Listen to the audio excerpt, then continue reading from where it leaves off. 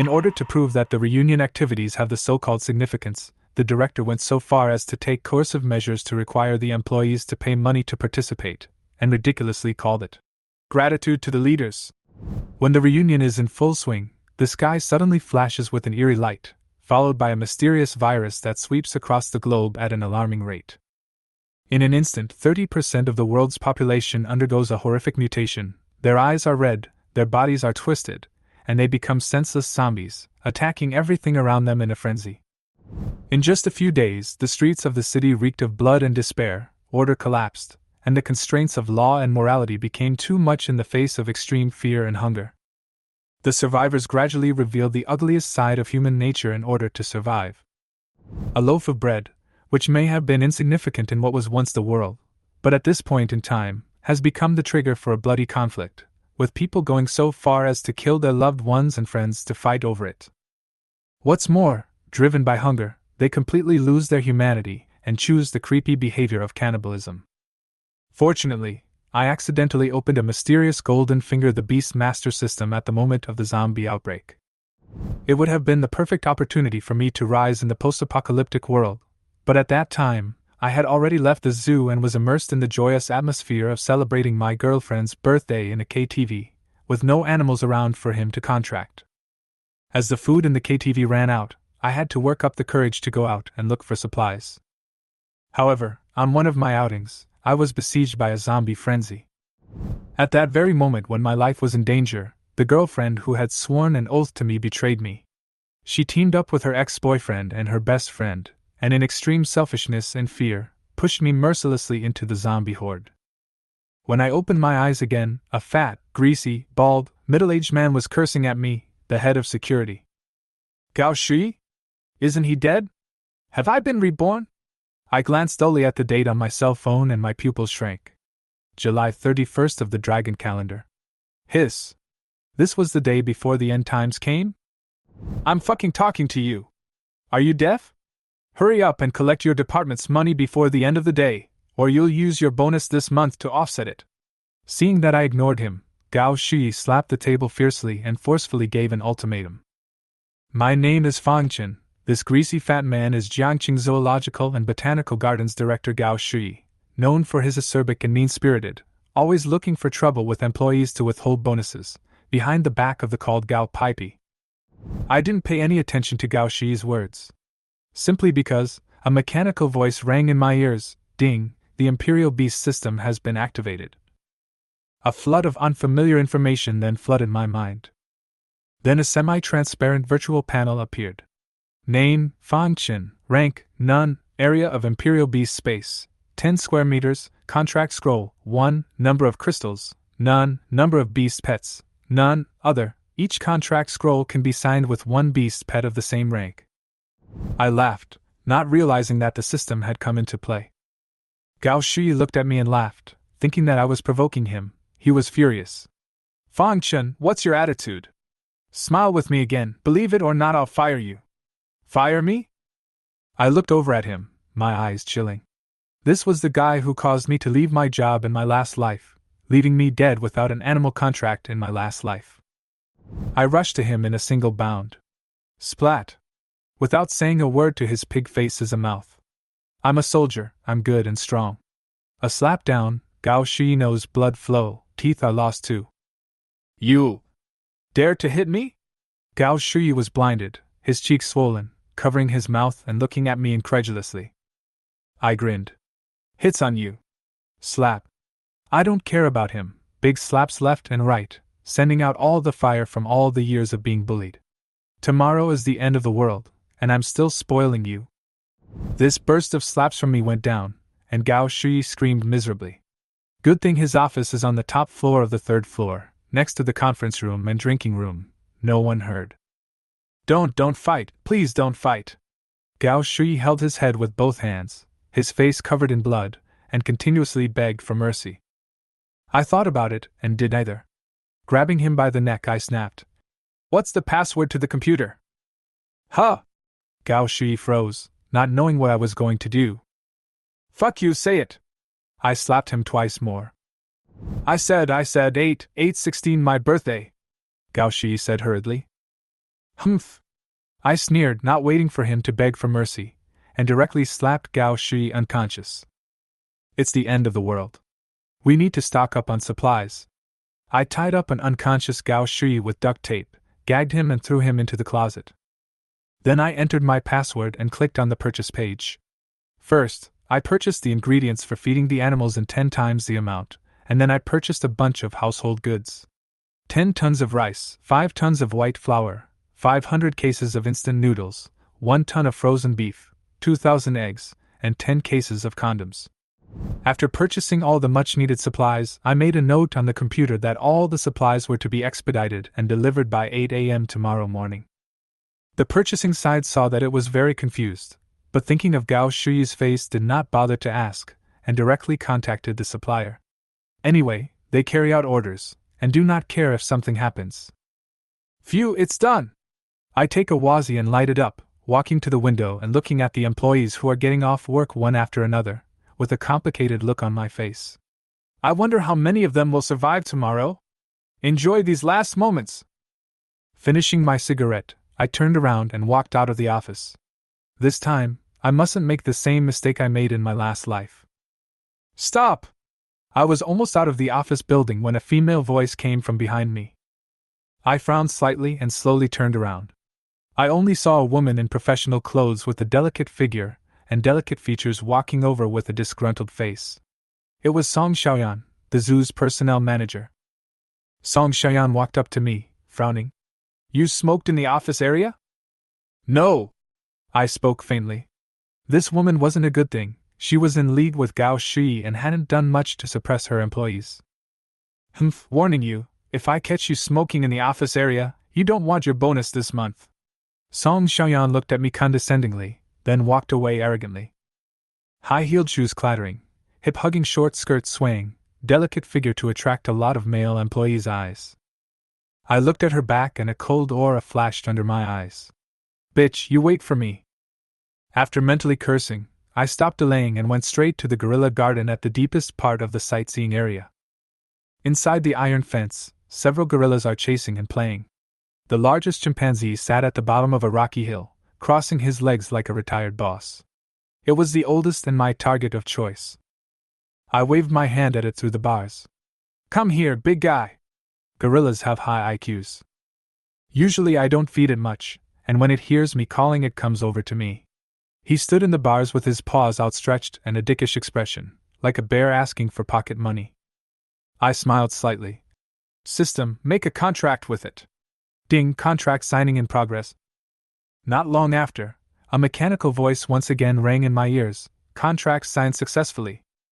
Suddenly, I felt so much more information in my head, some kind of connection to this gorilla. With a flash of thought, its virtual panel appeared in his eyes. Creature type, silverback gorilla, level, none, specialty, strength, endurance, 10, required for evolution, 10 primary crystalline nuclei. After figuring out the information, I looked at the big guy in front of me. From now on, you are my beast pet. Roar! Growled the gorilla, patting his chest in goodwill. I smiled slightly. With the contract, it understands me, and I understand its emotional thoughts. It was a marvelous feeling. Congratulations to the host for a successful signing and a first-time signing reward. Reward 1 Super Evolution. Other, no need to consume crystal cores, allowing the beast pet to complete 1 Super Evolution. Super Evolution? I flashed a smile, not realizing there was a reward for signing for the first time. Then, without hesitation, I pointed at the big guy in front of me. Use Super Evolution! Ding, Super Evolution in progress. As the system voice rang out, the gorilla in front of him suddenly swelled up with the naked eye, its muscles bulging high. In just a few breaths, it grew to over 3 meters tall. Roar! The big guy pounded his hands on his chest and let out an ear-splitting roar from his mouth, scaring the other gorillas to death. And that's when the other garden animals went berserk. I looked at the behemoth in front of me in shock, feeling its berserk aura as if facing a prehistoric beast. Good lord, this is too fierce, isn't it? My mouth was wide open and my heart was in shock. It's a good thing this is my beast pet, otherwise I wouldn't even have the courage to stand in front of it. Open the attribute board! With a flash of thought, the big guy's attribute board reappeared. Creature type, juvenile Vajra, rank, none, characteristics, strength, self-healing, skill, berserk, endurance value, 10, required for evolution, 10 primary crystalline nuclei, other, ranked F, E, D, C, B, A, S, evil, and dangerous. Berserking time, 3 minutes, cooldown time, 24 hours. I can't believe it evolved into a Vajra. My heart was beating wildly and I couldn't stop smiling. Earned it.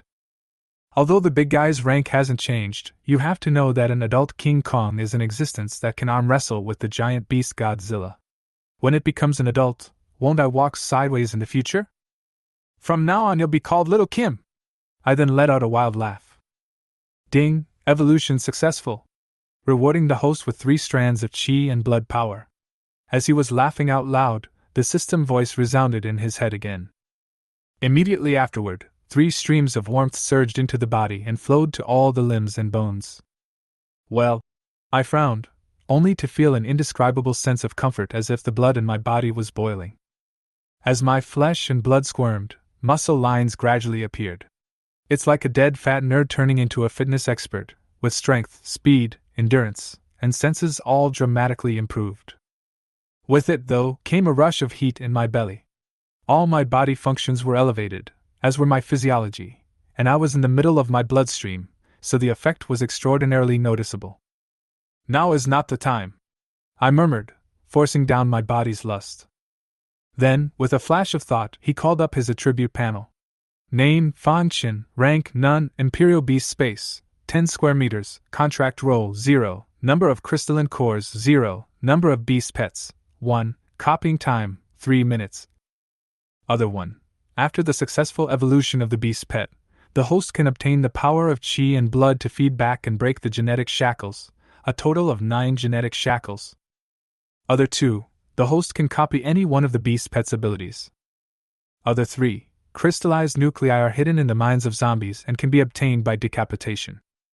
After reading the attribute board, I basically grasped the rules. Every time the beast pet evolved, I was able to get chi and blood to feed back, breaking the genetic shackles to enhance my body. 9 genetic shackles correspond to 9 levels. Can also copy one ability of a beast's pet, which can only be used for 3 minutes and has a 24-hour cooldown. And having the beast pet evolve constantly so I can just lay down and win? Awesome! The bottom of my eyes flashed with essence, kind of looking forward to the end times coming.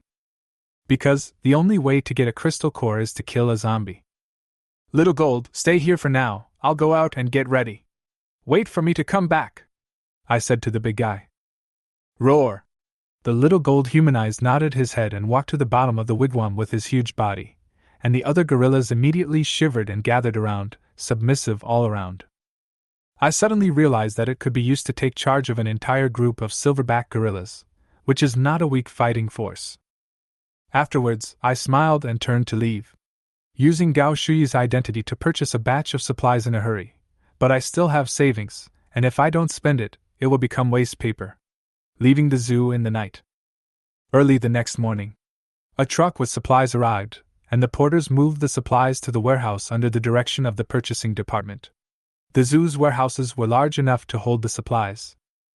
Everything went well until the supplier took the list to find someone to sign, the procurement department, but Hao cannot contact Gao Shui. His phone has been turned off. In desperation, the people in the purchasing department looked for Song Xiaoyan.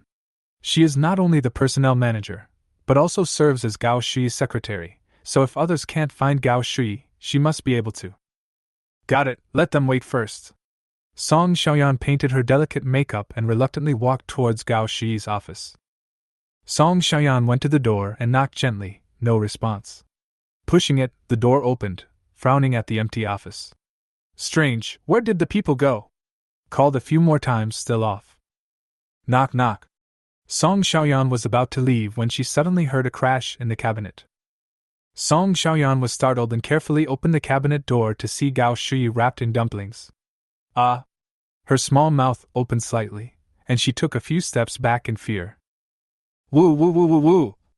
Gao Shui whimpered and screamed. This night suffered from the old crime.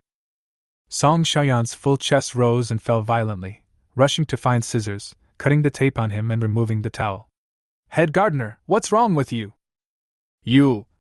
Gao Shui had a dry heaving fit, followed by a loud gasp. After a long time, Gao Shui trembled his hands, his face grimly pointing at Song Xiaoyan. Give me the phone, martyr! I'm going to get Fang Chen killed! Fang Chen? Song Xiaoyan froze, not knowing what was happening. Don't tread on nonsense. Gao Shui grabbed her cell phone and dialed the number. Beep beep beep.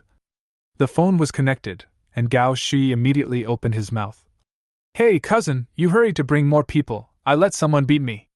Not the road, we zoo a security guard. Bring guys, waste him, I'll give you $100,000 of hard work. Alright, I'll wait for you guys, come quickly. Hanging up the phone, Gao Shui had a hideous smile on his face. The director of the zoo was severely beaten by the smelly security guards, and stuffed into the locker for the night. This revenge must be avenged. Song Xiaoyan was unsure and asked curiously. Park Director Gao, what's wrong with you? What's wrong? Gao Shui unlocked the office door, then pressed her head. Mard, I'm on fire right now. Oh.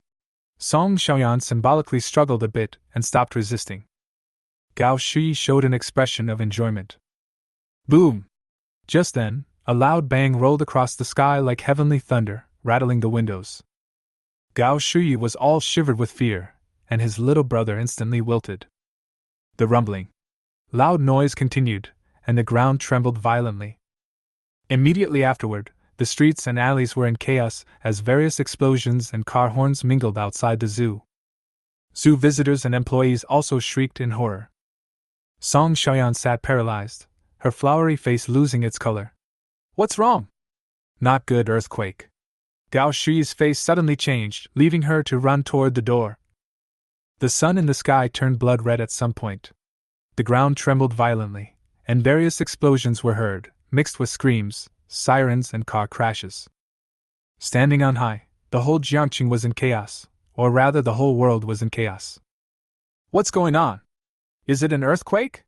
Dad? Dad, what's wrong with you? People kept falling to the ground and convulsing during the earthquake. It was the same at the zoo, with visitors running around and many inexplicably collapsing and convulsing violently. Husband, what's wrong with you? Don't scare me. A woman knelt beside the man and shook his body. At that moment, a sudden change occurred. Roar! The man suddenly opened his eyes, and a low hiss came out of his mouth as he hugged her and frantically tore into her. Ah! The woman screamed in pain, but she could not break free. Her lapel was soon dyed red with blood, and she had no strength to struggle. Soon she stood up in an odd position. Her neck was attached to broken flesh, her features were hideous, her eyes were scarlet, her teeth were sharp, and saliva flowed from her mouth. The earthquakes are winding down, and the dreaded zombie virus is in full swing. Help! There are monsters! This is a zombie! Run! The zombies are coming! People screamed, cried, pushed and shoved each other, and ran around in panic. The scene was chaotic. Those zombies were like a plague, spreading from 1 to 10, 10 to 100. Their bodies were stiff, their features were twisted, their mouths emitted beast-like hisses, and their walking postures were strange. Roar! Hissing! The sudden turn of events alarmed the humans, and made the zoo animals cranky.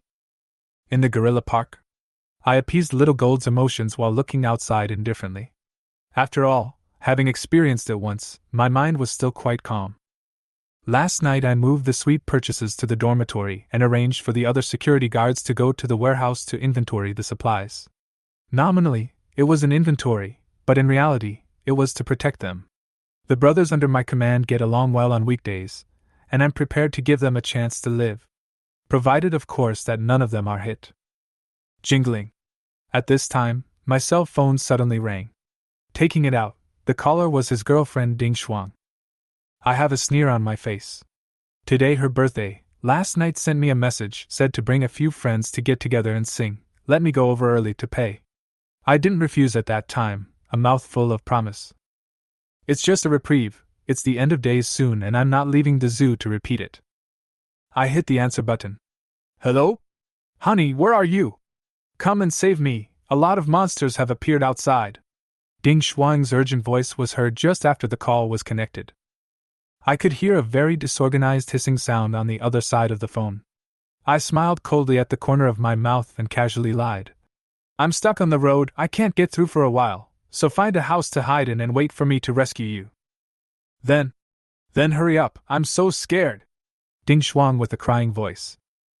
Well, don't worry about it. I hung up impatiently, a wave of nausea running through me. Experiencing the last life, I realized. It turns out that Ding Shuang's male best friend is her ex-boyfriend. I have been kept in the dark, when the wrongdoer, for a long time. Ding Shuang's girlfriends are no good either. 3 of them serve a black boyfriend. I just hate that I was so stupid in my last life to be sneaked up on by such a bunch of disgusting things. A bunch of scumbags, don't worry, I'll get to you. First, I'll let you guys live a few more days. I put away my cell phone and looked outside again. At the moment, the zoo has turned into a zombie world.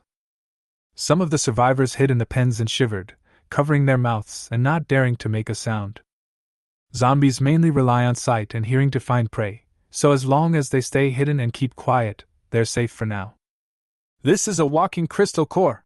My eyes glistened. The horrible and bloody zombies in the eyes of others were the meat and potatoes in my eyes. I then took out the machete I bought last night from my bag and licked the corners of my mouth. Jean, come on, let's go hunting. Roar!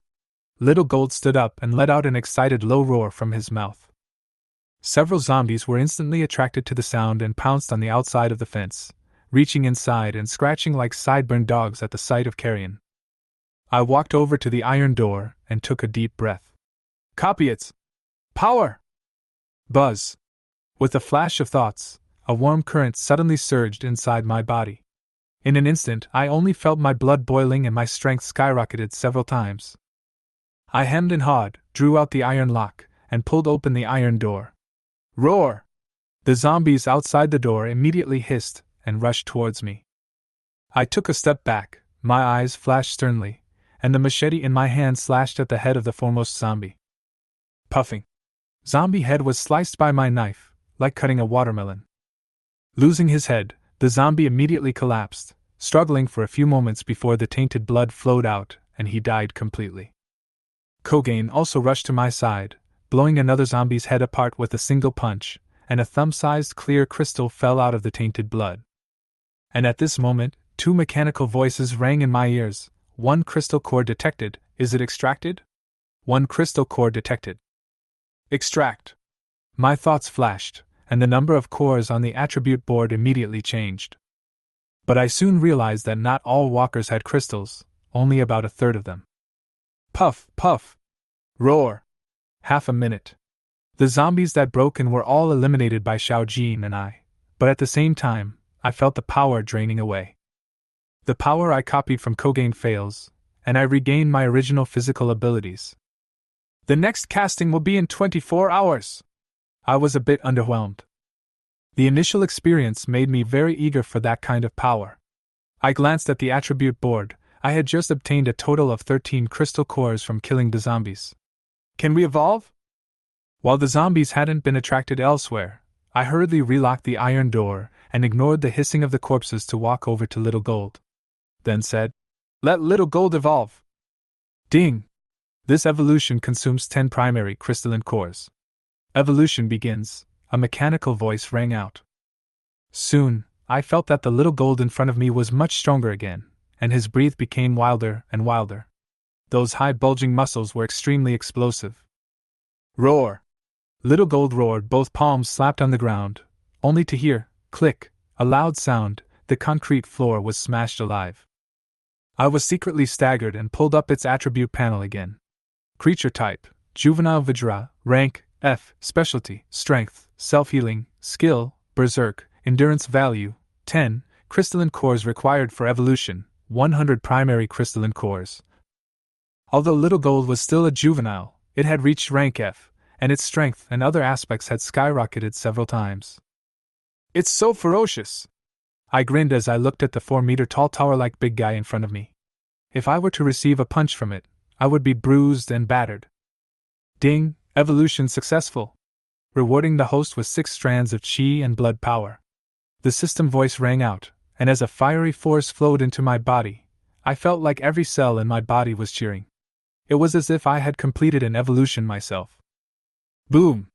As the first life shackle broke, I had an indescribable feeling of relief, like I had eaten a large tonic, and my body had inexhaustible strength.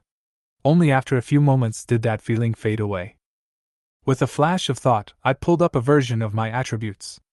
Name, Fan-Chin, rank, F, Imperial Beast Space, 100 square meters, contract scrolls, 2, number of crystalline cores, 3 primary crystalline cores, number of beast pets, 1, copying time, 3 minutes, other, Imperial Beast Space is not capped at all. Have I reached the F rank as well? I clenched my fist and felt pounds of power. Not only that, but I also saw that with the upgrade of the Imperial Beast Space, I have 2 more contract vouchers. Who to pick? After a bit of cruising around, I finally zeroed in on the bear garden in the distance. There is a saying in the mountainous countryside that there are 1 pig, 2 bears and 3 tigers. In terms of destructive power, wild boars are the most ferocious, followed by bears and tigers. Unfortunately, the zoo didn't have a boar, so I'll settle for the next best thing, and choose a big black bear for my second beast pet. Little Gold, go to the bear garden. Bam! I didn't hesitate, and directly opened the iron door. The sound of the door opening attracted the zombies roaming nearby, and they immediately charged with fierce faces and growls. Roar! Roar! These zombies are slow and mute when they roam, but when they attack they will burst out with extreme speed and strength for a short period of time. My eyes were cold, and I gripped the hilt of my sword with both hands. Although I can't replicate Xiao Jin's power right now, but having reached level F, all of my abilities have surpassed the limits of human beings. As a walker rushes in front of me, I take a sharp step forward to the left. As the 2 crossed paths, the long blade slashed out in a smooth manner. Puffing. In an electric flash, a hideous head flew high and rolled out far away. Without a chance to catch my breath, 2 more walkers lunged at me. I kicked the zombie in front of me a dozen meters away with my horrifying explosive power, and then chopped off half of the head of the zombie behind me with a single slash. Tainted blood flew 3 meters away, staining the ground red. Roar! As the kicked-off walker rushes again. And at that moment, Little Gold leapt up, his huge body directly smashing into it. Bang! Puff! The concrete floor was stepped out with several cracks, and the zombie was smashed alive into flesh and mud. It's a good thing I dodged quickly and didn't get splattered with blood. Jean, be gentle! Ho! I said, shaking my head helplessly. Jean patted his chest and backhanded another lunging walker's head before grinning at me. My head was full of black lines. This guy, too brutal. In less than a minute, we took care of all the zombies that rushed in and killed them all the way to the bear garden. At the same time, a voice rang in my ears along the way. 1 crystal core detected. Is it extracted? 1 crystal core detected. Extract! When beheading zombies, the system would directly extract the crystal cores inside their heads, saving big trouble. The survivors hiding in the nearby beast garden saw this scene and watched with their mouths wide open in disbelief. Oh my God, what did I see? This is crazy. That person is actually killing zombies with a gorilla? That gorilla is too big. They stared, as shocked as if they were seeing a zombie for the first time. However, after the shock, joy appeared on their faces. Seeing the existence of a zombie that could be abused at a time of despair undoubtedly gave them hope for life. Roar! In the sightseeing area, Xiao Jin and I are like invincible war gods, decapitating the approaching zombies. Especially Kim, who slapped one like a fly. The sightseeing area was large and was divided into pieces of varying sizes by the various beast gardens and buildings, just like a maze. Even if the zombies in the other areas heard the commotion, they wouldn't be able to arrive in the first place. So I'm not worried about a scene that can't be handled. That security guard, you have to come and help me. I was about to kill the bear garden when a cry for help came from not far away. I turned around to see a man in a suit and glasses clinging to the trunk of a tree with several walkers below him flailing at him in a bad way. However, I only glanced at it and ignored it. The most important thing in the end times was to protect myself. Although I was now not strong and had a beast pet to protect me, it was good to be careful. Besides, I'm not obligated to save anyone. Hey, don't go away, help me. Please don't go. Mud, are you deaf? Hurry back. Seeing that I was getting farther and farther away, The man in the suit was furious and couldn't help but curse. Puffing, I cut the pouncing zombie with a knife and turned back to look at him coldly. The man in the suit, who was angrily screaming and cursing, met my gaze, trembled, and subconsciously closed his mouth. Seek death and I'll make it happen. I was enraged by his cursing and stride over to him. What are you doing? Instead of joy at my going and coming back, the man in the suit was scared and wowed. Because he could see that this guy wasn't here to save himself. Roar! Hiss! A few walkers under the tree abandoned the man and lunged at me. Before I could get close, I swung my sword and chopped off my head, twitching a few times before dying. I then came to the tree. The man in the suit pushed up his glasses and colorfully threatened. What do you want? I'm telling you, it's against the law to kill someone. Breaking the law? I looked at him like he was a fool, full of sarcasm. These guys obviously didn't realize the magnitude of this disaster and didn't come out of their old comfortable lives. They are still looking forward to rescue, thinking that the disaster will soon pass and they will resume their previous lives. They have been comfortable for too long and have lost their sense of crisis. Then you let the law punish me. Without further ado, I turned my head to look at the young King Kong beside me. Gene! Roar! Little Gold received the order and immediately roared, raising his millstone-sized palm and fiercely slapping it on the tree trunk. Click! The young King Kong, who has reached the F level, is so powerful that he breaks the tree trunk with a slap, and the man in the suit falls down with a shriek. When he landed, the man in the suit looked at me angrily. What do you want? I sneered. Remember to keep your mouth shut in your next life. As the words left my mouth, I kicked my opponent toward the lunging herd of zombies. No! The man in the suit screamed miserably.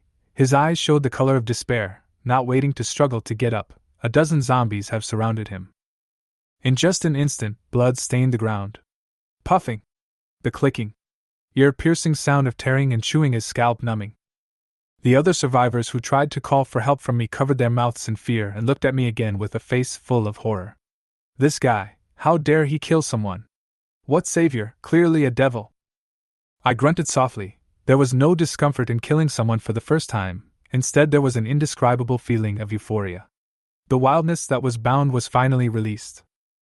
While the zombies were enjoying their meal, I rushed towards the bear garden not far away with Little Gold. Click! Roar! As I opened the big iron gates of the bear park, a big black bear suddenly pounced. Luckily I was prepared, so I had to roll to the side, and then looked at the big black bear close by as the thought flashed by. Sign the contract! Ding! Contract signing in progress. Party A, function. Party B, subspecies black bear. Contract has been generated. A mechanical voice sounded in my head. With a flash of my thoughts, the black bear's virtual panel appeared in front of me. Creature type, Asian black bear. Rank, none. Specialty, strength, defense, endurance value, 10. Required for evolution, 10 primary crystalline cores. After figuring out the information, I looked to the big guy in front of me. From now on you'll be called Bear. Roar! The big black bear let out a low roar and nodded humanely, then rubbed his huge head against me in an intimate manner. Not bad, not bad! I nodded. This big black bear is huge, but still looks miniature standing next to the 4-meter-tall Little Gold. But this was only temporary. I just killed all the way here and obtained quite a few more crystal cores, so I can evolve it later. But before that, I need to find a third beast pet. I gazed around the circle and finally looked in the direction of the tiger garden. Perhaps signing some weak beast pets might have unexpected benefits, but right now the situation is special. It's still safer to be a fierce beast. Let's go to the tiger garden and look for Tiger, I said towards Xiao Jin and Xiongda behind me. Roar! Hiss! The two beasts roared at the same time, deafeningly. I walked in front with my long sword, followed by two stout behemoths behind me on the left and right, as if they were bodyguards. Mighty and domineering. The walkers that heard the noise in the distance saw us, and immediately came roaring at us. Come on, more is better! I licked the corners of my mouth, excitement in my eyes. With the current battle power of the two beast pets and I, as long as we weren't attacked by a large-scale zombie horde, we were completely invincible. But I have to be careful not to get bitten by a walker. Xiao Jing and Xiongde don't need to worry, they have thick skin and flesh that the zombies can't bite through. Whether or not they can evolve depends on them. Kill! I bellowed, my long knife angled up and sliced through the head of the first pouncing zombie, then dodged to avoid the inertial impact. Roar! Hiss! As soon as they heard that they could evolve, the two beast pets were instantly hyperactive. Bear landed on all four palms and charged savagely, knocking the dozen or so zombies that were rushing at him to the ground. Instead, Jean grabbed a walker ankle and swung it up like a weapon to smash it into the other walkers. Bang, bang, bang. The zombies that were smashed had their bones broken and lost their fighting ability. I leisurely followed behind, mending and extracting the crystal cores at the same time. 3 minutes later, the footing was full of broken limbs, and the approaching walkers were all taken care of. I brought my two beast pets to the front of the tiger garden. Looking at the chains in front of me, I shouted, "Little Gold!" Roar! Little Gold stepped forward and slapped the iron lock. Inside the iron grill, the big spotted tiger growled and lowered its roar at us, apparently sensing the scent of Little Gold and Bear, its fur blowing up. When I saw this, I nodded in satisfaction. Worthy of being the king of all beasts, it still dared to bare its teeth in the face of these two big guys. System, sign a contract with it. Ding, contract signing in progress. Party A, Fong Chin, Party B, Northeast Tiger, contract has been generated. As the system voice fell, the Northeastern Tiger no longer roared lowly, and the hostility in its eyes receded, replaced by intimacy. It wagged its tail and walked up to me. Roar! The roar had a pleasing tone to it, like a pout. I raised my hand over the huge tiger's head. Is this what it feels like to jerk a cat? It feels pretty good in your hand. In the next moment, the attribute board of the Northeast Tiger appeared in my eyes. Creature species, Northeast Tiger, rank, none, specialty, strength, tearing, endurance, 10, required for evolution, 10 primary crystalline nuclei. I held my chin, thought for a moment, then said toward the tiger, "You'll be called Tiger from now on." Roar! The Northeastern Tiger stuck his head out and rubbed it on my leg, satisfied with the name. As a matter of fact, it's not possible to be dissatisfied. I looked at my attribute board and saw that I still had 23 crystal cores left, so I didn't hesitate and chose to evolve Xiongde and Tiger Z.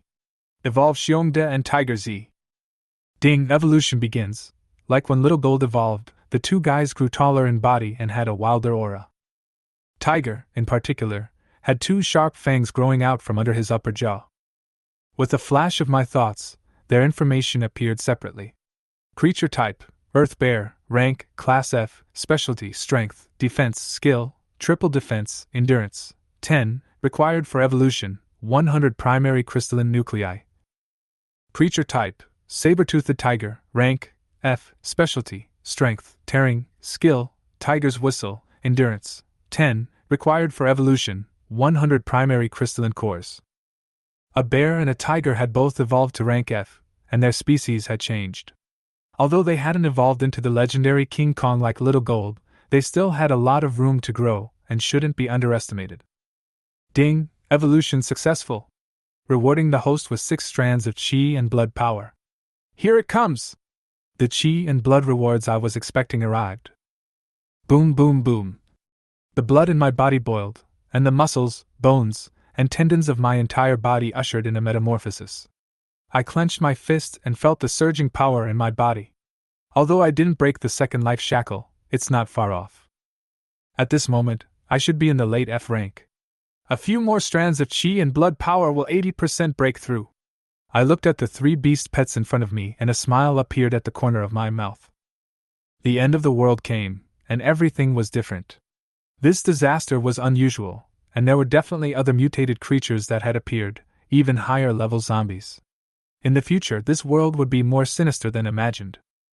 It's worth noting that I was at the forefront of getting stronger, taking the initiative by being one of the first, if not the first, humans to get stronger. Is this what it feels like to win at the starting line? I hemmed and hawed, not realizing that this salted fish of mine would have a day to turn over a new leaf. I craned my neck as I looked at the reinflux of zombies outside. Little Gold, Bear, Tiger, go! Roar! Hiss! 1 person and 3 beasts walked out of the iron fence, killing the zombies like a tiger entering a herd.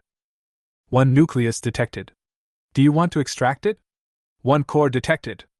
The powerful aura of the 3 ferocious beasts scared the other animals into trembling, and the nearby survivors were horrified as they watched the bloody scene of them hunting the zombies. What is wrong with this world?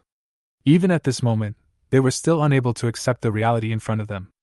A good world, how did it suddenly become like this?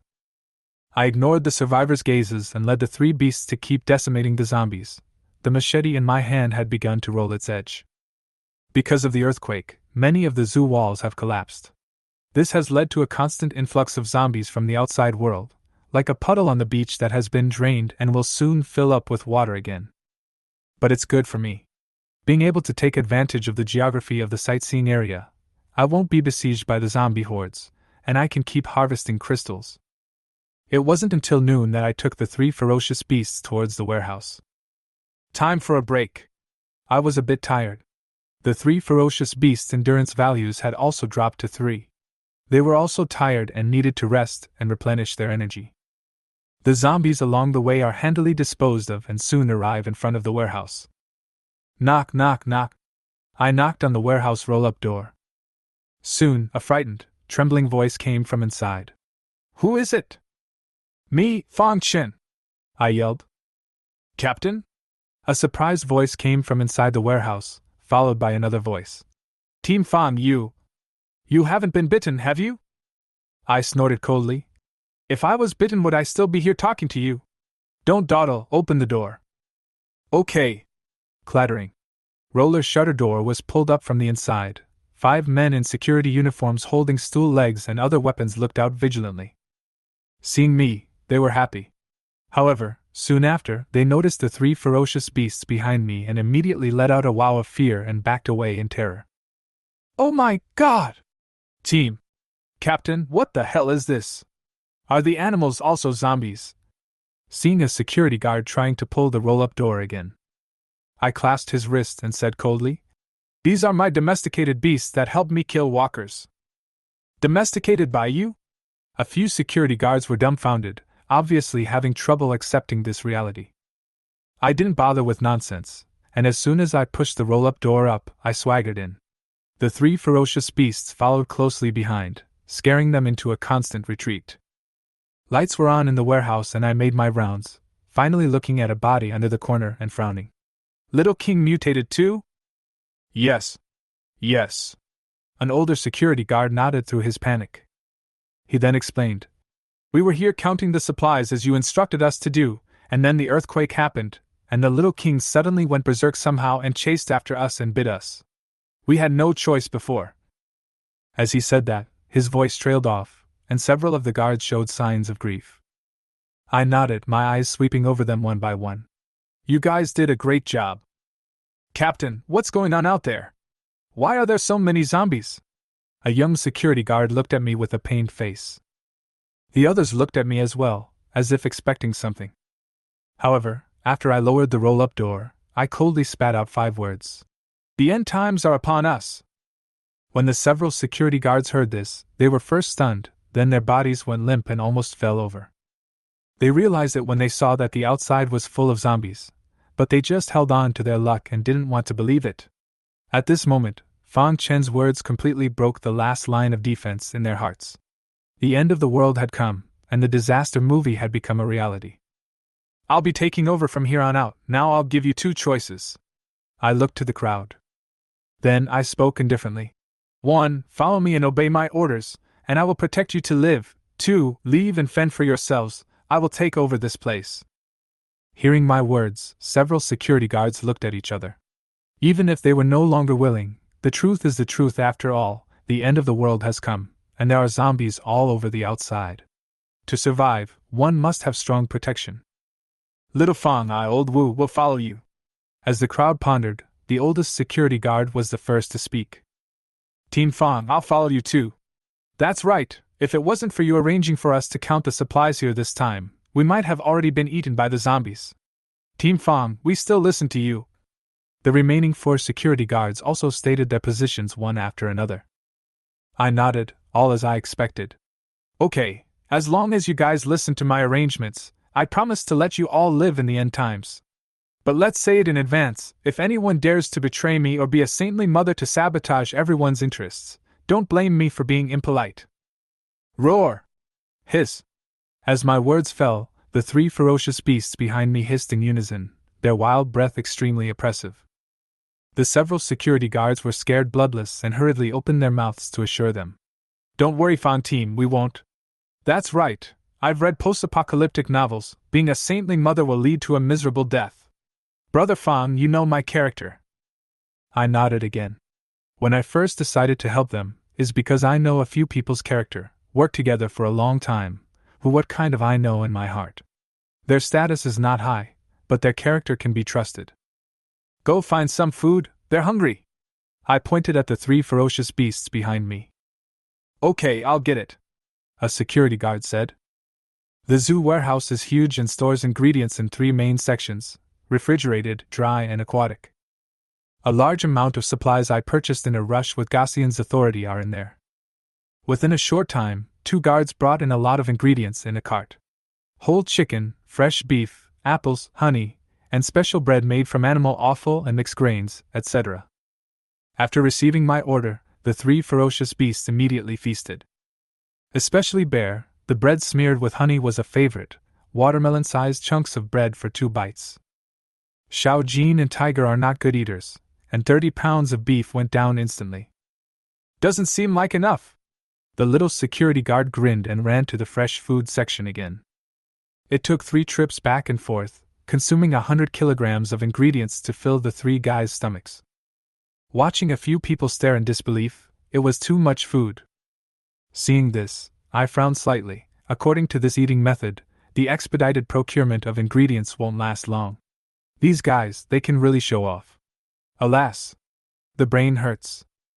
Well, let's go get something to eat in the cafeteria too. I pulled up the roll-up door, not forgetting to remind to take that body out on my way out. This is a heavy warehouse area, it can't be contaminated. A few security guards gritted their teeth and stepped forward to drag the dead guard's body out of the warehouse, following me towards the cafeteria.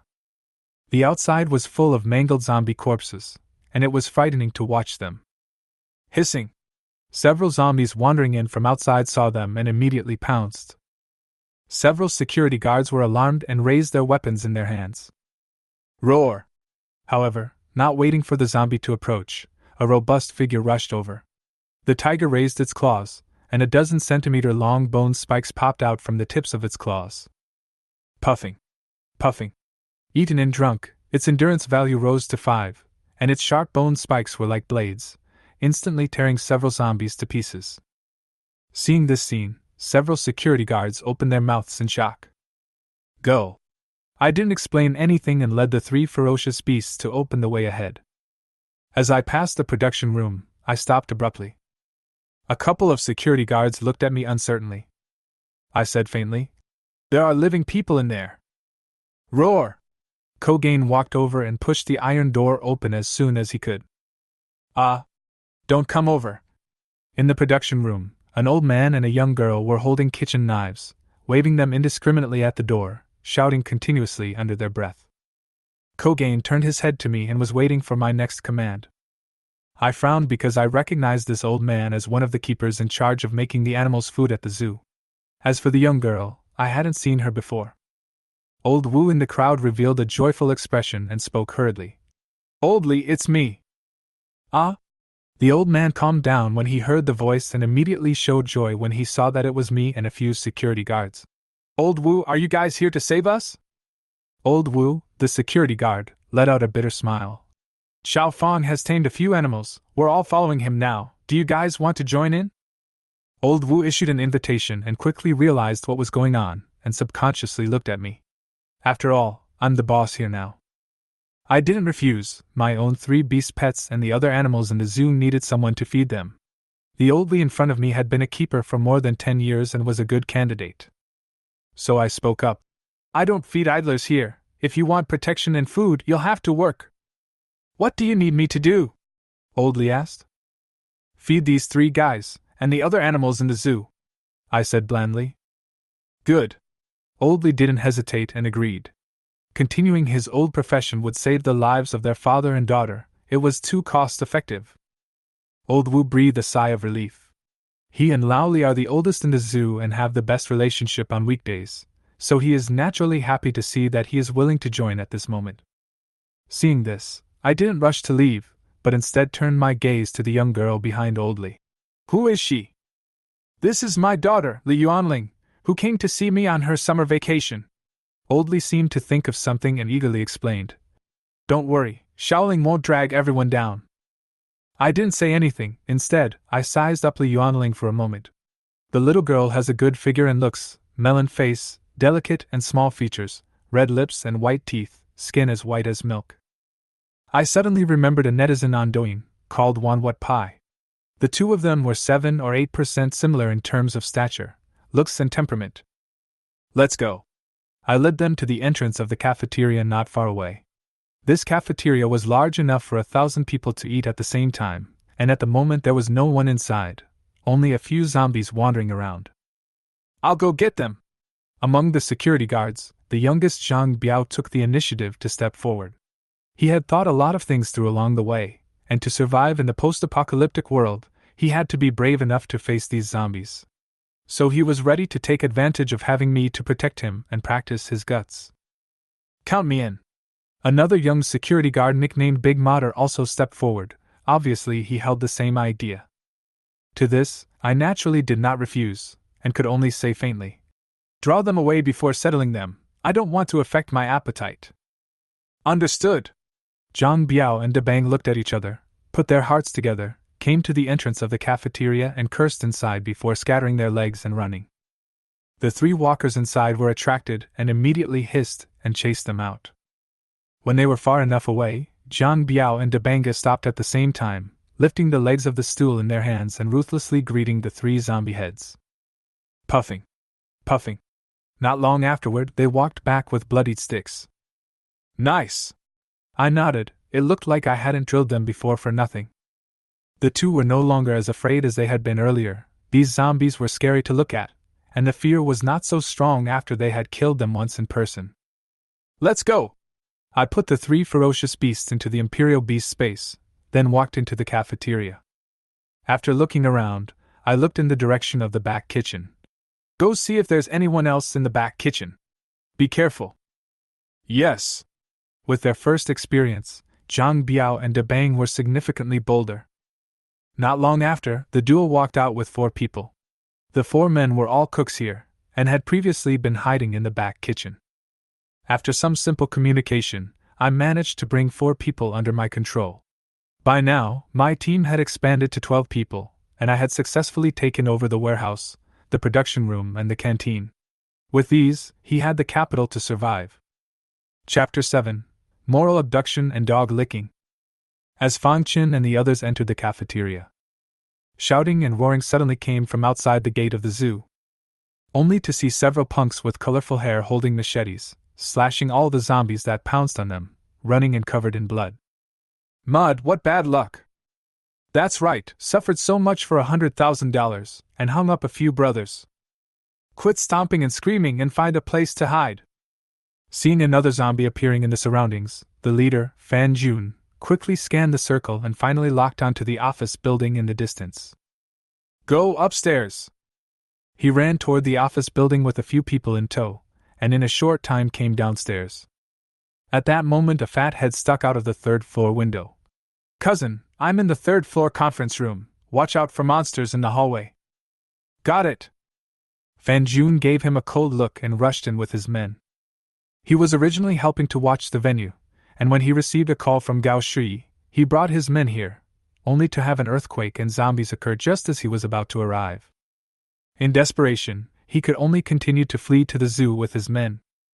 After sacrificing several punks along the way, they finally arrived. The reason he risked running here was not for Gao Shui, but he knew there were warehouses here that would allow him to survive better. The zombies in the hallway were killed by their combined efforts, and they finally arrived at the 3rd floor conference room. Cousin, you're finally here! Seeing the rescuers coming, Gao Shui immediately greeted them with excitement. Mard, you still have the face to say that? Fan Jun grabbed him by the collar and viciously cursed. Old me was almost killed by you on the road. Cousin, take it easy! Gao Shui was shocked, not expecting such a big change in his attitude. You know, in the old days Fan Jun was the dog he kept, and occasionally gave some money to deal with something unseemly. But at the moment, the identity of the two shifted. Gao Shui did not dare to have the slightest dissatisfaction. Money and social status could not help him in this disaster. Jun, this chick is nice. A punk suddenly spoke up. Fan Jun turned his head in the direction of the punk's finger, and his eyes lit up. Only to see Song Xiaoyan in a wraparound skirt sitting on a stool, her calves wrapped in black silk and a pair of high heels on her feet, very tempting. Fan Jun licked the corners of his mouth and swept his gaze over the crowd after letting go of Gao Shi. From now on, I'm taking over this place. Who has a problem with that? As the words fell, the few punks behind him immediately raised their bloodied machetes and looked menacingly at the crowd. I'll see who dares to have an opinion. Brain farts for you. Several employees immediately lowered their heads and no one dared to say anything. Fan Jun laughed out loud, then pointed at Song Xiaoyan. You come with me. As the words fell, he turned around and walked towards the office next door. Song Xiaoyan's delicate body trembled and looked at Gao Shui for help. But he saw Gao Shui turn his face to the side, pretending not to see it. Song Xiaoyan instantly paled, and under the threat of a few punks, reluctantly walked towards that office. Ah, no! Ha! It wasn't long before ear-piercing screams and loud, unbridled laughter reached the ears of the crowd. Gao Shui's face was ironic. He had thought that he had invited help, but he didn't expect a group of bogeymen to come, not only taking away his position, but also stealing his woman. He, on the other hand, didn't even dare to fart. In the cafeteria, 4 cooks are busy with the aroma of frying wafted outside through the hood, and the survivors trapped in the abandoned beast garden shrugged their noses. What's that smell? I think I smell red meat and spicy chicken. Oh my God, someone is actually cooking. The survivors screamed out in disbelief. Goo goo goo goo. Someone's stomach growled uncontrollably. They had been trapped all morning, and being scared and hungry, suddenly smelling the rich aroma of food was worse than killing them. This causes them to be extra cranky. How can it be like this? We are starving and scared here and they even have the heart to cook, so ungrateful. Why don't they come to our rescue? If it weren't for all the zombies out there, I'd go teach them a lesson. The survivors hid in the abandoned beast garden, cursing constantly. There was no lack of social elites and white-collar workers among them, who lived a so-called upper-class life on weekdays. Where had they ever suffered such indignities? However, no matter how unwilling they were only impotent and furious. With all the zombies out there, they wouldn't dare go out. Why aren't the rescuers coming? The phone hasn't been working. I will complain about them when I leave. Do they have the lives of us taxpayers at heart? They did not dare to leave, so they could only vent their grievances by cursing. At that moment, someone looked at the message on his cell phone and his voice became low. You guys, look at the news. This disaster seems to be quite serious. The others sniffed and took out their cell phones, their faces growing ugly. No wonder the rescuers were late in arriving. It turns out that the earthquake didn't just hit Jiangxing, but all over the world. For a moment, a heart sank in the crowd. At that moment a girl with a ponytail and a revealing dress stood up. Don't worry everyone, the rescuers will surely come. So many disasters have happened before, and didn't they all survive? Inspired by her, the crowd gradually regained their confidence and encouraged each other. That's right, I'm an expert in economics and the officials won't give up on me. Hang in there, help will come. People don't throw in the towel and stick together. Seeing the mood rise, the young girl who spoke first broke out into a smile. Everyone listen to my command, all of you take out the food you have on you and let us girls eat first. At these words, the scene fell silent. A man pushed up his glasses and questioned, disgruntled. Why should we give you girls the food first? Ladies first. The young girl looked over at him, rightfully so. Shouldn't you, as a man in this situation, give way to us? That's it, hate catty men. This kind of man is so down. After that young girl took the lead, the other girls on the scene also opened their mouths to rebuke, and the more they spoke, the more agitated they became. It was as if he had caused this disaster. The man with the glasses was furious, his face flushed red as he pointed at them. You're morally kidnapping me. I'm not going to be kidnapped by you. Bro, what kidnapping or not kidnapping? How hard to hear. At that moment, the muscular man in short sleeves stood up, and instead of helping the man with the glasses, he sang the opposite tune. It won't kill us to have one less bite, don't be catty. The glasses man's chest rose and fell violently, furious. You make it clear, who's being catty? I'm catty, okay? The muscular man rolled his eyes, then looked at the young girl in a pleasing manner. Miss, don't get on his bad side, I have 2 chocolates here for you.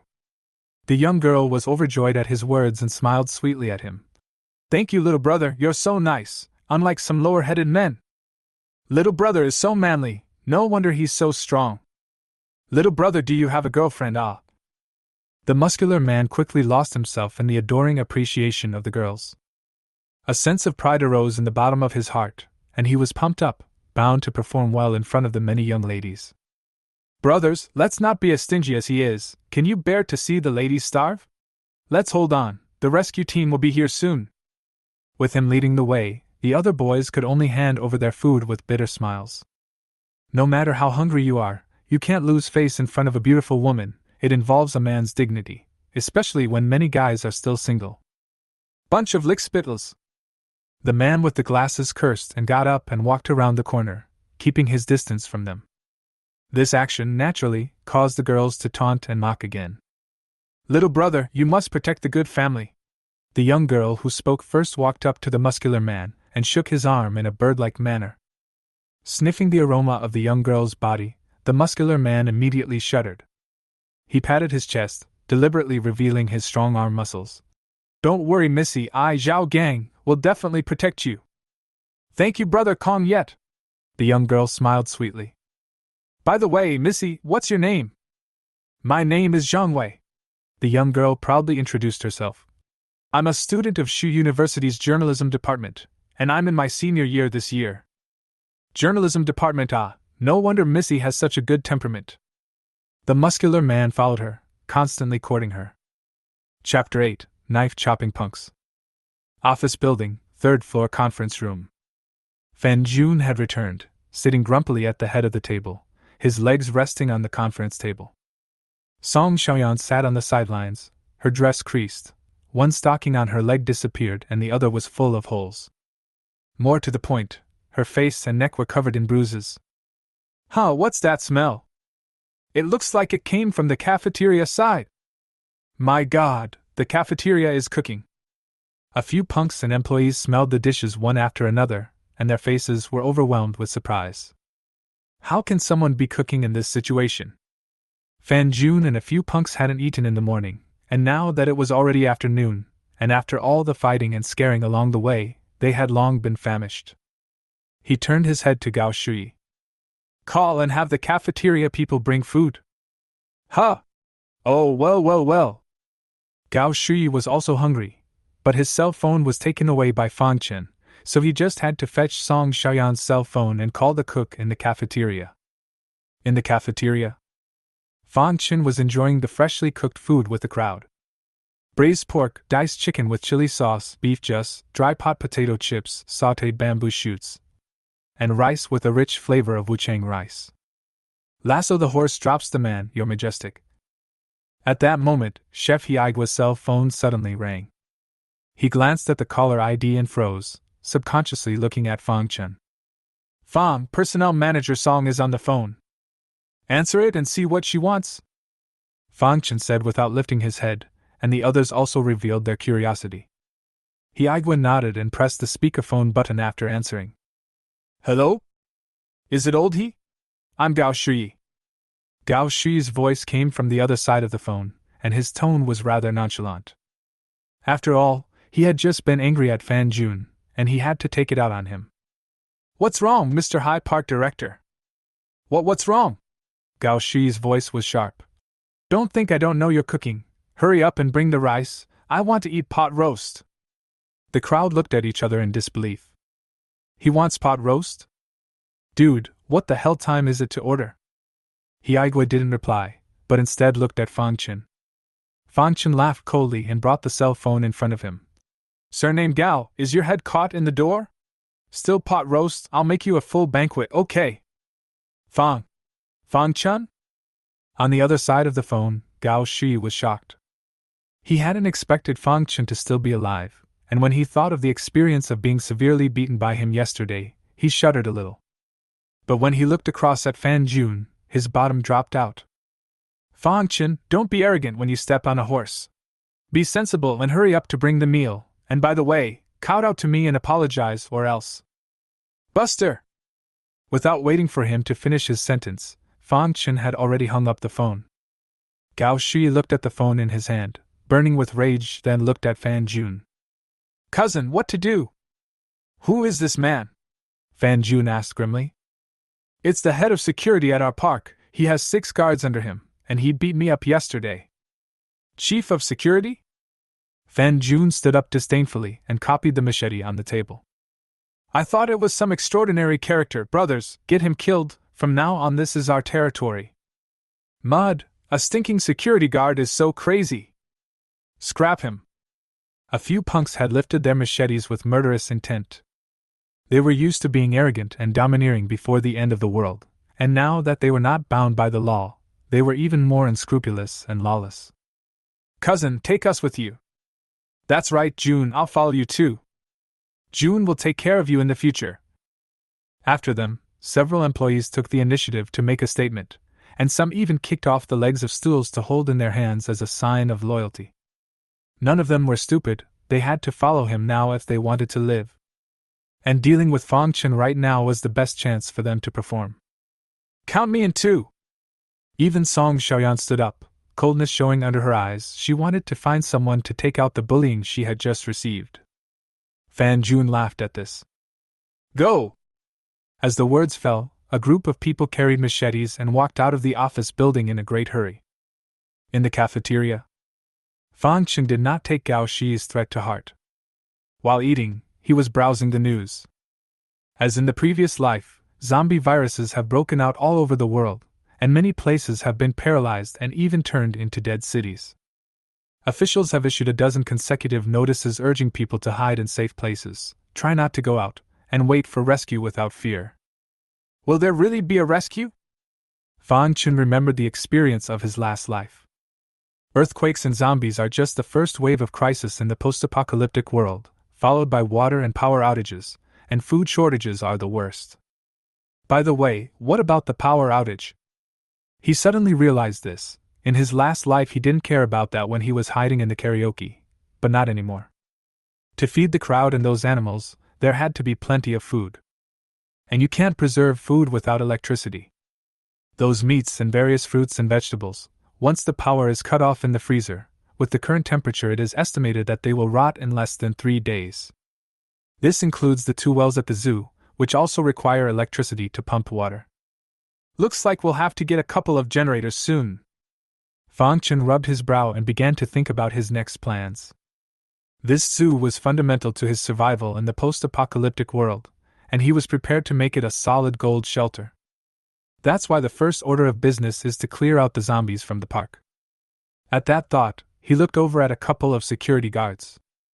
I'll be in charge of clearing out the walkers this afternoon, so you guys go to the warehouse and find some wire mesh or something to fence off the area I've cleared to prevent another influx of walkers. Captain, we all listen to you. The few security guards had no objections. Aha! Fang Chen nodded. He also instructed Old Li to make more food. Those animals hadn't eaten all morning. As for the 4 cooks in the cafeteria, they continued with their old jobs. Fang Chen, get out here! Just then, there was shouting and cursing from outside the cafeteria. A few people looked up and saw Gao Shi leading a group of people to the outside of the cafeteria, many of them still carrying machetes and table legs in their hands. Zhang Biao and the other security guards immediately stood up. Fang Chen glanced at Gao Shi, before landing his gaze on the youth beside him. He could see that this man was the leader. Mart, Old Me is in the building in fear, and you guys are here eating and drinking? Gao Shi glanced at the leftovers on the table and became enraged. Song Xiaoyan and the other employees were similarly filled with anger, somewhat breaking their defenses. A bunch of bottom-feeding employees, How dare they eat so sumptuously? Fan Chen held a toothpick in his mouth and looked at him carelessly. I haven't gone to settle the score with you yet, but you sent yourself to the door instead? Fan Chen, I advise you not to be ungrateful. What's all this talk? Just as Gao Shui was about to continue pretending, Fan Jun was already impatient and pointed his sword at Fan Chen. I've killed so many people, I'm not so bad as you. He waved his hand and a few punks immediately rushed up. Zhang Biao and the other security guards carried their sticks and were ready to meet the battle, but they were stopped by Fan Chen. Just ate too much, leave it for me to digest. Fan Chen walked in front of a few people. One of the punks had rushed in front of him with a sardonic grin and slashed down at his head. Fan Chen dodged it with a sidestep, and then clasped the back of the knife with his right hand. The punk missed a blow and tried to draw his knife to slash again. However, he was surprised to find that the knife in his hand had not moved. This much strength, and you dare to be a gangster? Fan Chen sneered, and without waiting for the punk to react, he kicked him in the stomach, and the entire person instantly took off. Bang! The body that flew backwards collided with another punk, and both of them let out an ouch at the same time, not knowing how many bones were broken, and fell to the ground and wailed. At this time, another punk rushed from the side, and Fan Chen directly threw out the knife in his hand. Pfft. The tip of the knife accurately pierced through his chest, using the inertia to push him to the ground, and without even uttering a scream, he was no longer moving. Blood flowed all over the place, shocking to the eyes. In the blink of an eye, 3 punks fell to the ground, causing the faces of the crowd to freeze. This guy, so strong! A few punks who had rushed halfway stopped in a hurry, and when they looked at Fan Chen again there was fear in the bottom of their eyes, and they were hesitant to go forward. That's it! Fan Chen looked at them with disdain and took the initiative to press forward. Sweat oozed from the foreheads of several punks as they kept backing away. It was fine to let them bully ordinary people like Gao Shui, but in the face of Fan Chen, who had reached F class, it was no different from sending them to their deaths. No backing out! Fan Jun roared and stepped forward with his machete. Everyone together, cut him down! After he took the lead, the few punks finally had a backbone, and they surrounded Fan Chen like sideburns surrounding a lion. Chapter 9, Tiger, Too Tawdry to Eat. Seeing the crowd surrounding him, Fan Chen did not panic in the slightest. Like to outnumber them? Very well, then I'll give you some excitement too. He gave a bad smile, followed by a wave of his hand. Roar! Hiss! Little Gold, Bear, and Tiger appeared in front of him out of thin air, their tall bodies exuding a wild aura. The roar alone scared many people into sitting on the floor. My God, what is this? Animals become fertilized? Quick, run! Fan Jun was so shocked that he turned and ran at the sight of the situation. The other punks were half a beat slower, but not stupid, and ran outside on their asses. Roar! Kogain growled and charged like a tank. Bang bang. Its speed was extremely fast, and when it caught up, it directly slapped over, and anyone who was hit immediately screamed miserably and had their bones broken. On the other side, Bear and Tiger were equally ferocious. The district humans were about as good as paper mache in front of them, especially the tigers, who ate one head at a time. Gao Shui had long been paralyzed with fear and begged for mercy in terror.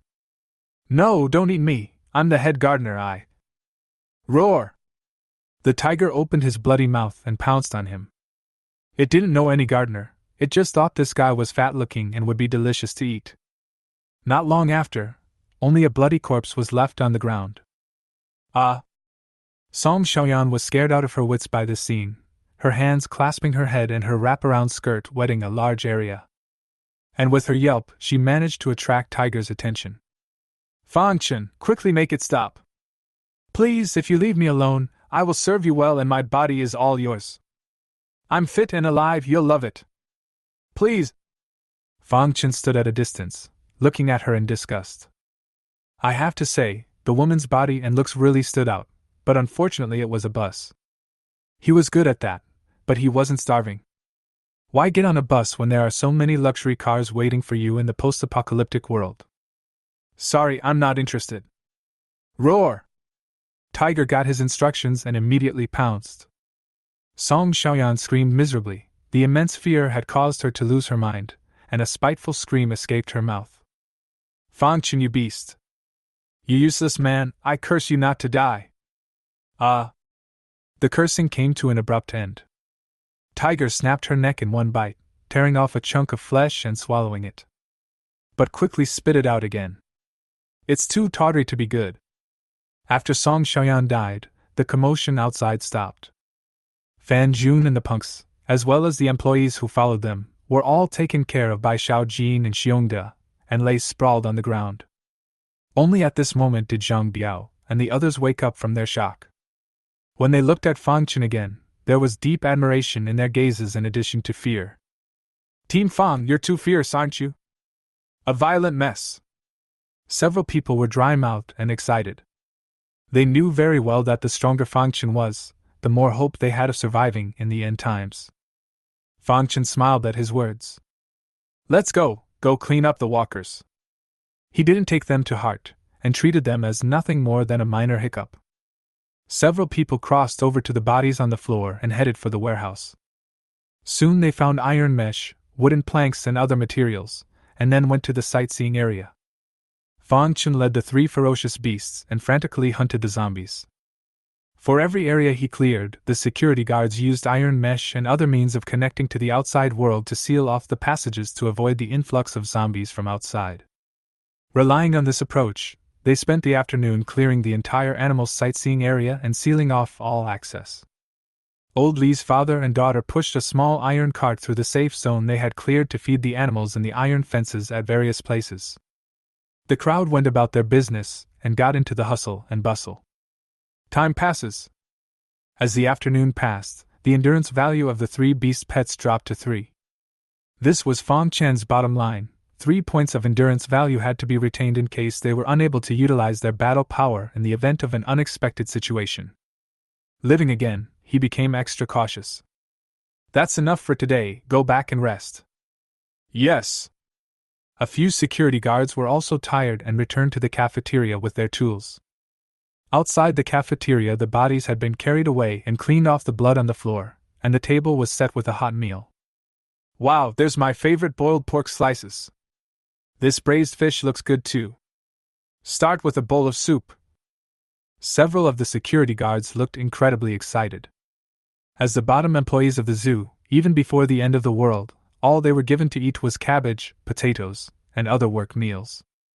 You simply can't eat these unless you go down to the restaurant yourself.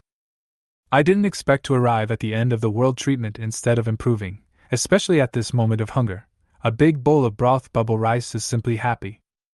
And compared to them, the survivors out there are suffering. They were located near the gate, which was almost connected to the outside world as part of the wall had collapsed, and there was an extraordinarily high number of walkers. Because there weren't enough repair materials, Fang Chen didn't clean up there. By the end of the day, they had long since run out of food on them. Zhang Wei and a few other girls tried to repeat the same trick, using moral abduction and making ambiguity to get the boys to take out the only food left. But other than Zhou Just and a couple of lickspittles, the other boys weren't buying it. Joking, are going to starve to death, but still think in front of the girls to offer attentiveness. This is not pure big stupid fork it. The only thing they prayed for now was for help to arrive quickly. In the cafeteria, the crowd was enjoying a meal. Fang Chen took a sip of the egg drop soup, then looked across the room at Old Li, the breeder. Old Li, your feeding of the animals this afternoon went well, didn't it? Old Li let out a bitter smile at his words. Xiao Fang, there are too many animals. We have to make food and feed them, so it's indeed a bit hectic. Seemingly afraid that Fang Chen would be unhappy, he hastily added. But don't worry, we'll work overtime at night to get it. Fang Chen was amused. What's with the overtime? He's not a black-hearted leader. Relying on the two of you really can't keep you busy. Let's do it this way. Let Old Wu go over and help you. Yes. Old Wu, who was sitting across from him, nodded, a look of gratitude flashing across his face. He was the oldest of the several security guards, and cleaning up the zombies was not only strenuous but also dangerous, and Fang Chen was obviously taking care of him by asking him to help feed the animals. Here, the key to the warehouse is also yours to keep. Fang Chen casually tossed the key to him. Old Wu froze and looked at him incredulously. Little Fong, you're relieved to leave such an important matter in my charge? The warehouse was the lifeblood of the entire zoo, and Fong Chin had handed over such an important place to himself to manage, so old Wu was somewhat flattered. Even the others showed their astonishment. In response, Fong Chin just smiled. There's nothing to be uneasy about. I still trust your character, old Wu. When he first joined the old Wu is the old Wu with, when he was young and vigorous, no less trouble, are the old Wu for him to carry down. Fong Chin was not an ungrateful person, instead, he made a clear distinction between grudges. Old Wu was very excited and patted his chest and assured. Don't worry, Xiao Fong, I will manage the warehouse well and accept everyone's inspection at any time. Yes. Fong Chin nodded and didn't take it to heart. All right, everyone, take an early rest, and continue to clean up the zombies tomorrow. Yes. A few people dispersed. But instead of leaving the cafeteria for safety reasons, they rested on the spot and took turns on duty. The three big guys, Xiao Jin, Xiongde and Tiger, were napping around Fong Chin, and everyone was still in awe when they saw these ferocious beasts before. At the moment, they are around, but they feel extraordinarily grounded. What ferocious beast? This is clearly a protector. Ding dong! Fong Chin had just laid down when a text message tone came from his cell phone. Because most of the communication devices out there are down, the call and video functions of cell phones no longer work, but text messages can still be sent. Fong Chin frowned. The one who came to text was no other than his girlfriend, Ding Shuang. Chapter 10. What's so noble about these people? Fong Chin frowned and clicked on the text message. Ding Shuang, honey, hurry up and bring food to save me. They've all run away and I'm alone in the room. I'm so scared. Bitch, now you're trying to count me out. Fong Chin snorted coldly. In his last life, Ding Shuang and the others were hiding in the box with him, but now he lied to him and said that she was the only one who ran apart. This was obviously to make him drop his guard so that he could take advantage of the opportunity to sneak up on him.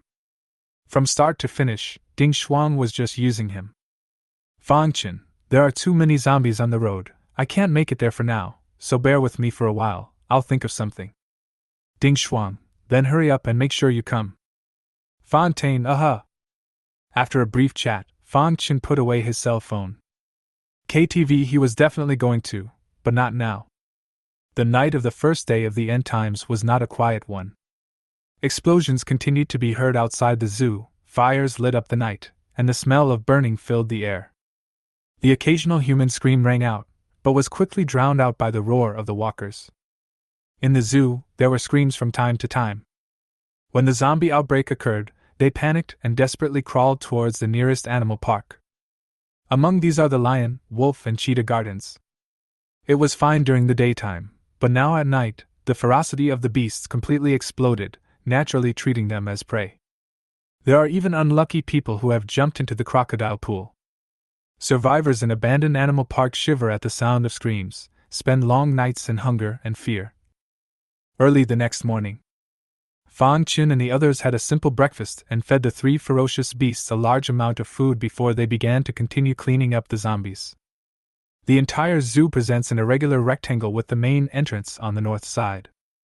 After entering through the main gate, you first pass through artificial landscape structures such as wigwams and ponds, and then the wildlife sightseeing area, which stretches to the southernmost part and covers the largest area. To the east, there are office buildings, production rooms, cafeteria, and other office and rest areas.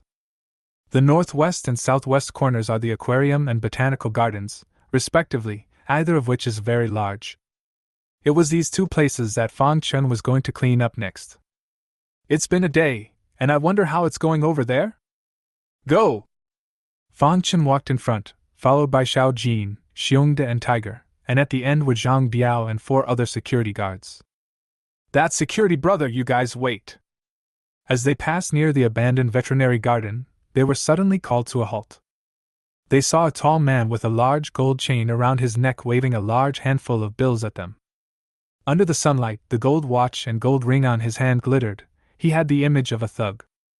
How about whichever one of you gets me food gets this money? That's worth a couple months of your salary.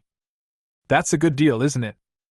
As the words fell, he intentionally spread out the money in his hand with a look of wealth. Fang Chen clasped his hands together and looked at him like he was a fool. It's the end of the world. What do you need money for? A few security guards revealed the same sneer, and Big Mater said with some regret. This would have been so good if we had encountered this kind of thing in the past. It's a pity. Zhang Biao heatedly sneered. If it was before, they would just condescendingly order us around, not giving any money. That's true. Mater snapped and stopped talking. Hey, what are you guys waiting for? Go get me some food, don't you want your money? The thugs were not happy with their reaction. Like a big dumbass. Fang Chen and the others didn't pay any attention to him and continued walking towards the botanical garden. Seeing that they were leaving, Zhang Wei and the crowd immediately couldn't sit still. A few little brothers, please save me out of here. As long as you're willing to save me, I'll do whatever you want me to do. Since money didn't work, she had to try to use her body to her advantage. The other survivors immediately cast contemptuous glances, and some even gloated at the muscular man Zhao Gang. This guy had been a licking dog for so long, he hadn't even let him touch his hand, and now he was letting people do whatever they wanted for a little food. Sheesh. They remembered a saying that old man Lu Shuren had said, lick the dog, lick until you end up with nothing. Xiaowei, how can you? You do this?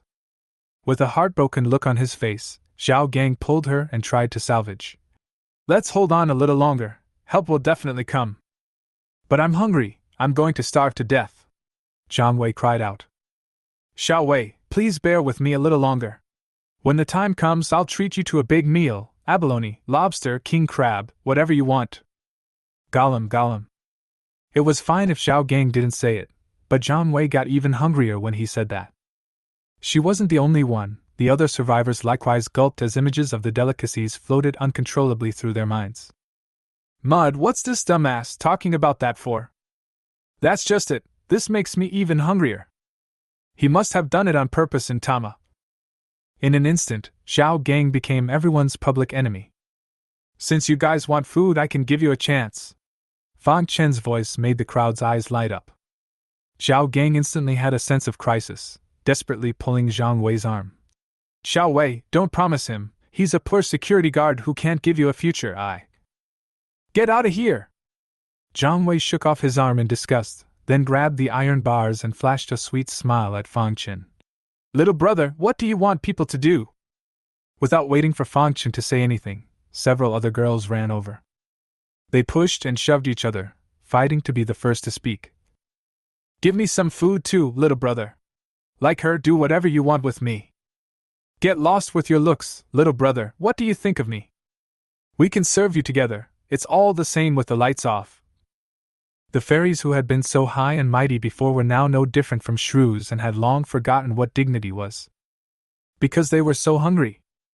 Theoretically, although a person can go 5 or 6 days without food, the taste of starvation is not something that anyone can endure. Master Lu Shuren once said that the pain of extreme hunger is no weaker than the onset of a drug addiction, and will be more intense for those who have never been hungry before. Dignity is worthless in the face of hunger at this moment. The tall thug pushed the two girls out of the way, picking at the railing with a smile on his face. Dude, I can do what they can do! Fontaine. The originally noisy abandoned beast garden instantly quieted down. The crowd looked at him in unison, their gazes becoming odd. You can too? Huh. That's pretty damn disgusting. Thinking about what? Fang Chen's head was filled with black lines as he pointed to the empty space behind him. I meant for you to clean up the zombie corpses on the ground in exchange for food. There is no such thing as a free lunch. He said this place doesn't feed idlers, and you have to show value to want food. These days, they decimated hundreds of zombies. Some of them were dismembered, and some were torn apart by the 3 ferocious beasts, and began to rot in the heat, attracting a large number of flies and stinking to the sky. Fang Chen was worried that this would lead to disease and had to be cleaned up as soon as possible. The zoo was understaffed, so he turned his attention to them. The survivors cringed at this statement. Little brother, those zombies are so disgusting, why don't you change to something else, okay? Zhang Wei was the first to speak, her tones slightly petulant. Deliberately tugging his shirt downward as he spoke, he looked at him with an expectant face. Fang Chen was filled with disgust. What are you showing me, you airfield? With her little boobs, they're not as big as that thug buddy's pecs. He glanced at his watch and said impatiently, I'll only give you 10 seconds to think about it. 10, 9, 8. Seeing that he was determined, John Wei's face turned ugly. The other survivors hesitated, looking at a rotting corpse of a zombie not far away with a disgusted expression on their faces. I'm an expert in economics, and I'm being asked to do something so disgusting. Yuck. Who knows if there's a virus on the body? I'm not doing it. Bear with us a little longer, help is sure to come. The people were talking, and the implication was clear. This was somewhat surprising to Fang Chen. Obviously, they are already starving to death, but they still refuse to work because of their status. What on earth are they being so noble? It's stupid and ridiculous. Fang Chen naturally wouldn't spoil them and continued to count down indifferently. 4, 3, 2. I do. Just then, someone finally spoke up. Chapter 11, Plant Mutations. The crowd looked curiously, and the one who spoke was none other than the man with glasses who had been ostracized by them earlier. He pushed up his glasses and walked over to the fence. I'm not afraid to get dirty, as long as you can fill me up. Yes. Fang Chen nodded and couldn't help but look at him twice more. He then led the 3 ferocious beasts to kill the fence, and brought the glasses man safely inside the safe zone. Zhang Biao took out 2 pieces of bread and a bottle of water from his backpack and handed them to him. Thank you, thank you. The man with the glasses unscrewed the cap and gulped down the water in one gulp, then tore open the bag and wolfed it down. The survivors in the distance gulped in unison when they saw this scene. At this moment, they suddenly had some regrets. Big Mater, you go find some tools for him, we'll go to the botanical garden first. Fang Chen left a sentence and left, not giving the other survivors a chance to backtrack. Roar! Several people had just stepped out of the safe zone and were immediately attacked by walkers. With a growl, Xiao Jin jumped to the front of the crowd, carrying a 3-meter-long steel pipe in his hand, and swung it fiercely at the charging zombie. This was the weapon Fang Chen had prepared for it. Bang, bang, bang. In a blink of an eye, the heads of several zombies were smashed to pieces by the iron bars, and dirty blood flew everywhere. 1 nucleus detected. Do you want to extract it? 1 nucleus detected. Extraction. Fang Chen followed behind unhurriedly, killing his way deeper into the botanical garden. The botanical gardens were already small in size, plus there were usually fewer tourists visiting, so there weren't many zombies here. In just 20 minutes or so, it was cleaned up by Fang Chen. He went outside the barn where the bonsai and fertilizer were stored, which was also where the staff rested, and he wanted to see if there were any survivors inside. However, as he reached for the doorknob, crackle! Suddenly an arc of electricity flashed and sparks flew in a flash. Ah! Fang Chen screamed miserably and violently retracted his palm, only to feel a sharp pain on his arm. A few security guards were startled and hurried to his side. Captain, what's wrong with you? There's electricity in the door. Fang Chen took a step back with an ugly face. Luckily, after reaching the F rank, his physical quality had been greatly improved, and it was merely a bit painful, without causing any substantial damage. If it was an ordinary person, the arm would have been wasted in 80% of the cases just now. What's with the electricity on the door? I know, someone inside must have made it to protect against walkers. Good man, that's tough. A few security guards tripped over each other and quickly guessed the reason. Fang Chen smiled helplessly and bitterly. What a damn bad luck. Is there anyone inside? I'm Fang Chen from the security department. Fang Chen? A surprised voice came from the barn, followed by a warning. There's electricity on the door, so don't go near it yet, wait for me. Not long after, the door was pushed open a small crack. A white-haired old man wearing glasses cautiously looked out, and when he saw Fang Chen and a few security guards, he was overjoyed. Xiao Fang, it's really you guys, those zombies. It's all taken care of by us. Professor, how you guys come out? Good, good, good. The old man nodded and turned back to shout inside. Come out, old partner. It's all right. Xiao Fang and the others have come to save us. Great!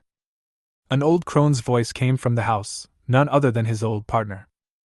The duo walked to the door, and when they saw the zombie corpses on the ground, a heart finally dropped, but they soon saw the 3 ferocious beasts not far away again. Hiss! Professor Hao held up his glasses, a look of shock on his creased face. Have these animals too mutated? Fang Chen's expression twitched at his words. Professor Hao, why did you say also? Could it be that you've seen other mutated animals? Rather than animals, it's... Professor Hao pointed to the bonsai and vegetation around him. Ever since that earthquake, I've noticed that the plants here have all become different, as if some sort of mutation has occurred. The plants are different? Fang Chen and a few security guards checked it out, but unfortunately didn't see anything out of the ordinary. Professor Hao smiled and explained. Because of the short period of time, the changes are not obvious, and it's normal for you guys to not be able to see them. But I work with these plants every day, and I noticed it at a glance. No wonder! A few people nodded, taking him at his word. Professor Hao was a famous botanist from Jiangqing University, and usually liked to study flowers and plants the most, so he came here with his old partner after retirement. To this, the zoo is naturally willing. Where else can you find a good thing that doesn't require a paycheck and is well cared for by a senior botanist? If plants can mutate, then A bold idea suddenly popped up in the bottom of Fang Chen's heart. Professor Hao, may I ask, would you say that plants are considered a kind of animal? It was a silly question on his part, but Professor Hao wore a serious expression. He held up his glasses out of habit and mused slightly. In fact, plants also have bioelectric waves and magnetic fields, and foreign scientists have done research that plants also exist in thought and language, just that we humans can't understand them yet. So, to generalize, there is really no difference between plants and animals. Or rather, both are the same life form. So, Fang Chen touched his nose, and a smile flashed under his eyes. In that case, could one also contract a plant as a beast pet? He felt that he could give it a try, only that he didn't have a contract voucher in his hand right now, and he needed to wait for the royal beast space to be upgraded. Okay, Professor Hao, let's get out of here. Yes.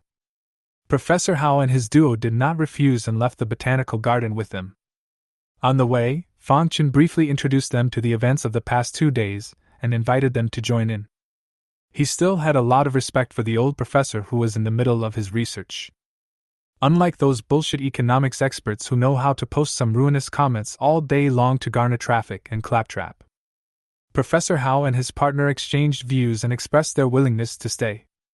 They had no children, and for him it really didn't matter where he was as long as he had a safe place to continue his research on those rare plants. He was especially interested after realizing that those plants had mutated. You guys take Professor Hao back, and I'll check out the aquarium.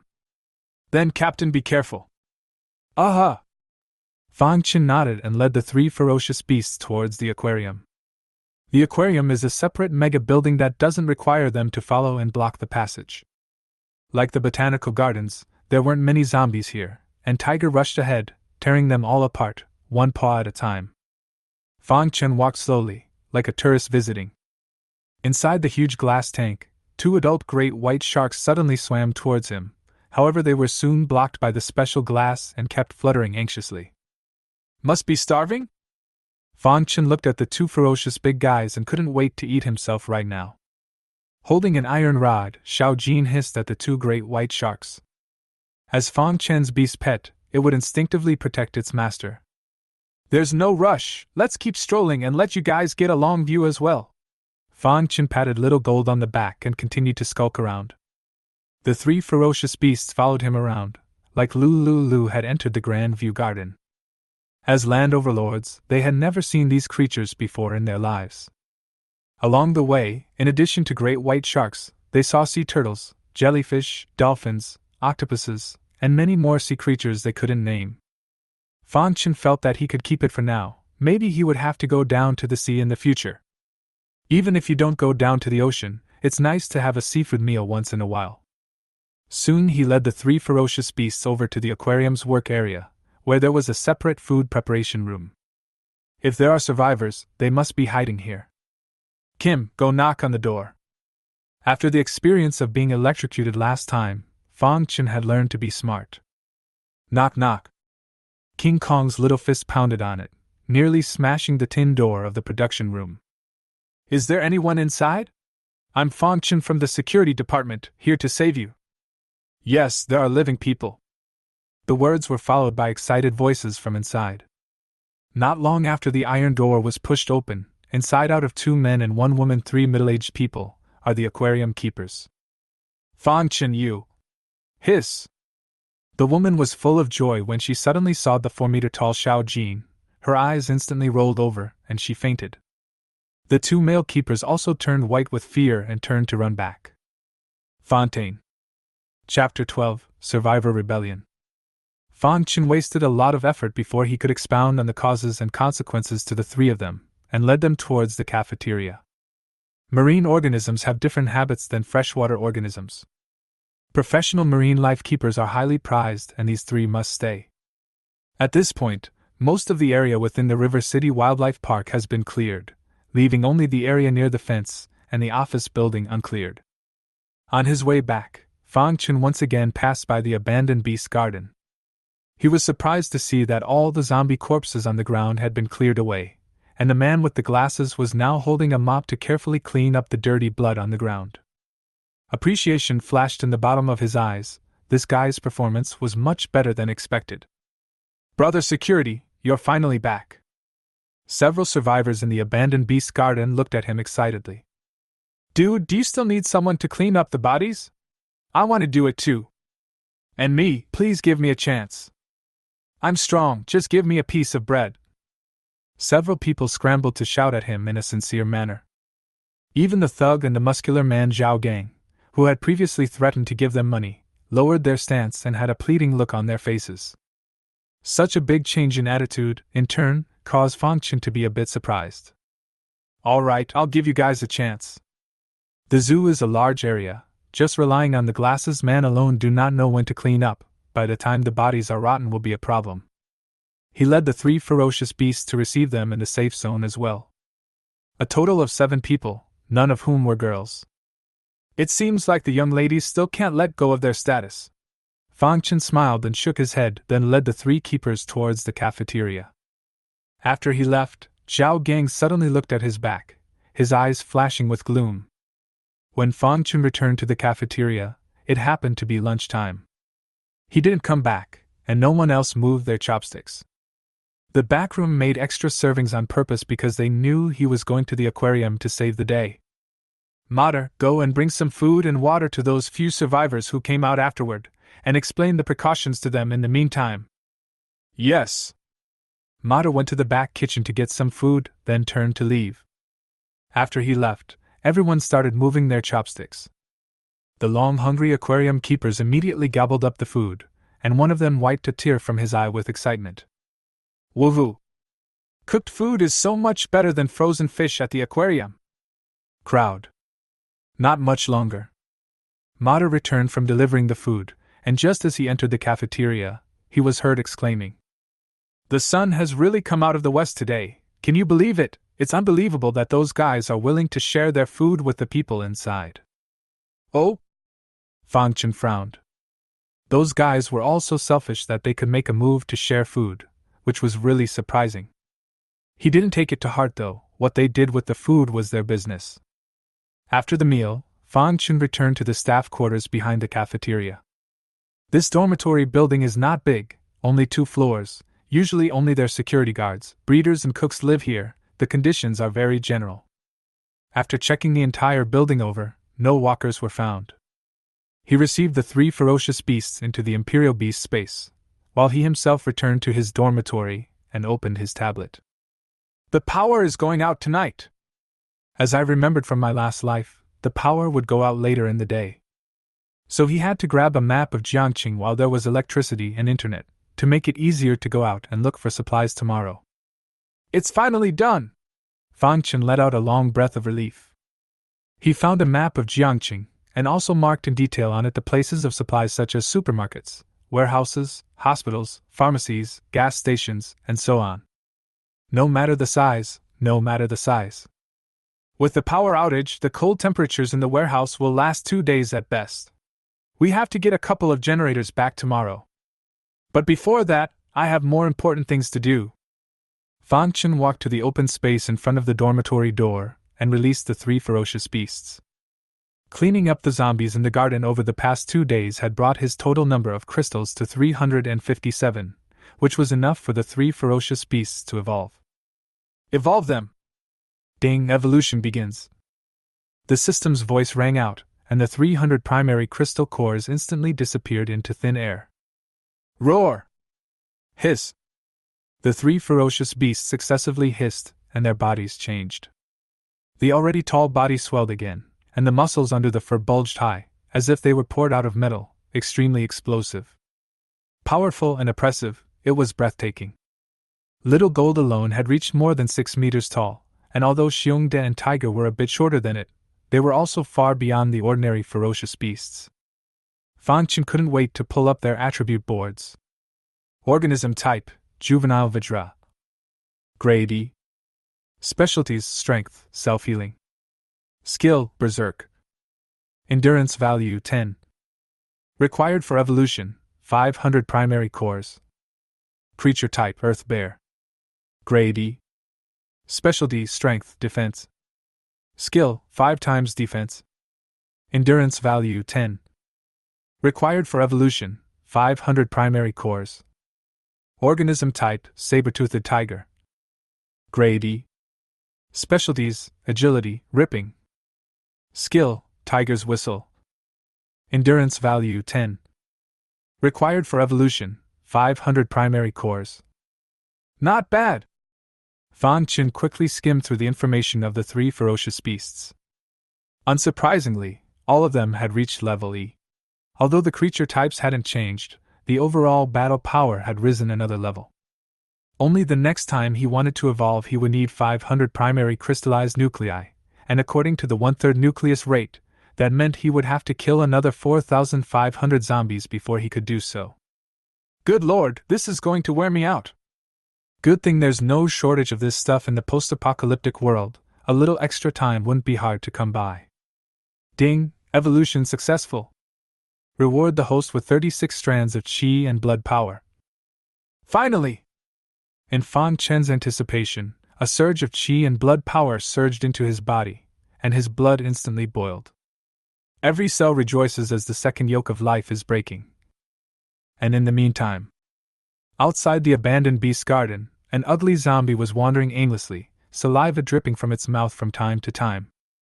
A few zombies lay outside the iron mesh of the safe zone, looking inside at the survivors cleaning up the zombie corpses and hissing continuously. It was a good thing that these iron nets were strong enough not to be broken through. Just then, Cake Bayu Bayu. A cell phone wrapped in clothing was thrown into the distance from the beast garden. Magical music emanated from the cell phone, instantly attracting nearby zombies that roared and rushed forward. Come on, climb! Keep it down! After the zombies were lured away, the survivors who had been preparing for a long time immediately climbed the fence and ran towards the safe zone immediately after landing. The mob and Zhao Gang and the others took down the fence in 3 tries to receive them in. What are you guys doing? The man with glasses had a bad feeling in his heart when he saw this scene. Zhao Gang had long looked at him with disdain and rushed up to him, punching and kicking him, with the taller thug joining in the beating. Mud, I've been looking at you for a long time.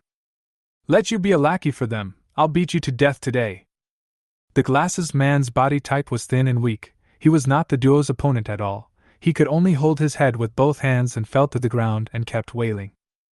No good, the walkers are coming. Quick, block the fence.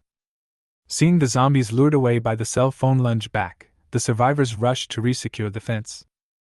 On the other side, Zhao Gang and Thug had also knocked the glasses man unconscious. Mud, I'll kill you when I get back.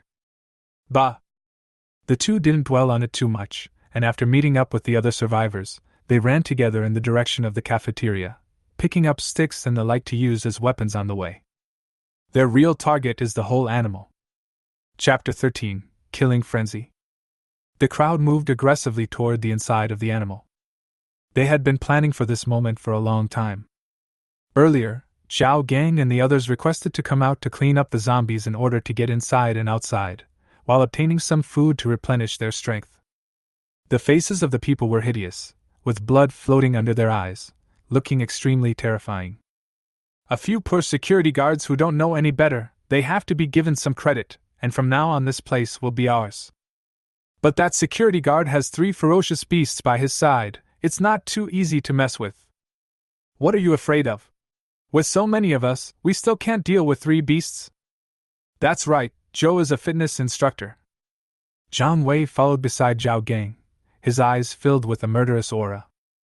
After being rejected by Fang Chen in the morning, in order to continue to get Zhao Gang's protection, she had no choice but to sell her sex and became a woman who knew no shame in the eyes of everyone.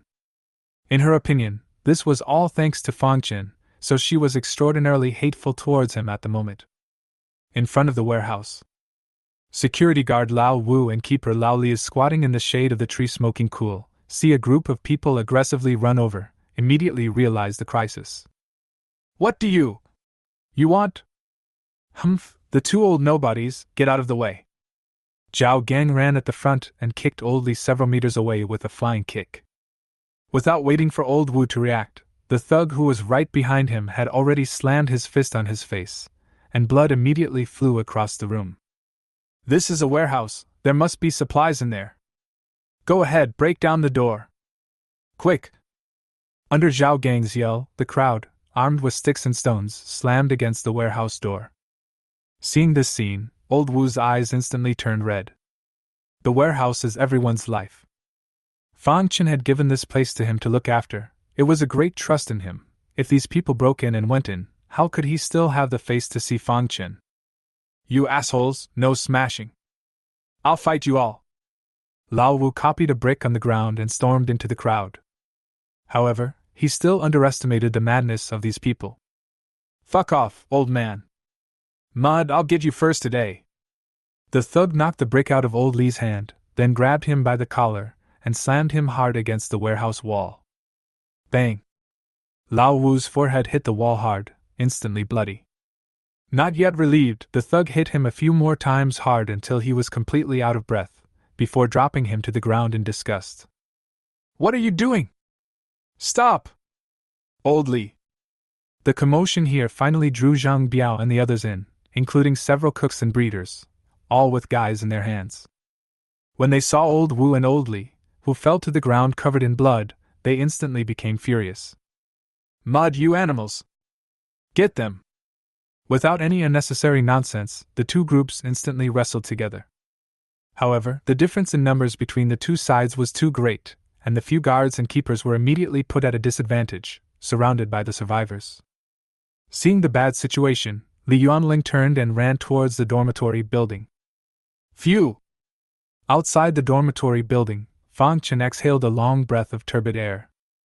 The qi and blood power rewarded by the system was all absorbed, the second life shackle was successfully broken, and the entire person was stronger than ever. A random punch blasted out with the sound of breaking wind.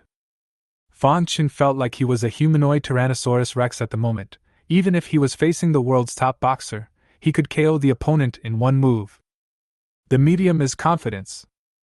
But soon he frowned again. As with the previous times, with all the physical enhancements, the physical desires were at an all-time high. It's hard to bear. Pretty tough. Roar!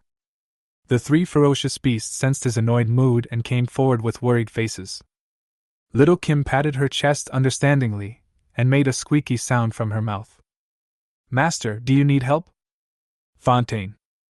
Looking at the big guy in front of him like a small mountain, Fang Chen's head was filled with black lines. Help me? How do you want to help me? The picture was too beautiful for him to imagine. To divert his attention, he pulled up his property board. Name Fang Chen. Grade E. Space for the Imperial Beasts, 1,000 square meters. Contract roles 3. Number of cores, 57 primary cores.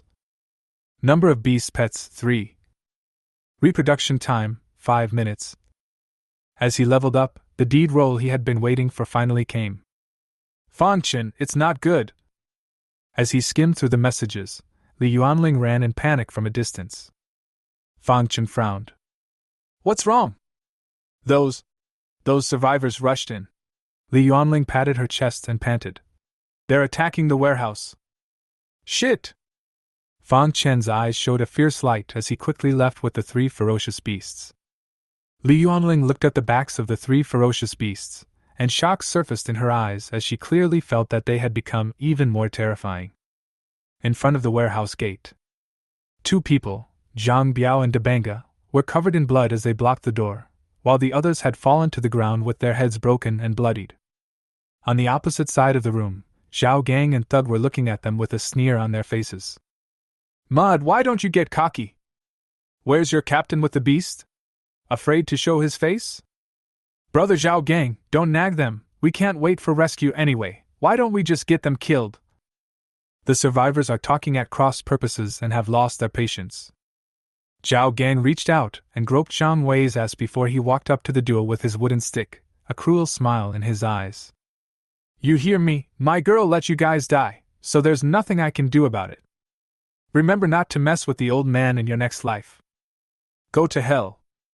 He raised the wooden stick in his hand and smashed it hard towards Zhang Biao's head. The survivors behind them licked the corners of their mouths in excitement. The hunger and panic of this time had twisted the psyches of many. Zhang Biao was furious, but unfortunately at this moment, he had no strength to resist. Roar! Just then, a hiss suddenly came from the distance.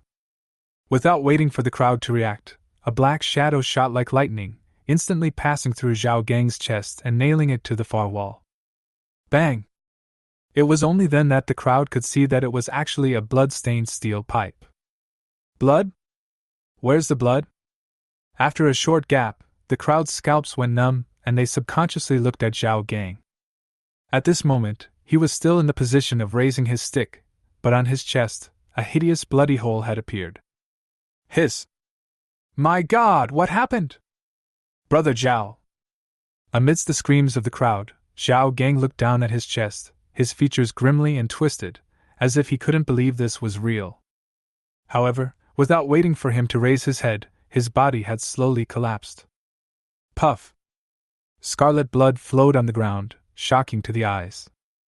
Roar! There was another angry hiss, followed by a large spotted tiger leaping into the crowd and pouncing on the thug at the front. Ah!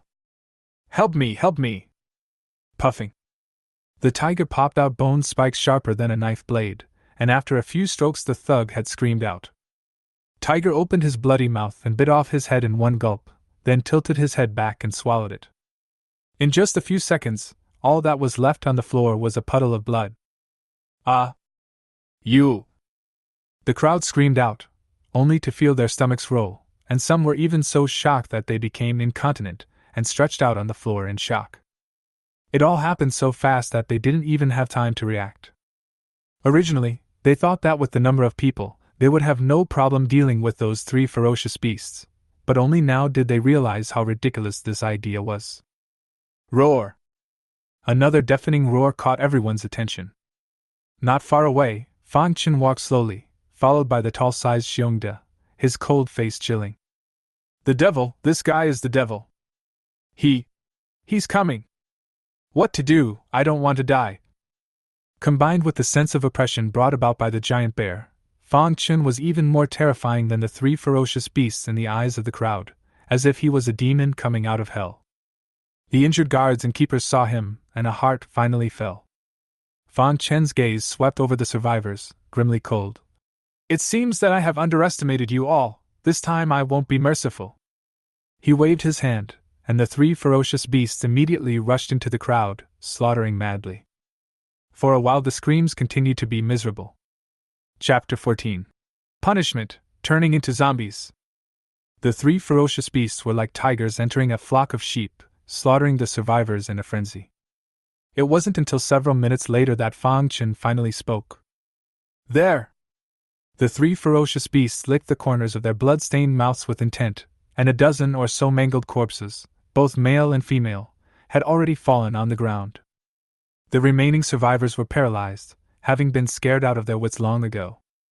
After Li Yuanling ran over to check the injuries of several people, her small face then turned grim. Those guys, they hit too hard. Fang Chen already understood everything from her expression and pointed grimly towards the abandoned beast garden. Get your ass back in the beast garden. Surprise appeared on the faces of the crowd at the words. Is this demon ready to leave us alone? Fan Chen didn't explain, reaching out and pointing in the direction of the gate, his voice cold. I'll only say my words once, or else die. The crowd didn't dare to stay and hurried towards the abandoned beast garden. For them, as long as they weren't eaten by these ferocious beasts, returning to the beast garden was already the best outcome. Zhang Wei gave him a deep look, resentment flashing under her eyes as she followed the crowd. Will we just let them off like this? Li Yuanling couldn't help but speak. In her opinion, these people's behavior was unforgivable. Fan Chen didn't say anything and brought the 3 ferocious beasts to drive the survivors to the front door. Li Yuanling didn't know what he was up to and followed him. The few security guards and keepers who were not too badly injured also followed far behind. They also wanted to see what Fan Chen was going to do with these people. Jean jumped outside the safe zone and killed all the walkers in his way. Get in there! Fan Chen spoke faintly, his tone unquestionable. The survivors sighed. Right now they didn't dare to offend this demon. They could only crawl back to the abandoned beast garden with their heads held high. Tossed a trip, got nothing and came back. Everyone was very dissatisfied in their hearts, but they didn't dare to show it. Jean, go catch some walkers and bring them back. Remember to keep it alive. Roar. With a growl, Kogain rushed outside the zoo. Within a short time, it was back outside the abandoned beast park, lifting 6 walkers by their ankles like they were chicken pups. Seeing this scene, the survivors immediately rose with a bad feeling. It's a waste for you to live. Why don't you become zombies and provide me with crystals? Jean! Fan Chen sneered, and at his signal Xiao Jin threw all 6 zombies in his hands into the abandoned beast garden. What's he going to do? The survivors screamed in terror, their faces showing despair. Roar! Hiss! The 6 zombies rose from the ground, letting out angry growls, yet they visibly flinched when they saw the survivors running in panic. Self. Buffet? After a brief moment of shock, the 6 walkers lunged at the survivors. Thank goodness for that. Damn it, you demon! No! The size of the beast park was limited, and the survivors pushed and shoved each other around, scurrying around in terror like headless flies, while some even tried to climb out of the enclosure. The result was that just halfway up, he was pulled down by his companion behind him. Get off me, you bastard! Mud, go stall the old man. I've been bitten, you guys don't want to run away either, we'll all die together, ha ha.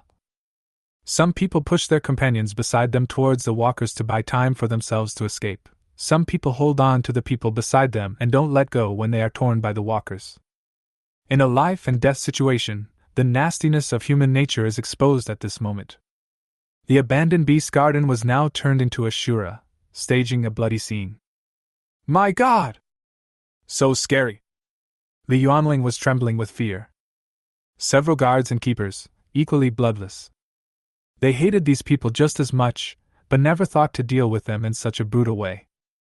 When he stole a glance at Fang Chen's back, fear and fluke flashed in the depths of his eyes. They were glad that it was not they who offended Fang Chen, otherwise. It's chilling to think about. 5 minutes later. The screams in the beast garden disappeared, replaced by hisses and growls.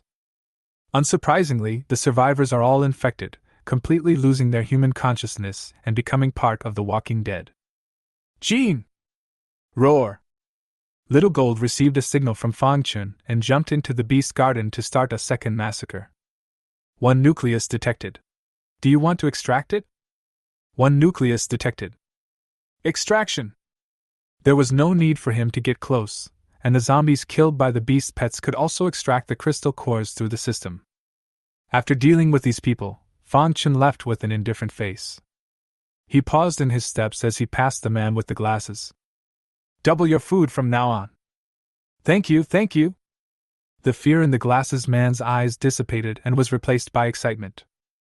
At this moment, he had a different perception of Fan Chen. As cruel as he was to his enemies, he was still nice to his own people, or those who were useful to him. Within a short time, the crowd returned to the cafeteria. Fan Chen looked at Li Yuanling, who was bandaging the wounds of Zhang Biao and the others, and asked with slight curiosity. You've studied medicine? I'm a student at Jiangqing Medical University, majoring in clinical surgery. Li Yuanling didn't hide it because she was clear that she must show her worth in order to get his attention. Great! Fang Chun revealed a smile, not expecting an unexpected gain. It was important to have a doctor around in the midst of the end times, or else these few wounded alone would be tricky enough for him. He was a little worried when he saw how badly a few people were hurt. How are they doing? My dad and Uncle Wu were hurt a bit badly. Everyone else has superficial wounds. They'll be fine after 2 days of recuperation. What can I do? I need some medicines as well as simple surgical instruments. Li Yuanling looked at him and explained. The cafeteria's medicine kit only has simple sterilized water. Their injuries are too serious, and they need to have surgery performed as soon as possible. Make me a list and I'll go out and look for it later. Yes. While Li Yuanling was listing the required items, Fang Chun got up and left. After returning to his dormitory, he clicked on the map of Jiangqing that he had saved earlier and quickly found the nearest clinic on it. After putting the tablet into the Imperial Beast space, he went into the sightseeing area. Who's signing this time? Upgrading to level E gave him 3 more deed coupons. In order to have a little more security out there, he decided to contract 3 more ferocious beasts. But this time he wasn't going to contract those fierce beasts. With the current battle power of the 3 ferocious beasts, it was enough to deal with most of the dangers. That's why he was prepared to contract some auxiliary-type beast pets. With this thought in mind, Fang Chun slipped up in the sightseeing area, and when he encountered the man with glasses who was cleaning up the zombie corpses, he threw a bag of food to him in passing. He had bought these overnight before the end of the world and had kept them in the Imperial Beast space. The man with the glasses took the food excitedly. Thank you, I'll definitely try to clean up these bodies, thanks. You're welcome, you deserve it. Fang Chun could see that this guy seemed to be a bit bad with words, and it was the words thank you over and over again. After leaving the man with the glasses, he continued to search for the target of the deed. Huh! When walking into the birds of prey area, he suddenly had a flash of light. Chapter 15: Mutant Cannibal Flowers. In a spacious beast garden, a golden eagle caught his interest. He remembers the golden eagle, which was rescued by forest police from a group of cross-border smuggling organizations 2 years ago, and was later bought by the zoo for breeding. This golden eagle was already an adult, and stood over a meter tall. A single golden feather seemed to be wearing a layer of armor, and from its sharp claws and beak it was easy to tell that it was a raptor. That's it! Fang Chun didn't hesitate. Going to the outside world to find supplies is the most afraid of being surrounded by zombies, but if you can ride a flying bird out. Jia jia jia. A smile tugged at the corners of his mouth, and it was too much to think about. Not to mention the end times, even in the past, this was something that countless men could only dream of. System, make a contract with it. Ding, the contract is being signed. Party A, Fang Chun. Party B, Blackwing Golden Eagle. The contract has been created. As the system's voice rang out, a connection was established between Fang Chun and the Golden Eagle. The latter spread his wings and flew to him. Chirp! The Golden Eagle let out an intimate cry from its mouth, and its wings were more than 2 meters long when they were spread out. While it can't carry people yet, it will never be a problem when it evolves. Well, let's see, huh? From now on you'll be called Rock Jojo. The Golden Eagle whirled its wings and agreed with the name.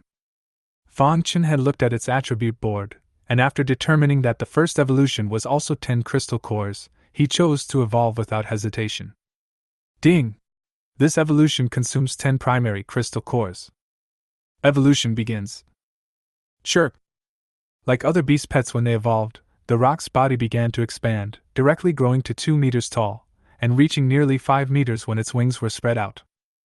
The fur on his body became shiny and vibrant, as if gilded. A pair of eagle eyes flickered with essence, taking in the heart. Ding, evolution successful. Organism type, Golden Eagle with extreme eyes. Grade F.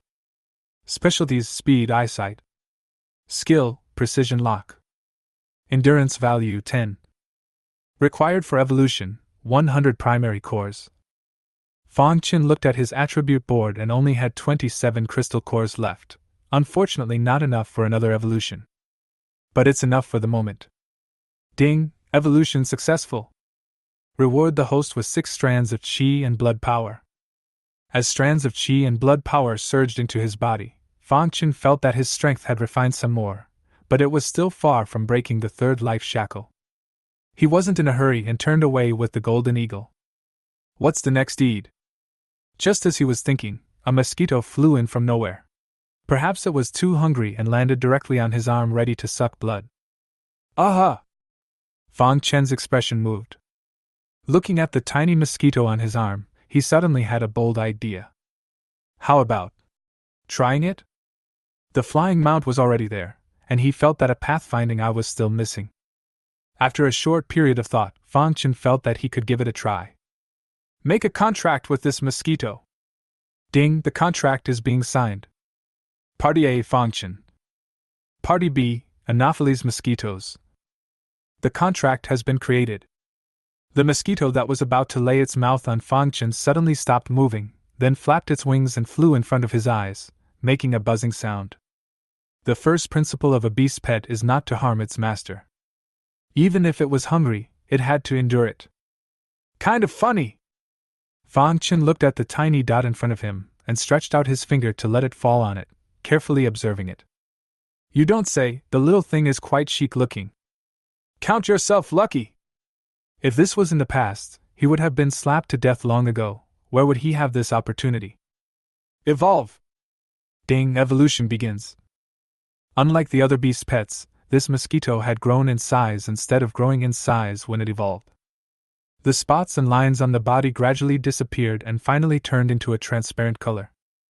The sharp beak on the mouth is also much sharper. On top of that, Fang Chen sensed that its vitality was even more vigorous, and it was no longer a weak existence that could be slapped to death with a slap. Well, at least 2 slaps. Organism type, colorless mosquito. Grade F. Specialty, detection, concealment. Skill, painless stabbing. Endurance value 10. Required for evolution, 100 primary cores. When he saw the skill bar, Fang Chen frowned slightly. What's the point of this skill? Is the bite unnoticeable? On second thought, though, it doesn't seem so simple. First of all, because of the difference in diet, it can only rely on biting other creatures to feed, then this skill certainly greatly improves its survival rate. Secondly, wouldn't it come in handy if one wanted to inject a virus into someone or take a sample of their blood? Fang Chen's eyes were shining as he felt that this was a very good direction of development. Killing someone from 1,000 miles away is scary to think about. From now on you'll call Dot. The little guy sniffed and nodded his head. The long pointed beak looks rather funny, like Pinocchio's nose. All right, I know you're hungry. Sensing its emotions, Fang Chen casually pointed to the spectacled man who was cleaning up the zombies in the distance. Here, go eat. Dot immediately swung her wings and flew towards the man with the glasses. After evolution, it no longer makes a buzzing sound when flying. Because the body was so small, coupled with the transparent body, even Fang Chen would have a hard time discovering its existence without deliberately observing it. Sure is good for scouting. Fang Chen revealed a smile. There was always a connection between the beast's pet and its master, and as long as he moved his thoughts, what little bit saw and heard would immediately be transmitted to his mind. Ding, evolution successful. Reward the host with 6 strands of chi and blood power. The bonus chakra comes as promised, but it's not even close to being upgraded. Not much later, the little nub landed on the glasses guy's forehead. The glasses man who was cleaning up the zombies didn't notice it in the slightest, until Little Bit had eaten and drank his fill and left behind a big red packet. Then he shakily flew in front of Fang Chen. Haha, that's nice. With a thought, Fang Chen put it into the Imperial Beast space. Prevent it from being crushed to death if you're not careful. Now that he not only had a flying mount, but also a qualified scout, and there was still one last deed coupon left, Fang Chen was ready to visit the botanical garden. He wanted to try it out. Can plants be contracted or not? Just as he walked into the botanical garden, he saw Professor Hao, who was currently holding up a large magnifying glass and squatting in front of a plant, carefully looking at something. Ahem, Professor Hao. Fang Chen coughed first for fear of scaring him. Eh? Professor Hao seemed a bit angry at being disturbed, but when he saw it was him, his expression tightened up a lot. Little Fang is here? Fang Chen did not take his dissatisfaction to heart. Professor Hao, what are you busy with? You're just in time to see it. Professor Hao waved a hand at him, as if he had found something interesting and desperately needed to share it. Fang Chen curiously walked over and realized that what he was observing was actually a cannibal flower. And underneath the cannibal flower, there was a zombie corpse. What is it, Professor Hao? Look, this cannibalistic flower is actually devouring the corpse of a zombie. Oh? Fang Chen looked closely, and only then did he notice. One of the arms of the zombie corpse had been devoured by the buds of the cannibal flower, which he had just missed because of the branches and leaves in the way. But what's new about that? Although he was not an expert in botany, he knew that the cannibal flower liked meat the most, and this corpse fell next to it, naturally becoming its delicious meal. Professor Hao, there's nothing strange about this, is there? No, that's not the point. Professor Hao shook his head, then pointed to the roots and branches of the cannibal flower. Have you ever seen a cannibal flower like this? What? Fang Chen was stunned. After Professor Hao reminded him that he realized that this cannibalistic flower does look a little strange, but where exactly is strange, he could not say for a moment. As stated above, he is not an expert in this area. Chapter 16, Fang Chen, the Man on the Eagle. Professor Hao could see his confusion and pushed up his glasses, explaining. This cannibal flower was grafted onto a man-catching vine by me, that's why you think it looks strange. So it is. It dawned on Fang Chen, and then he gave him an odd look. Grafting cannibalistic flowers onto man-trapping vines is not bad for a botanist, playing with flowers. Professor Hao felt his gaze and gave an embarrassed, sardonic laugh. I've got nothing better to do than mess around with it. I understand. Fang Chen nodded, then returned to his words. So, Professor Hao, what exactly are you trying to say? What I'm trying to tell you is that because the grafting technique is still immature, it has resulted in it surviving, but it has been malnourished and has grown poorly. Put it to you this way. He gestured, about where his knee would be. It was only this tall yesterday. Oh? Fang Chen looked at his gesture and then at the cannibalistic flower in front of him. Until this moment, he didn't understand what Professor Hao meant. Do you mean to say that this cannibalistic flower grew twice as tall overnight after devouring the corpse of a zombie? Not only that, its flower buds, branches, roots, and stems are all much thicker. It's like a frail and sickly person who turned into a strong young man overnight. Hiss! Fang Chen sucked in a breath. This zombie meat, is it that good? How about me too? No, it's too disgusting. Fang Chen hurriedly pressed down the crazy thoughts in his heart. Professor Hao, this cannibal flower, can I have it? No! Professor Hao rejected him without hesitation. Fontaine. If it were anyone else, they would never dare to refuse Fang Chen. But after all, Professor Hao is an intellectual, especially in the field of botany, and now that it is hard to find such a mutated plant, he naturally regards it as a treasure. Fang Chen's eyes rolled back in calculation. Tell you what, Professor Hao, how about I offer you zombie corpses? What do you mean? Professor Hao looked at him warily. Fang Chen followed the advice. You have also noticed that these zombie corpses seem to have a strong catalytic effect on plants. I can provide zombie corpses to facilitate your research. But... And there are several cannibalistic flowers and man-catching vines in the botanical gardens. You could well graft another one, couldn't you?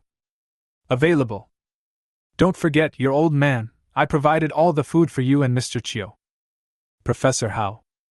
Seeing that Fang Chen had said his words to this point, Professor Hao could only sigh helplessly. One had to bow his head under the roof. Scared of you? Ha, thanks, Professor Hao.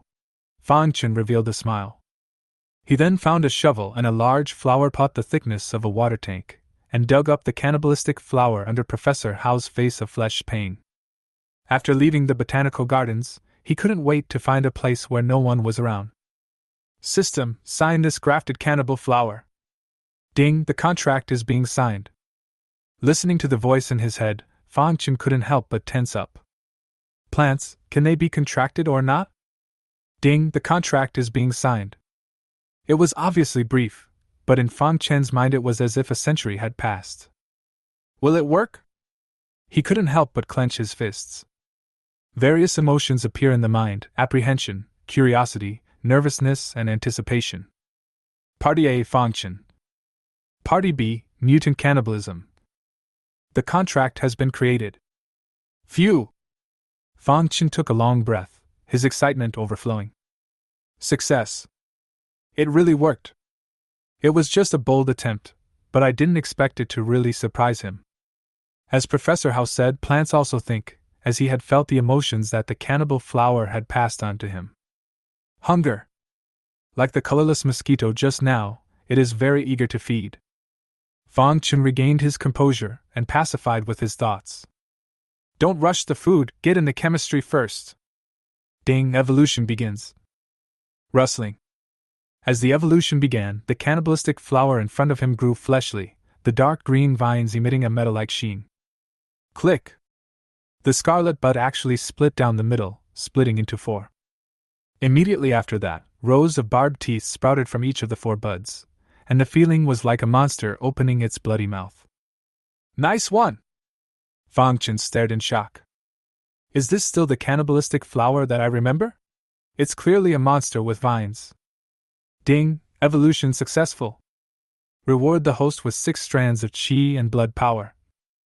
6 strands of qi and blood power surged into the body, although it is still far from upgrading, but a mosquito is still meat even if it is small.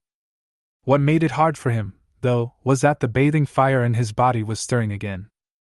What should be the name?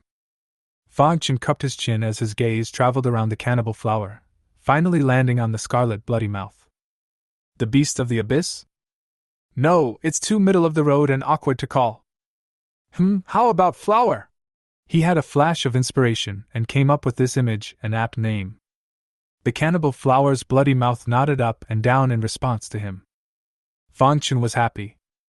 He had contracted 6 beast pets and had not met with a single objection in the naming session, so it was obvious how high his attainment in naming was. If it was before the end of the world, it wouldn't be too much of a stretch to be a Mr. Namesake, would it? Okay, show me the property board. As the thought flashed by, the attribute board of the cannibal flower appeared in front of him. Creature species, cannibal flower of doom. Grade F. Specializing in devouring, entangling. Skill, energy transformation. Endurance value 10. Required for evolution, 100 primary cores. Energy transformation? Fang Chen's thoughts swept through the skill bar and quickly obtained introductory information. To put it bluntly, it was to devour all kinds of food, such as zombies, ferocious beasts, humans, etc., and then convert it into the energy it needed. Initially, this skill can only transform the energy it needs. But as it continues to grow later, it can also be transformed into a pure energy body for any other creature to absorb. Does that mean that if other ferocious beasts run out of stamina value in the future, they can quickly replenish it with the energy it converts? My god, it's a supply depot. Not bad, not bad. Fang Chen nodded with satisfaction. It seemed like this was the right bet. The current him was already considered to have a small army of ferocious beasts, with attacks, defenses, air transportation, and intelligence scouts. Now there's an additional supply station that's perfect. Okay, I know you're hungry. Once again sensing the hunger that the cannibal flower was conveying, Fang Chen waved his hand and put it into the Imperial Beast space before turning around and walking to the sightseeing area. The bodies of the zombies that Glasses Man had cleaned up were still piled up and had not been transported. With a wave of his hand, Fang Chen united them into the Imperial Beast space. In the space of the Imperial Beast, Dot looked at the sudden appearance of a huge cannibal flower and a pile of zombie corpses, and hastily swung her wings upwards before lying down on the ledge. Fly a little higher so you don't get accidentally run over by one of these big guys. As for Little Gold, Bear Big, Tiger and Golden Eagle just looked at them and continued to snooze.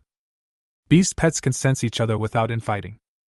The cannibal flower, on the other hand, didn't even bother with them, as a few vines extended out and wrapped around a zombie before pulling it to heal. The 4 buds opened at the same time, swallowing it into their mouths. The walking Fang Chen revealed a smile. He felt the joyful emotions transmitted by the cannibal flower, like a gluttonous child who finally got his favorite food. He then went back into the cafeteria and found Li Yuanling. Is the stuff listed? Okay. Li Yuanling handed him the list with many medicines and implements on it, and Fan Qin took a general look at it before nodding. I'm going out, you take care of them. Then you. Hurry back. Li Yuanling looked a little nervous. It was impossible not to be scared when everyone was hurt, and she was the only one keeping watch. Fan Qin thought about it, and released Tiger with a wave of his palm. Let it stay and protect you, I'll be back soon. Huh! This time Li Yuanling was even more afraid. Looking at the big spotted tiger in front of her, her small face turned white and she subconsciously stepped backward. At the same time, his heart was even more astonished. How did he change this tiger out of thin air? Fan Qin smiled, didn't explain anything, and turned around to leave the cafeteria. After coming to the clearing, he released the golden eagle. Rock, let's go out for a spin! Chirp! The golden eagle spread its wings, revealing its broad back. Excitement flashed under Fan Qin's eyes as he carefully sat on it, and after stabilizing his form, he patted its head. Rock, set off! Chirp! The golden eagle stood up and its powerful wings began to wave, the strong wind blowing up the dust on the ground like waves. In the next moment, the golden eagle carried him up to the ground. Chapter 17: Tang Blade Chopping Sparrow.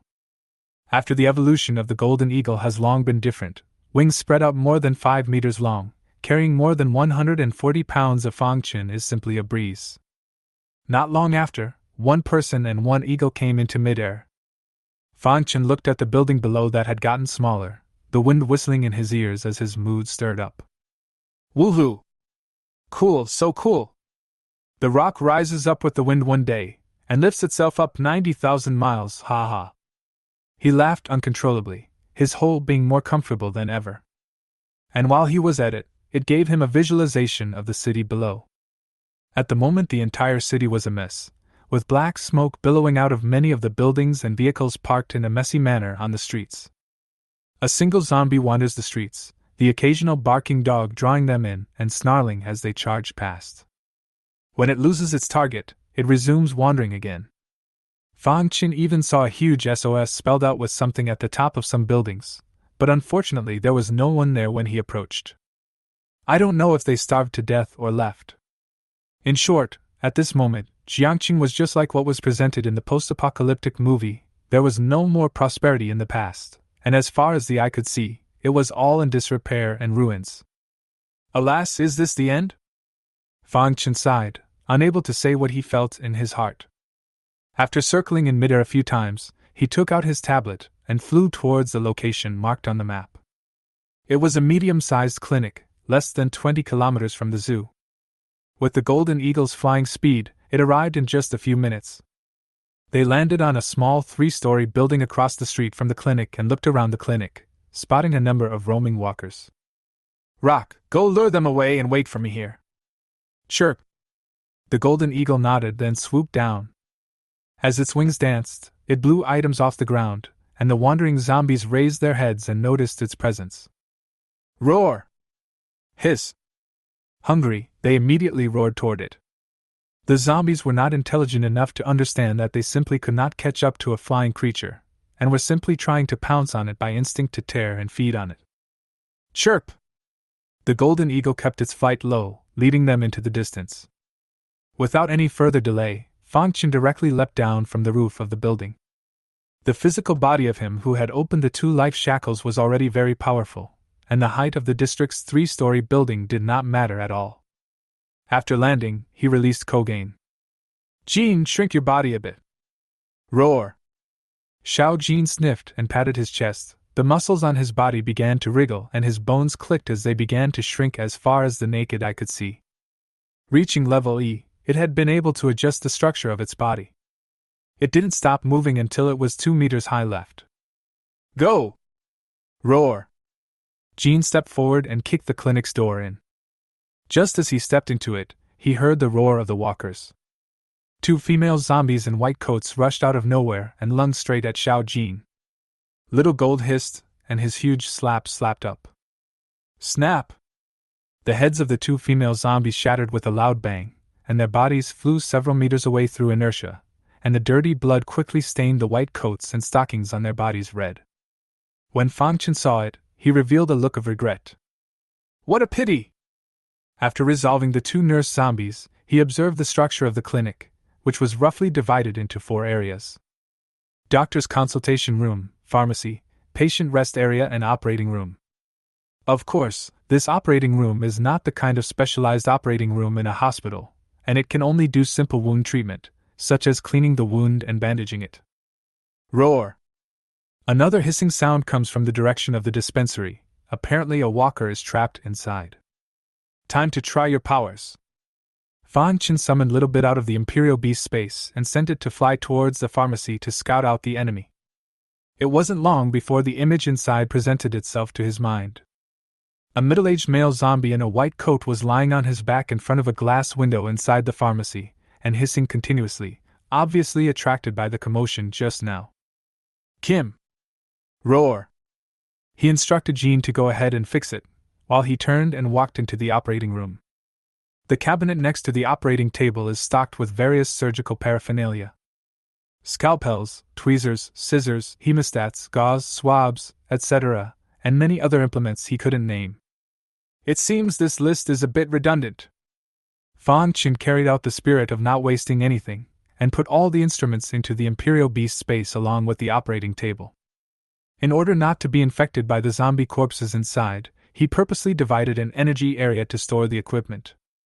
By this time, Jean had already finished the walkers inside. Fan Chen came to the pharmacy and did as he was told. Not only were all the medicines taken away, but even the cryogenic boxes containing the medicines, etc., were not spared, including a box of unopened nurses' uniforms.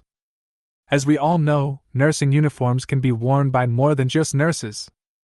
In the spirit of diligence and thrift, Fan Chen slipped around a few more times to make sure that nothing had been missed before leaving in satisfaction.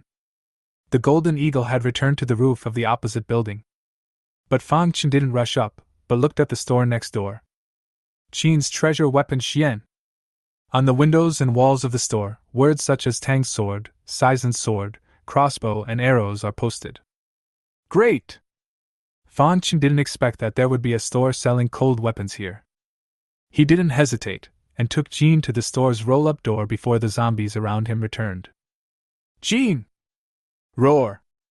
The fierce beast Vajra, and now he had become his fighter. The roll-up door made of stainless steel was punched through by it, followed by a large gaping hole that ripped through it like paper. Seeing that no zombies appeared, Fan Chen then walked in. Holy shit, so many weapons? Inside the store, the walls were made into weapon racks, and a wide variety of cold weapons were displayed. Knives, swords, and daggers are the most numerous of these. Open mountain swords, Tang swords, Japanese military swords, long swords, short swords, and Nepalese swords dazzled him. In addition to this, there are red-tasseled spears, iron clubs, and crossbows. Fan Chen waved his hand and said with great bravado, Little Jean, is there anything you like? Feel free to take it. Roar! With a look of excitement on his face, Xiao Jin immediately discarded the steel pipe from before and began to look for a weapon in his hand on the weapon rack. Fan Chen no longer cared about it, and slipped up with his hands behind his back. He knew very well that what could be placed on the shelves were usually ordinary goods, and real treasures would certainly not be placed so casually. Sure enough. As he stepped behind a screen, he saw a freestanding glass counter with a long, quaintly styled knife held in a wooden bracket. Chopper! Fan Chen saw the name and brief description about this blade on the nameplate. Cast in the Sui dynasty, the Tang sword in one of the 4 styles of the large horizontal sword, knife length of 3 feet 1 inch, 2 inches 3 wide, weighing 5 pounds 4 taels. It's actually an ancient sword! Surprise flashed under Fan Chen's eyes, and he couldn't wait to take it in his hands. The handle of the knife is warm and cool to the touch. The body of the knife is carved with a simple cloud pattern, the blade is sharp and scatters a cold aura, and there is a faint sound of the knife when it is swung quickly. Although he didn't know much about cold weapons, he knew that the horizontal sword was a weapon used by generals in battle to kill the enemy during the Sui and Tang dynasties. No frills, all about killing the enemy. It used to be said that ancient production levels were limited, and that forged cold weapons were certainly inferior to the products of today. This was something that Fang Chen agreed with. But don't forget, there are exceptions to everything. The forging process has a history of thousands of years in the Dragon Kingdom, and after countless generations of crystallized wisdom and experimentation, there are bound to be so many unusual masterpieces. This chopping sparrow right now was bound to be one of the masterpieces. Click! Just as he was admiring the chopping sparrow blade in his hand, there was a sudden rattling sound from behind him, followed by a gust of vicious wind coming at the back of his neck. Roar! Chapter 18, Class F Mutant Zombies. Fang Chen's perception was amazing, and the first thing he did after hearing the sound was to roll to one side. Bang! Wow! Not waiting for him to get up, the glass counter had been shattered. Fang Chen hurriedly looked up and realized that the one who had sneaked up on him was clearly a middle-aged male zombie with a sturdy physique. After the failed sneak attack, he was staring at himself dead in the face, as if he were a hunting wolf. He frowned, realizing something was wrong. He actually knows how to sneak attack? A normal walker should have roared out long before he made the noise, and this walker in front of him had held back. It was only when he was admiring the ancient sword that he launched a sneak attack. If his perception wasn't strong enough and his reaction fast enough, he might have been hit at this moment. That, coupled with the other man's emotionally charged eyes, says a lot. This walker has a brain. Did the zombies mutate too? Roar! Not giving him time to think, the male walker growled and lunged at him again. Fang Chen clearly felt that his speed was much faster than an ordinary zombie, and his movements were not stiff and very flexible. I'd like to see how good you are. Fang Chen no longer dodged, and the chopping sparrow in his hand chopped at his head. Cold awnings flashed, and the sound of a knife chimed. Roar! Just then, however, another black shadow pounced on him. Fang Chen couldn't dodge in time, so he had to forcefully twist his body to avoid the male zombie while his long knife chopped at the other figure in the same direction. Puffing. Everything was electric. Fang Chen quickly retreated backward after standing firmly. Only then did he see clearly that the black shadow that had just attacked him was a middle-aged female zombie. Couple of zombies? However, her head had already been chopped off by the chopping sparrow, and she fell to the ground and convulsed for a few moments before she eventually died. The male zombie hissed angrily from his mouth and stared at him grimly. They actually know how to cooperate! Fang Chen broke out in a cold sweat. After the male walker failed in his sneak attack, he intentionally drew his attention to himself, and then allowed the female walker to launch another sneak attack. Is this really something a walker could do? Roar! The male zombie let out an angry growl. However, just as Fang Chen set up his stance and waited for him to attack, he saw him suddenly charge towards the direction of the gate. Fontaine! You're not going to avenge your wife's death? Bah, slag walkers! Jean! Roar! Just as the male zombie was about to rush to the door, Xiao Jin suddenly descended from the sky, holding a silver-colored iron rod in his hand, and fiercely smashed it towards him. This zombie was strong, but it wasn't even close to an E-class King Kong. Bang! Puffing. The iron rod ruthlessly smashed into his body, and his body instantly shattered. Barta! Amidst the tainted blood and crushed flesh, a thumb-sized red diamond-shaped crystal fell out. One nucleus detected. Do you want to extract it? One nucleus detected. Extraction! As Fang Chen's words fell, the crystal cores of both zombies were obtained by him. He then pulled up his version of the property. Name Fang Chen. Grade E. Space for the Imperial Beasts, 1,000 square meters. Deed rolls 0. Number of nuclei, primary nuclei /7, red nuclei /2. Number of beast pets, 6. Reproduction time, 5 minutes. Other, red-colored crystal cores are born in F-class zombies, with an energy level 100 times that of primary cores. F-class walkers? Fang Chen's complexion was slightly cold. Just as he expected, the zombies had evolved as well. The good thing is that not the whole population evolved, only a small number of them seem to have. But even so, it's still scary. You know, the zombie base is huge. Even if there is only a 1 in 10,000 chance of evolution, it's still a scary number. Looks like it's time to get caught up on building the zoo enclosure. At this moment, Fang Chen had a great sense of crisis. He no longer lingered, putting the 2 zombie corpses, as well as all of his weapons, into the sentinel beast space. However, he leapt onto the roof of the opposite building. Rock, go home! Chirp! The golden eagle spread its wings and carried him back to the zoo. In the sightseeing area, the man with glasses who was nibbling on bread looked at the one man and one statue that fell from the sky with envy written in his eyes. What man wouldn't want to ride an eagle? Fan Chen put the golden eagle into the imperial beast space, and just as he walked to the entrance of the cafeteria, he saw the welcoming tiger and smiled as he stroked its head. The captain is back. Several guards and keepers were relieved to see him back safely. Li Yuanling walked out anxiously, her eyes filled with anticipation. Did you find the drugs? Found it. Fan Chen walked into the cafeteria together with Tiger and released a stream of medicines and implements that had been scavenged from the clinic. Looking at his means of taking things out of thin air, the crowd all revealed shocked expressions. It's a good thing none of them were stupid enough to inquire about anything. Everything you want is in there, take your pick. Yes. Li Yuanling rummaged through the pile of items for a few moments, found the required medicines and instruments to do the surgery, and hurriedly walked towards Lao Wu and Lao Li. At the moment, both of them were not in a good state and had fallen into a coma. Are you sure? Zhang Biao couldn't help but ask. Li Yuanling took a deep breath and looked grave. The wound has become inflamed and the fever has not subsided. I am only 50% sure. Take it easy, you can do it. Thanks.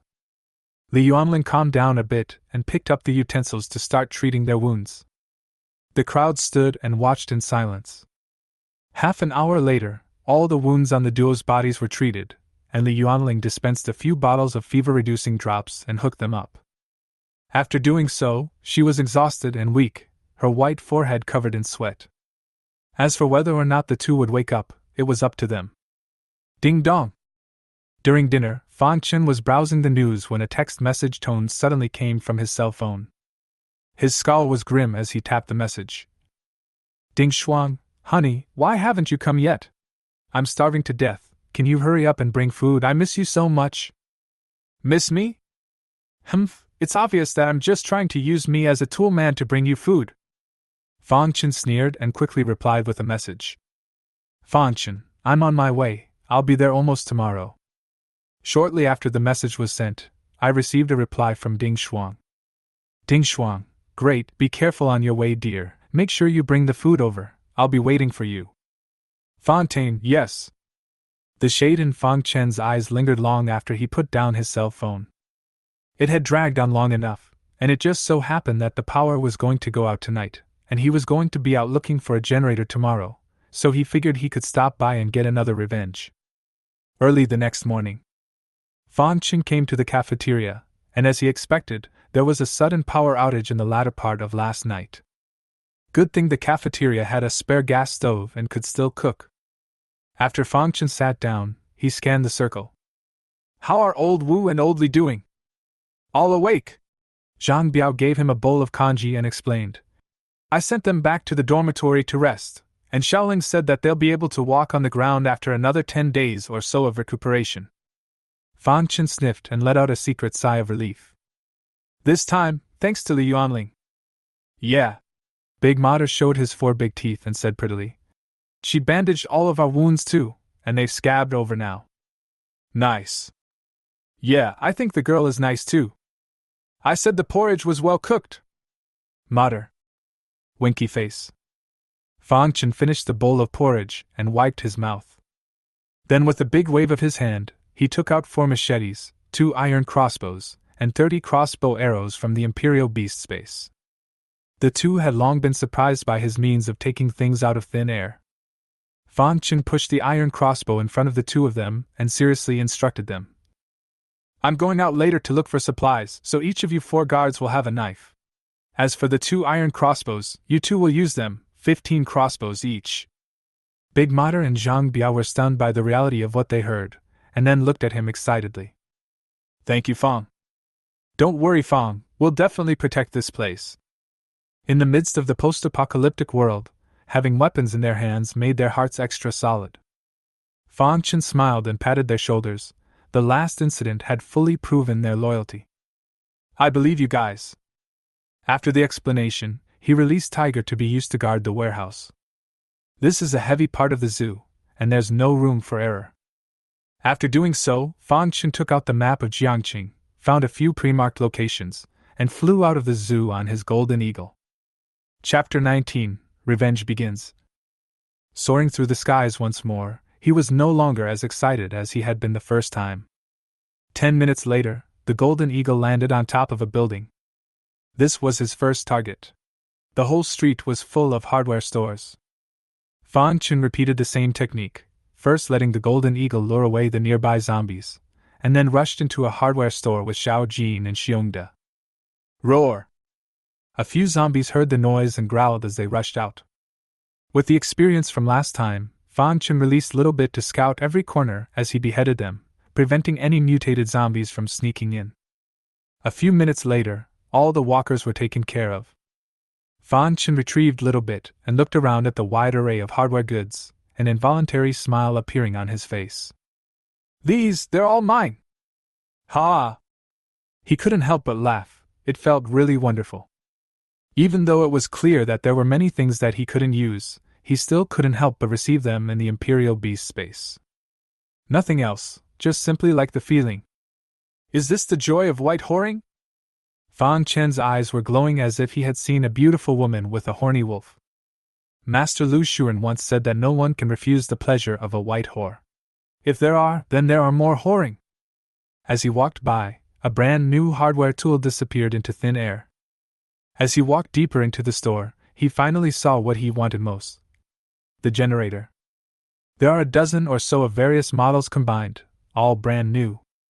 Fong Chen nonchalantly received it in his space, and then walked towards another hardware store, continuing to enjoy the pleasure of white whoring. Half an hour later, he finally left with the golden eagle in his heart. With the generator in place, the next thing to tackle was power, so his next target was the gas station. In the Dragon Kingdom, the last thing you need is a gas station. This one's just fine. Soon, Fong Chen sought out a gas station on the side of the road. After arriving at the underground oil storage room, he directly released Xiao Jin to uproot the tall oil storage tanks, and the whole thing was included in the space. When you leave, you take all the supplies from the convenience store with you. Just like that, Fong Chen swept through 3 gas stations in a row as he did before giving up. The Imperial Beast space is only 1,000 square feet, after all, and while it's not capped at the top, there are some things that don't lend themselves to stacked storage. Phew! It's time to get revenge! Fong Chen took out the map, and this place was not far from the KTV where Ding Shuang was. A cold smile appeared at the corner of his mouth as he rushed over on his golden eagle. Revenge, officially. Half an hour later, the golden eagle carried Fong Chen to the roof of the KTV where Ding Shuang was. Buckingham. This is an upscale club, and those who can come here to spend money are rich. Ding Shuang chose to spend her birthday here, not because she was so rich, but she intended to let Fong Chen be the wrongdoer. Now, Fong Chen had finally come to pay the bill. It's only been 3 days since the end times fell, so I hope you're all still alive. Otherwise, I'd regret anyone less. Looking at the lavishly decorated KTV at his feet, Fong Chen's mouth revealed a cold smile. Instead of rushing in, he picked up his cell phone and sent a message to Ding Shuang. Fontaine, I'm outside the KTV, what floor and what box are you on? Without waiting a moment, Ding Shuang's message was sent back.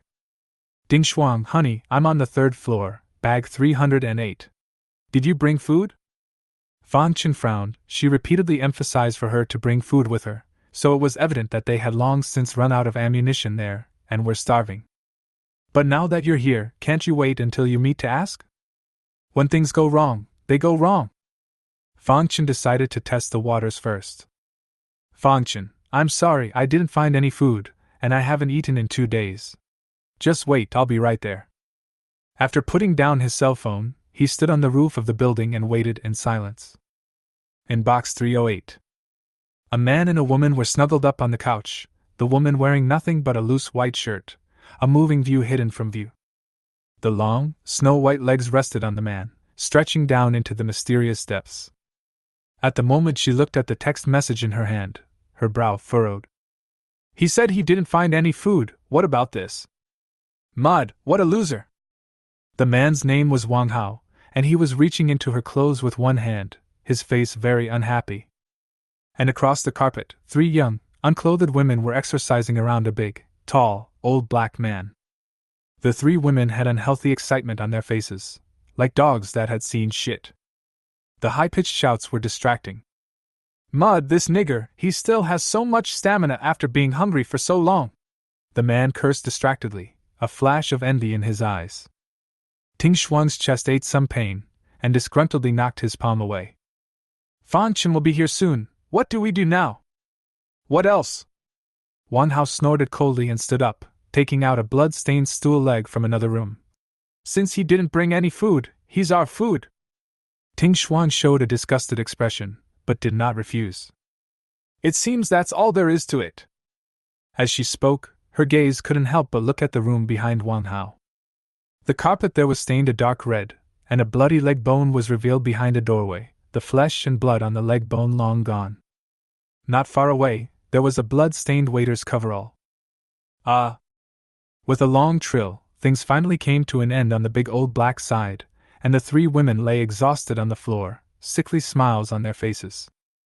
Wang Hao glanced enviously, then spoke loudly. Jack, it's time to get down to business. Goddamn positive 4? The big old black man spoke a mouthful of broken Longhua dialect, while his eyes roamed over Ding Shuang's body recklessly, and he didn't forget to lick the corners of his mouth. Wang Hao's brows furrowed, but in the end, he held back. He handed over the other table leg while explaining. Ding Shuang's boyfriend didn't bring any food, and in order to survive, we have to go after him. Oh bugger, more disgusting silver meat?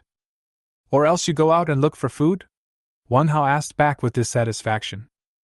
Oh, it's too dangerous outside, I still like it here. The big old black man took the table leg and didn't forget to remind him. Make sure you don't kill it this time, or else the person will rot before you can finish eating.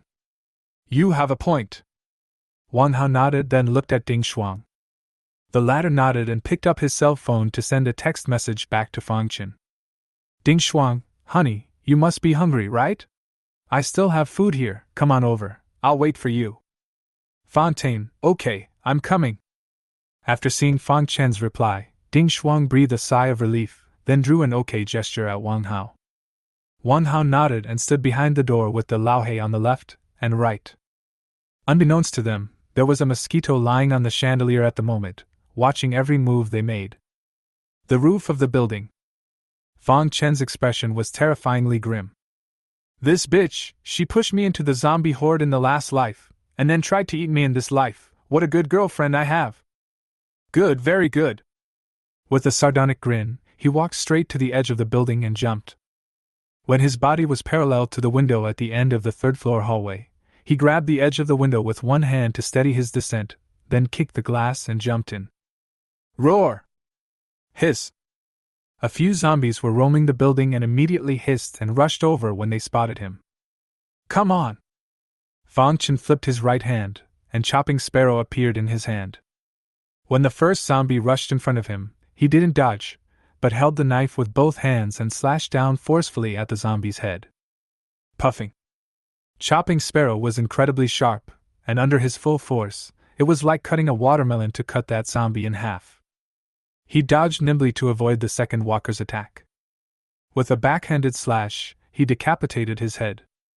Afterward, Fang Chen quickly walked toward box 308. Chapter 20, Barking for Food. Inside the 308 box, the crowd's expressions tightened.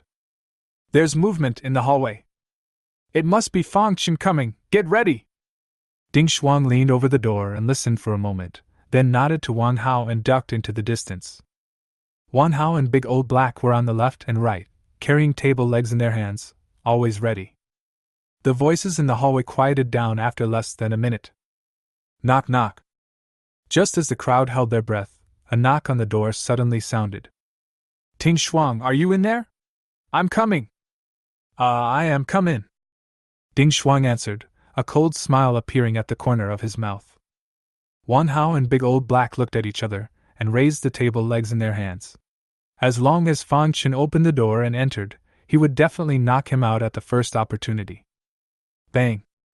As several people waited, a loud bang came and the wooden doors shattered, followed by a lanky gorilla barging in. Ah! Ting Shuang shrieked in shock and screamed in disarray at the suddenness of the scene. Wan Hao and large-sized Black were also startled and moved half a beat slower, and by the time they tried to attack again, it was all too late. Roar! Xiao Jin raised his leg at the big old black man, and the tall body immediately flew backwards, ruthlessly hitting the wall behind him. Wan Hao took the opportunity to slam the table leg on Xiao Jin's back. However, such an attack was no different from scratching an itch for Xiao Jin. Instead, this behavior completely enraged it. Only Xiao Jin grabbed Wan Hao's collar and violently threw it forward.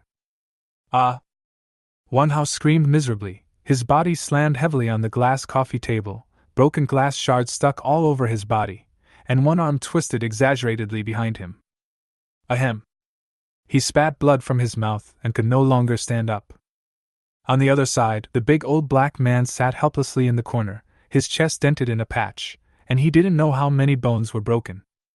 The good thing is, they're all still hanging on for dear life. Ah!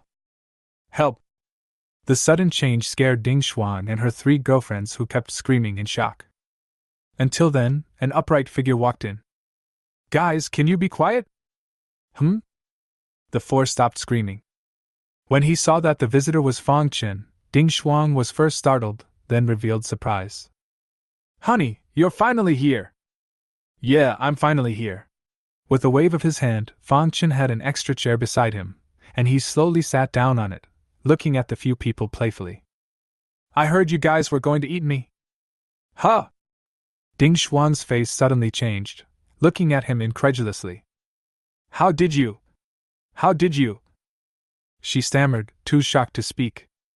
Fang Chen crossed his legs and looked at her with a leathery smile. Why, are you wondering how I know? Fang Chen, don't misunderstand. How could I possibly want to eat you? That was all Wan Hao's trick. I was trying to warn you, but he snatched my cell phone. Honey, you have to believe me. Ting Shuang flung herself at him, in tears. Her small face was pearly, looking sincere and aggrieved, and if Fang Chen hadn't seen her viciousness with his own eyes, he probably would have believed it. Unfortunately, he's not the big dork he used to be. Fang Chen leaned over and cupped her chin, his gaze playful. It's this time of the day and you're still trying to hoodwink me. Do you still want me to cooperate with you in a play? You! Seeing the cold aura under Fang Chen's eyes, Ding Shuang couldn't help but shiver. Having known each other for so long, it was the first time she had seen Fang Chen reveal such a look, finally realizing that the man in front of her had long since ceased to be the same man he once was. With this in mind, Ding Shuang began to beg for mercy. Fang Chen, please forgive me for the sake of our past love. I know I'm wrong. As long as you're willing to spare me, I'll do anything you want me to do. Do whatever you want. Fang Chen looked at her teasingly. Why didn't he realize she was this kind of goods in the first place? He looked again to his 3 girlfriends, who were cowering and shivering under a corner, and his heart pulled full of disgust straight away. It's true that things come in small packages. At first he had heard Ding Shuang say that these 3 girlfriends are very slutty, often 3 people serve a man, especially like Big Old Black. Now that I look at it, it's clear that she's in the same boat. His actions, however, caused Ding Shuang to misunderstand. You like our bodies, don't you? No problem, as long as you want, we'll serve you together for 4 times the pleasure. She expertly unbuttoned her shirt, and the other 3 girlfriends took the opportunity to crawl over to him. Fang Chen dodged backwards in disgust. Although they were quite good-looking, they weren't even in the same league as Song Xiaoyan and Li Yuanling. May I ask which person who has eaten bird's nest and shark's fin will still like stinky fish and shrimp? Well, since you guys are willing to do everything then. Fang Chen sneered, waving his hand when a tall iron cage appeared in front of him. This scene really stunned the 4 women. Get in there! Fang Chen's tone was undeniable. You! Ding Shuang looked at him in shock, then suddenly realized. So you like this kind? Well, we play with you. She pulled her 3 girlfriends into the steel cage. Without waiting for Fangchen to say anything, the 4 of them unannouncedly began to take off their clothes while posing in a variety of sexy moves. One BFF even got down on her knees and started barking like a dog. Woo! Woof woof woofed. Fangchen froze for a moment. The nausea in his heart could no longer be described in words. However, it fits the scenario. After all, the cage was one he had found in a hardware store for his dog. Looking at them like this, Fangchen felt that he could appreciate it. After all, he couldn't be this perverted on a regular basis. Jean! Roar! At his signal, Xiao Jin threw the dying De Lao He and Wan Hao into the cage as well. Fangchen took another lock from the Imperial Beast space and locked the iron cage. After doing so, he rubbed his stomach with a bad smile. Suddenly I'm a little hungry. With a wave of his hand, a table appeared in front of him, followed by copper pots, smokeless charcoal, hot pot base, beef rolls, fish balls, tripe and other items. These were the ones he had purposely placed in his space in case of emergency. One magical feature of the beast space was that any item would remain in its initial state no matter how long it was placed inside. The box of fatty beef, for example, is still in a low-temperature preservation state at the moment, so there's no need to worry about rotting or spoiling. In the cage, a couple of women saw these and their mouths watered. Fangchen, can you give me some to eat? I'm so hungry. Give me a bite too. Please. A few women looked at him blearily, with a look that really resembled a pet dog begging for food to eat from its owner. Let's see what you guys do. Fangchen took out another bottle of barrel water and dumped it in the pot with a thud, then lit the anthracite coal and unwrapped the boxes of ingredients. Several of the women were immediately energized, and did not spare any effort to perform the various actions. Woof! Woof! Dad! Daddy, my daughter wants to eat! Fangchen's palms shook and he almost dropped the hot pot base on the ground. Not long after, the water in the copper pot began to boil, and the red oil base gradually melted, giving off a rich aroma. Fangchen picked up a piece of tripe and shabu shabu, dipping it into the sauce and putting it in his mouth. Well. He pulled a long note, a look of enjoyment on his face. 7 parts true, 3 parts acting. Click. Still not feeling good enough, he took out another bottle of ice-cold soda and took a big gulp, not forgetting to bar his mouth. In the midst of the apocalypse, there's fondue, cold sodas, and a real-life show to watch. That's so damn cool! Chapter 21, Vengeance is Avenged. Fangchen was full of enjoyment as he ate hot pot and drank ice-cold cola, but the 4 women in the cage were craving mad. They were already lazy eaters, and at this moment, they were already hungry. The saliva in his mouth felt like an open valve, and he couldn't stop it. Even Wan Hao and Big Old Black, who were seriously injured, were wide-eyed, and the rich hot pot aroma even made them forget about the injuries on their bodies. Hoo-hoo! Thumbs up ho-ho! The 2 made muffled noises from their mouths, but unfortunately none of the 4 women were in the mood to pay attention to them right now, their eyes dead set on the copper pot. More beef! Fangchen fished out a large chopstick of fatty beef slices and dipped it in the bowl of ingredients, and when he lifted it up again, drops of the ingredients dripped down, which was incomparably tantalizing. Well, not bad, not bad! He chewed with a big mouthful of enjoyment. He then picked up another beef ball and looked at it in front of his eyes. No, not round enough! He threw it away in disgust. The beef meatballs landed on the ground and rolled a few times before finally coming to rest a meter or so outside the iron cage, the surface coated with reddish butter and spreading the aroma of meat. Mine! No taking it from me, it's mine! Fuck off, you fucking bitch, fuck off! The 4 women looked at the beef meatballs close at hand like addicts seeing a drug, reaching for them while shoving and hurling insults at each other. Bam, bam, bam. There was a banging sound coming from inside the iron cage, but it couldn't be touched. It was close, just close. Ding Shuang even turned her body and tried to hook it with her feet, revealing 2 big snow-white buns as her thighs stretched out of the iron cage. However, it was all in vain. The beef ball rolled farther away as it was hit by her toe. Ah, no! Fangchen, please help me, give me a bite to eat. I'm begging you. In the heat of the moment, she actually bawled her eyes out. Unfortunately, this move couldn't do the slightest bit of good for Fang Chen, who was still sitting there slowly and methodically eating the hot pot. It wasn't until the wine was full that he wiped his mouth and stood up. The short half-hour seemed like a century of torment for the people in the cage, worse than killing them. And this was exactly the effect that Fang Chen wanted. He walked over to the cage and crouched down to look at Ting Shuang's small, nearby face. "Do you know why I hate you so much, and know your plans, and can even take things out of thin air?" "Why?" Ding Shuang looked at him. This was indeed the biggest doubt in her mind.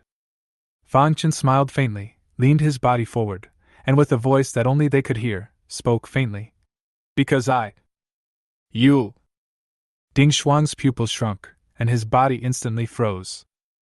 Without waiting for her to wake up from her shock, Fang Chen had already gotten up and left, kicking the table down as he neared the door. Items on the table spilled out all over the floor. The reddish charcoal under the copper pot landed on the blanket and immediately rose in charred smoke, which immediately turned into flames and burned.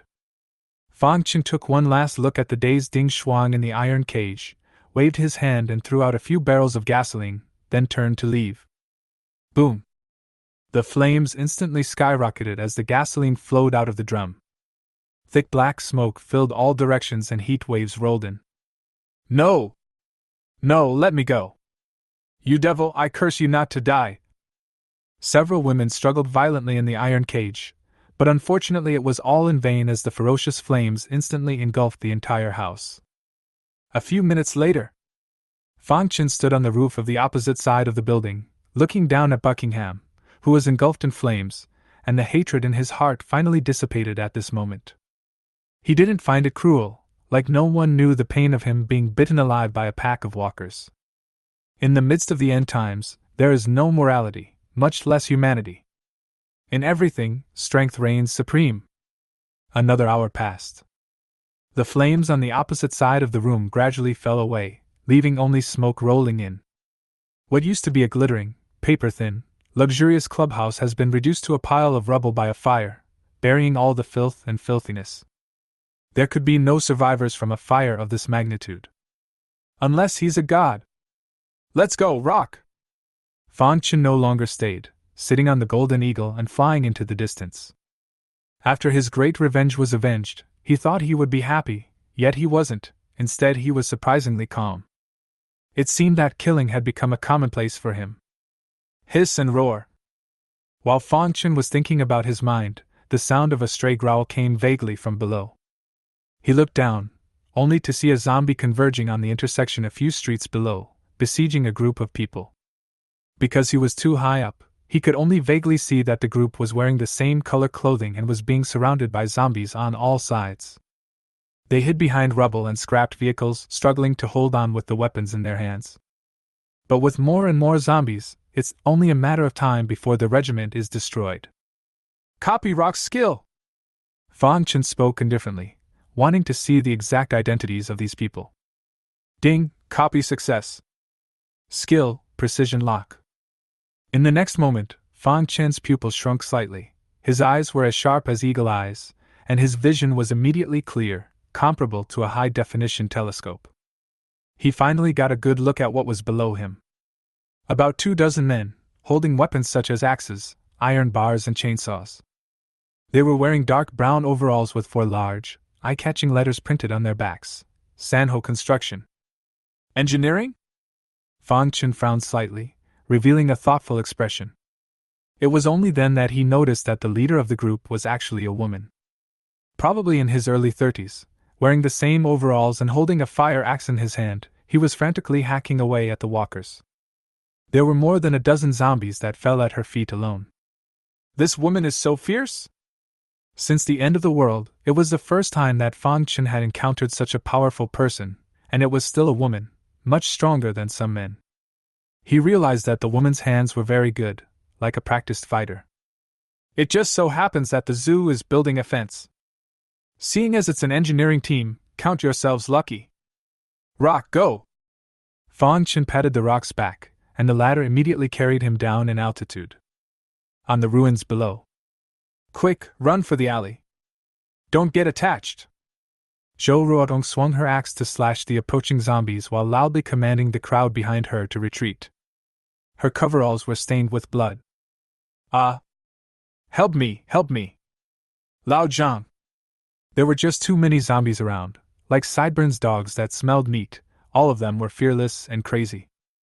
People were constantly being pounced upon by the violent impact. Everyone knew that once they were pounced upon by a walker, they would never have a chance to stand up again, and could only helplessly wail in agony. No one can save you because everyone is already on their own. Run, I can't carry it anymore! Zhou Ruotong shouted, anxiety written all over her eyes. At the moment, she felt the axe in her hand getting heavier and heavier, and her body was not as flexible as before, which was obviously a sign of exhaustion. Jesus, what the hell? Look at the sky, you guys! Hiss, what a big bird! In the midst of the chaos, someone suddenly shrieked loudly. On the wretched ruins, a huge black shadow quickly swept past. Zhou Ruotong subconsciously looked up, her small face abruptly startled. A massive eagle was circling above them in the blinding sunlight. And on the eagle's back, surprisingly, sat a handsome young man. Chapter 22, I'll take you. Fan Chen rode the rock and observed for a while, then came to the head of the crowd. Go to the back alley and I'll break your back. His voice was cold in indifference, cut and unquestionable. Zhou Ruotong didn't hesitate and chose to follow his words. Come on, follow me! She forced herself to fight, slashing the zombie in front of her with an axe before yelling at the others to run along with her toward the alley behind her. With her leading the way, the crowd finally stopped running around like headless flies. Seeing the zombies in hot pursuit, Fan Chen let out a cold snort and waved his hand as two black shadows descended from the sky. Bang, bang! Roar! Hiss! After Xiao Jin landed on the ground, a long silver-colored metal stick in his hand swung violently, smashing all the zombies that rushed over. On the other side, Bear curled up his body and turned himself into a huge black ball, rolling towards the zombie horde. Wherever they passed, the zombies were crushed into meat cakes. Facing its tough, thick skin and fur, the zombies could do nothing at all but growl unwillingly. One nucleus detected. Do you want to extract it? One nucleus detected. Extraction. Fan Chen hovered in the sky above, enjoying the pleasure of harvesting the crystal cores. Zhou Ruotong and the others didn't know what was happening behind them and didn't dare to turn around to look. They have only one thought now: run, run as fast as you can. Whoever falls behind will be eaten by the zombies. Finally, they ran as hard as they could to the end of the alley. There was no way forward. The crowd came to a halt, and some looked back in horror, but were surprised to find that not a single walker had come after them. What's the situation? Did that man just save us? He alone can stop that many walkers? What now? The crowd gasped for air while speaking in panic. In just a moment, the original group of more than 20 people was now left with only a dozen people. Zhou Ruotong was the only one who was still calm. She kept looking back with both curiosity and worry in her eyes. But for some reason, her heart trusted this youth she had never met before. Rest first, regain your strength. There was no rebuttal to her words, and the crowd breathed heavily. Time passes by. The crowd finally stopped panting violently, but their hearts were still pounding, for the danger had not left. Chirp! Just then, a hawk sounded. Huge black shadows cut across the sky above, and the crowd saw that the large eagle had just landed on the roof of a building to one side, and the youth was standing beside it. Seeing him return safely, Zhou Ruotong secretly breathed a sigh of relief. Little brother, have those walkers been solved? It's been lured away. Fan Chen leaped down from the tall building, immediately drawing a gasp of surprise from below. However, he was seen to be like an ape, utilizing the balcony and other raised areas, and landing easily after borrowing strength several times. Hiss! Oh my god, he can do light kung fu? Am I dreaming? The crowd sucked in cool air, and their gazes toward Fan Chen were filled with astonishment and incredulity. In their opinion, this is a plot that only happens in movies and television. Only Zhou Ruotong, who was in front of the crowd, revealed a thoughtful expression and was not as shocked as the others. Seeing Fan Chen walking towards her, she hastily collected her thoughts and revealed a smile. Little brother, thank you for just stepping in to save me. Let's dispense with the polite words. Fan Chen spoke indifferently, his gaze sweeping over her, revealing an undetectable surprise. The woman in front of her had upright features and a clear brow. Her hair was casually coiled at the back of her head, and her skin, although not as white as Li Yuanling's and Song Xiaoyan's, was not dark either. It was that healthy wheat color. Even in her baggy overalls, she still puffed out her chest. It can be seen that this woman has a big heart, and is by no means unusual. After a quick look around, Fan Chen directly opened the door and asked, "Do you guys know how to build walls?" Huh! Zhou Ruodong froze for a moment, not expecting him to ask this. Yes, of course I will. We're all migrant laborers begging for food on construction sites, and I'm their foreman, and building walls is the most basic skill. Very well. Fan Chen revealed a smile and continued. I can take you away and provide a shelter with food, but only if you promise me two things. Zhou Ruodong was overjoyed at her words. This was exactly what she was looking forward to. What do you need us to do? The shelter I was just talking about was damaged by the earthquake and much of it has broken down and collapsed. I need you to rebuild a higher, stronger wall to defend against walkers. After Zhou Ruodong heard this, she didn't hastily agree, but raised concerns. But wall building requires a lot of building materials and large tools, and it's hard to get those in this situation. Fan Chen smiled. You don't have to worry about these, I'll take care of it. Zhou Ruodong nodded thoughtfully. In that case, there's no problem, so what's the second thing? The second thing is... Fan Chen walked up to her with an aggressive gaze. The second thing is you. Me? I mean, your people belong to me. Zhou Ruodong's eyes widened. I, for one, belong to you? Zhou Ruodong stared wide-eyed, unable to believe that this was coming from the mouth of the youth in front of her, but the expression on the other party's face told her that he wasn't joking. Her face instantly reddened and her eyes flustered a bit. You mean? Yes, it's what you think. Fan Chen didn't beat around the bush and directly opened the door. It's already the end of the world. It's hard not to use all kinds of offerings like before the end of the world, and then another confession? Don't be ridiculous. We're all pretty busy. Zhou Ruodong bit her lip and forced herself to calm down. She's not a teenager anymore. Her husband died years ago and she's in huge debt. That's why she took over her husband's engineering team to make money to pay off her debts. At this moment, when she heard Fan Chen make such a request, her heart immediately beat chaotically, both angry, shy, yet with a few moments of joy and impulsiveness. For a woman in her early 30s who had been widowed for years, her physical needs were not much weaker than the upgraded Fan Chen. Like a wolf is not an exaggeration. Time is limited, have you thought about it? Fan Chen urged. Zhou Ruodong gave him a deep look, her full chest rose and fell violently, and after taking a few deep breaths, she finally made up her mind. I promise you, but... She took the opportunity to add. You are not to break your word, and you must take us safely away. I'll do what I say. Yes. Zhou Ruodong gathered her courage and stopped panicking. The conversation between the two was not heard by the others, who were currently looking at them with curious faces, waiting for the results. Fan Chen smiled and looked around Zhou Ruodong to the crowd. Now I want you to take off your clothes and check each other's bodies. If anyone is bitten, tell me immediately, no hiding.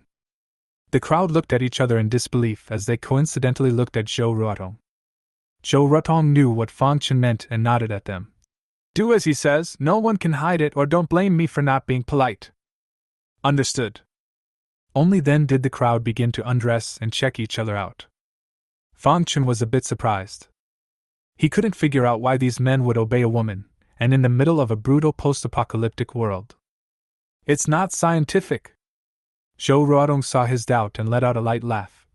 They were all brought out from the countryside to work, and I've been the one who's been taking care of them all these years, and what? I won't tell you for a while.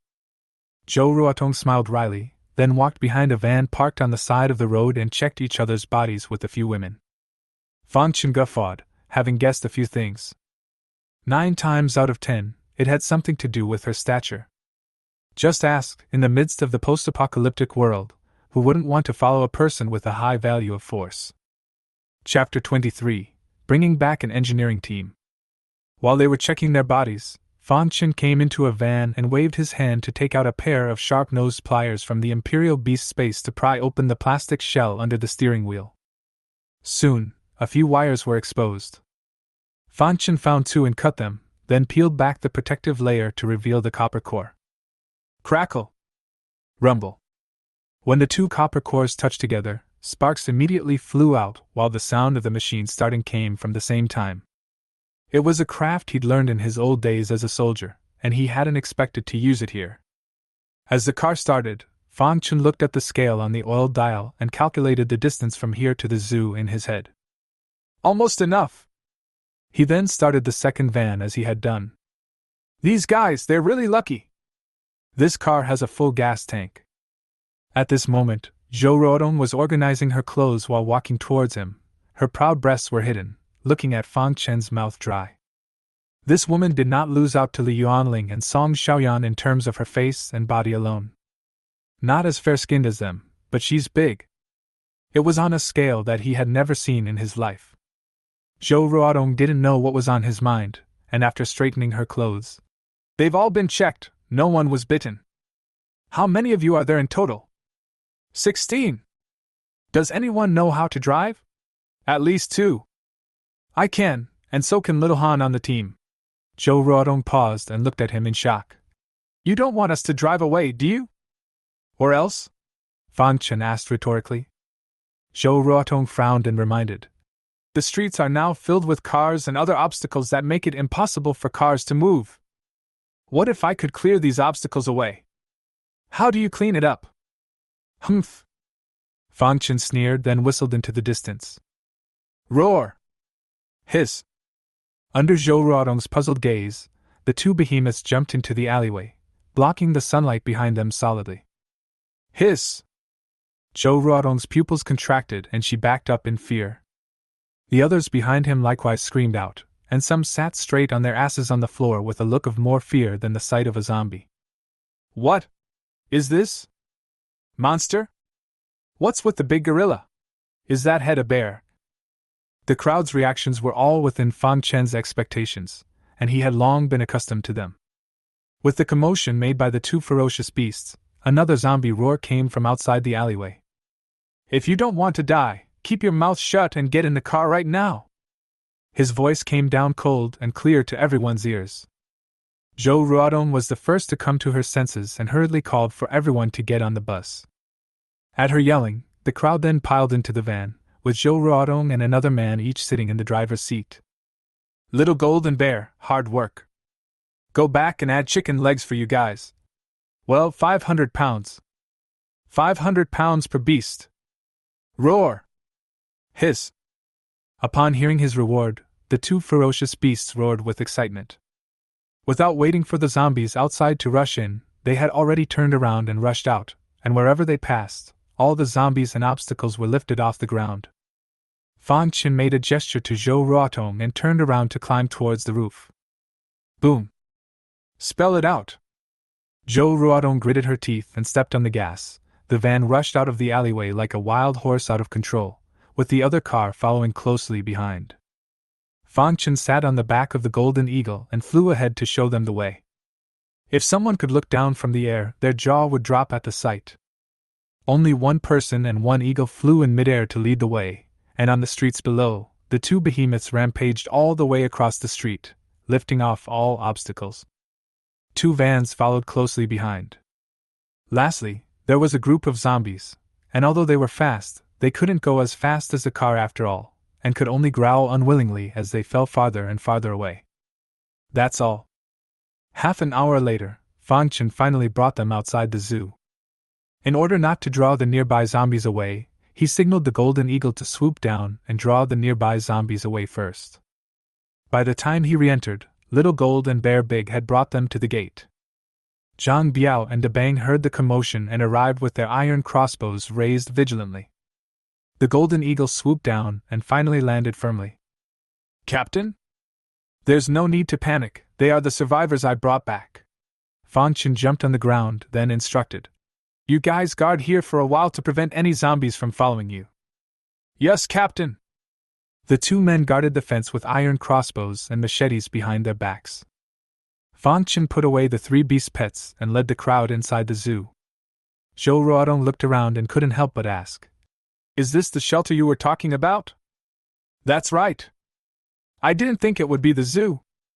The square was noncommittal, leading them to the open space in front of the office building. "There's a lot more you didn't expect. Why don't you guys rest here for now and I'll go get you some food and water?" "Thanks." Zhou Ruodong opened her mouth in surprise. They hadn't eaten for a long time. Fang Chen nodded and turned toward the warehouse. Not long after, he walked back with fresh water and several large bags of dry pasta, bread, ham, sausage, and other food items. Before the end times, these were known as junk food. But now, it was simply delicious to those who had been hungry for a long time. After receiving Zhou Ruodong's permission, the crowd scrambled to grab the food first. Thank you so much!" As the crowd wolfed down their food, they did not forget to express their gratitude to Fang Chen. Fang Chen nodded. He saw simplicity and sincerity on the faces of this group of migrant workers, something that was rare and precious in the end times. When Zhou Ruodong went to get food as well, she was stopped by him. "Go eat in the cafeteria, it's ready over there." "Huh!" Zhou Ruodong was stunned. "Go!" Fang Chen pulled her towards the cafeteria while explaining. "The cafeteria didn't know I'd brought so many people back, so they didn't bring their share, but an extra pair of chopsticks for you is still enough." Zhou Ruodong looked back at the others with some embarrassment and whispered, "I'm going to eat alone by myself, that's not good, right?" "There's nothing wrong with it, and I wouldn't have saved them if it wasn't for you." That's fine." After hearing Fang Chen's explanation, Zhou Ruodong felt much less guilty. One did agree to his terms in the first place, partly to save everyone. The two of them could smell the rich aroma of the dishes before they even got close, and Zhou Ruodong's stomach rumbled uncontrollably for a few moments, instantly causing her small face to turn slightly red. As they ate, a couple of security guards looked at the extra pretty woman with bad grins on their faces. Big Mater scowled at Fang Chen for a while. "Captain, won't you introduce us?" "Those people outside are from a construction team, she's the foreman," called. Fang Chen's tone lurched and looked at Zhou Ruodong. "Haven't asked you what your name is yet?" Zhou Ruodong hurriedly stood up and politely greeted everyone. "Hello everyone, my surname is Zhou, my name is Zhou Ruodong. It's fine to call me Xiao Zhou or Ruodong, please take care of me if I've caused trouble for everyone." No trouble, no trouble." Mater hurriedly waved his hand, his gaze unobtrusively sweeping over her chest. Then he secretly gave Fang Chen a thumbs up. As expected of a captain, his vision is poisonous. Fang Chen glared at him and picked up his rice bowl. "All right, hurry up and eat." Seeing everyone move their chopsticks, Zhou Ruodong then picked up her chopsticks. Having been starving for a long time, she finally had a mouthful of hot rice. With a mouthful of braised pork, a look of happiness immediately appeared on his face. "It's so good. You know it's the end times, everyone is starving. It's like a dream to have such a hearty meal here." After lunch, the table was a mess of cups and plates. Zhou Ruodong leaned back in her chair and comfortably touched her bulging stomach, unable to resist a burp. This scene really made everyone laugh. A blush instantly rose on Zhou Ruodong's cheeks, and she couldn't wait to find a crack in the ground. "My God, how humiliating!" Fang Chen stood up and relieved her at the right time. "Let's go out and skate for food, I just happen to have something I need your people to do."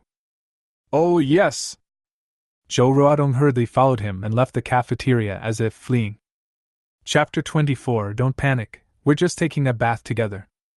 In front of the office building, the migrant workers had already eaten and drank their fill and were sitting under a corner to rest, and stood up when they saw them.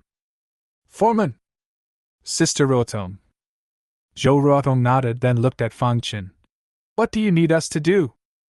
"Help me install a couple generators."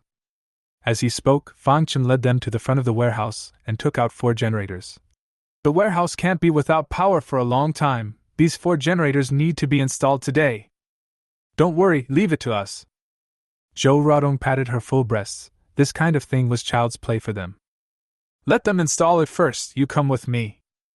Fang Chen and the others left behind a large pile of tools before heading off into the distance. Where else? Zhou Ruodong's heart suddenly tensed up. He would not want to now. The blush on her cheeks rose again, and after some hesitation, she finally gritted her teeth and chased after him, revealing an expression of giving up. However, after walking for a while, she realized that Fang Chen had led him to a cracked and collapsed wall. The collapsed area had been sealed off with wire mesh, boards and such. Zhou Ruodong's eyes flashed with suspicion. Does he want to be here? See? Fang Chen suddenly spoke. Huh? See what? Zhou Ruodong was taken aback and was a bit unresponsive. Fang Chen frowned slightly, then raised his chin at the collapsed wall. The original wall was severely damaged and not high enough. I want you to rebuild a new wall. Oh, I see. Zhou Ruodong hurriedly nodded her head, her heart secretly relieved. Luckily, he's not that kind of guy. Fang Chen didn't know about her inner drama and said as he walked forward. I need to build a fence at least 3 meters thick and 20 meters high.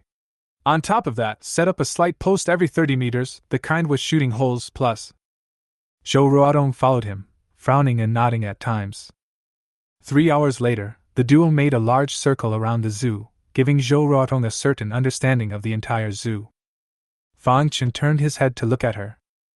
Get me a sketch of the design by tomorrow morning, can you do that? Zhou Ruodong thought for a moment. No problem if it's just a sketch. Okay, let's go. The duo retraced their steps to the front of the warehouse. Several migrant workers had already installed the 4 units, and when they saw them return, a young man stepped forward. Sister Ruodong, the generator is finished being installed, but... The youth stole a glance at Fang Chen and whispered. Old Wei isn't here. We won't be able to connect the electricity. This? Zhou Ruodong instantly revealed a difficult color. Just now she had even packed her ticket to Fang Chen, but now this situation had unexpectedly appeared. With Fang Chen's ear power, he naturally heard their conversation. No electricians among you? Originally there was. Zhou Ruodong explained with a bitter smile. But he was bitten to death by a zombie before you saved us. A look of sadness appeared on the face of the youth on the side. Fang Chen frowned, feeling that it was a bit tricky. The generators he got were high grade, not the unusual kind that just anyone who knows anything about electricity can hook up. Also, the refrigeration systems in warehouses have complex circuits, so if you don't get it right, the whole system can be destroyed. He sighed and could only pin his hopes on a few guards and keepers. Go ask them. Fang Chen walked towards the sightseeing area. Zhou Ruodong followed somewhat sheepishly, not daring to talk nonsense. Not long after, Fang Chen found Big Mater and the others who were on patrol. Do any of you know anything about circuits? Circuits? Several people looked at each other and shook their heads. Let them usually change a light bulb. Electric fish is okay, so professional generator, usually see have not seen. Just then, Mater suddenly thought of something. Chief, that kid seems to get it. He reached out and pointed to the man with glasses who was cleaning up the zombies in the distance. I was chatting with him earlier, and it seems like he's some kind of power engineer. Oh? Fang Chen was delighted and walked over quickly. At the moment, the man with glasses was cleaning up the blood on the ground, and suddenly saw Fang Chen's group of people walking towards him, and was scared enough. He pushed his glasses up a little nervously and spoke in alarm. How? What happened? You know electricity? Fang Chen opened the door. The man with the glasses froze at his words, then nodded. I studied power engineering in college, and after my master's degree I worked as an engineer at the Jianan power plant. Great! There were smiles from the crowd. I didn't realize that this coy-looking guy had such a big deal. Master of Science in Electricity, power plant engineer. Wouldn't it be easy to hook up a generator? Fang Chen pressed his surprise and asked. I have a few sets of generators that need to be connected to the warehouse's refrigeration system. Can you do that? Instead of nodding immediately, the man with the glasses cautiously said, May I see it first? Come with me. Fang Chen led him to the power distribution room outside the warehouse and pointed to the 4 generators. May I? The spectacled man walked over to the generator and looked it over carefully, nodding slightly. Shouldn't be a problem.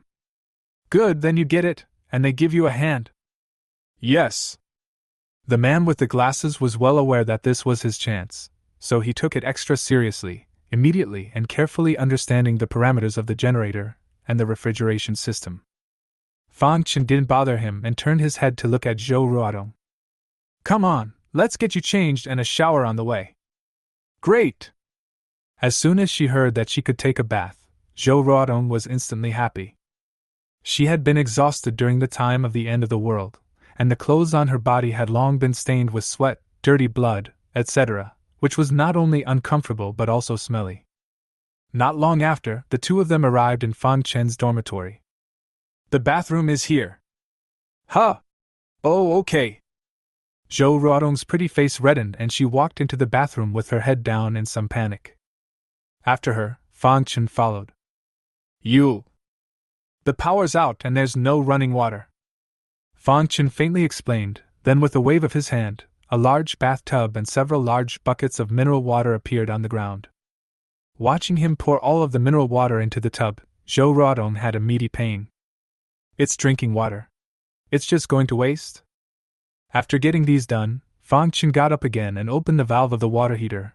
This thing had a good insulation effect, the water inside was still hot. He introduced hot water into the tub and then tested the temperature. Well, almost wash it. That you? Zhou Ruodong covered her chest, her meaning self-evident. The corners of Fang Chen's mouth lifted slightly as he smiled and left the bathroom. Only then did Zhou Ruodong let out a sigh of relief, quickly stripping off her clothes, revealing her blood-curdlingly proud body, before getting into the bathtub. As the hot water wraps around the body, the tiredness is gradually soothed. Just don't know what came to mind, the pretty face quickly reddened. Fang Chen returned to the bedroom and sat down, suddenly smelling a rancid odor of sweat coming from his body. I haven't bathed in what seems, well, a long time either. Well, conserve water. He got up and took off his clothes, revealing his toned and powerful body.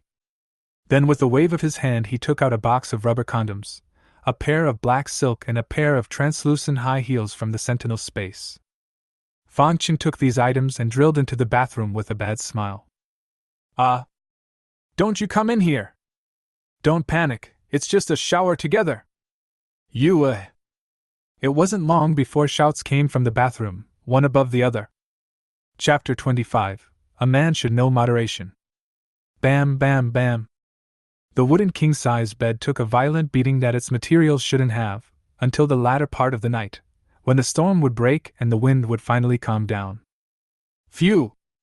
Fang Chen let out a long sigh of relief. The anger that had been pent up for a long time was finally released cleanly.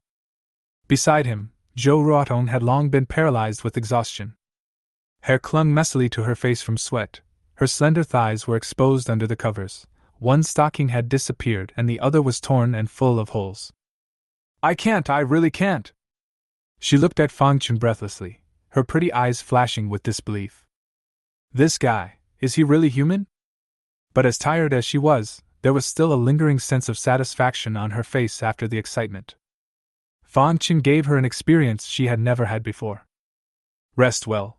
Fang Chen got up and drank some water, and said indifferently, The construction of the fence will depend on you from now on.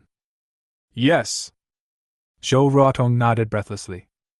However, she didn't really go to sleep, stroking the hair on her cheeks and looking at Fang Chen with a desire to speak. There's something I need to confess to you. What is it? Actually, I had a husband, but he died a few years ago and I've been widowed, so you won't mind if I do? Zhou Ruodong looked at him somewhat sheepishly, with apprehension in her eyes. Sure enough, she saw Fang Chen's brows furrow. So, you're a young woman with a dead husband? Aha! However, in the next moment, Fang Chen's eyes suddenly revealed a color of excitement. Looking at her seductive body, and that even more seductive young womanhood, the flame that had just been extinguished was instantly rekindled. That's even better! Fang Chen let out a bad smile and repounced. The E rank he had reached was amazing in both stamina and resilience, and in a short time certain parts of him were fighting again. Zhou Ruodong didn't expect him to react like this, and hurriedly pleaded for mercy with her legs together. I can't, let me go. Before she could finish her sentence, Her little mouth was already stuffed to the brim. After tossing and turning for who knows how long, the pair finally stopped to rest. It was nearing evening. Phew! Fan Chen was lying on the bed, enjoying the pleasures of the plutocrats before the end of the world, and Zhou Ruotong was lying softly beside him, being exhausted. But her little face was flushed. She hadn't had this feeling for a long time, and at this moment, when she sneaked a look at Fang Chen's side face, there was nothing but satisfaction and shock in her eyes.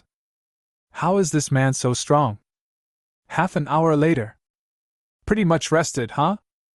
Fang Chen got up and found her a set of clean clothes, which he had scavenged from a high-end clothing store earlier. On top of that, he had a lot of interesting uniforms in his space, especially stockings, in all styles and colors.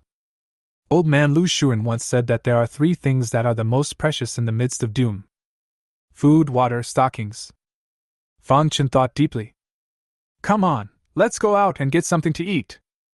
After Zhou Ruodong got dressed, Fang Chen led him out of the dormitory. Just as they walked to the cafeteria, they saw the man with glasses waiting at the door. Fang Chen looked at him. How's it going? Are the circuits hooked up? Connected. The man with the glasses stepped forward. Those are high-performance generators. Just 2 will be enough to keep the warehouse running on a daily basis. Fang Chen revealed a smile. Good job. Thanks. The spectacled man pushed up his glasses and smiled coyly. He didn't leave, though, and hesitantly continued. I've heard them say there's no power anywhere else, so I think the other 2 could be used to power other places, if there's enough fuel. Fang Chen nodded. There's enough fuel. If you think it's feasible, you can try it. Okay, I'll get it now. There's no rush. Let's have dinner together first. Eat together. The man with glasses looked at him in surprise and then at the cafeteria that smelled of food. You mean you want me to eat in the cafeteria? Fang Chen smiled and patted his shoulder. From now on you'll be eating in the cafeteria, not having to clean up zombie corpses, and specializing in the zoo's electrical system. Thanks. Thanks.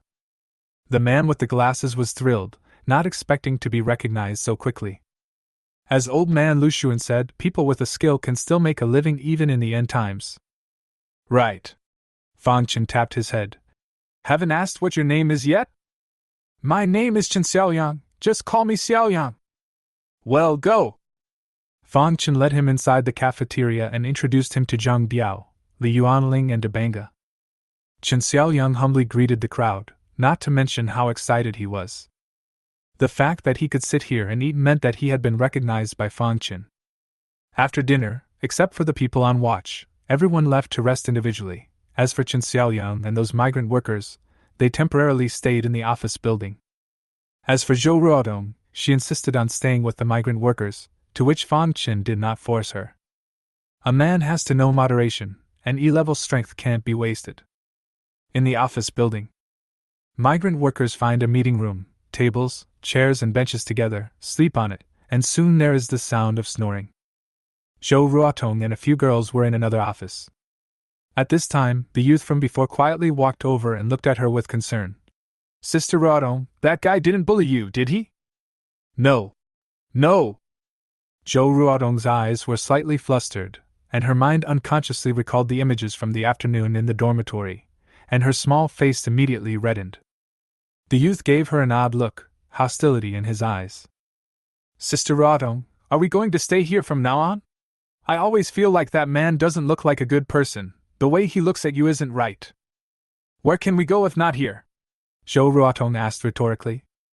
The youth was speechless at his words and held his tongue for a long time. Zhou Ruotong smiled and softly consoled.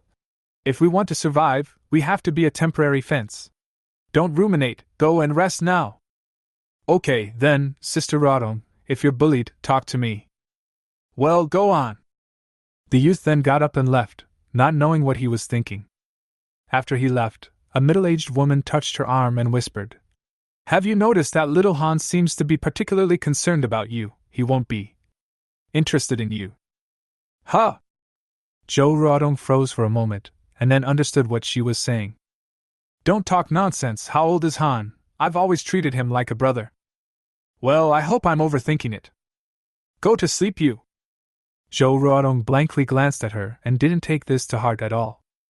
She took out the pen and paper that Fang Chen had given her, walked over to the window, and started tracing carefully by the light of the moon. Early the next morning, after everyone had breakfast, Zhou Ruodong handed Fang Chen the sketch of the fence that she had drawn last night. While Fang Chen was watching, she couldn't help but remind. This is not a small project. We will need a lot of building materials as well as large instruments. Can you take care of all these? Wrap it up. Fang Chen returned the sketch to her, still satisfied. However, in addition to building materials outside and instruments, Fang Chen also thought of one more thing, which was the noise problem during construction. It wasn't so much the fear of disturbing the public as it was the fear of attracting a zombie horde. After all, there were just too many zombies in the outside world, and the slightest mistake would trigger a wave of corpses. After some discussion, the duo decided to use the old method. First, they cleared out the nearby zombies, and then used the materials to build a simple protective fence. It is also important to maximize the use of manual labor and minimize the use of large equipment. If the device had to be used, Fang Chen would first lure away the nearby zombies before using it to minimize the risk. While this slows down efficiency considerably, it's a no-brainer. Why don't you take them through the preparations, and I'll go outside and get some fencing, barbed wire and such back, and try to get started this afternoon. Okay, then be careful. Aha! Fang Chen left the cafeteria, summoned the golden eagle, and flew out of the zoo. After he left, everyone got busy. Zhou Ruodong led a group of migrant workers around the damaged fence to clear the debris. Li Yuanling asked Fang Chen for an office to convert into a clinic. A few guards patrol the entire zoo, and keepers make food and feed the animals. The cooks cleaned up the dishes and prepared the food for lunch.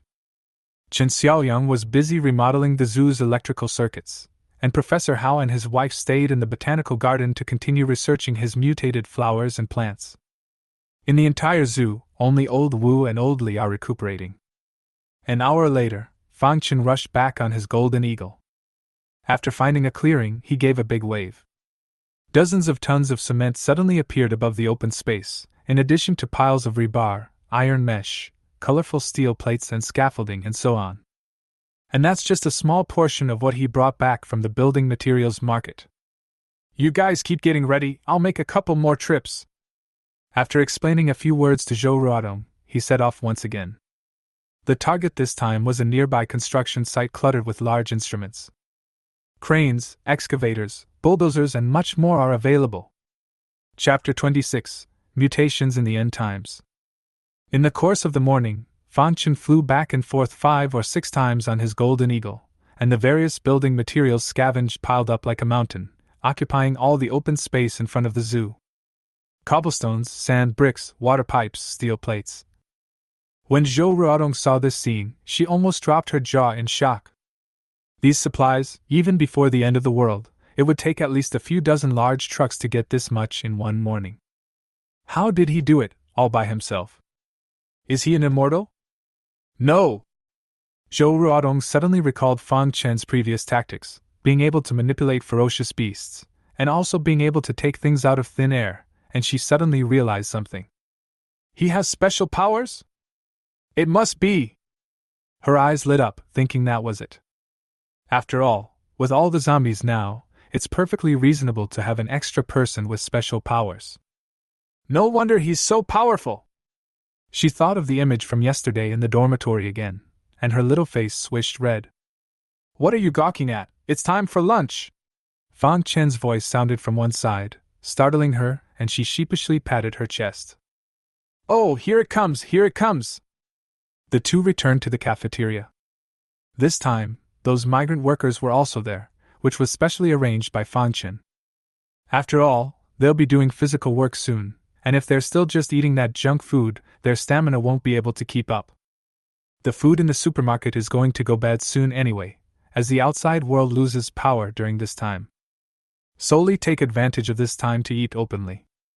15 migrant workers sat at several other tables, looking at the chicken, duck, and fish in front of them and gulping in their throats. Oh my God, I can't believe they have my favorite pot roast. This fish is so fat. This chicken ass is mine, don't you dare take it from me. A few of the men were rubbing their fists, and their eyes were glowing. At first, when they learned that Fang Chen wanted them to work as laborers to build the wall, there were many others who were dissatisfied. But upon seeing the meal in front of him, the dissatisfaction dissipated. Where can you find a good thing like that when you're doing a little bit of work and you've got a lot of meat and a lot of fish to eat? You don't know, he's really nice. A hearty lunch ended with the crowd wolfing down their food, the most enjoyable time of their lives in the post-apocalyptic world. Only the youth, Xiao Han, kept glancing over to Zhou Ruotong and Fang Chen, an imperceptible anger flickering under his eyes. He keenly realized that the relationship between Zhou Ruotong and Fang Chen seemed to be intimate. Afternoon.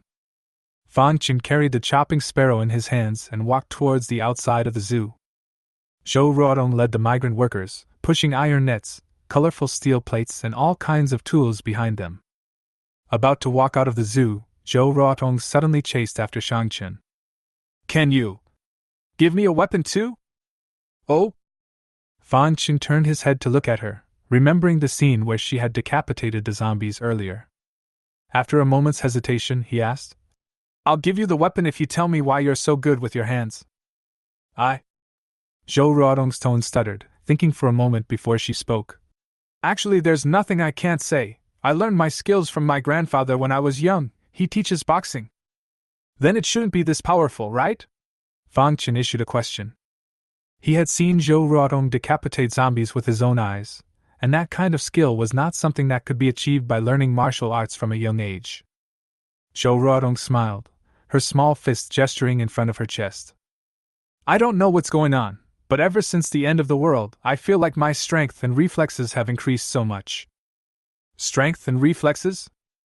Fang Chen stopped and resurveyed her. It was reasonable to say that someone practicing martial arts shouldn't have such a majestic scale, and it had to be said that she was a different kind of person. After a short period of thinking, Fang Chen gave his answer. Since the end times came, many creatures have mutated. I think the strength and reflexes you just mentioned should also be a physical mutation. Mutation? That's right, I've seen a mutated cannibal flower, and I've met a pair of mutated zombies with IQs. So I think that you have mutated as well. Hearing his words, Zhou Ruotong's small face was stunned. The good thing is that it's not hard to understand. As a modern person, who hasn't seen a few alien movies or novels? So, your ability to take things out of thin air is considered a mutation? That's right. Fang Chen didn't hide it. After all, we all get along together. There are some things that can't be hidden. Zhou Ruotong looked at her snow-white arm, her eyes a little confused. And this mutation, to what extent will it reach? I don't know. Fang Chen answered dryly. After all, in his last life, he had only lived for a mere 3 days, and didn't realize what kind of changes had occurred in this world after the end times. Both stopped talking and fell into silence. A moment later, Fang Chen waved his palm and several cold weapons appeared on the ground. Take your pick of what weapons you need. This sword is good. Zhou Ruotong selected a long sword made of alloy with a sharp blade that radiated a cold aura in the daylight. Fang Chen nodded and put away the remaining weapons. Within a short time, the two arrived on the street outside the zoo. From time to time, the hissing of zombies came from his ears, and Fang Chen waved his hand to call out Xiao Jin, Xiongde, and Hu Zi before looking at the crowd behind him. You guys hide until I get this place cleaned up. Yes. Zhou Ruotong carried her long sword and led everyone to hide. Roar! At this time, a wandering zombie spotted Fang Chen and immediately roared at him like a shark that smelled blood. Come on, it's been a long time since a crystal core came in. Instead of retreating, Fang Chen advanced, and when he was about to meet the zombie, his body violently sidestepped, and the chopping sparrow in his hand chopped out in a smooth manner. Puffing. A hideous head flew high as the two crossed paths. Flutter. After rushing a few meters away, the headless zombie body fell to the ground with a loud crash. Fang Chen's movements were done in a single motion, leaving Zhou Ruotong and the migrant workers watching from afar too shocked to speak. This man kills walkers easier than he kills chickens. Zhou Ruotong's beautiful eyes were flowing. She only knew that Fang Chen could manipulate ferocious beasts and fetch things out of thin air. Only now did she realize that his body skills were actually so perverted as well. In the crowd, the pupils of the youth, Xiao Han, shrunk slightly. Fang Chen's fighting strength had likewise surprised him greatly. Roar! Hiss!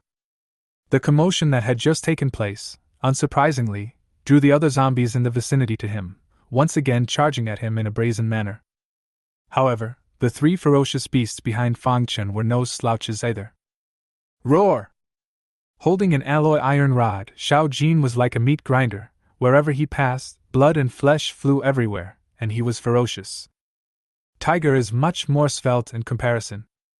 With his sharp bone spikes, when he leapt up, the necks of the two zombies were instantly torn apart, and their ugly heads rolled out several meters away. Clean and sharp. Just like that, Fang Chen led the three ferocious beasts and went on a killing spree. In just 3 minutes, he killed all the nearby zombies until no more appeared, and then he walked towards the next clearing. Quick! Seal off that intersection with colored steel, and get your hands dirty. Don't make a sound. Zhou Ruodong rushed out with the migrant workers. Some people lifted up the colorful steel plate, one took out the wire and rivets, and some people were responsible for fixing it. The group was well organized and hardly made much noise. The area outside the zoo was extensive, but they only had to rely on nearby buildings to seal off any gaps. While this can look ugly, it greatly reduces the amount of work. Zhou Ruodong carried her long sword and alerted the surrounding area. In case any leaky zombies appeared, she could be the first to protect the crowd. Just like that, Fang Chen cleared the zombies in front. They pushed their materials and tools behind them and quickly sealed all the gaps and streets, working pretty well with each other. Time passes. Until the afternoon had passed, the guardrail had been constructed 1/10 of its length. Everyone has worked hard, go back and rest. As it grew dark, Fang Chen led them back to the zoo. The zoo covers such a large area that it's impossible to build all of the fences at once, so they're prepared to build a 10th at a time. Then the wall was started, built to a height of 4 meters, and then continued with the construction of the protective fence. Week after week until the end of the first and last. When they returned to the cafeteria, the lights were on inside, and the rich aroma of the food wafted out a long way, making everyone's stomachs rumble in unison. Fang Chen looked at Chen Xiaoyang and revealed a smile. Is the circuitry all done? All done. Well done! Hey! Chen Xiaoyang scratched his head like a student being praised by his teacher. This may seem like a simple thing to do, but it's a huge benefit to the zoo. Take for example the use of water. The zoo has 4 wells that form a separate water supply system. But without electricity, the water in the wells could not be pumped up, and they had to use the most primitive methods to lift the water each time. Not to mention hot showers. Now with electricity, all problems are solved. Finally, I can take a shower. I can play on my console too. Yeah, and your rechargeable girlfriend can use it too. Ha! Among the crowd, a few security guards were the happiest. Chapter 27, Gas Station, Encounter with Gunmen. Day 2. After breakfast, Zhou Ruodong brought the engineering team early to start digging the foundation. Most of this was done manually, with the occasional use of an excavator when hard places were encountered, and the fire was turned off as soon as a walker was spotted outside the guardrail. Fang Chen, on the other hand, continued to go out and scavenge for various supplies. 6 days passed in a flash. 10 days had passed since the end of the world, and after Fang Chen's tireless efforts, he had finally piled up the entire warehouse with supplies. Not only that, but even the office building and some unused veterinary gardens were piled high. Food, daily necessities, medicines, building materials, clothing, energy from coal and gasoline, and even some recreational facilities are available. Through his scavenging over the past few days, he had discovered 2 very interesting things. For one thing, there are an extraordinarily large number of pharmacies in the Dragon Kingdom. On many streets, there is a pharmacy almost every 50 or 100 meters. He was very curious as to whether it was still possible to make money with so many pharmacies crammed together. And the second thing is that none of the food in Dragonland seems to be perishable. Obviously, the power had been off for a week, but those fruits, vegetables, and cooked foods such as pastries hadn't spoiled at all. It's also pretty bombastic when you look at the whole world. Ahem, far from it! He smiled, looking at the loot in front of him with a proud look.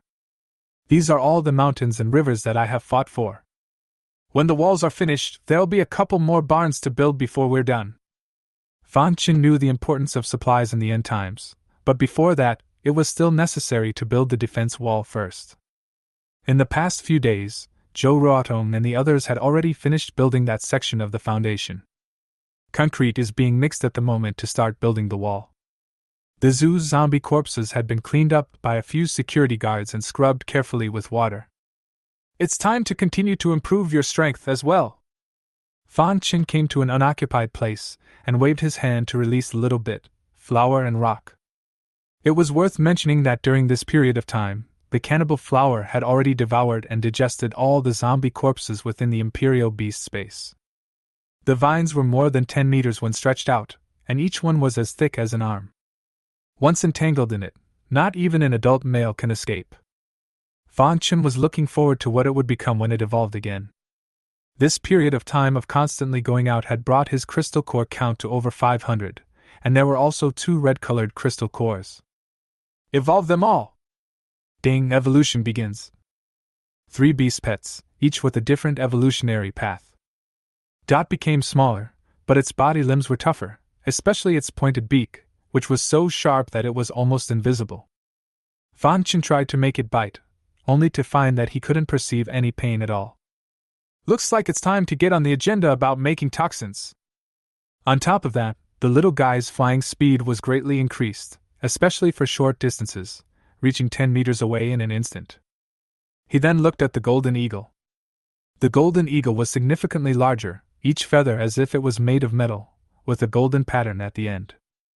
Both claws were robust and sharp, and lightning seemed to flow in the eagle's eyes, taking in the heart. Nice one! Fan Qin was dumbfounded.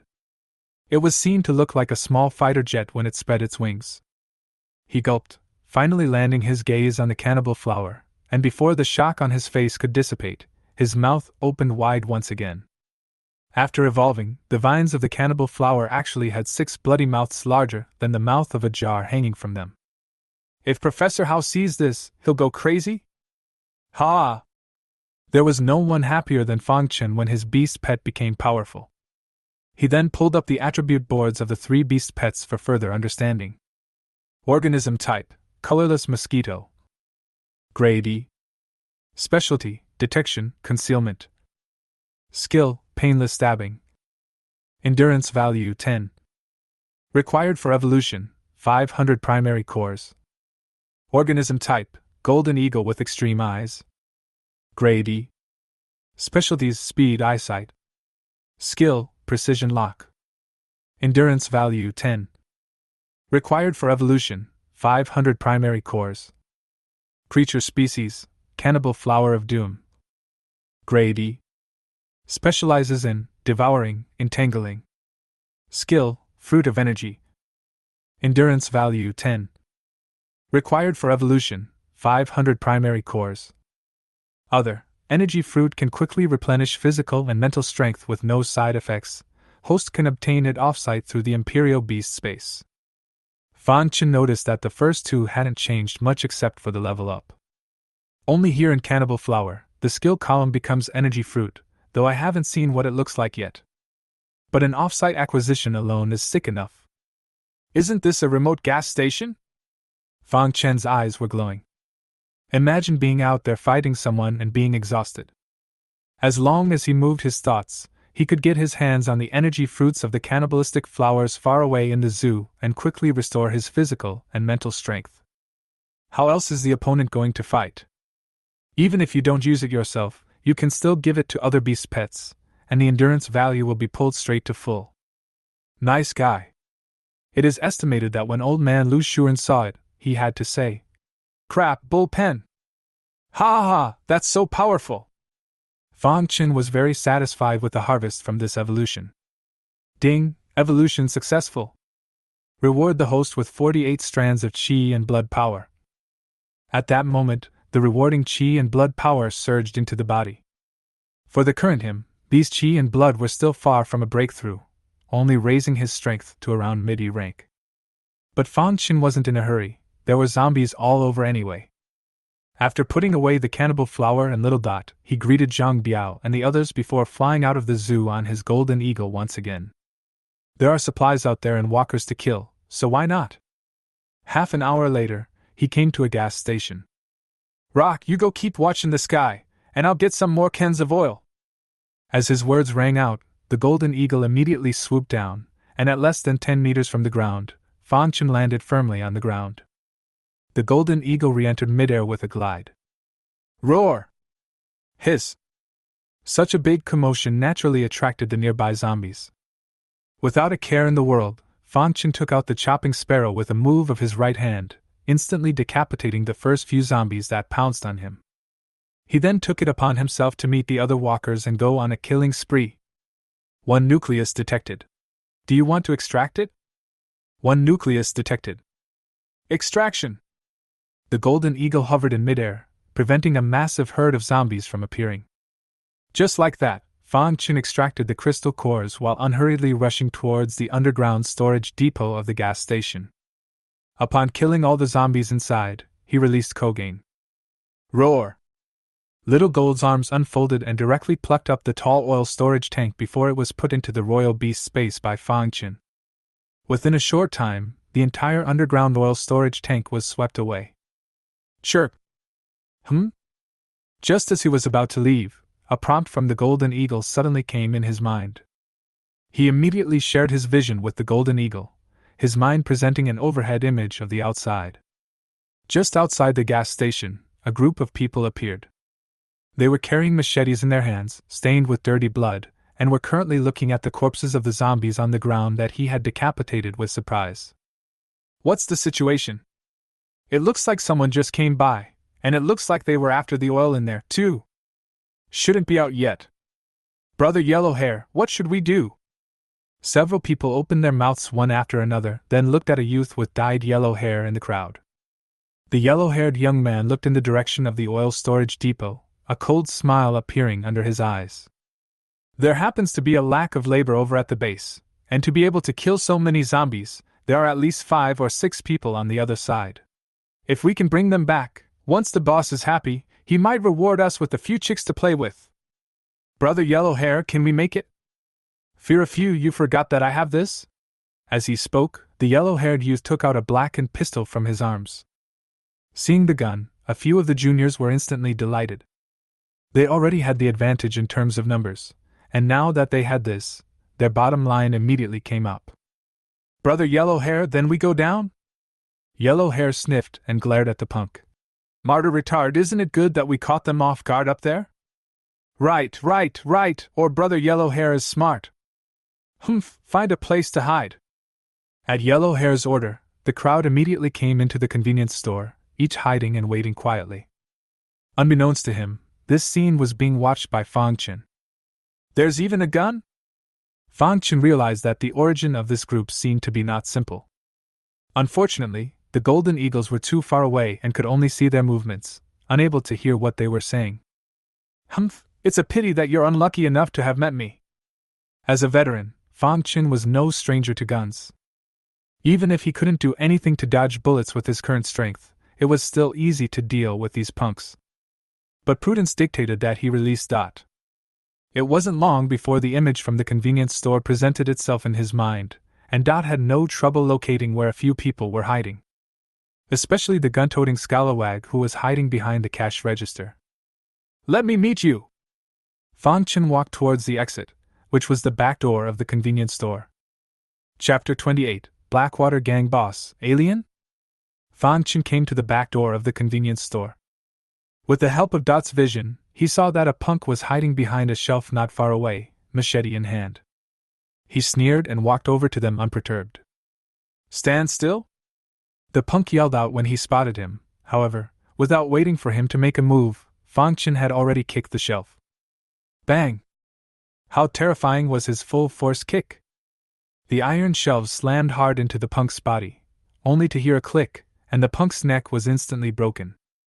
The body lay limply on the ground, and it looked as if it would not survive.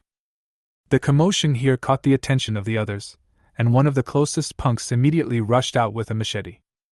Mud, how dare you fight back? Seek death! Fang Chen grabbed the iron kettle on the side and ruthlessly smashed it at him. Bang! Before the punk could get close, his head had already been smashed by the kettle, and he lost consciousness after falling to the ground. Seeing this, Fang Chen revealed a look of envy. It's good to be young and fall asleep. Huh! The other gangster stuttered, Are you talking like a human being?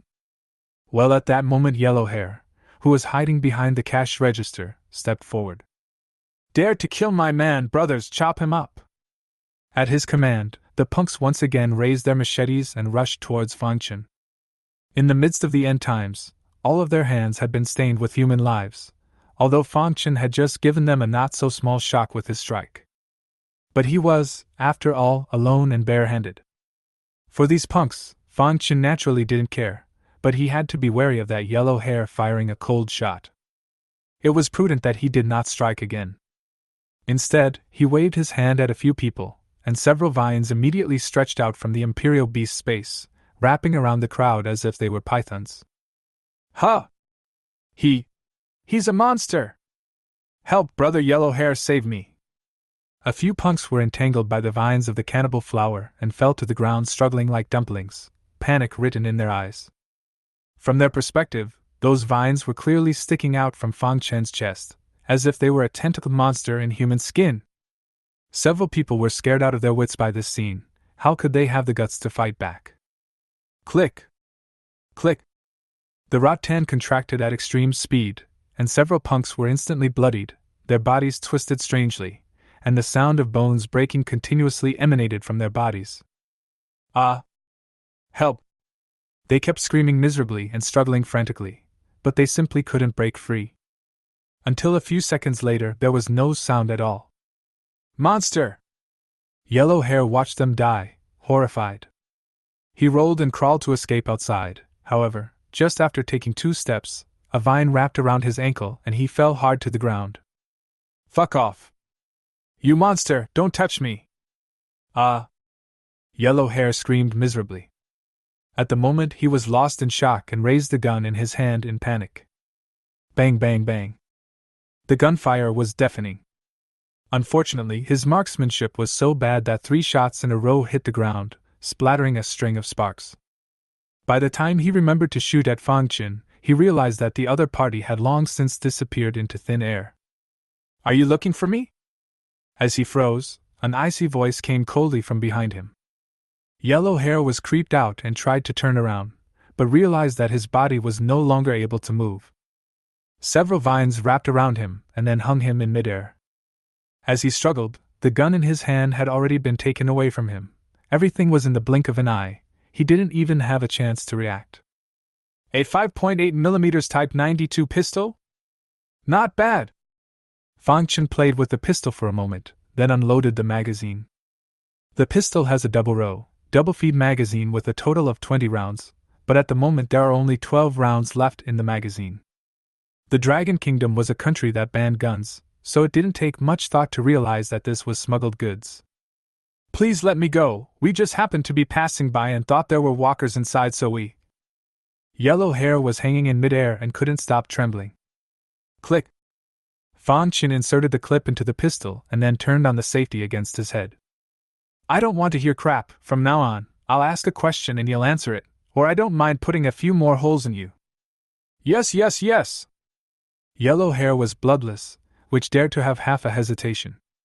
Fang Chen thought for a moment and asked, Why are you attacking me?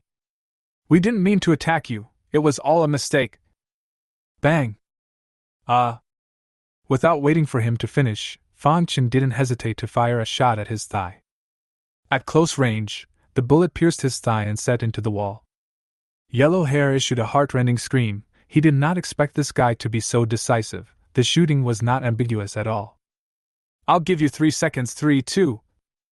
I'll say. Yellow Hair hurriedly opened his mouth and shouted. We want to capture you back to the base to replenish the labor force. Base? Fang Chen's eyes stared. Had Jiang Cheng already established a survivor base?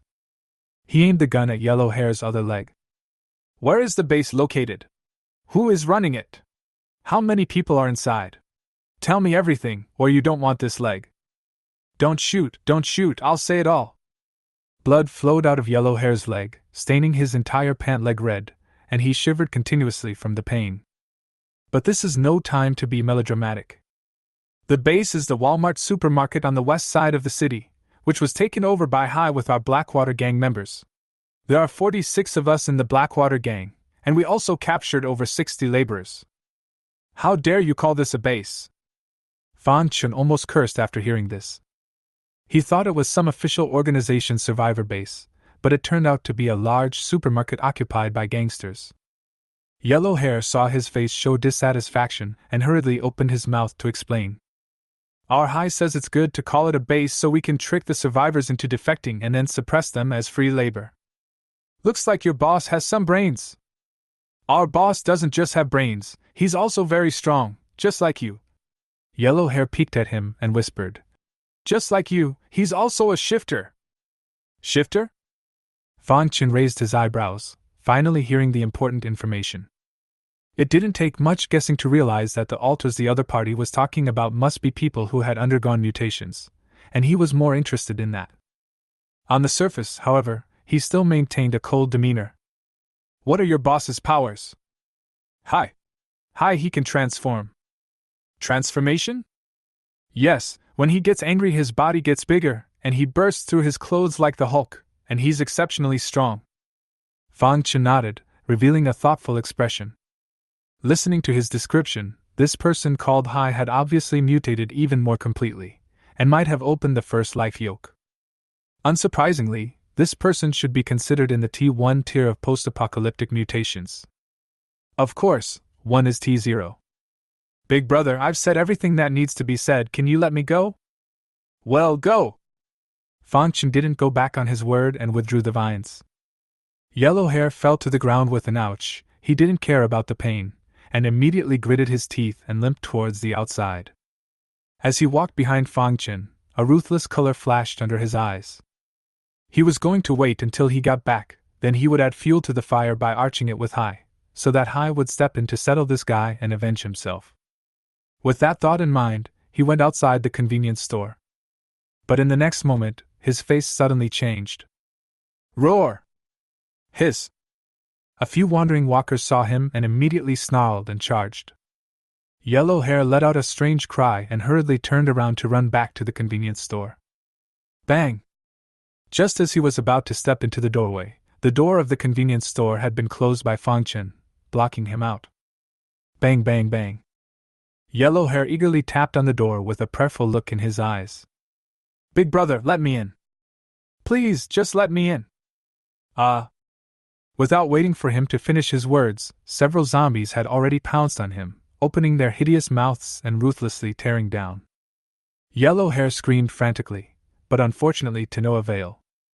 He didn't even get a chance to turn into a zombie before he was already eaten and bloodied. You've been given a chance, and you're no good at it. Fan Chen sneered and turned around to leave through the back door. Not long after, he flew into midair on a golden eagle. Walmart supermarket on the west side of town. In the staff lounge area, a tall middle-aged man sat on a sofa, holding a scantily clad woman in his arms. Boss, it's not good. At that moment, a punk ran over in a panic. Boss, Yellow Hair and the others are out of contact. It seems like they're all dead outside. These useless things. The middle-aged man cursed angrily, reaching into the woman's chest and rubbing hard in her clothes, as if venting his anger. The few punks on the opposite side of the street were immediately too scared to breathe. The woman let out a soft yelp and hastily covered her mouth. Even though she was trembling with pain, she didn't dare to show the slightest bit of dissatisfaction, and even had to actively twist her body to meet him. The middle-aged man's face was horribly grim. The labor force is getting smaller and smaller, and if we can't get people to fill in, you're all going to go down to the power station. When this statement was made, the crowd became sad. At that moment, a small headman smiled and walked over. Hi, don't be angry, I have good news here. Have a fart. Yes. The young leader smiled and took out his own cell phone. Brother Hi, you told us to contact the people we know around us to see if there are any more alive. You don't say, I really did get in touch with one. And then what? That kid is an old countryman of mine, And he told me that they're in a zoo right now with a lot of survivors and supplies and women. As he spoke, he handed over his cell phone. The middle-aged man took the cell phone, and his eyes were immediately drawn to the woman in the photo. Mud, this chick is pretty enough to look at. Chapter 29. There's a mole. What the black boss saw on his cell phone was none other than Li Yuanling's photo. Although it was only a distant view, it was still not difficult to see that this was a beautiful woman. His eyes showed a blazing color, and he licked the corners of his mouth in excitement. This chick, she's no worse than those stars of old. He had a lecherous grin on his face, his mind already conjuring up images of himself conquering her. The other two smaller leaders craned their necks to take a look as well and licked the corners of their mouths. Hi, so when are we going to kill them? Just for the next 2 days, you'll find out more about their exact numbers and strength with that old-timer, and we'll prepare for that as well. Okay, hi. The little head honcho had backed off and the other punks began to make preparations. After settling a few punks, Fang Chen rode the Golden Eagle back to the zoo. After looking at the progress of the wall building, he put away the Golden Eagle and found Chen Xiaoyang, the glasses man, who was checking the circuitry. I got a bunch of solar panels, see if you can put them on. With a wave of his hand, dozens of brand new solar panels appeared on the ground, accompanied by a mess of transformer and storage gear. Great! Chen Xiaoyang squatted down, and after inspecting it, a smile appeared on his face. It's all the latest solar panels. With these at least we won't have to worry about power for the zoo for 20 years. Fang Chen nodded. I'll leave it to you then. Yes. Chen Xiaoyang agreed in one breath, but just as Fang Chen was about to leave, he pushed his glasses up and suddenly thought of something.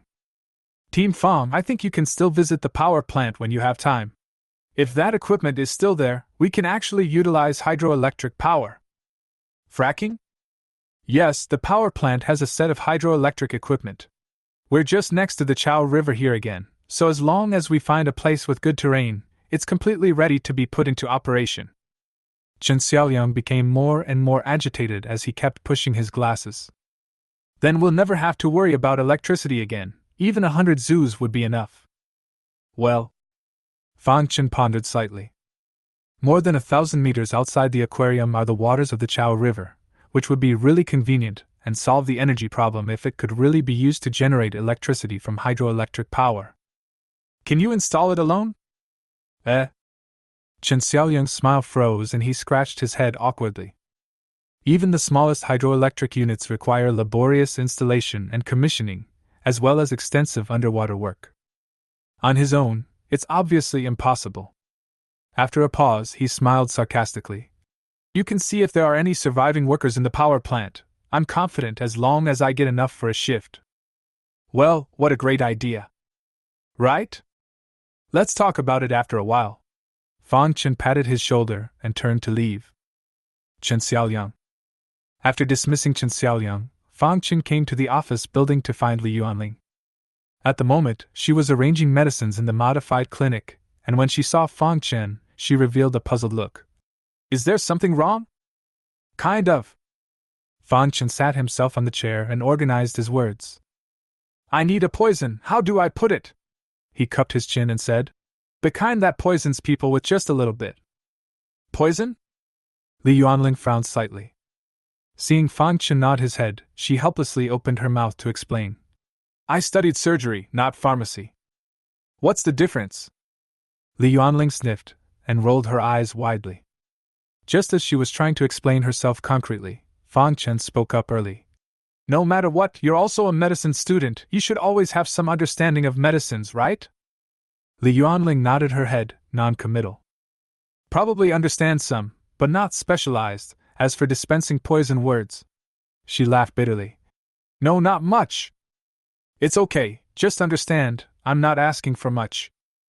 Li Yuanling was once again speechless. Seeing that Fang Chen was determined to refuse to let herself go, she could only helplessly compromise. I'll give it a try then, what are your demands? The requirements are simple, a dose small enough and toxic enough, preferably the kind that kills when you get it on. Li Yuanling almost freaked out at the words. You call that not too demanding? She took a deep breath and pulled out a notebook and put it in her lap. When you say the dose is small enough, how many grams do you mean? Also, when you get it and it kills you, do you mean seconds after the virus is injected into your body and it kicks in? Is it so strict? Li Yuanling didn't say anything and just looked at him with a smile. Fan Chen was a little embarrassed by the look. After thinking for a while, he gave a concrete answer. In terms of dosage, it's the level at which the mosquito is full, right? For time, the shorter the better. How well do mosquitoes? Mosquitoes eat? Li Yuanling's eyes widened. After studying medicine for so long, this was the first time she had heard of such a unit of measurement. You can do it, I'm watching you. Fan Chen gave verbal encouragement, and then turned to leave. Li Yuanling thought of something and hurriedly shouted. But making poison requires a lot of experimentation. Who am I going to take as a test? Don't worry, I'll figure it out. Without waiting for her to inquire clearly, Fan Chen's figure had already disappeared. Li Yuanling was so angry that she stamped her foot, but unfortunately, she was under the roof and had to bow her head. After walking out of the clinic, Fan Chen didn't leave, but instead came directly to the third floor within the head gardener's office. Not bad! He spun around and expressed his satisfaction. Gao Shui was a guy who would enjoy himself, and his office took up almost 1/3 of the entire third floor and was very well equipped. Inside, there are not only individual restrooms, but also a pantry and a lounge. With a wave of his hand, Fan Chen collected all the items that originally belonged to Gao Shui, and then took out his own scavenged desks, sofas, and so on from the Imperial Beast space. The staff dormitory was, after all, limited and crowded, making it inconvenient for him and Zhou Ruodong to talk by candlelight. So he's going to live here, both for office and rest. The main thing is that you won't be disturbed at night. With his careful layout, the entire office was given a new look. The lounge was furnished with a brand new super king-size bed, a wine rack with a variety of fine wines, and a crisper full of fresh fruit. There was even a pool table in front of the pantry. No wonder everyone is squeezing their heads to climb up the ladder. Being a leader sure tastes different. Fan Chen poured himself a glass of red wine and sat in the brand new leather chair, resting his feet on the desk, revealing an intoxicated look. Is this the joy of being a leader? Knock knock. Just then, there was a knock at the door. Come in. The door was pushed open and in came none other than Li Yuanling. Looking at Fan Chen, who was holding red wine and resting his feet on the desk, she froze for a moment, as if she hadn't expected Fan Chen to have such a side. Fan Chen smiled faintly and got up to put his feet down. Something wrong? Li Yuanling nodded. Here, the poison you asked for. As she spoke, she placed a small glass vial on her desk containing very little some clear liquid. That fast? Fan Chen picked up the bottle and placed it in front of his eyes to observe for a moment. What is this? Chapter 30 Littlest, I think I see my tits. Li Yuanling explained. This is a kind of cyanide, which I mentioned.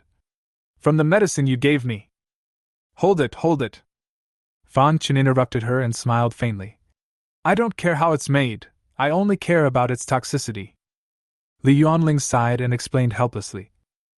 The toxin is very strong, about 5 grams can kill a person. 5 grams? Fan Chen frowned. It's true that 5 grams would be considered highly toxic, but the problem is that Dodd doesn't have that big of a stomach. I guess 0.5 grams is a lot of work. He put down the bottle and looked at Li Yuanling. Can it be purified a bit more, like 0.1 grams to cause death? The corner of Li Yuanling's eye twitched. It's too difficult. With my current equipment and abilities, I simply can't do it. So, Fan Chen was filled with disappointment. Did the plan to kill people from 1,000 miles away just go down the drain? He was a little reluctant. And is there anything more toxic besides this? Li Yuanling revealed a thoughtful look and said with some uncertainty. I don't know much in this area, but I've heard that the blue-ringed octopus is particularly poisonous, and that there's no cure with the current level of medical care. Oh? Fan Chen's eyes lit up at his words. Blue-ringed octopus. They have them at the aquarium. Just as he was about to open his mouth, Li Yuanling suddenly splashed cold water. But it's probably unlikely to be able to do 0.1 grams of poison. Fan Chen's smile faltered. What are you talking about? Seeing his displeased face, Li Yuanling couldn't help but smile, her pretty eyes flashing with a wry color, obviously purposely trying to get back at him. "If there's nothing else, I'll be off." She was so afraid she wouldn't be able to stop herself from laughing in a moment that she was ready to slip away. "Wait a minute." However, just as he turned around, he was stopped by Fang Chen. Li Yuanling shuddered, secretly saying that it was bad. This guy wouldn't be trying to find trouble for himself, right? She turned around nervously and tried to look calm. "Anything else?" "Here, this is for you." With a wave of Fang Chen's hand, a whole box of sanitary napkins appeared on the desk. Li Yuanling's pretty face flushed, not expecting him to suddenly take out this kind of thing, but the bottom of her eyes quickly revealed a color of surprise. "How do you? You know me. Don't you need it?" Fang Chen asked rhetorically. "Need it, of course." Li Yuanling hurriedly held the box in her arms as if it were a treasure. "In fact, she's already here."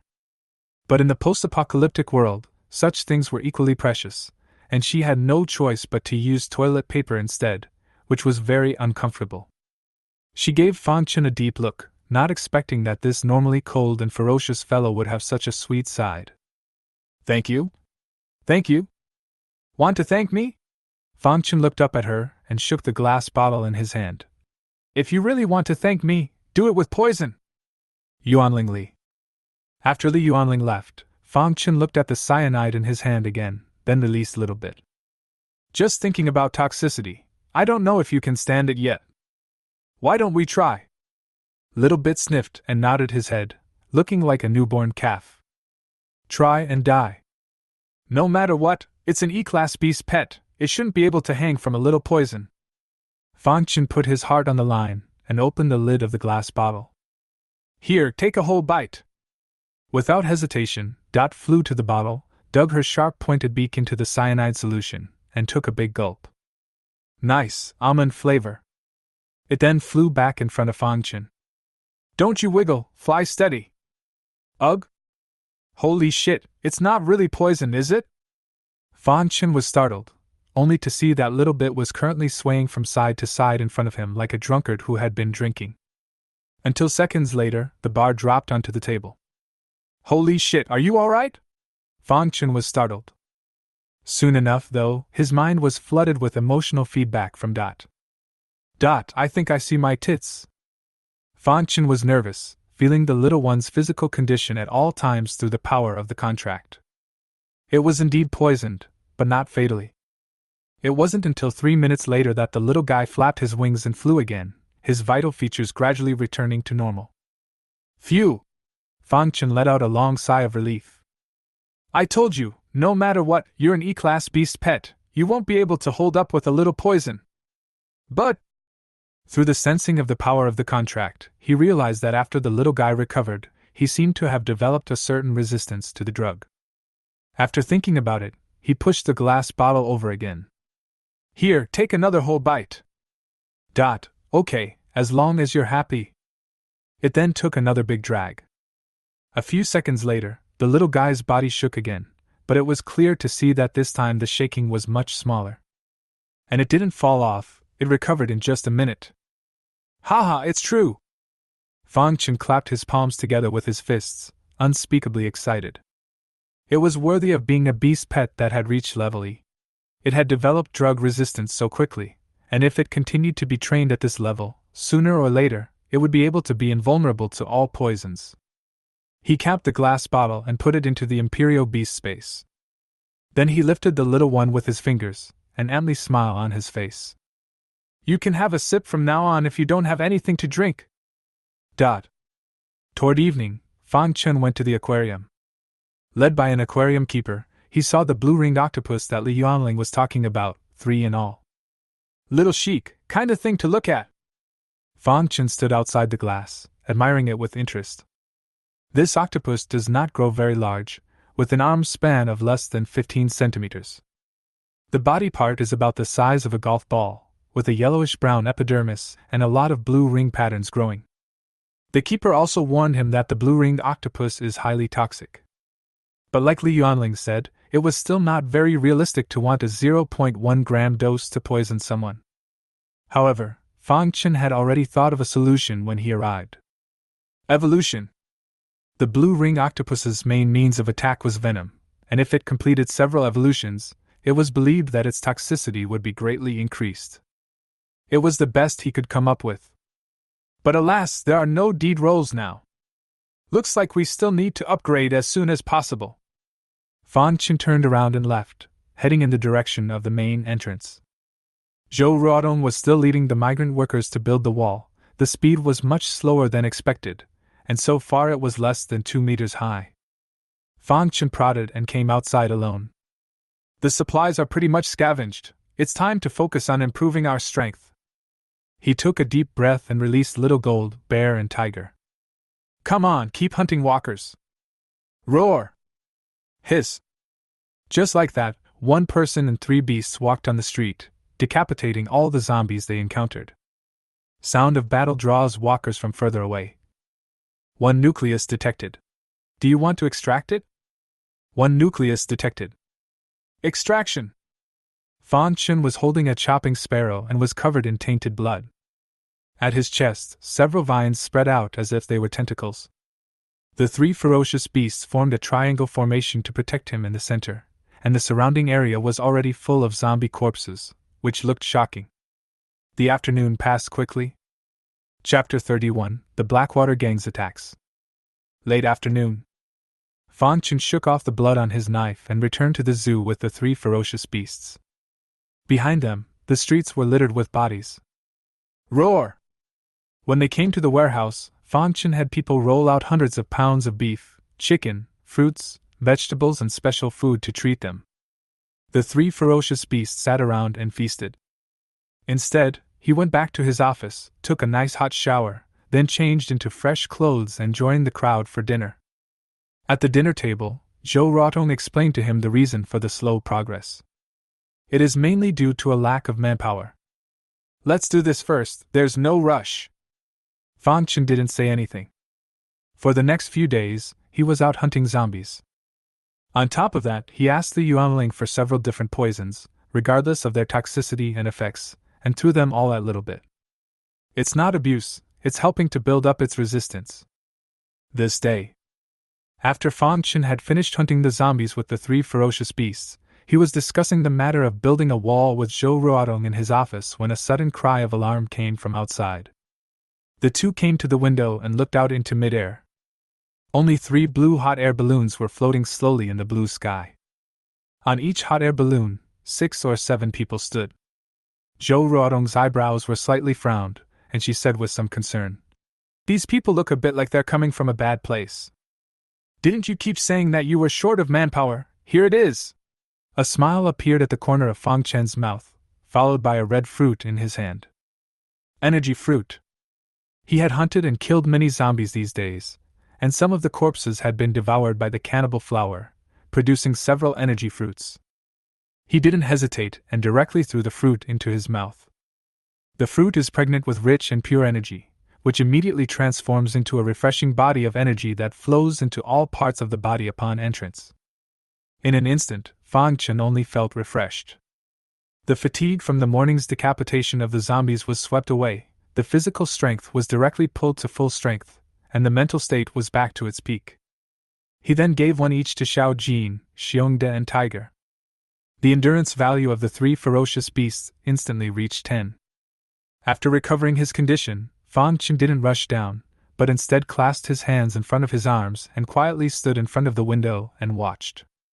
In midair, Long Feihai stood in the hot air balloon, taking in the entire zoo below, his gaze sweeping successively over the animals and the people building the wall. "I didn't realize there was such a nice place in the end times?" Beside him, the small leader from before said with a pandering face, "Brother Hai, my old folks said they still have a lot of supplies stored. We're not short of supplies, it's mostly those survivors plus." He licked the corner of his mouth, a lustful look in his eyes. "That pussy is a real bringer." Ha! Several punks followed with lewd laughter. Long Feihai moved his body and reminded, "Wait, all be smart, kill 2 as a downer on the line, otherwise kill more than enough to make up for it. Don't worry, Hai, we have our measure. Well, when we get back, I'll reward you guys with those chicks of mine. Hai is mighty. Long live Hai!" The punks cheered, excitement on their faces, instantly energized. In the meantime, the crowd that was building the wall below had also spotted them, and the crowd's expressions varied from puzzlement, to horror, to a smug sneer. What's the situation? At this time, Zhang Biao and Debang ran over with 2 security guards, weapons in their hands. At the moment, the 3 hot air balloons were only about 20 meters above the ground. These people are coming, we can't let them down. Shoot their balloons! After a brief moment of communication, the duo simultaneously raised the iron crossbows in their hands, aiming at the hot air balloon above them and pulling the triggers. Shoo shoo shoo. The 2 crossbows shot into midair, but unfortunately they overestimated the range of the iron crossbows, and the crossbows were disengaged when they were still 2 or 3 meters away from the hot air balloon. But even so, it scared the hell out of a few people in the hot air balloon. It's never the old man who shoots others. How dare someone shoot the old man? Mud, shoot them for me. As Long Fei-hai angrily shouted, several punks immediately pulled out pistols from their arms. Bang bang bang. Several people stood tall and pulled the trigger on a couple of security guards. Though none of them were good shots, one of the bullets grazed Mater's shoulder despite their dominant position. Ah! Mater screamed miserably, and his arm suddenly bled out. The deafening sound of gunfire stunned the others, who jumped off the large wall screaming and ran in all directions. Mud, fight them! Zhang Biao reared his iron crossbow. As the balloon continued to descend, the altitude was within range. But just then, Fang Chen's voice came from the walkie-talkie in his pocket. You guys go ahead and hide, I'll take care of these guys. Captain? After receiving Fang Chen's instructions, Zhang Biao no longer hesitated and ran towards the clinic with the injured Debanga and the other 2 security guards. Soon, 3 hot air balloons landed smoothly in the zoo. Under the nervous gaze of the crowd, a young man suddenly stepped out of the crowd and trotted to the front of the group. This youth was none other than the Xiaohan that Zhou Ruotong spoke of. Because he was so far away, no one knew what he said to the other man, except that he reached out and pointed in the direction of the office building. How did Han Dong go over there? Does he know those people? What's going on? The crowd was full of confusion, not knowing what was happening. And on the 3rd floor of the office building, Zhou Ruotong, who had watched this scene from the bottom of her eyes, similarly revealed a look of disbelief. How does Han know those people? He told the leader of the other party that I was in the office building and that there were 3 ferocious beasts around and warned them to be careful. Fan Chen spoke indifferently, having already learned of their conversation too little bit. What? Zhou Ruotong's pupils contracted as she looked at him in shock. Did he call these people? That's right, he seemed to be upset with me and wanted those men to kill me and take the others away, leaving you and him here. My God, Han, is he crazy? Zhou Ruotong's chest rose and fell violently, disappointment and anger written all over her face. She would never have thought that Han Dong, who had always been obedient and understanding, would do such a thing, but with the facts right in front of her, she was powerless to refute them. Killing intent flickered under Fan Chen's eyes as he turned around and walked towards the stairs. The thing I hate most in my life is traitors. Are you going to kill him? Zhou Ruotong looked at him in horror, her voice trembling. Fan Chen turned around and gave her a cold look, saying nothing. However, it was this glance that had already sent chills all over Zhou Ruotong's body. She gritted her teeth and gave chase. At this moment, Long Fei-hai and a few punks had just finished listening to Han Dong's report, and all of them showed contempt in their eyes. The small leader raised the pistol in his hand and spoke arrogantly. Do you think the guys in our hands are vegetarians? A few beasts are just a few beasts, just enough to give the brothers a taste of game at night. Ha! The crowd laughed in triumph. Seeing that they were so confident, Han Dong was relieved. Yes, no matter how powerful Fang Chen's beast is, can it still dodge bullets? Long Fei-hai revealed his impatience and looked straight at him. Where's the chick in the picture? Hurry up and bring it to me. She's at. Chick didn't see if I can? Just then, a cold voice rang out. The crowd looked up and saw a young man walking slowly out of the office with his hands in his pockets, followed by a beautiful young woman. The bottom of Han Dong's eyes immediately flashed with grimness as he raised his hand to point at Fan Chen. He's the security guard. Oh? Long Feihai looked towards Fang Chen, but his gaze was quickly attracted by Zhou Ruotong. When he saw Zhou Ruotong's exquisite features and proud figure, Long Feihai's eyes lit up. My God, this chick is simply superb! He licked the corners of his mouth and said indulgently, I didn't expect there to be a windfall. I love double flights the most. Ha! The crowd of punks followed and laughed with lustful faces. Han Dong was instantly anxious at his words. Lung, she's the woman I was talking about that you promised to leave with me. He had been secretly in love with Zhou Ruotong, and had already discovered the relationship between her and Fang Chen during his time at the zoo, and anger came from his heart. So when he received a text message from the young leader, he chose to use the knife to kill him. As a deal, he agrees to Long Feihai taking the other survivors away, only asking to leave Zhou Ruotong here with him to spend time with the two of them. Only now, things seemed to be out of his control. Leave it to you? Long Feihai gave him a disdainful look and sneered. Such a beautiful chick, you're not even worthy of it. Han Dong's eyes were crimson as he growled. Brother Hai, you can't keep your word. Bang! The young leader on the sidelines slammed him to the ground hard with the butt of his gun, followed by 2 hard kicks. Martyr Siren, to tell you the truth, we had no intention of letting you go in the first place. Who are you to make a deal with us? You! Han, you disappoint me so much.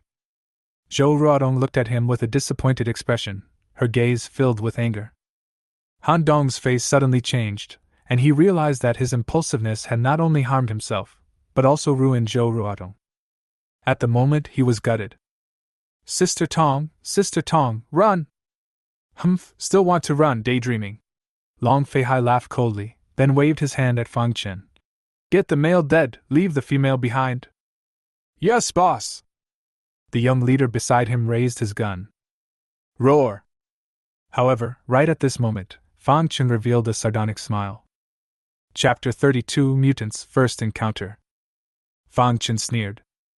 A large spotted tiger appeared out of thin air, and the terrifying tiger's roar transformed into sound waves visible to the naked eye, shaking the crowd into dizziness.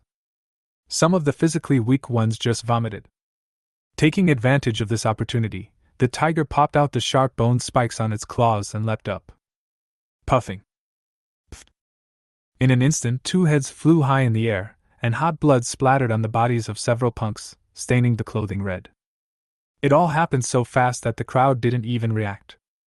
Only Long Feihai was the first to regain his senses, anxiously yelling at several people. Mard, shoot, kill him for me! At his roar, a few punks then woke up and reared their guns at Fang Chen, pulling the triggers without hesitation. Bang, bang, bang. Even if their marksmanship was poor, it was impossible for them to shoot crookedly at such a close distance. Roar! However, in fact, the moment before they pulled the trigger, a huge black shadow suddenly appeared in front of Fang Chen. When Bear appeared, he released his skills at the first opportunity. 5 times the defense. Only underneath its fur, there were dark black streams of light faintly surging. Bang, bang, bang.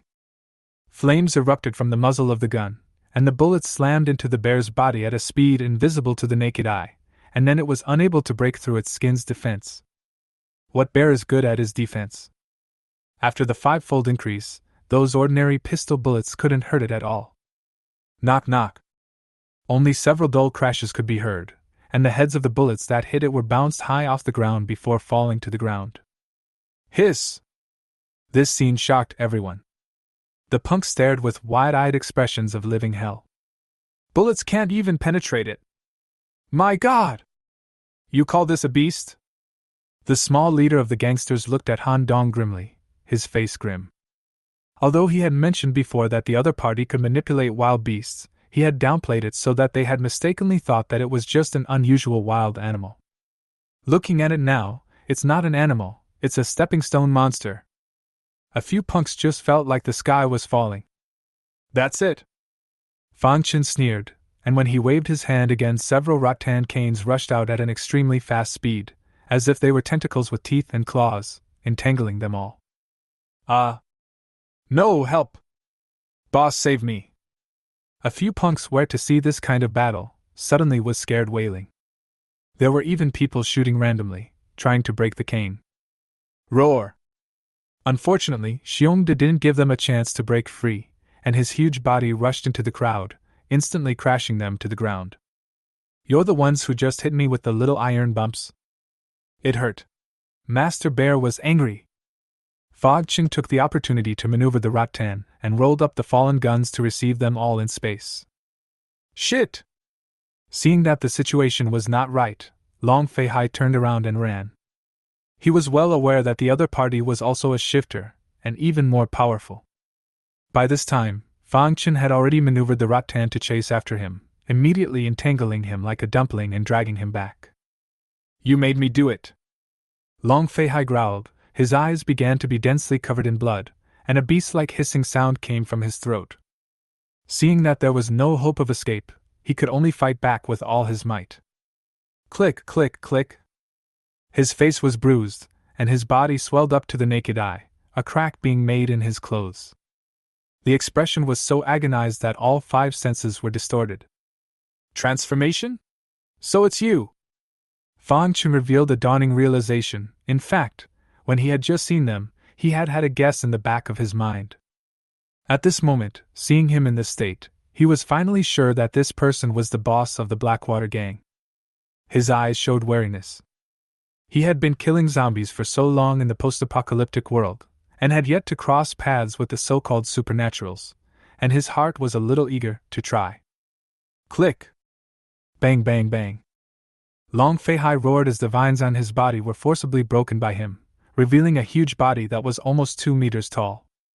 As soon as he did, he ripped off his top, revealing a high bulge of muscle. It was a good thing that the lower half of his body was dressed in an extremely loose, versatile field suit, and there were no indescribable images. I want you dead! After transforming, Long Fei Hai was incomparably violent. His huge body was like a cannonball, stepping on the concrete and rushing towards Fang Chen. Fang Chen took a deep breath, put away the chopping sparrow, and charged up as well. He wanted to use this person to test his strength. Boom! The distance of several meters was almost a blink of an eye for the duo, and the 2 fists blasted against each other with precision. The terrifying power directly formed an ear-piercing sonic boom. Zhou Ruotong and the other people watching the battle subconsciously held their breath, nervously waiting for the results. Stomp! After one punch, Long Fei Hai suddenly screamed miserably as his tower-like body stomped back several steps, his arms spasming uncontrollably. On the contrary, Fang Chen on the opposite side of the room still maintained the action of throwing a punch, not moving a muscle. In fact, he had just used only 70% of his strength. Sure enough, you're only F rank. Through the comparison in power, Fang Chen judged his rank. Long Fei Hai looked at his fist in disbelief. He knew how terrifying his mutated power was. You can kill a tiger with your bare hands. Yet at this moment, in the area of strength that he was most proud of, he was actually surpassed by a youth? The fear in his heart far outweighed the grumpiness. Long Fei Hai's chest rose and fell violently as he looked viciously at Han Dong, who was not far away. This is what you call just a smelly security guard? Just a few beasts? He now seriously wondered if he had been caught in a trap. Our fight isn't over yet. Fang Chen smiled coldly and opened his mouth, then took the initiative. Long Fei Hai screamed in his heart, but he could only fight back helplessly. The 2 tangled together again, and Fang Chen, with the fighting skills he had mastered as a soldier, made moves that went straight for the kill. Bang, bang, bang. The 2 fought with their fists. However, everyone could see that Long Fei Hai could only take a beating. Being pressed by Fang Chen, it was only a matter of time before he lost. Shit! Long Fei Hai roared angrily, a touch of gloom flashing under his eyes. After taking a hard punch from Fang Chen, he took the opportunity to reach into his pants pocket, and then mentally mumbled the time. 5, 4, 3, 2. When the count reached 1, he suddenly received a punch from Fang Chen with his chest. The body retreated backward under the tremendous impact, while a palm-sized iron box appeared in his hand more than once, and violently threw it at Fang Chen. As the iron box flipped and flew towards him, Fang Chen saw the timer flashing on it, and the corners of his eyes instantly shrunk. Bomb! As he watched the number on top of the timer go from 1 to 0, his heart raced, and he was too late to dodge. At the moment of crisis, Fang Chen roared in his heart. 5 times the defense! Ding, copy start. As the thought flashed by, a huge black bear silhouette appeared outside his body, enveloping him. Rumble. The next moment, the fire of the explosion engulfed him. The few punks watching the battle nearby and Zhou Ruotong and the others were all pushed out several meters away by the heat wave from the explosion and fell to the ground. It was a good thing they were far enough away to be merely grazed by the shards and not hit in any vital areas. Fang Chun? Zhou Ruotong climbed up and shouted nervously. Hiding in the office building, Li Yuanling and the others were nervously lying in front of the glass window, a heart hanging in their throats. Fang Chen was the pillar of everyone. If he fell, their downfall could be imagined. Not to mention the zombies, that black boss alone was not something they could deal with. On the other hand, a few punks from the Blackwater gang showed a look of surprise and looked towards the place of the explosion with a rising heart. Dead? The eyes of the crowd converged on the smoke-filled area, anxiously awaiting the results. Until a gust of wind blew and the smoke cleared. Sorry to disappoint you guys. As the cold voice rang out, Fang Chen walked out of the smoke unharmed. Outside of his body, a giant bear silhouette exactly like Xiongde gradually shattered and finally disappeared.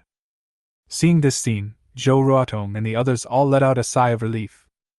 A few punks flopped down and sat on the ground, their faces ashen. This can't even kill him? They could only pin their hopes on Long Fei Hai, yet when they looked over again, the expressions on their faces instantly froze. Dragon is missing? Chapter 33. I didn't ask, won't you tell me? Long Fei Hai is gone. It didn't take much thought to realize that it must have taken advantage of the explosion to escape. The fact that the hot air balloon was still there in the distance meant that he didn't run in it, which in turn saved his life by mistake. Otherwise, Fang Chen was riding a golden eagle, and he could directly make him fall to his death from midair. If you can run away from the monk, you can't run away from the temple. I'll be there for you. Fang Chen spoke indifferently. He wasn't a generous person, instead he was vindictive. He didn't chase them out, either to avoid being ambushed or because it wasn't necessary. Now that it was the end times, with crises and depleted resources, it was impossible for Long Fei Hai to give up the huge supplies of the Walmart base, so sooner or later he would go back. Fang Chen, on the other hand, had other ideas. Fang Chen, are you all right? At this time, Zhou Ruotong walked over and looked at him with concern.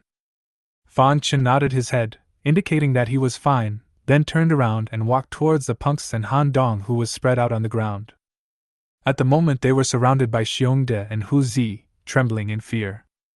They had always thought that Long Fei Hai was an invincible existence until today. When they saw how easily he was defeated by Fang Chen, the belief in their hearts instantly collapsed. The man in front of me is even scarier. You guys, who's second in command? Fang Chen looked at them and spoke faintly. As the words fell, the dozen or so punks unanimously looked at that little leader, their intentions self-evident. The young leader saw this and lifted his chest, revealing a look of death. You have to be righteous when you're out there, and you'll never know anything from me unless... Bang! Fang Chen took out his pistol and shot his head cleanly. The other punks trembled and looked at him with horror.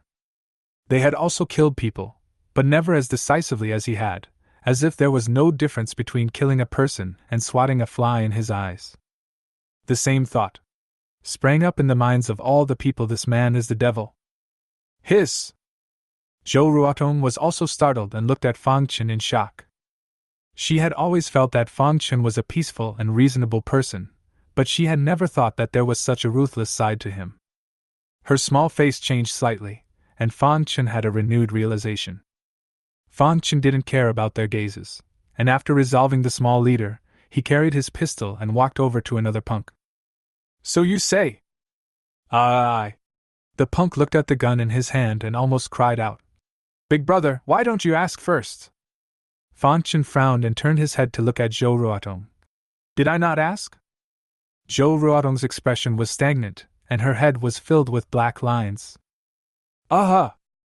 Oh, sorry. Fang Chen first showed an apologetic look, then his expression turned cold as he raised his gun against the punk's forehead.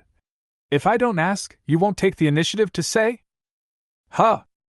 The punk shuddered, his head instantly going blank. Unsolicited what? Seeing Fang Chun reveal his impatience, he hurriedly told him everything he knew. It turned out that the Blackwater Gang was a gangster gang that smuggled and sold firearms before the end of the world, and the bomb that Long Fei Hai had just thrown was made by his own hands. There are a few more bombs like this one at their place. After interrogating the punks, Fang Chun finally walked towards Han Dong, who was spread out on the ground. Zhou Ruotong followed behind, her face as cold as frost. She had always treated Han Dong as her own brother and treated him well on a regular basis, but she never expected that the traitor would be him. Fang Chun came to Han Dong's front and slowly crouched down. You're willing to let us go to our deaths in order to be with Zhou Ruotong? Did I do anything wrong? Han Dong had already expected his downfall, so he stalked his neck and stared at him angrily. Looking at his somewhat maniacal demeanor, Fang Chun knew that this guy had already gone off the deep end, so saying any more would be a waste of words. He stood up and put the gun to his head. You did the right thing, but you overestimated your intelligence and underestimated my strength. Go in peace, your sister Ruotong. I will take care of it for you. You! Bang! Without waiting for Han Dong to finish his sentence, Fang Chun had already pulled the trigger. Looking at Han Dong, who slowly collapsed and died without resting in peace, Zhou Ruotong's eyes reddened, and her heart could not tell what kind of flavor she felt. Disappointed? Sad? Or sorry? Maybe both. Fang Chun stood up and touched her head. I have to.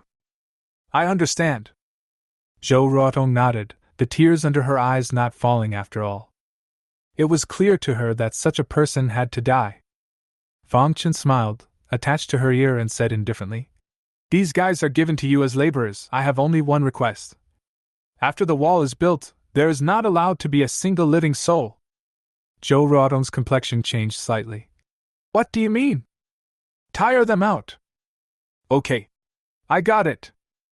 Zhou Ruotong nodded, understanding Fang Chen's intentions. Like Han Dong, these people can't be kept, but they have to play their spare parts and squeeze the last value out of them before they die. With this lesson learned, Fang Chen searched away everything they had on them, including their cell phones. He works during the day and is locked up at night in the iron fence where the golden eagles were previously kept in captivity. And the food was the worst, and they were not allowed to eat enough. After taking care of everything, Fang Chen went to look at Mater's injury. Luckily it was only a bullet graze on his shoulder, which had already been bandaged by Liu Yuanling. Captain, we are so useless. 4 security guards surrounded him in a very low mood. Fang Chen smiled at his words. There were already more of them than you, and with guns and mutants, how could you possibly be a match? Oh yeah! He remembered something, and with a wave of his hand, 4 guns appeared in front of him. These guys are not peaceful people. You guys take these guns for protection, and if you find anyone behaving dangerously, just shoot them. Huh! Several people looked at the pistol in front of them, their breath suddenly catching. Guns! For ordinary people, a gun was already the strongest weapon, not to mention that Fang Chen had also given them the right to kill first. A few of them looked at him moved, patting their chests and promising that they would manage those people.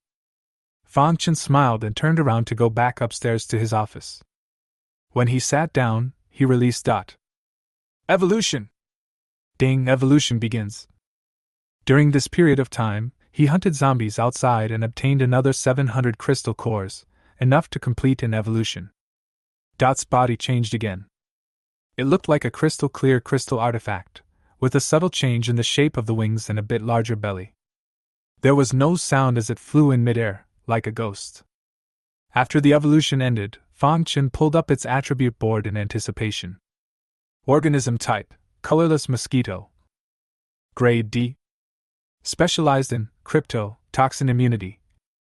Skill, painless stabbing. Endurance value 10. Required for evolution, 10 red crystal cores. Sure enough! When he saw the column that little bit was good at, Fang Chen screamed out in surprise.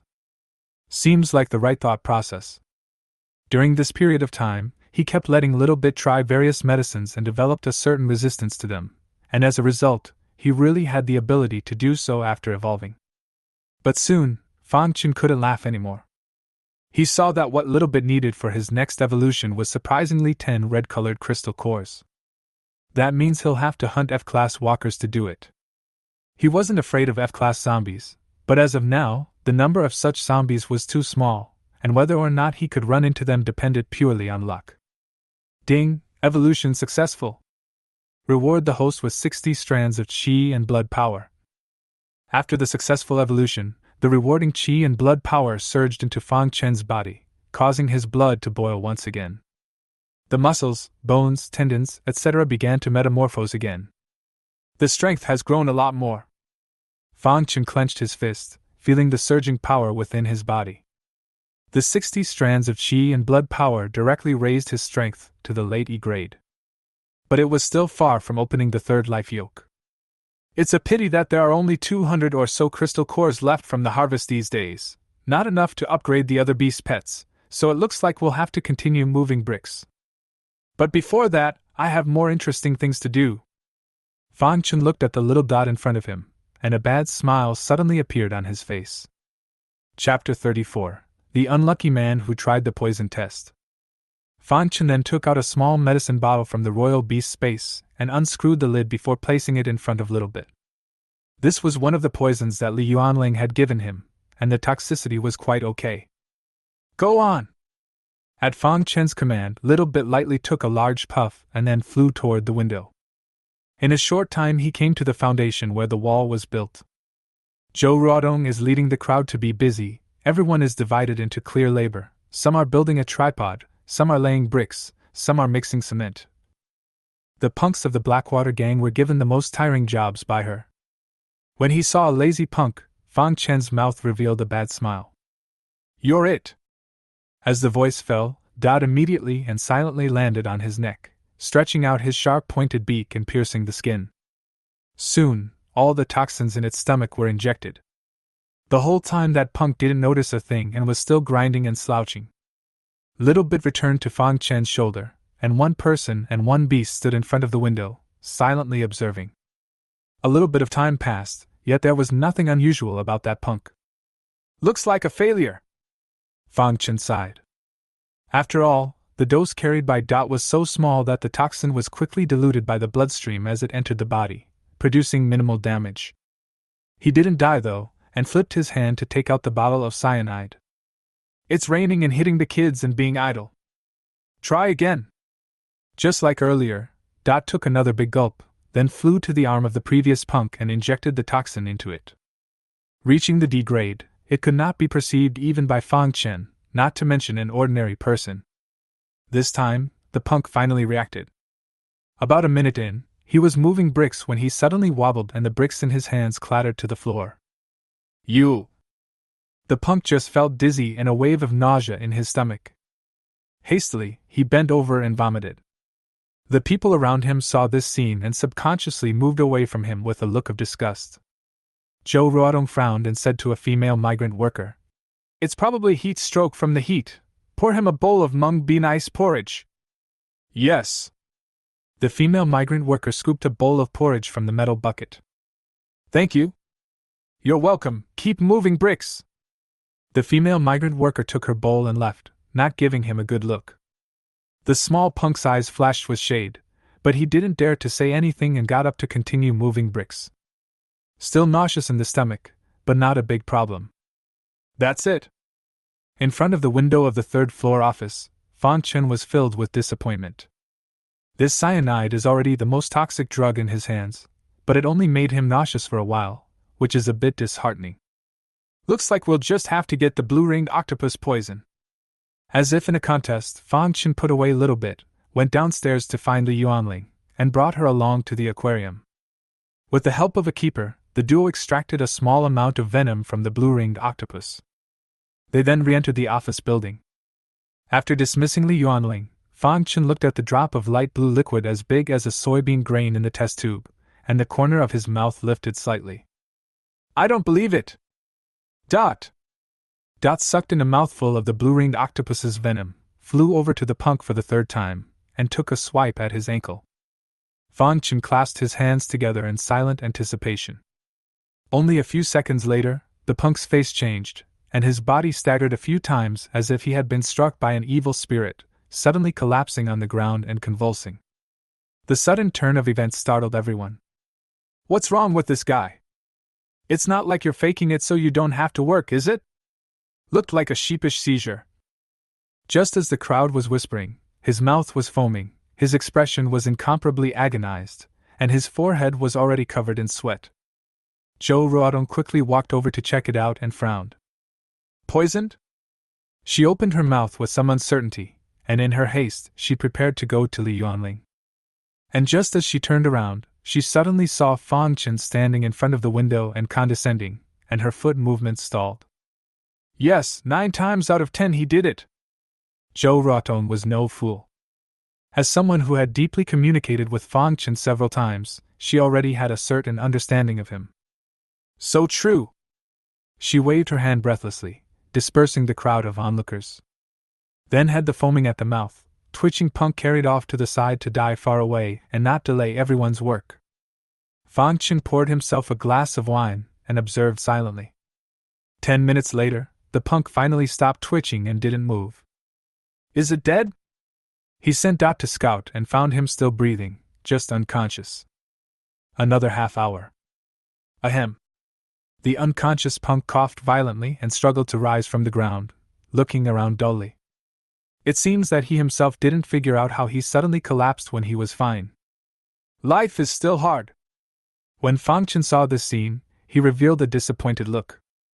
As expected, even the most poisonous blue-ringed octopus remains poisonous in too small a dose. The only way at the moment was to make a contract with it and evolve. Thinking of this, Fang Chen didn't hesitate and directly brought the 3 ferocious beasts outside the zoo to decimate the zombies. Master Lu Shuren once said that when a man likes something, his obsession is outrageous. In the next 3 days, Fang Chen finally gathered enough 1,300 crystal cores. He calculated that the power of qi and blood gained from evolving the 2 beast pets first would probably be enough for him to make a breakthrough. As for the other beast pets, there's no rush. It was worth mentioning that he hadn't spared the punk in the past 3 days, and every now and then he'd let Dot give him a pinch. Nothing more, purely for bad taste. 3 short days down the road, the punk had lost a large amount of weight, his face was pale, his eyes were darkened, and his lips were purple.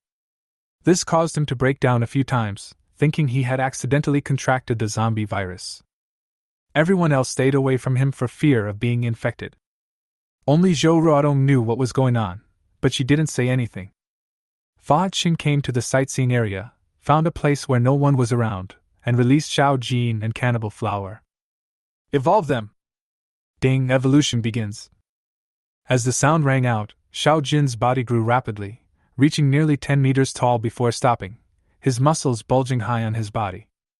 Fang Chen looked at the small mountain in front of him and only had 4 words in his heart. "Berserk Behemoth!" Roar! Jin punched his chest with both fists and couldn't help but throw his head back and growl. In a flash, the wild and ferocious aura spread out like a storm, frightening all the animals in the zoo to prostrate themselves on the ground, shivering. Monster Buster, King Kong! That horrible sense of oppression made it difficult to breathe. Okay, stop screaming, I know you're mean." Fang Chen smiled and opened his mouth, wanting to touch its head, only to reach out his hand and realize that he was only worthy of touching his knee. Fortunately, Little Gold was very humane and immediately shrunk his body. It didn't stop until it was the same height as Fang Chen. "Nice!" Fang Chen patted its head as he wished, revealing the usual relief of an old father. Rustling. On the other hand, the Cannibal Flower also finished evolving. Its vines covered several nearby beast gardens as if it were an oversized net of hundreds of square feet, with a full 24 blood basin mouths hanging from its stems. Underneath some of the leaves, reddish energy fruits grow. Hiss! This is the legendary 1,000-year tree demon, isn't it? Fang Chen's mouth was wide open. The scene in front of him could only be described as exaggerated.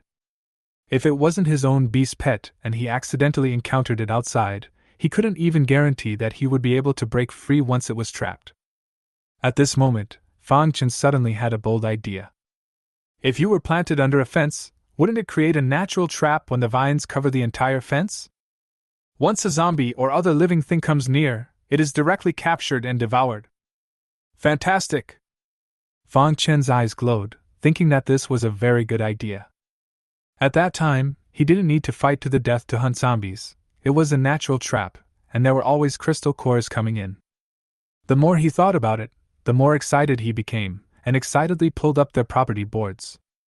Organism type, juvenile Vidra. Grade D. Specialties, strength, self-healing. Skill, berserk. Endurance value 10.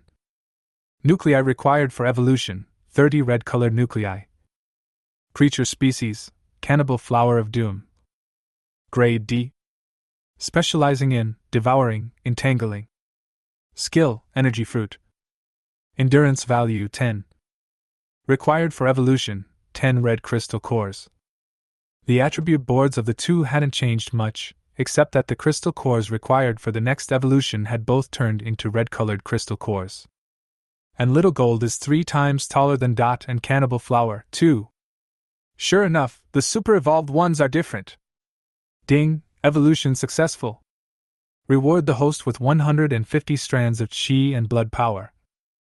After the evolution, the rewarded power of Qi and blood arrived as expected. Fang Chen only felt his body shaking, his blood boiling violently, and every cell in his body undergoing an earth-shattering metamorphosis.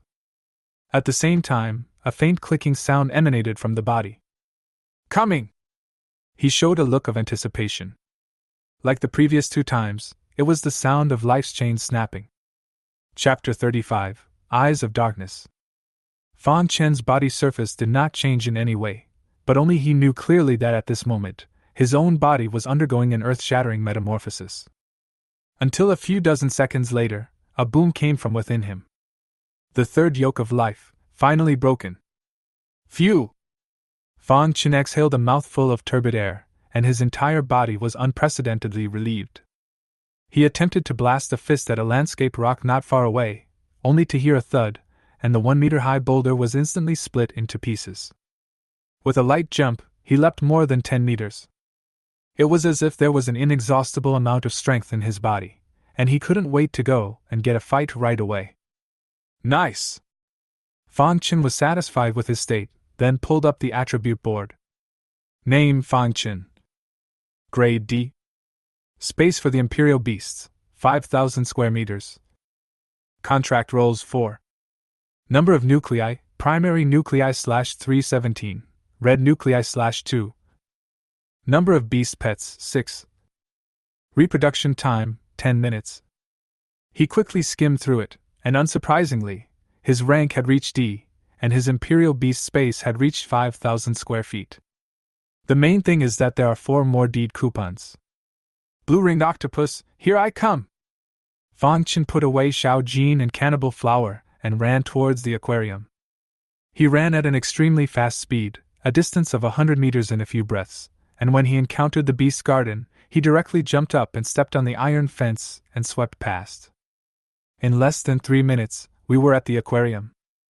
After greeting a few keepers, he made his way over to the stoutest-looking blue-ringed octopus. Make a pact with it! Ding, the contract is being signed. Party A, Fang Chen. Party B, blue-ringed octopus. The contract has been created.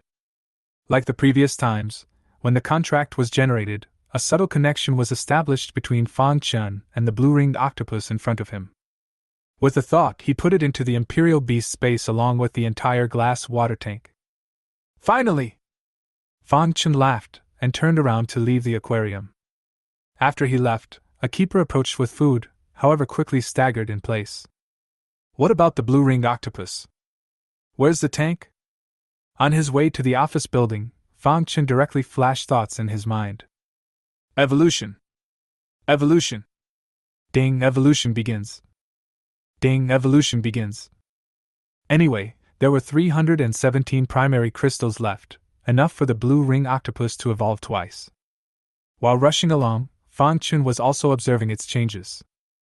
There was not much change in size, but mainly the colors on the body became more brilliant, especially those blue ring patterns, which looked as if they were jewels. By the time he got back to his office, the little guy had finished evolving. Fang Chen pulled up its attribute board. Organism type, deep blue octopus. Grade E. Specializing in venom. Skill, deadly fog. Endurance value 10. Required for evolution, 500 primary cores. A smile appeared on Fang Chen's face after he briefly browsed through it. That's right, specializing in venom. From now on you'll be called Blue. In the Imperial Beast space, the blue-ringed octopus fluttered the water a few times and let out a strange cry from its mouth, expressing its joy to him. Fang Chen hemmed and hawed and couldn't wait. Blue, give me some venom! The blue-ringed octopus sniffed and immediately spat out a mouthful of saliva, which was a drop of soybean-sized venom, like a sapphire. Fang Chen hurriedly wrapped it with his nianli and then put it into a glass bottle. Dot, it's your turn to behave. After all this hustle and bustle, the moment has finally arrived. Little Bit sucked in a mouthful of blue venom and flew towards the window, and Fang Chen was surprisingly a little nervous in the bottom of his heart. He poured another glass of red wine and watched in silence. Like admiring your own masterpiece. At the moment the punk was carrying steel with another person, not realizing that a mosquito had landed on the back of his hand. Walking, he suddenly found it hard to breathe. Wow! Several pieces of steel fell to the ground. The punk had his hands around his neck, his eyes bulging out, his mouth open, his chest heaving violently like a drowning man. Mud, bad luck! The man across from him cursed at the sight. Seeing him like this had long been a surprise. Because these days he comes in convulsions, fainting and foaming at the mouth at every turn, everyone is used to it. Ah! Help me! Help me! Ho ho ho! The punk showed pain, his throat making a ho-ho noise like a broken bellows, his lips turning a purple-black color. Zhou Ruodong in the distance frowned slightly, and turned her head to look at the third-floor office. Sure enough, the guy was watching. She sighed and ignored it, continuing to direct everyone to build the wall. The people dry in full swing, people come and go, but none of them pay attention to the ground punk, as if he is a piece of broken bricks on the ground. It wasn't until a few seconds later that he finally stopped struggling. A life passed quietly under the eyes of the crowd without attracting any attention, seemingly insignificant. Until 2 hours later, when he was carried and thrown outside. It worked pretty well. In front of the window on the third floor, Fang Chen drank the last sip of red wine, revealing a look of satisfaction. After so many days of tossing and turning, it's finally done. Class E blue-ringed octopus that poisons normal people in just 3 seconds. I wonder if it would work on a shifter? Try! The excitement under Fang Chen's eyes not only didn't fade, but instead grew stronger. When he let Long Fei Hai go, he had such a layer of consideration. After all, mutants were too rare and had to be cherished. Go! Fang Chen put away Little Bit, and then flew out of the zoo on his golden eagle. The Walmart supermarket on the west side of town was also on the map he'd marked in the first place, and he'd originally intended to wait until the zoo's supplies were pretty much gone. Now it looks like it's going to be an early patronage. In the meantime, a figure stumbled to the front door in front of the Walmart supermarket on the west side of town. This person was none other than Long Fei Hai. When he first escaped the zoo, it took him 3 full days to escape back here, covered in zombie-tainted blood. The most dangerous time was when he was almost surrounded by a group of walkers. Fortunately, at the critical moment, he transformed successfully, and his body's various abilities were greatly enhanced, and he escaped back without any danger. Bang bang bang. Long Fei Hai pounded hard on the iron door, not forgetting to look back to see if he had attracted any zombies. It wasn't long before a punk showed his head. Who stepped? Boss? The punk was about to curse when he realized it was him who knocked on the door. Long Fei Hai nervously looked back and then cursed at the punk. Denima, hurry up and open the door for me. Oh! The punk hastily jerked off a couple of iron locks and pushed the iron door open. Long Fei Hai cursed again before he stumbled inside, and the punks behind him hurriedly relocked the iron door. They didn't notice. Right now in a store across the street, there was a pair of eyes glowing a deadly gray staring at them through the glass. Seeing the iron door close, the eyes only faded back into the darkness. And then, behind them, came the roar of countless zombies. Chapter 36: The Misery of the Blackwater Gang's Survivors. Hi, why are you the only one back? Where are they? The punk who had just opened the door looked outside suspiciously, and after determining that Long Fei-hai was the only one, a puzzled look appeared on his face. In his mind, there was no way they couldn't handle that zoo. Long Fei-hai, who was going up the stairs, sniffed and his face suddenly became hideous, and he pinched his neck and ruthlessly pressed it against the wall. You're chastising the old man? Don't dare, don't dare. The little punk was so scared and panicked that he hurriedly shook his head. Don't misunderstand me, Brother Hai, I didn't mean it like that. Humph. Long Fei-hai grunted coldly and slammed him to the ground, angrily walking up the stairs. The little punk let out an ouch, ate the pain and climbed up, looking at Long Fei-hai's back, and after a moment's thought, his eyes widened in horror. Is it possible that everyone else is dead out there? Hiss! He covered his mouth with both hands, his heart beating wildly. Long Fei-hai came to the rest area on the third floor, and the few punks inside immediately greeted him. Hi! Boss! Boss, you're back! A few punks excitedly stepped forward, but upon seeing the stained blood on Long Fei-hai's body and his gloomy face, they immediately realized what was going on. Several people looked at each other, and immediately became formal. As soon as Long Fei-hai ripped off his dirty clothes, he sat on the sofa. Go get me some water to wash myself and some food. Yes, hi. A few punks hurriedly ran away, fearing to stay here and run into trouble. Not long after, a few people got a large bathtub up and brought some instant food, placing it in front of Long Fei-hai. Long Fei-hai jumped straight into the bathtub and grabbed the food and stuffed it into his mouth. A few punks stood back, no one daring to speak. After eating the food, Long Fei-hai submerged his body into the water, revealing only a head. Go get all the explosives we have in stock and set up all the entrances and exits in the base as traps using the method I taught you earlier. Huh! A couple of punks froze. All the explosives are taken out to set up traps. What kind of existence has this invited? Several people's faces turned white, and when they recalled Long Fei-hai's wretched appearance when he came back, they had an ominous premonition in the bottom of their hearts. Seeing that they were still standing still, Long Fei-hai became furious. Are you deaf? Yes, yes, yes! Several people shivered at the yell and hurried toward the warehouse. In a short time they came carrying 3 locked tin boxes, which, when opened, contained a single explosive made from detonators. Long Fei-hai looked at the explosives, his gaze cloudy. He shuddered at the thought that Fang Qin could even resist the power of the explosives, but there was no other way out at the moment. The man has been offended and can only be hardened without dying. Remember to use double the explosives, no, triple. Use the thinnest fishing line you can find, and lay out all the entrances and exits, the more concealed the better. Okay, boss. A few punks obviously realized the seriousness of the problem, and no longer dared to nag, carrying the iron box hurriedly left. Long Fei-hai breathed a long sigh of relief. He could resist 1 bundle of explosives. What about 2 or 3 bundles exploding at the same time? Even if they don't die, they'll at least be seriously injured. At that time, even if he still couldn't defeat them, escaping would not be a problem, right? The thought of it grounded him. Mud, whatever. 1 more day to enjoy is 1 more day. Wow. After eating and drinking, Long Fei-hai stood up from the bathtub, naked, and headed for the basement. That's where the labor force is held. Bam! Not long afterward, he pushed open the door to the basement, an empty chamber where 50 or 60 survivors were pedaling their bicycles with vigor.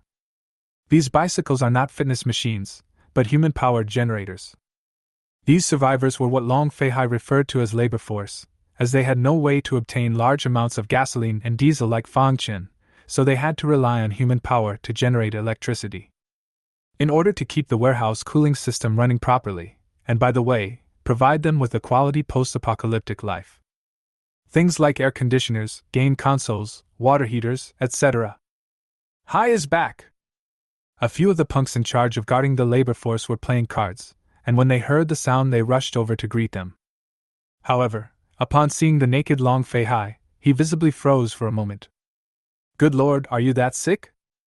Long Fei-hai didn't say anything with a cold face, then walked towards the crowd that was generating electricity.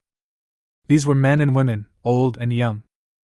Because of the long hours of labor and the lack of sufficient food, all of them are yellow, thin and dead. When they saw Long Fei-hai, all of them were scared and panicked, pedaling desperately, fearing that they would be beaten up again if they upset him. Long Fei-hai grimaced, his gaze not like looking at a human being, but more like looking at a herd of livestock. Soon he grabbed two young women from the crowd. "Hi!" One of the women gave a flirtatious smile. She had already been patronized by Long Fei-hai more than once, and at this moment, not only was she not afraid, she instead revealed a pleasing look. Because she knew full well that if she served this man well, she would be rewarded with food. Knowing that she would never be able to escape this place, she was willing to trade her body for better food rather than eat the usual pig food. "Let go of me, you bastard! Don't touch me!" The other woman was much more rigid than she was.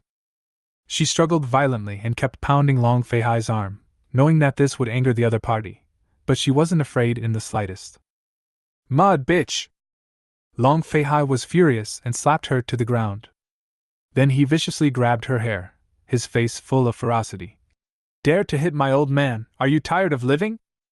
Beat me to death if you can!" The woman glared at him when it was too late, a clear slap mark emerging on her cheek. The other survivors peeked over at her, sweating for her.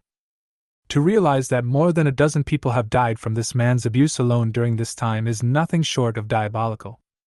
A few punks in the distance gloated and watched, enjoying a rare good show. Long Fei-hai's gaze grew colder and colder. Just when everyone thought he was going to kill him, he suddenly sneered and pulled the woman in front of him. "Quite the chaste martyr, aren't you? Let's see just how strong you are." As the words left his mouth, he looked to the punk in the distance. "Bring out that dog." "Yes." The two punks turned and walked into a clean room. In a short time, they rolled out an iron cage holding a man covered in blood and dying. "Kuhyo, wake up!" Upon seeing the man, the woman suddenly broke down and screamed. This man was her husband, who had previously been beaten half to death by Long Fei-hai in order to protect her, and had then been locked in a cage and used as a human pet for fun. Seeing him in this state, it was hard to imagine what kind of torture he had gone through these days. The woman was so distraught that she lost her mind and wailed. The man slowly opened his eyes at the sound of her voice. "Mimi, is that you?" "It's me, brother Ku-hing." The woman, by now sobbing uncontrollably, struggled desperately to crawl toward the man in the cage. However, she was kicked down by Long Fei-hai and sneered at her. "That's pretty deep, I'm almost touched by it, but the more you guys do it, the more excited I get." As he spoke, his body did respond. He then grabbed the iron bar from one of the punks and walked over to the iron cage. "You know what to do if you don't want him to suffer. Don't you dare." "That's not the answer I wanted." Long Fei-hai let out a sardonic laugh, and the iron bar in his hand ruthlessly smashed at the man in the cage. Click! Ah! One of the man's arms was smashed off, and a mournful scream escaped from his mouth. "No, don't!" The woman wanted to rush over to stop, all by the two punks dead pressed, can only hiss and cry, incomparable despair. Long Fei-hai seemed to be enjoying this process, and his body's reaction became even stronger. Click! Another blow went down, and one of the man's legs snapped off in response. The intense pain caused him to pass out directly. "No, you devil!" The woman screamed in shock, but she couldn't break free at all, and when she saw Long Fei-hai raise the iron bar once again, she finally broke down. I will serve you, please stop fighting." "That's right." Long Fei-hai revealed a perverted smile, and after dropping the iron bar, he pulled her and the other woman towards the third floor with a big smile. He wanted to take out all the anger he had suffered from Fangchen on them. The other survivors watched his back and dared to speak. An old man clasped his hands in a silent prayer. "What are you looking at? You don't want to live? Hurry up and generate electricity." "Mud, a bunch of cheap skins." A few punks carried iron bars and began to strut their stuff. Unbeknownst to me, a huge golden eagle is swooping down outside Walmart at this very moment, finally landing firmly on the roof of the building. Fangchen didn't rush into it after landing, but released a little bit. Gotta get more people to test it out. Go on! Dot obediently inhaled the blue-ringed octopus venom and flew into the supermarket at her feet. Fan Chen waited silently. He felt that just one punk wasn't enough. After all, everyone had different physiques and genes, and their bodies had different immunities. And he wanted to see just how many doses it took to poison an ordinary person. Chapter 37, Weird Mutation, Humanoid Spider. Inside the basement of a Walmart supermarket. After Long Fei-hai left, the few remaining punks used his residual power to continue to act like bullies, enjoying the sense of accomplishment of bullying. Don't be lazy, or I'll break your legs. A bunch of things that don't know how to die. Beware, I'll put you in a cage too. They carry iron bars and give a few blows to whoever they see as disagreeable, especially in front of women, and they are foul-mouthed. In the midst of the end times, many people are psychologically distorted. In an environment of extreme despair and panic, they can only console themselves by persecuting others. And the survivors have been enslaved for so long that they've forgotten to fight back. There are always people who take a chance that they are not the ones who get beaten up anyway. Or rather, it's not himself who's taking the beating at this point. An old man quickly drew a cross on his chest while the punks were walking away, praying something reverently under his breath. At this point, a punk drinking water suddenly shuddered and fell to the ground without warning, then covered his neck in pain and kept struggling. A couple of other punks looked at him inexplicably. What's wrong with this one? Mud choking on water? Something's not right. They finally realized something was wrong and rushed over to check. However, in just a moment's time, the punk had already stopped struggling, his eyes bulging out, and he was out of breath. A few punks looked at each other, their faces instantly turning pale. What's going on? I don't know. At that moment another punk screamed miserably, just like the one just now, covering his neck and collapsing to the ground, his mouth open as if trying to shout something. This turn of events left everyone at a loss for words. Not waiting for the second punk to die, the same thing happened to the third. Followed by a fourth. They looked like they had been struck by an evil spirit, their faces twisted, their eyes red, and their agonized and terrified expressions extraordinarily creepy. From the time he fell to the ground to the time he stopped breathing, it was only 3 or 4 seconds. The 3 remaining punks backed away in terror, afraid that they would be next. Devil! There are devils here. It must be those people we tortured to death, coming to get back at us. The deaths of the 4 instantly made the atmosphere eerie. The 3 dared not stay any longer, and ran upstairs in terror. After they left, the survivors stopped moving and looked at the 4 bodies with horrified eyes. They. God, it must be God manifesting. The old man who had prayed earlier suddenly knelt on the ground with a pious look on his face. It's God who sent a messenger to save us. Come on, you guys, pray with me. Omnipotent God, please. Gradually, under the old man's leadership, some people kneeled down. In desperation, they had lost the ability to think, and at this moment it was as if they had grabbed a life-saving straw and were pious. The roof of the supermarket. Fan Chen looked at the little dot that landed on his finger, and had an understanding in his heart. A mouthful of venom from a little one can poison 4 adult males. I wonder how it is against mutants. One more hard trip for you. At his gesture, Dot took another swig of venom and flew into the 3rd floor. At this moment the only 3 punks left in the basement had also run to the 3rd floor rest area and collided head-on with another couple of punks. Looking at their sweaty faces, the 3rd floor punks were puzzled. What's the matter, you guys, panicking? Ghosts, there are ghosts in the basement. One of the punks nervously grabbed his shirt, his eyes filled with terror. The other 2 opened their mouths trembling as you did. Those who have died have come to claim their lives in the guise of fierce ghosts. Dead, they're all dead. Quick, notify the boss. Looking at the trio in this manner, the gangsters on the 3rd floor realized something was wrong. If it were the old days, they would have thought these guys were crazy. But not now. Now that it was the end times, their worldview had changed drastically, and there were even zombies, so wasn't it normal for there to be severe ghosts? Or maybe some other monster has appeared. Go inform Brother Hai. Without a word, several people turned and ran toward a single room inside. At this moment, Long Fei-hai was their backbone. However, by the time they ran to the door, a woman's scream suddenly came from inside, followed by a jumble of crashing sounds. A couple of punks looked at each other, and immediately slammed the door open. Hi! Several people rushed into the bedroom, and immediately froze in place. Only Long Fei-hai was currently collapsed on the ground, his hands covering his neck, his eyes red, and his mouth making ho-ho sounds, twisted in pain. On the bed, a woman is holding her head and screaming. The woman named Mimi, on the other hand, was lying on her back on the bed, her body trembling unceasingly, as if she was enduring some kind of pain. It wasn't trembling out of fear, but the blood and flesh all over his body was writhing erratically. Unfortunately, no one was paying attention to this scene. Their attention was on Long Fei-hai, especially the three punks who ran up from the basement and screamed in terror at the same time. That's it! The night ghost has come up to claim his life. Even Hai is no match for him. Help! The bedroom was a mess at the moment, and no one knew what to do. However, after a few seconds, Long Fei-hai didn't die, and as he continued to struggle, his body surprisingly began to expand. A few punks' eyes lit up at this. Transformation.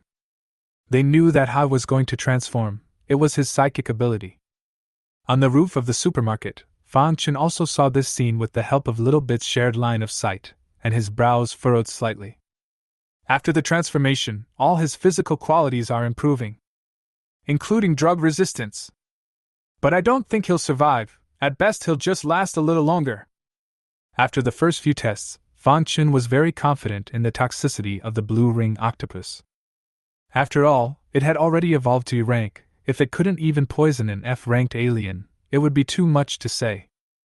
On the contrary, that woman, what's the situation? Could it be a shifter too? Fang Chen clasped his hands together and decided to observe and see. At the moment, inside the bedroom, the transformed Long Fei-hai's body was tall and muscular, as if he was a humanoid Tyrannosaurus Rex. He was in much better shape as all aspects of his body improved. Give me water. Poisoning. Gastric lavage. Quick! Compared to those panicked punks, the well-informed man immediately realized the state he was in at the moment. He didn't realize that the venom had been injected into his bloodstream by Dot, though, and thought he had eaten something poisonous. A few punks sniffed and immediately turned around to get water. But just then, a sudden change occurred. Only to see Mimi, who had just been lying on her back on the bed, suddenly scream and bend her arms and legs downward to hold her body up. To the horror of the crowd, she actually ran into the wall. The palms of his hands and feet were fitted to the wall, and the whole person seemed to be a human spider, firmly glued to it. A pair of scarlet eyes looked at the crowd as if they were hunting. A few punks instantly had their scalps numb, and their minds went blank. Without waiting for them to react, Mimi leapt up and landed on Long Fei-hai's body, opening her mouth to bite at his neck. Sharp, pointed teeth instantly broke through his skin, and blood gushed wildly. Long Fei-hai screamed miserably and tried to push her away. However, Mimi was very flexible. Her feet stomped backward and her head tilted back 180 degrees, like a twisted twist wrapping him up. As the blood gushed wildly, the already poisoned Long Fei-hai gradually stopped struggling. Ghost! She's possessed! Run! Help! A few punks snapped out of their stupor and ran screaming outside. On Long Fei-hai's corpse, Mei Mei licked the corners of her blood-stained mouth, and with a slight leap she slumped down on the wall and chased after them along the wall. A punk who ran slowly was instantly pounced on by her. Don't. Chapter 38, Corpse Tide Outbreak. Fang Chen saw what was happening inside and his brows furrowed slightly. Sure enough, it's a shifter. Judging from the strength, it should only be F-class. After a brief speculation, he didn't take it to heart and left the Golden Eagle on the roof of the building to receive it, while jumping in directly from the third-floor window. Those explosives were arranged by the punks at the entrance and exit of the first and second floors, and no one would have thought that he entered from the third floor. The third floor is a rest area and the main supplies are on the second and first floors. So Fang Chen didn't stop and came directly to the second floor. The Walmart supermarket was extremely large, and the supplies inside were even more extensive and very complete, and there was almost everything imaginable here. No wonder Long Fei-hai was unwilling to leave, knowing that he might come to seek revenge. "Then I'm welcome." Fang Chen revealed a smile, and wherever he passed, a shelf disappeared in thin air. When he arrived at the outdoor goods area, he found a few brand new hot air balloons, the same kind that Long Fei-hai had used when he took people to the zoo. In a post-apocalyptic world, this is very precious transportation. Fang Chen did not hesitate to put it away in space, then came to the first floor and continued to scavenge. On the way, he saw the woman who was chasing the punk. She had no clothes on her body, her face and figure were still good, but her posture at the moment could not really be described as beautiful, full of horror and weirdness.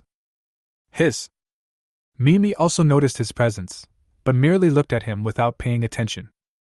Fang Chen was happy to do so and continued to idly scavenge for supplies. Unsurprisingly, the cold storage was on the first floor, which had a large amount of seafood, meat, and all kinds of fruits and vegetables, and even the lobsters and king crabs were all still alive. On top of that, he found all kinds of high-end liquor. White wine, beer, red wine, brandy, cocktails, and countless others. Not bad for a major retailer. Fang Chen couldn't help but sigh, revealing a look of satisfaction. After putting all the items away, his uncapped 5,000 square feet of Imperial beast space had piled up, leaving only a small space for a few beast pets to land. The supplies alone would be enough to consume the entire zoo for years. He then headed for the basement, satisfied. Just as he arrived, he saw a group of people kneeling on the ground in prayer, looking up at him when they heard the noise. "You guys! Messenger, have you come to save us?" As Fang Chen opened his mouth, an old man suddenly looked at him with a fervent expression. The others were equally expectant. "The dead? What dead man?" Fang Chen was puzzled by the question. "Am I not living a good life?" After glancing at the crowd, he spoke faintly. "From now on, you are free!" "Whoa!" After a brief silence, the crowd roared. Happiness comes so suddenly. 1 second they were despairing that they would be imprisoned for the rest of their lives, and the next a man suddenly appeared and told them they were free. This feeling of instantly reaching the top of the mountain from the bottom of the valley would be unforgettable for them for the rest of their lives.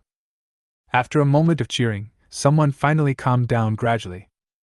Freedom, but where could they go now? There are zombies everywhere out there, and once they leave this place, they won't be able to survive at all. At this time, the old man who started it all walked quickly to Fang Chen and flung himself on his knees. "Messenger, please take us away to the Garden of Eden." "Where to?" Fang Chen froze for a moment. Where's Eden? Is there such a place in Jiangqing? Why go there? Looking at the old man who was kneeling piously at his feet, he always felt that this old man was godly and didn't seem to be in good spirits. You just asked yourself if you were dead, and now you're going to some Garden of Eden. Can't a $2 store do it? Seeing that Fang Chen was filled with confusion, the old man hurriedly explained. You are a messenger sent by God, you saved us, and from now on we will be your most devout followers. Ah, so! Fang Chen touched his nose in sudden realization, embarrassed not. So it's the messenger, not the dead. This old man has no tongue? He thought for a moment, and finally nodded. I can take you to a safe place, but it's not some dollar store. Once there, you will need to trade your labor for food. After a pause, he emphasized. Of course, it's just normal labor. No oppression, no exploitation, 8 hours a day, occasional overtime. Ahem, there's a late-night snack for overtime. At his words, the crowd wept with joy. Even before the end of time, what man will not need to labor? As long as they aren't beaten every day, oppressed like animals, and never-ending work as a power-generating machine, it's already paradise for them. Messenger, we are willing to go. Please take us out of this demonic cave, we would like to follow you. You are our savior. Seeing their reactions, Fang Chen was satisfied. Just then, a sound came from behind him. Fang Chen looked back, only to see the woman called Mimi appear on the wall of the building at an unknown time, a pair of fishy red eyes staring at him, and blood dripping continuously from her mouth. She was in a position that could only be seen from his perspective. Coldness radiated from Fang Chen's eyes. Dealing with a freshly mutated alien was easy for him. Just as he was about to strike, the woman suddenly spoke hoarsely. Please take my husband with you. Oh? Fang Chen froze for a moment, not expecting her to maintain a human mind. It didn't seem to be quite the same as what he had imagined. After a moment's hesitation, he shook his head. I'm not taking someone back who has no value, much less an obligation to take care of him. I can labor for him. Really? Fang Chen raised his eyebrows and asked. What can you do? Killing for you. Mimi's voice was unusually calm, and no mood swings could be heard. Fang Chen sized her up for a moment, and finally nodded. Okay, deal. It's a good deal to raise a disabled person and collect a mutant. And he was comfortable with this woman because of his strong confidence in himself, and because he could blackmail her any time he wanted with this man on his hands. Because he could see that this man was important to her. In the meantime, on the first floor of Walmart, a couple of punks got away from the women and ran to the door. Be careful, don't run into any traps. Where are we going now? Go anywhere, just get rid of that monster. A few punks escaped the Walmart and ran off into the distance in panic. Now that Long Fei Hai was dead and a horrible monster had appeared in the supermarket, their only thought was to escape from this devil's cave as soon as possible, the farther away the better.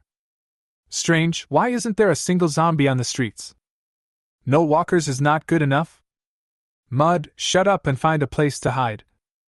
The three ran quickly toward the end of the street, hoping to find a place to land as soon as possible. Just then, swish! The three of them only felt a flash before their eyes, followed by a ragged female zombie silently appearing in front of them. Just one walker? Mud, get her! Just as they raised their weapons, the female zombie instantly disappeared into thin air. Puffing. Puffing. In the blink of an eye, the female zombie had appeared behind the trio, and with a few splashes of blood, the three punks slowly collapsed. At the location of their hearts, a blurry bloody hole appeared in all of them. The female zombie dropped a heart into her mouth and chewed on it deliciously. Roar! Hiss! The next moment, densely packed zombies poured out from all directions, quickly blocking several streets. At the moment they are no longer mute or wandering. As if they were trained warriors, they all looked in the direction of the Walmart supermarket in unison, hissing noises coming from their mouths from time to time and salivation running down their faces. Roar! A few moments later, as if they had been ordered at the same time, they made a mad dash for the Walmart supermarket. Rumble! The traps laid by the punks were instantly triggered, and the explosions were deafening. Hundreds of zombies were blown away by the bomb's power, and broken flesh flew everywhere, but the zombies behind were undaunted and filled in again. Bam, bam! Don't bang on the steel door of Walmart. In the basement. Fang Chen's face suddenly changed. He had already seen the situation outside through the Golden Eagle's vision when the explosion rang out. A wave of corpses, breaking out. Chapter 39, Black-Robed Man, Manipulating the Zombie Horde. In Fang Chen's opinion, this corpse tide had erupted inexplicably. Boom! Rumble. Explosions were heard throughout the supermarket building. The survivors stood up in horror, not knowing what was happening, and the joy on their faces was instantly replaced by fear. The walkers are coming!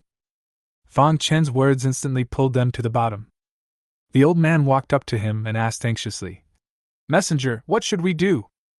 What else can we do? Fight! Fang Chen didn't expect this to happen either, but he keenly sensed a hint of an unusual flavor. As the thought flashed by, Dot flew out silently. With a wave of his hand, a bunch of weapons appeared in front of him. Take up arms and fight for yourself!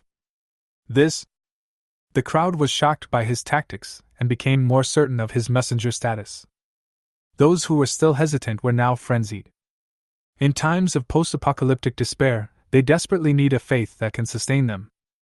And at this moment, Fang Chen was this faith. Brothers, listen to the messenger and take up arms. Kill the devil's cave and head for Eden. We've been oppressed for so long, it's time to fight back. Without Fang Chen opening his mouth, a few men had already taken the lead in shouting slogans with a fervent look. Fan Chen looked at them in dismay. Why did they suddenly ignite? Shouldn't one say something at this point? After thinking about it, he raised the knife in his hand.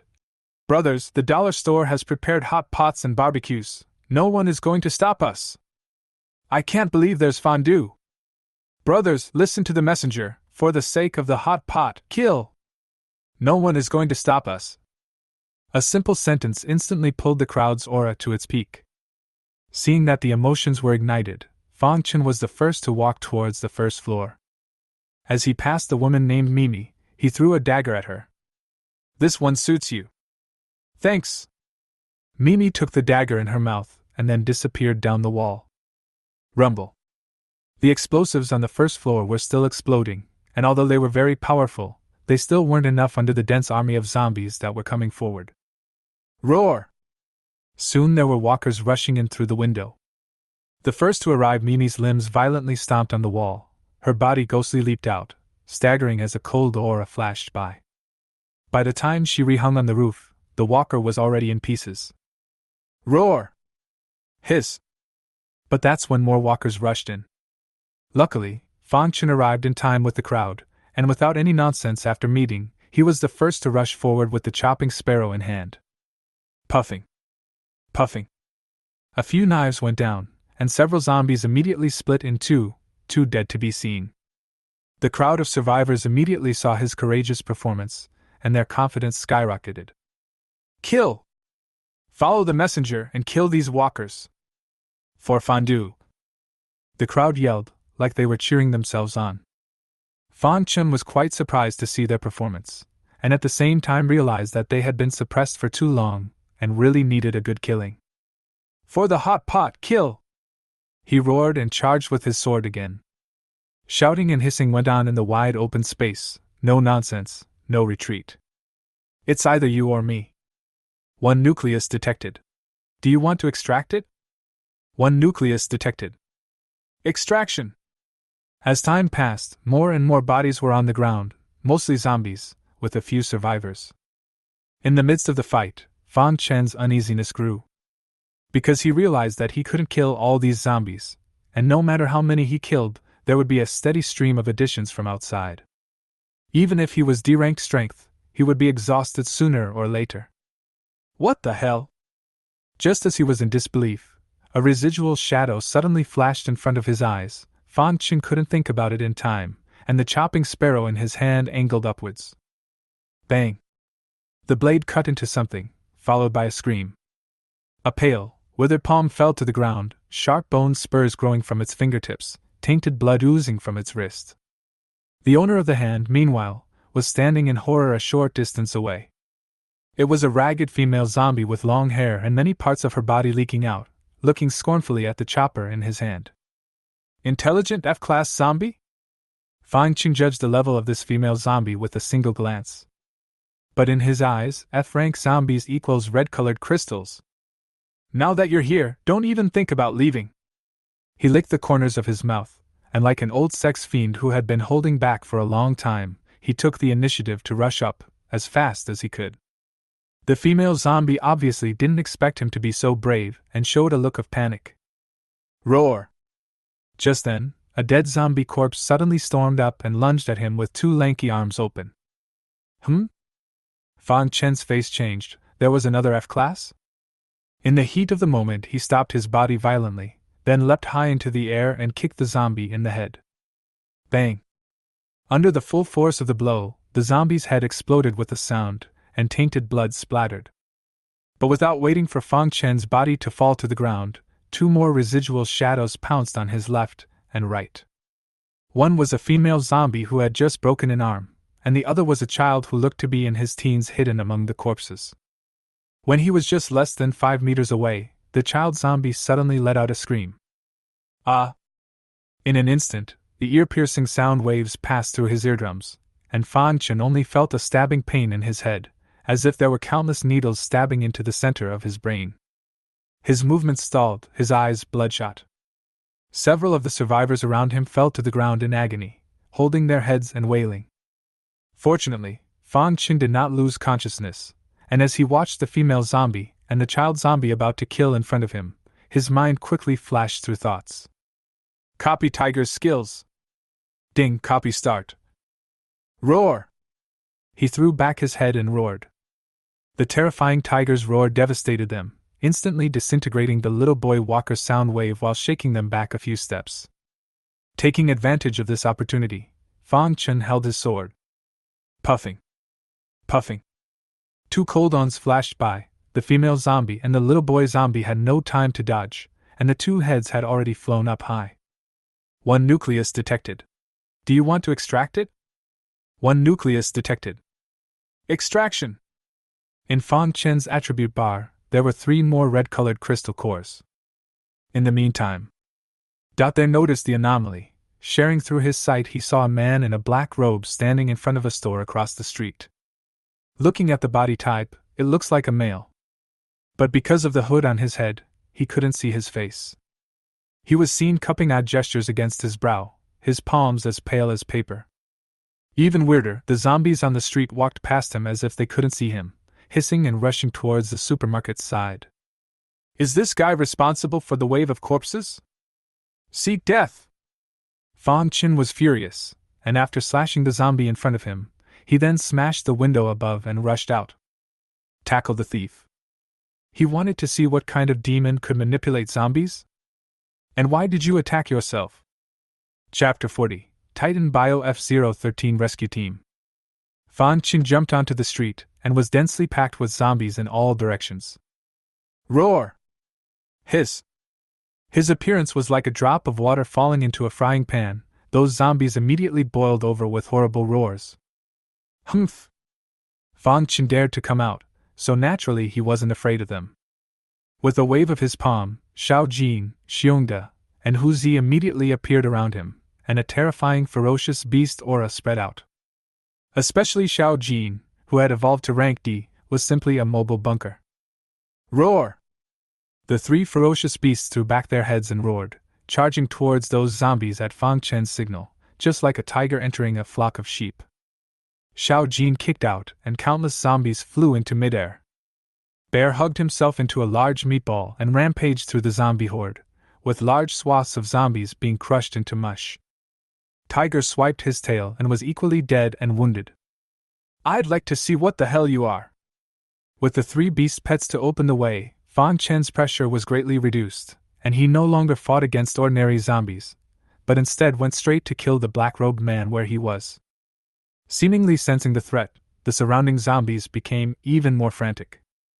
But in the face of absolute strength, the sea of corpses tactics couldn't play any role, and in less than a minute, 1 person and 3 beasts killed a bloody path. At the moment, Fang Chen was only a block away from the black-robed man. The two's eyes locked together through the herd of zombies. Fang Chen saw his deathly gray eyes and his incredibly pale skin. Taking advantage of this moment, he released Dot. The little guy immediately flew over the top of the corpses, then came in front of the black-robed man and landed towards his neck. However, when it was 10 centimeters away from the neck, it was suddenly bounced off by an invisible energy. Classy? Based on the energy fed back from Little Bit, Fang Chen guessed his rank. Although Little Bit had reached D rank, but after all, it was not a combat-type beast pet, and it was normal that it could not break through his energy. Dot has nothing to show for it.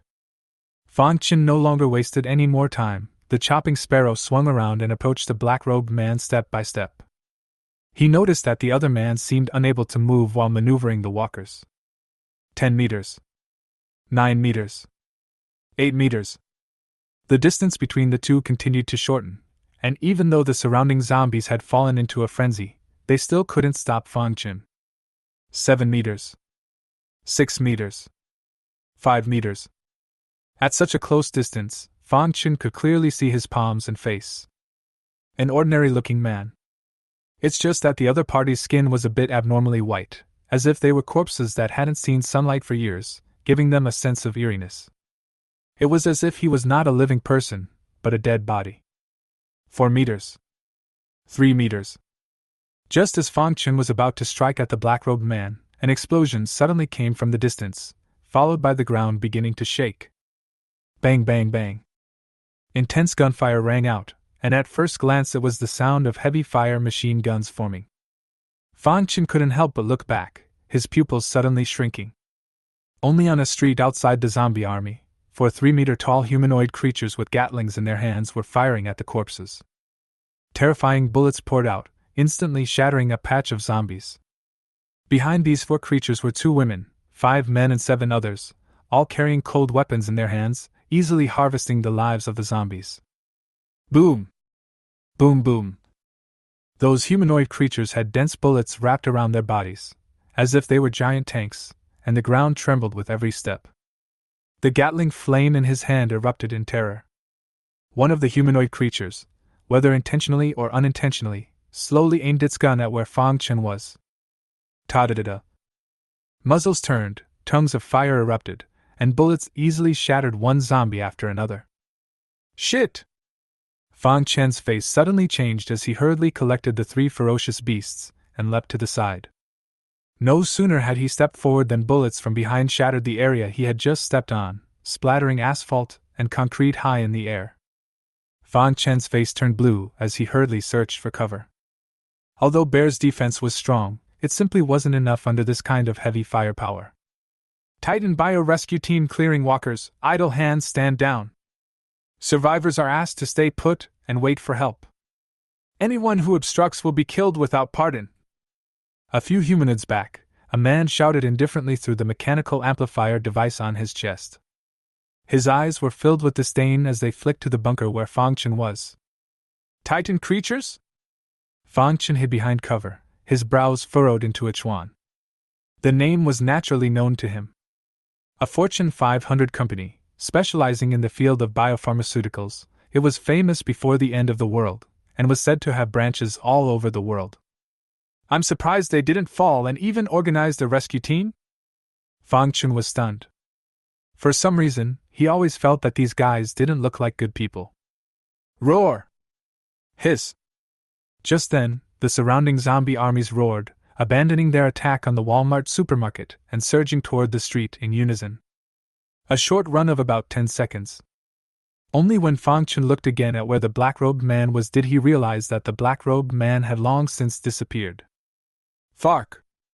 He cursed out loud as the duck in his mouth just flew away. The zombie army disappeared and the Titan creature rescue team stopped attacking as the 4 humanoids protected them in front of the Walmart. Survivors inside, come out, it's safe out there. We are the Titan creature rescue team. Take you back to base. The man's voice rang out through a megaphone, resonating throughout the neighborhood. The Walmart supermarket is a mess at the moment, with zombie bodies everywhere, but soon humans are walking out. It was the survivors from earlier. Is the rescue team coming? Great, the rescue team is finally here, we're saved. Ha, saved. The crowd cried tears of joy, and some even bawled. Under the attack of the zombie army just now, many more people died, and there were only 30 or so survivors left. In the crowd, the old man who had prayed before looked around. Where is the messenger? Why is the messenger missing? It can't be an injury. Only he and a few others were still thinking about Fang Chen, but unfortunately, after searching for half a day, they couldn't find him. At that moment, a woman from the Titan Bio Rescue Team stepped forward. She carried her twin swords, the muscles on her body extraordinarily solid. Gentlemen, you are saved. You will now be escorted back to base by our Titan F-013 team, where there is food, fresh water, and medical and recreational facilities. On the way, please obey your command. For everyone's safety, we have the right to abandon or execute on the spot anyone found to be behaving erratically and insubordinate. Do you hear me? She was a woman, but her tone was undeniable. The survivors nodded their heads and expressed their willingness to obey them. Only that old man was still searching for Fang Chen's figure. This leader, may I ask if you have seen a youth? It was he who saved us, and I don't want to part with him. I'm sorry, that's not in my mandate. Maybe he's at. Please obey the administration or I will abandon you. The woman interrupted him impatiently, her voice extremely cold. The old man immediately revealed a look of difficulty at his words. After a brief exchange of words with a few people beside him, he made his decision. This leader, we're going to find the messenger, so we won't go to the base with you. The woman's face was slightly cold, not expecting them to make such a decision. She turned back and exchanged glances with a few of her teammates, then looked grimly at the old man and the survivor beside him. You have learned of our whereabouts, and if you do not leave with us, I have the right to shoot you down for everyone's safety. What? The old man was startled and shocked. It was only at this moment that he realized that the rescue team in front of him didn't seem to be what they thought it was. Shoot to kill if you don't go with you guys. Why are you such a bully? A cold sneer came from the corner. A few people turned their heads to look and saw Fang Chen, who slowly walked out. Messenger? The old man and a few of the survivors were overjoyed and hurried toward him. Fang Chen blocked them behind him and looked at the rescue team crowd indifferently. I'm taking these people away. Who's against it? The woman who had spoken before looked at him coldly. You're a shifter? That's right. Titan Bio is recruiting for altered beings with lucrative packages, so you can come back with us? Fang Chen shook his head and decisively refused. No go! You! The woman's complexion was cold, and killing intent flashed under her eyes. The 4 humanoids behind him were even pointing their Gatling guns at him. Just then, a male team member suddenly fell to the ground screaming, his hands covering his neck, his cheeks and lips turning a purple-black color. The crowd was taken aback by the scene. Chapter 41, Tough Titan Biorescue Team. Ho! The man collapsed to the ground in agony, a ho-ho-ho sound coming from his throat. That's when the other male team member responded by removing a metal syringe from a container on his belt and injecting it into his neck. Fang Chen guessed that it should be an adrenaline-like drug. Fruity. Seconds later, the fallen man was in much better shape, the purple-black color of his face fading, though not completely. Ear-rank blue-ringed octopus venom is not that easy to detoxify. Seeing that the man was temporarily out of danger, the woman suddenly looked at Fang Chen angrily. Did you secretly poison him? You have proof? Fang Chen met him head-on without fear. The woman's face was grim as could be, and the 4 humanoids behind her held up their Gatlings, not hesitating to pull the trigger at his command. But Fang Chen's calm demeanor instead made her puzzled.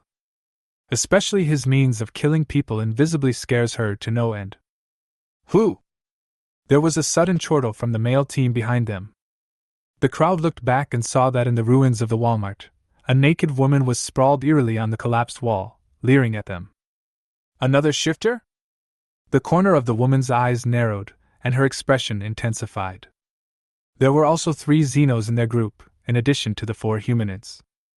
But if they really fought, she wasn't certain that she would be able to finish off the other side with 0 casualties. Let's go!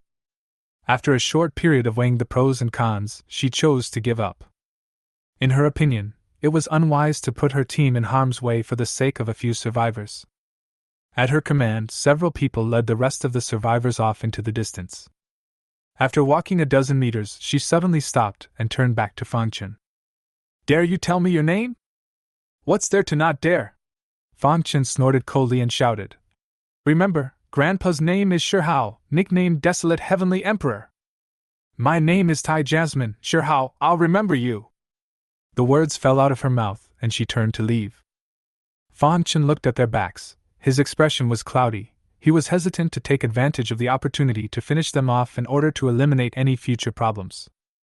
Upon looking at the 4 humanoid creatures, though, he resisted the urge. These 4 big guys were wearing thick metal armor, and it was impossible to see their faces. Only hideous scars and even metal chains could be seen through the gaps in the armor.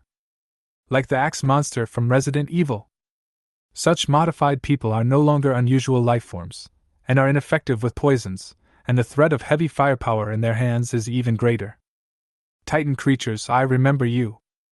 Fang Chen watched indifferently as they disappeared at the end of the street, then recalled Little Bit and looked curiously at the crowd. Why me? Because you are our messenger. The old man spoke with a pious face, as if he was his faithful believer. We believe that you will lead us to the Garden of Eden. Fang Chen looked at him for a long time and finally smiled helplessly and bitterly. Well, it's the dollar store again. After making sure there was no danger around him, he waved his hand and took out a hot air balloon, which was already fueled. Come on, let's take you to the dollar store. The crowd was ecstatic and stomped into the hot air balloon. At this time, Fang Chen walked towards the woman in the ruins and handed her a set of clean clothes.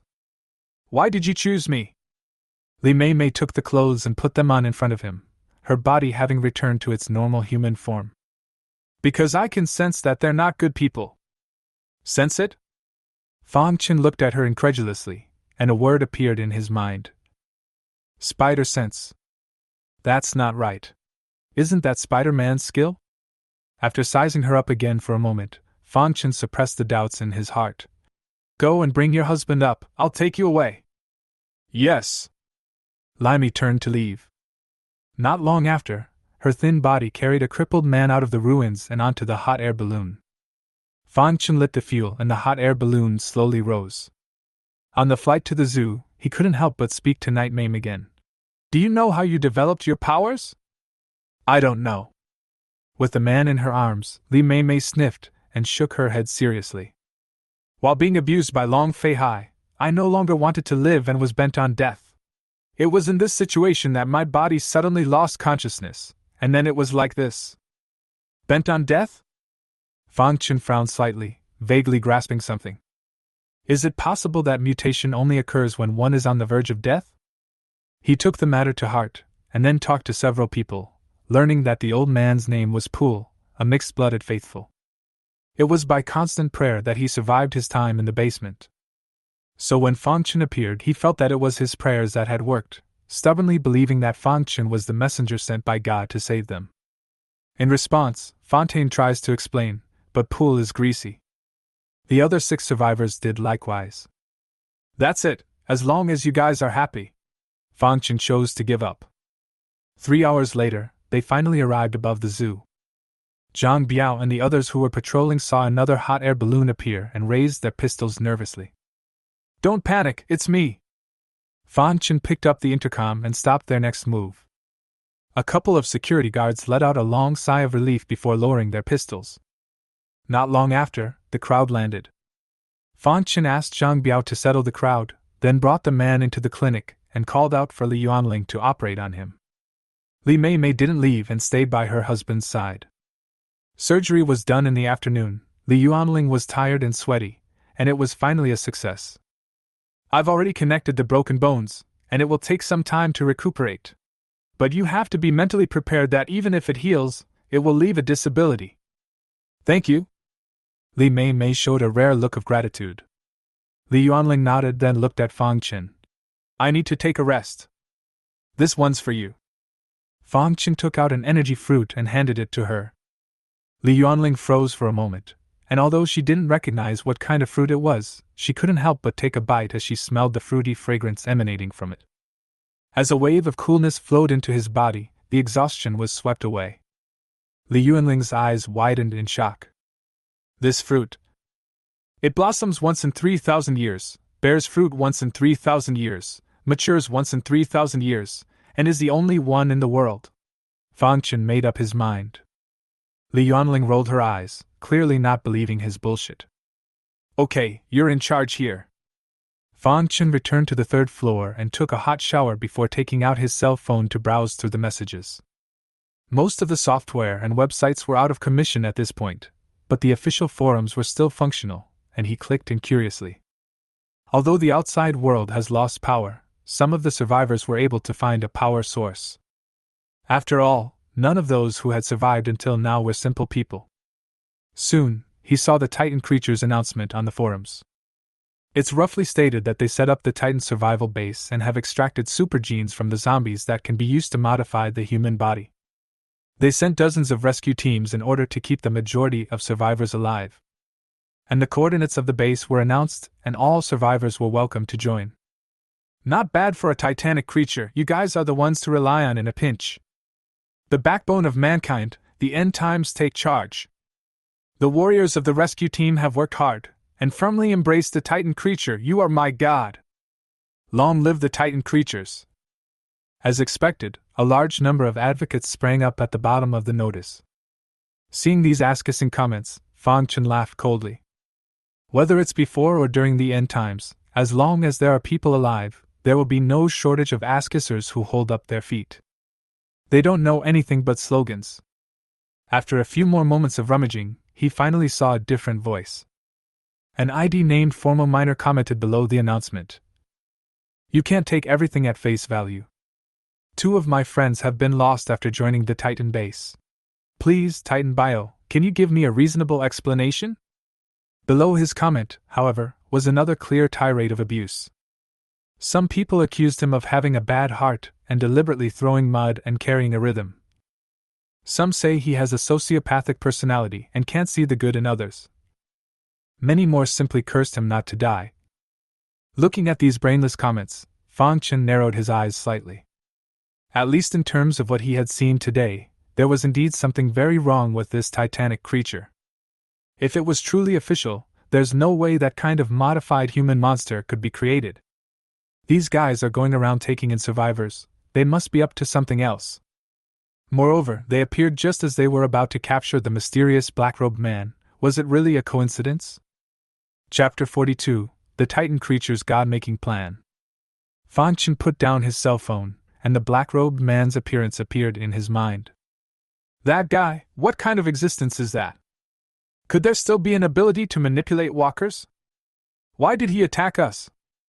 At the moment his mind was full of questions, but unfortunately there was no one to clear them up for him.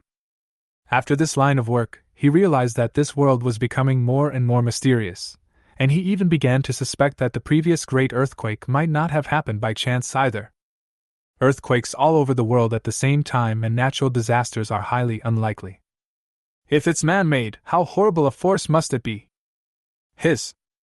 Fang Chen shuddered, and the more he thought about it, the more alarmed he became. No, we have to get the fence built as soon as possible. Ever since he met the black-robed man, the sense of crisis in the bottom of his heart grew stronger. Only by building a tall, sturdy fence could the zoo survive the onslaught of the zombie hordes. There is no time to lose in building the wall. Fang Chen left the office and found Zhou Ruotong, who was directing the construction. At the moment they had built 1/10 of the length, but at only 4 meters high, it was far from ideal. Build the wall at least 5 times faster. How is this possible? Zhou Ruotong stared wide-eyed, thinking he was joking. The current speed was already the limit for everyone, and even with no sleep, it was impossible to increase the speed to 5 times. It has to work even if it doesn't work. Fang Chen looked serious and his tone was undeniable. I've brought back another batch of people today. In addition, I can let my beast pet help you. Zhou Ruotong looked at him in shock, her face full of confusion. Why so nervous all of a sudden? Corpse tied. Fang Chen spat out 2 words, then briefly recounted today's encounter to her. Zhou Ruotong's chest rose and fell violently, and her small face turned white. To have such terrifying powers? This is still just the tip of the iceberg. Fang Chen raised his head and looked at the azure sky in the distance. I can feel that an even more terrifying existence has yet to show up. Zhou Ruotong's eyes flashed with horror at the words. All along, Fang Chen had been an invincible existence in her mind, and now that she saw him in this state, she finally realized the seriousness of the matter. After a short silence, Fang Chen turned toward the sightseeing area. When it came to the gorilla park, he waved his hand and released Kogain. Roar! Little Gold, who had reached rank D, was 10 meters tall, about as tall as a 3-story building, and exuded a frightening aura. The animals around them prostrated themselves and whimpered uneasily. Kim, get your little friends to help me build a wall. Roar! After receiving Fang Chen's instructions, Little Gold immediately pounded his chest and growled, conveying his instructions in the silverback gorilla's unique method of communication. Leave the beastly garden and go help the master build a wall. Oh! Roar! At Jin's command, dozens of silverback gorillas stepped out in an orderly fashion and walked with him toward the construction site. As Fang Chen looked at these large blocks, he clearly realized that they had become different. The hairs are brighter and larger. It seems that a lot of plants and animals have changed since the end times came. Soon, Fang Chen led the ape army to the construction site. Looking at these suddenly appearing large men, the people who were working were all shocked and dumbfounded. Especially the punks. The calves cramped as they looked at the behemoth Kogain, who was taller than the wall. My God, we even tried to take over this place in the first place? This is King Kong, right? Looks like the boss didn't die a bad death. The crowd's voices trembled, and their hearts no longer dared to have any small thoughts. Are you kidding me? Is this something that can be dealt with? With the help of the silverback gorillas, the efficiency of building the wall instantly increased several times. The main reason why Fan Chen chose them, aside from having Little Gold as a beast pet, was because these guys were strong and had extremely high IQs. Learning these simple masonry jobs is a breeze. He then approached Poole and the others and told them he was building a dollar store and needed their help. Really? This is so lucky! When Poole and the others heard that they could participate in the construction of the Garden of Eden, all of their faces showed a look of excitement. It's as if it's an immense honor for them. Nice guy.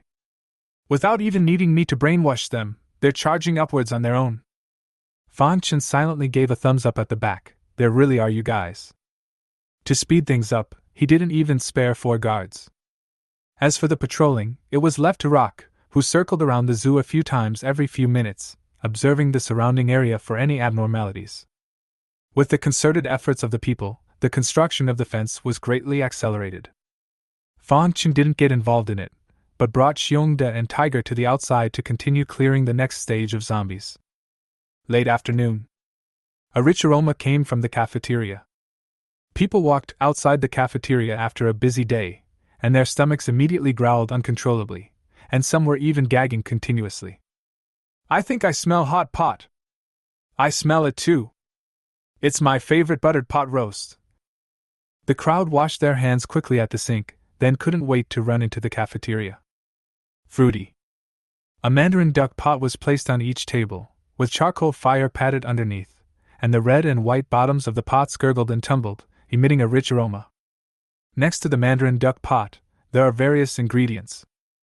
Beef rolls, lamb rolls, tripe, fish balls, bok choy, vermicelli dipping sauce. The messenger didn't lie to us, there really is fondue here. Long live the messenger! While in the basement of the Walmart, Fan Chen had promised the survivors that he would take them back for hot pot. Originally, everyone thought it was just words of encouragement for them. I didn't realize it was true. In the post-apocalyptic world, a group of people gathered around a hot pot is dreamy to think about. In the meantime, Titan Biojiangqing Base. An imposing complex of buildings sat at the foot of the mountain, standing out in the ruined post-apocalyptic world, many of which had lights on inside. Inside a spacious and luxurious office, a sexy female secretary in professional attire was reporting her work to the general manager in front of her. The first phase of the modified man program has been successfully completed. The genetic reagent is now at a stage of progress, but the success rate is less than 10% and the panel is improving it. A total of 120 survivors were brought back today, 33 of them were sent to the base for daily maintenance of the base, and the other 87 were all sent to the lab. When the F-013 rescue team was on a mission, they clashed with an unidentified alien, and one team member died of poisoning, and that alien reported his name as Sherhao. Okay, I got it. At the desk, a middle-aged man in a suit interrupted her impatiently, then quickly signed a document. After rubbing his brow, he asked, "How is the God-making program at headquarters progressing?" "Mr. Meng, there's no reply from there yet." I think it's deliberately hiding it from us, isn't it?" The female secretary lowered her head and didn't say anything. After a long time, the middle-aged man lit a cigar and spoke again. "What is Yifan doing now?" "Mr. Meng, young Master Yifan is leading the team outside hunting, not long before." Again. "And what?" The female secretary's complexion changed slightly, and she said stiffly, "Not long ago, the young master abused and killed 6 more young girls and 11 survivors." The brat. The middle-aged man didn't get angry at his words, but instead revealed a doting smile. "But I can understand him, it's the end of the world, it's a way to vent his fears, it'll get better after a while, don't you think?" "Mr. Meng is right, the young master is still childlike, when he gets tired of playing, he'll be fine." "Uh-huh." The middle-aged man nodded in satisfaction and took a deep drag on his cigar before slowly leaning back in his boss chair. "Go lock the door." The female secretary shivered and an imperceptible disgust flashed under her eyes. But soon she adjusted her demeanor, and after unlocking the office door, she knelt in front of the middle-aged man and skillfully unbuckled his belt. Chapter 43, Stalking Goddess Big Mimi. The Zoo.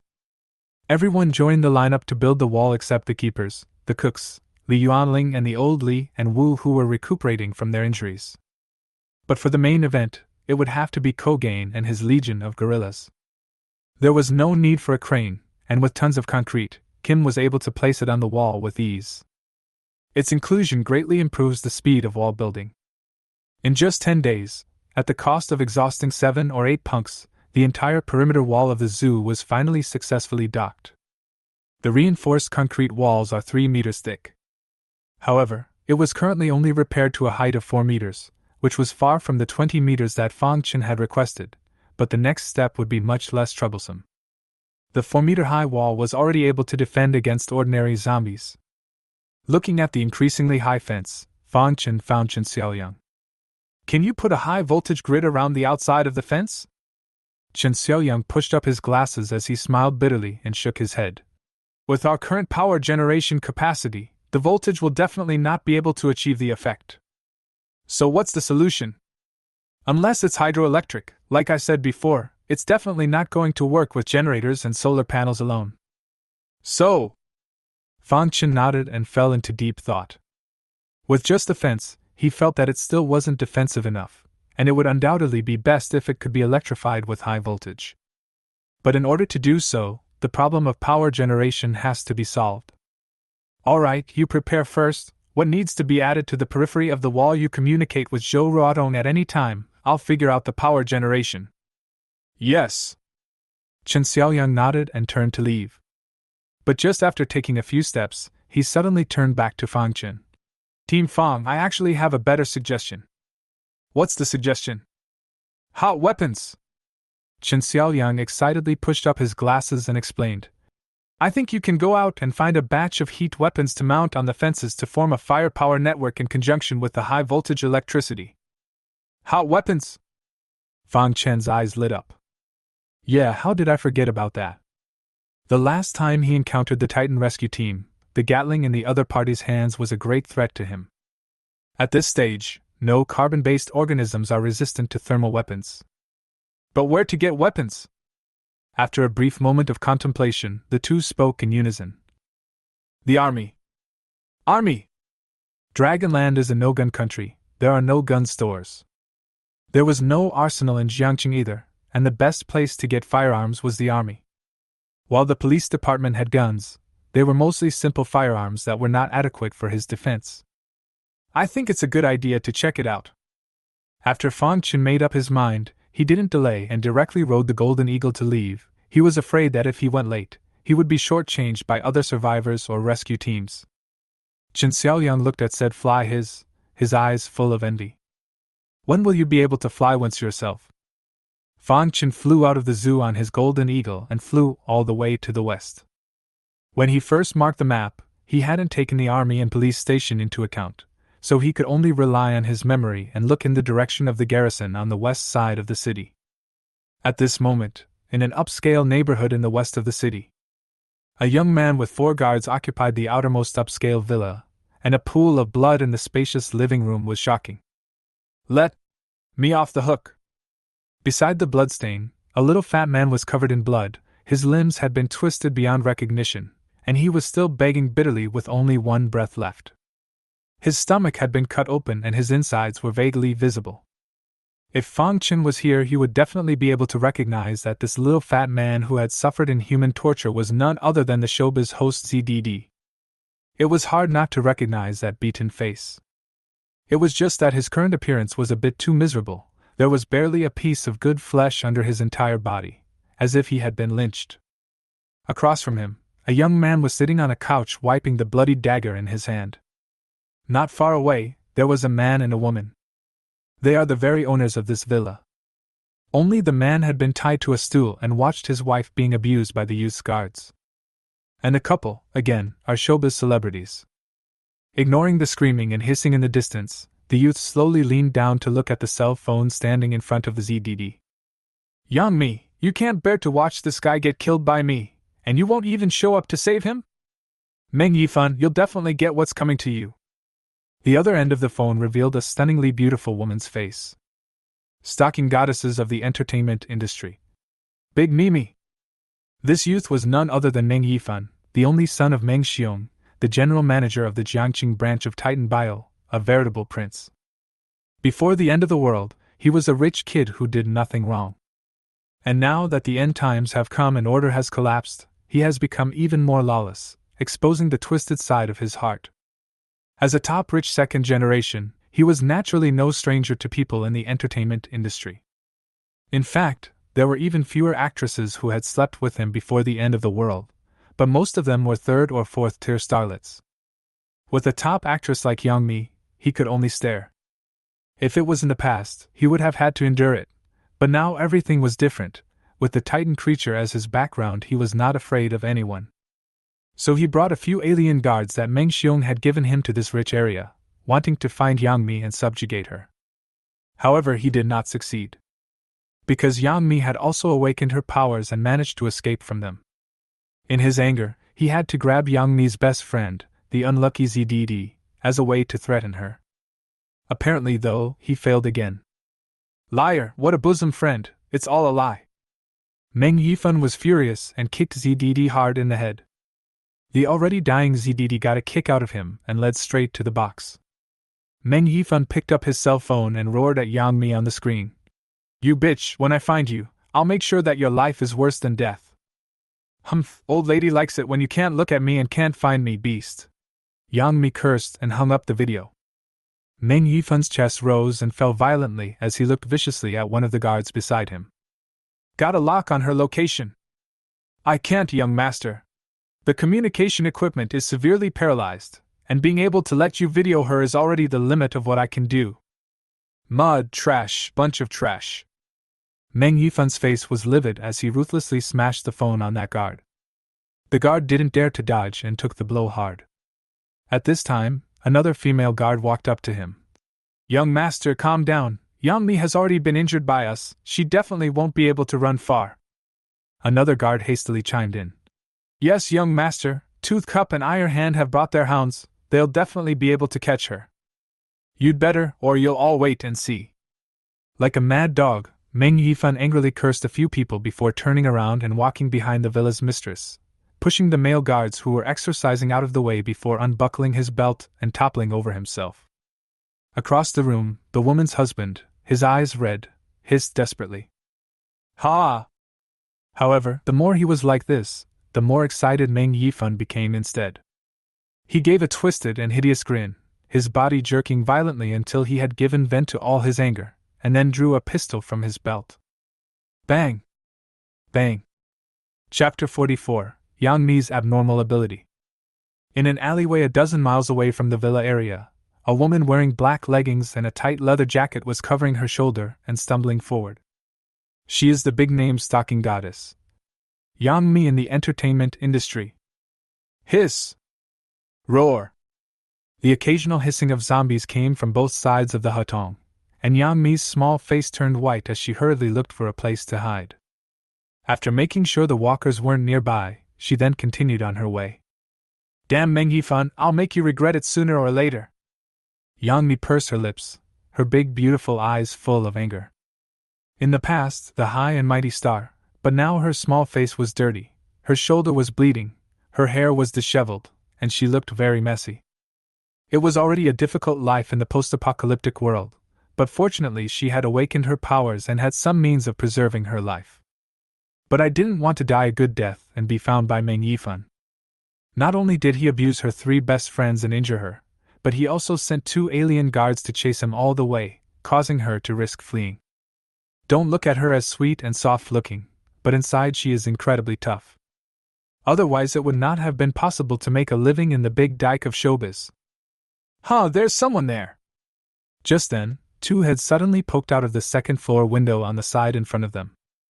Those were 2 men who showed surprise at seeing Yang Mi. Ergo, this pussy's body is too wild, isn't it? Looks kind of familiar, like a big internet star. Haha, brother, our good day has come. The 2 looked at each other, and both saw the lewdness in the other's eyes. They were hiding in the house, seeing nothing but zombies every day, and now that a hot woman suddenly appeared, you can imagine how excited they were. Ergo, I've looked and there are no walkers around. Great, go, get down there! The man known as Ergo rubbed his hands together and pushed the window open before climbing downwards impatiently. There are walkers in the hallway, and it's fastest and safest to use the windows. Beauty, wait a minute, brother has something to say to you. Yang Mi was startled, and when she looked up, she saw the duo descending down the window, her face slightly cold. She wasn't some naive little girl. On the contrary, she was well aware of her looks and figure, which were fatally attractive to men in the post-apocalyptic world. And for her, it was disaster. Yang Mi didn't make a sound and walked quickly into the distance. Unfortunately, her ankle had been broken during her earlier escape and she couldn't go fast enough, and within a minute she was blocked by two men behind her. Don't rush off, pretty lady. Run, Nima, can't you hear my second brother talking to you? The two stopped in front of her, one with a sneer on his face while the other could no longer help but curse and open his mouth. And when they looked at Yang Mi's appearance, they all stared in disbelief. Isn't this that big star? I know her, called. Another man paced back and forth excitedly, then his eyes lit up. I remember, her name is Yang Ying.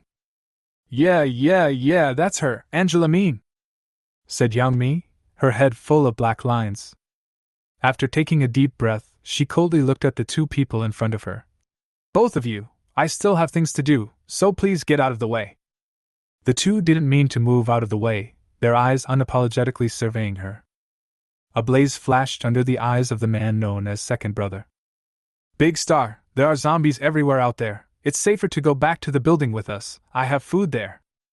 Another man stepped forward and said with a smile. Yes, we're your fans. We've seen every one of Mr. Yang's works. Yang Mi took a step back and asked with a leathery smile. Really? Which of my works have you seen? Just that. Where's my husband? Yang Mi's complexion instantly went cold. It's fucking black powder. Haha, I've seen that one too, the acting was pretty bombastic. Ergo licked the corners of his mouth as he looked at her towering chest.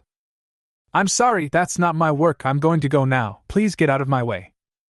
Yang Mi didn't intend to dwell on them, her face was horribly gloomy. However, the other party was not in the least bit concerned. Second brother let out a sardonic laugh. Want to leave? Humph, I won't beat around the bush. If you want to leave you can, first accompany our brothers to sleep for a few nights. Or I'll kill you! The other man raised the kitchen knife in his hand, threateningly. Since you guys have to seek death, then I will fulfill you. Yang Mi had already lost her patience, and as her words fell, her beautiful pupils suddenly turned silver. Across the street, the duo who had just been smiling lewdly suddenly stiffened their bodies. What are you? Don't come over. The two looked at each other with horror in their eyes as if the other had turned into a horrible monster, and immediately raised the weapons in their hands. You monster, stay back! I'll kill you! After a short period of screaming, the two of them raised their weapons in anger and slashed at each other, as if they were possessed. The exchange of blows was accompanied by a steady stream of shouted curses under their breath. Scarlet blood stained their clothes, but the two of them had no intention of stopping, looking like they would not stop until they died. Yang Mi snorted coldly and walked around them to continue walking out of the alley. Whether they ended up dead or alive, she didn't care at all. When her figure disappeared a few minutes later, two more men appeared in the alleyway, wearing white combat uniforms and holding a hound in their hands. The two were none other than Meng Yifan's guards, Tooth Cup and Iron Hand. They stopped in their tracks at the sight of the bloody duo writhing together. What's the situation? It seems like he's been caught in Yang Mi's illusion. Iron Man stepped forward and grabbed Ergo by the shoulders, slamming him down like a cockatrice on a dumpster not far away. Then a backhanded slap across the face of another man. Bang! Snap! The sudden external force woke them up, and the pair stared blankly at the wounds on their bodies, wondering what had happened. What's wrong with me? Hiss, that hurts! The two men were on the ground, no longer able to get up because they were bleeding so much. Tooth Cup sneered and stepped forward, pressing the cold muzzle of his gun against one man's forehead. Did you guys run into Yang Mi? Yang Mi? The man hurriedly shook his head and explained. You're looking at it wrong, the one we met is Yang Ying. Tooth Cup. Iron Hands grabbed Ergo off the ground with his metal arm and asked with a grim look on his face. Which direction did she run in? No. Don't know. Waste. Iron Hand's 5 fingers exerted force and directly snapped his neck. On the other side, Two Cup also directly pulled the trigger and then chased after Yang Mi in the direction she had fled, led by the hound. For them, killing 2 people was as easy as stepping on 2 ants. And in the meantime, a pretty boy on a golden eagle was skimming over the villa area, a tablet raised in his hand, constantly adjusting his direction. Where the hell is the barracks? Fang Qin was a bit annoyed that the broken navigation was not allowed at all. Chapter 45, Fang Qin, I'm not a pervert. Yang Mi stumbled for a long time, and sweat was already seeping from her forehead. Her psychic abilities belonged to the mental category, her body was not enhanced, and with her injuries, she was soon exhausted. Phew! She covered her high chest and gasped. If only it could fly! Ugh! Jojo! Just as she was sighing, a dark shadow suddenly swept across the ground, followed by the crisp cry of an eagle overhead.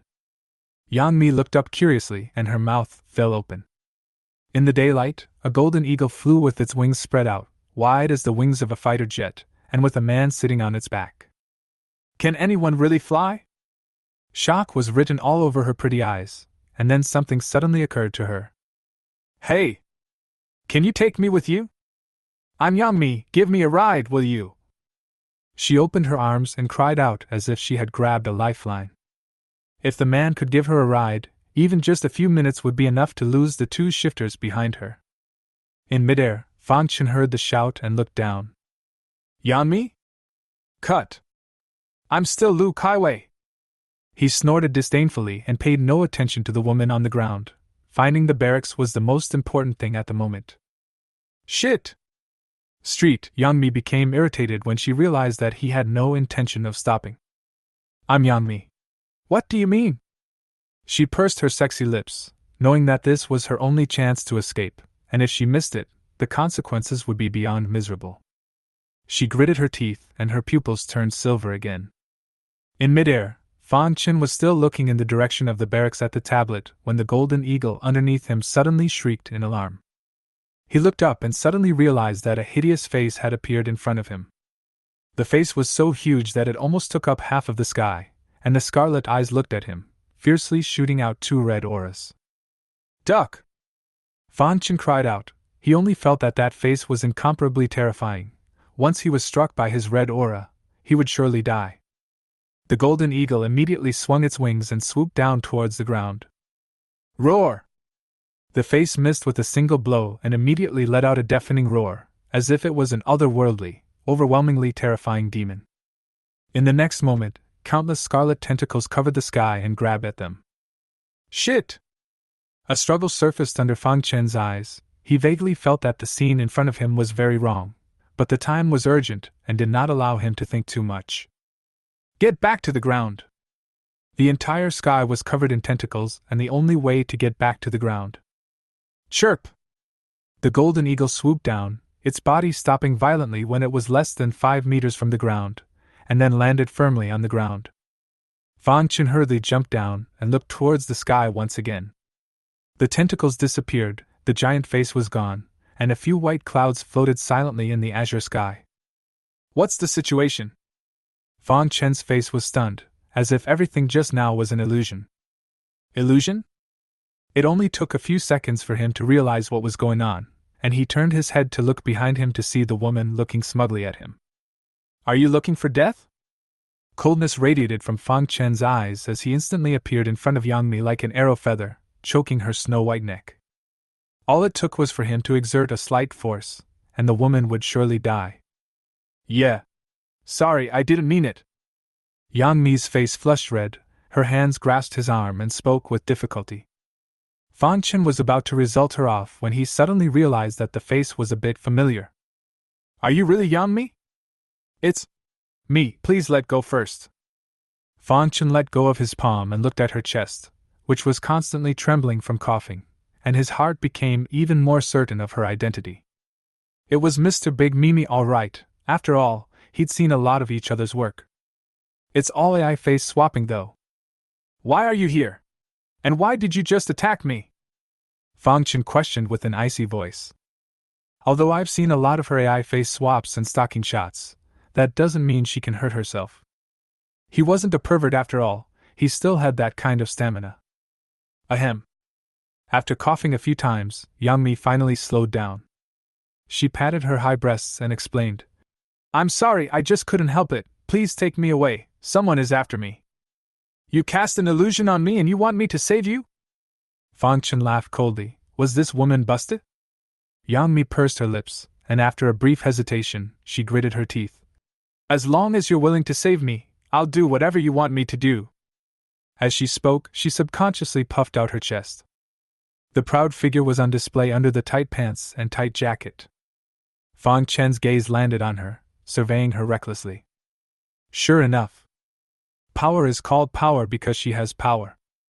With this scale, it was estimated that only Zhou Rodong would be able to compete with it. Really let you do anything? Exactly. Well then, don't make me save you then. As the words fell, Fang Chen turned around and walked towards the golden eagle. Behind her, Yang Mi froze, then reacted. Her small face immediately revealed an annoyed color and hurriedly chased after her. Please give me a ride, just one ride, please. She hugged Fang Chen's arm and shook it continuously, her mouth emitting a milky clip sound and a fluffy tone that seemed to be able to sweeten people. Fang Chen turned his head to look, only to see Yang Mi's big eyes looking at herself with pity. Her beautiful eyes seemed to have hooks that could hook a man's soul out. Give her a ride and you'll have the services of a top-rate starlet. To be honest, Fang Chen was somewhat moved. Just ask, which normal man could withstand Yang Mi's pampering temptation? Ahem, except in sage mode. Really? No way, absolutely no way. Sorry, I'm not a casual person. Fang Chen had survived the test after all. Not only was this woman sexy and seductive looking, but her abilities were equally scary. In case she got in the gutter when the time came, it would not be worth it. Having relived his life, Fang Chen became extra cautious. You! Woof woofed. There! Just then, barking and chortling came from the distance.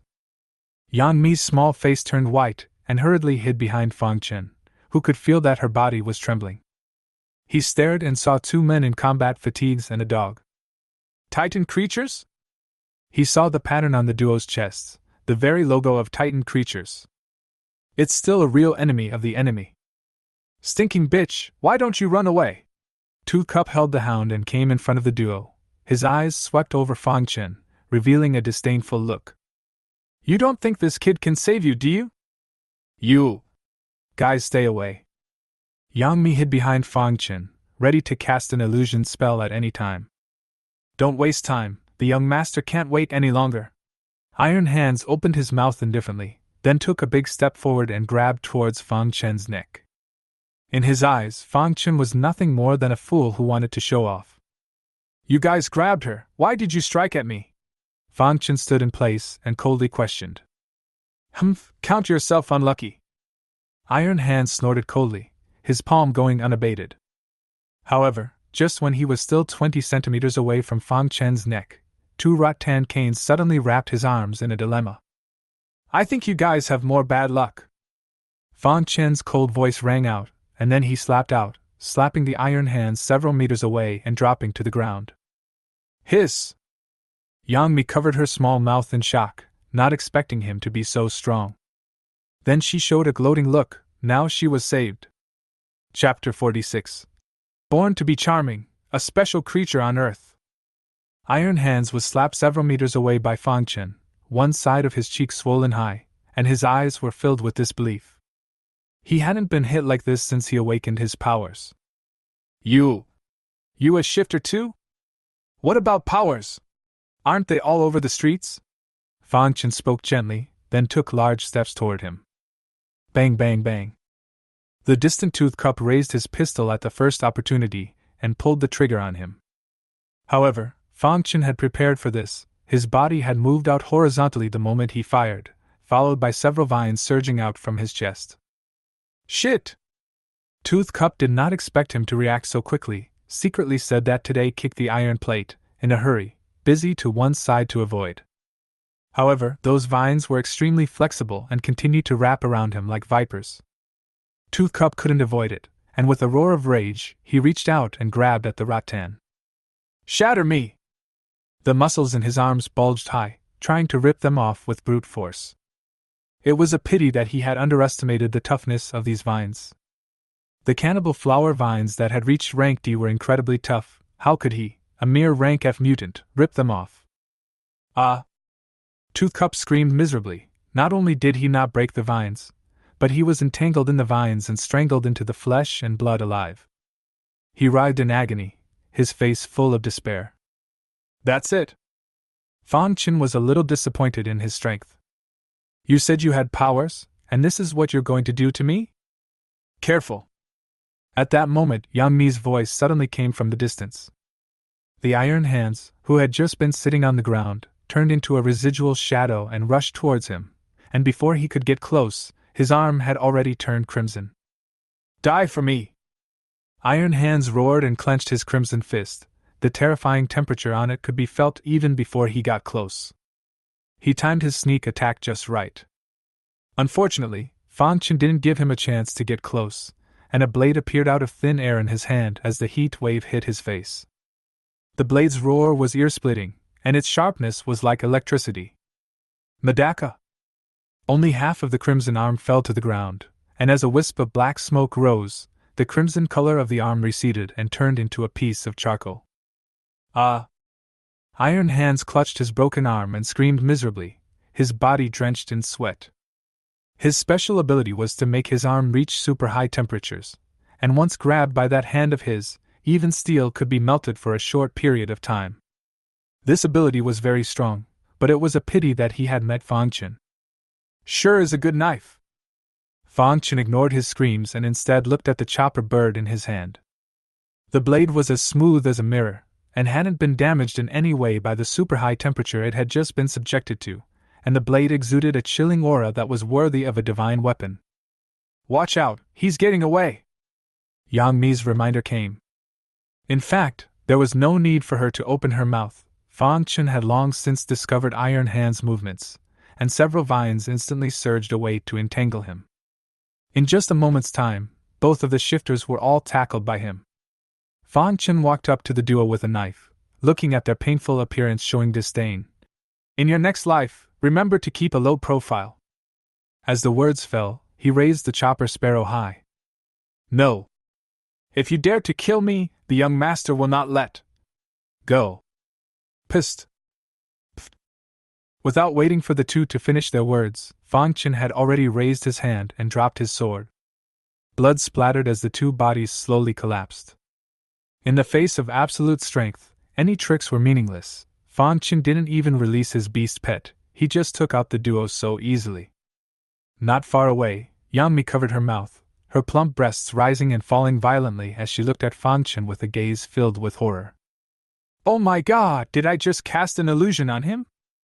She was glad she hadn't acted out of character just now, or else she would have ended up miserable.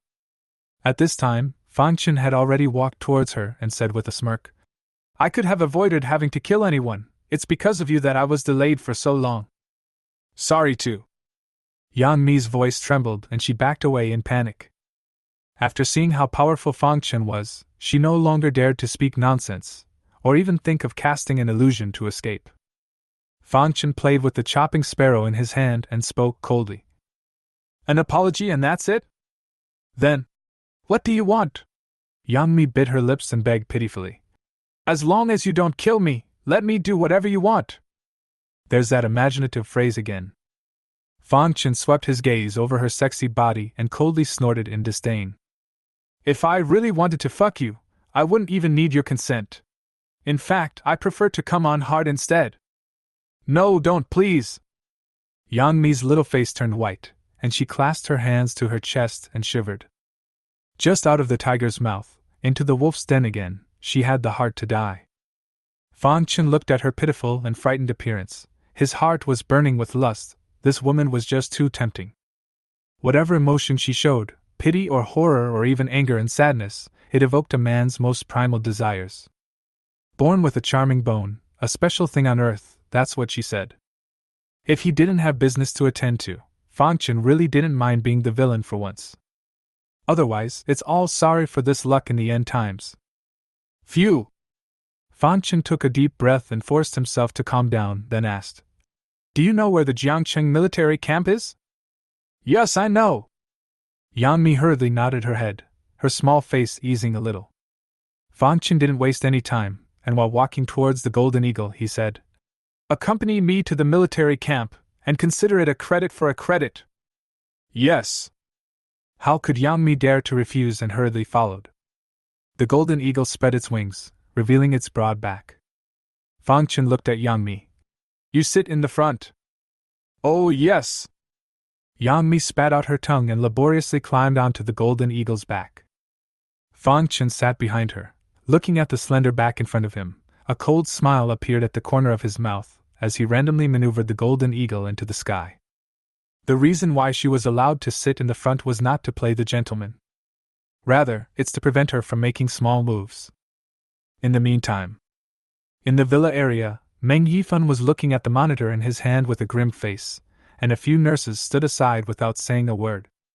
What was playing on the monitor was exactly the image of Fang Chen decapitating Tooth Cup and Iron Hand. The video was captured through a mini camera on the duo's combat suits and automatically transmitted to the next level up, which was him.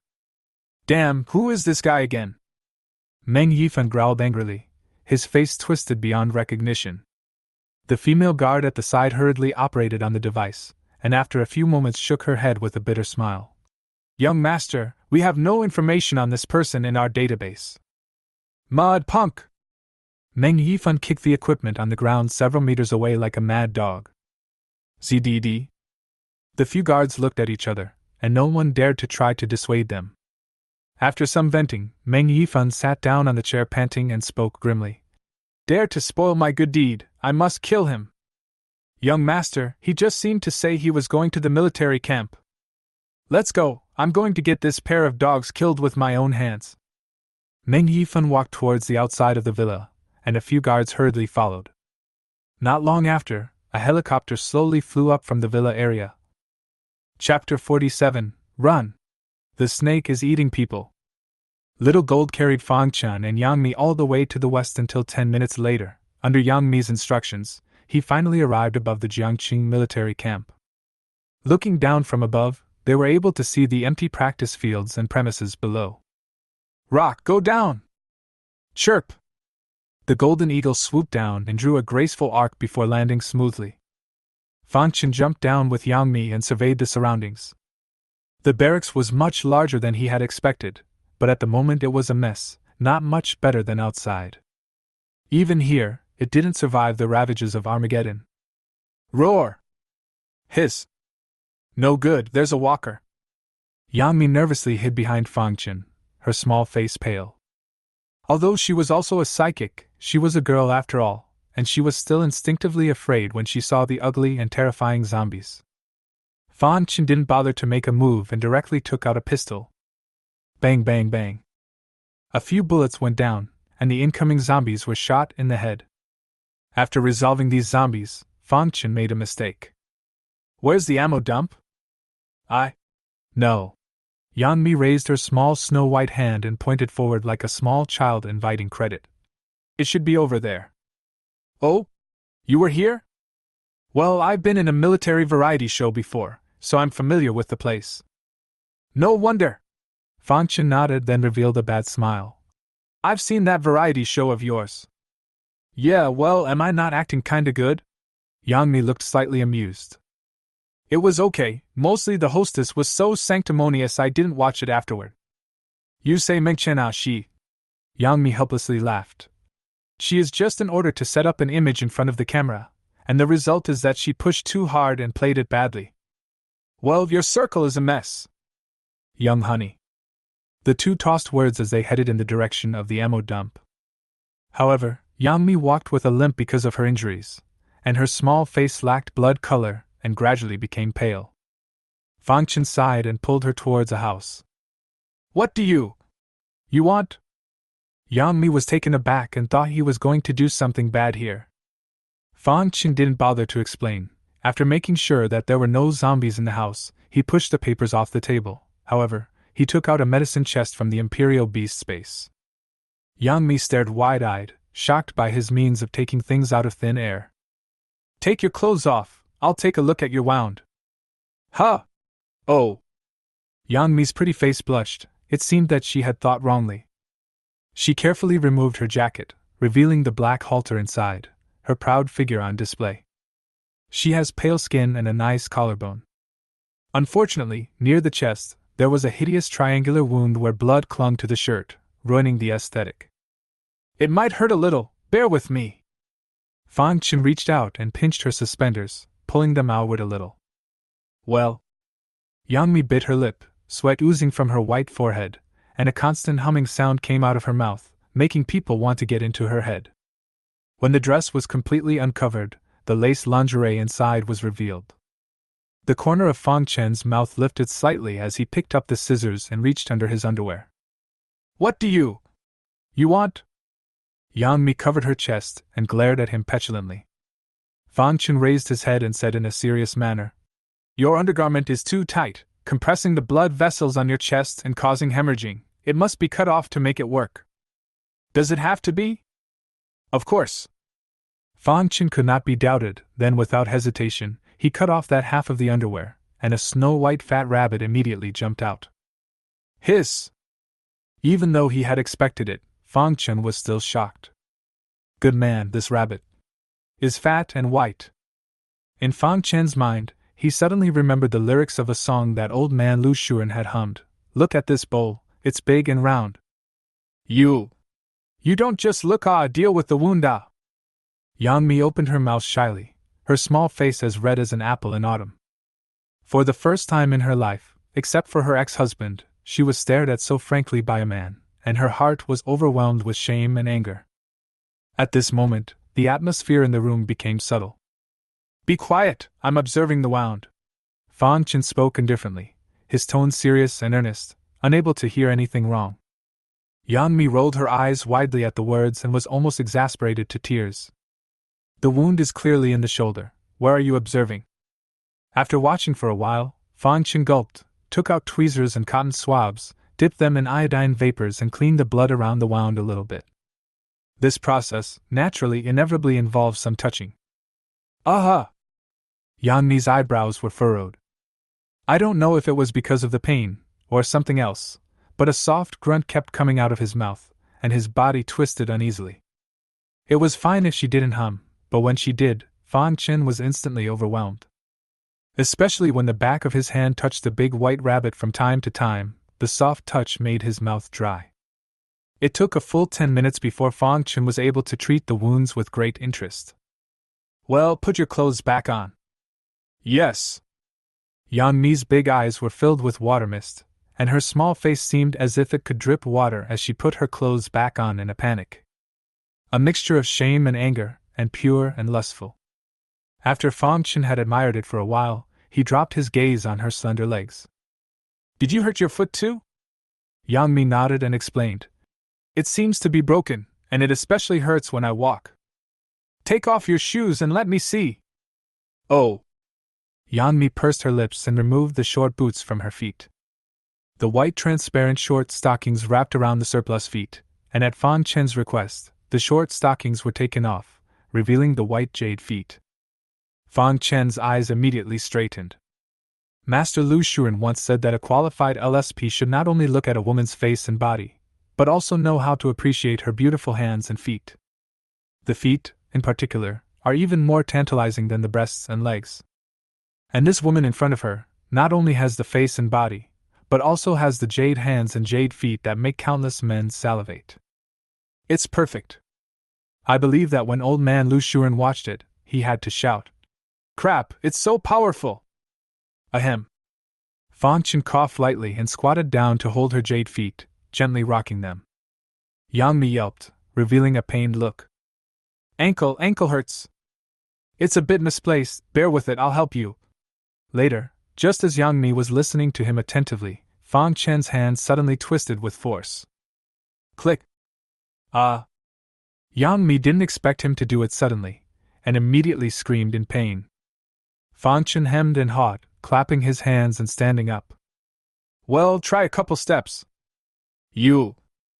Yangmi looked at him with chagrin, her silver teeth clenched darkly, then she stood up with a puff of air, her face suddenly showing surprise. She tried a few more steps and her mouth dropped open in shock. It really doesn't hurt anymore. Humph. Fang Chen smiled smugly. This hand was still something he had learned from his old squad leader when he was a soldier. Yangmi walked around the house and finally jumped again, still in a little slight pain, but no longer in any trouble. Okay, time to get down to business. Fang Chen put away the medicine box and walked towards the door.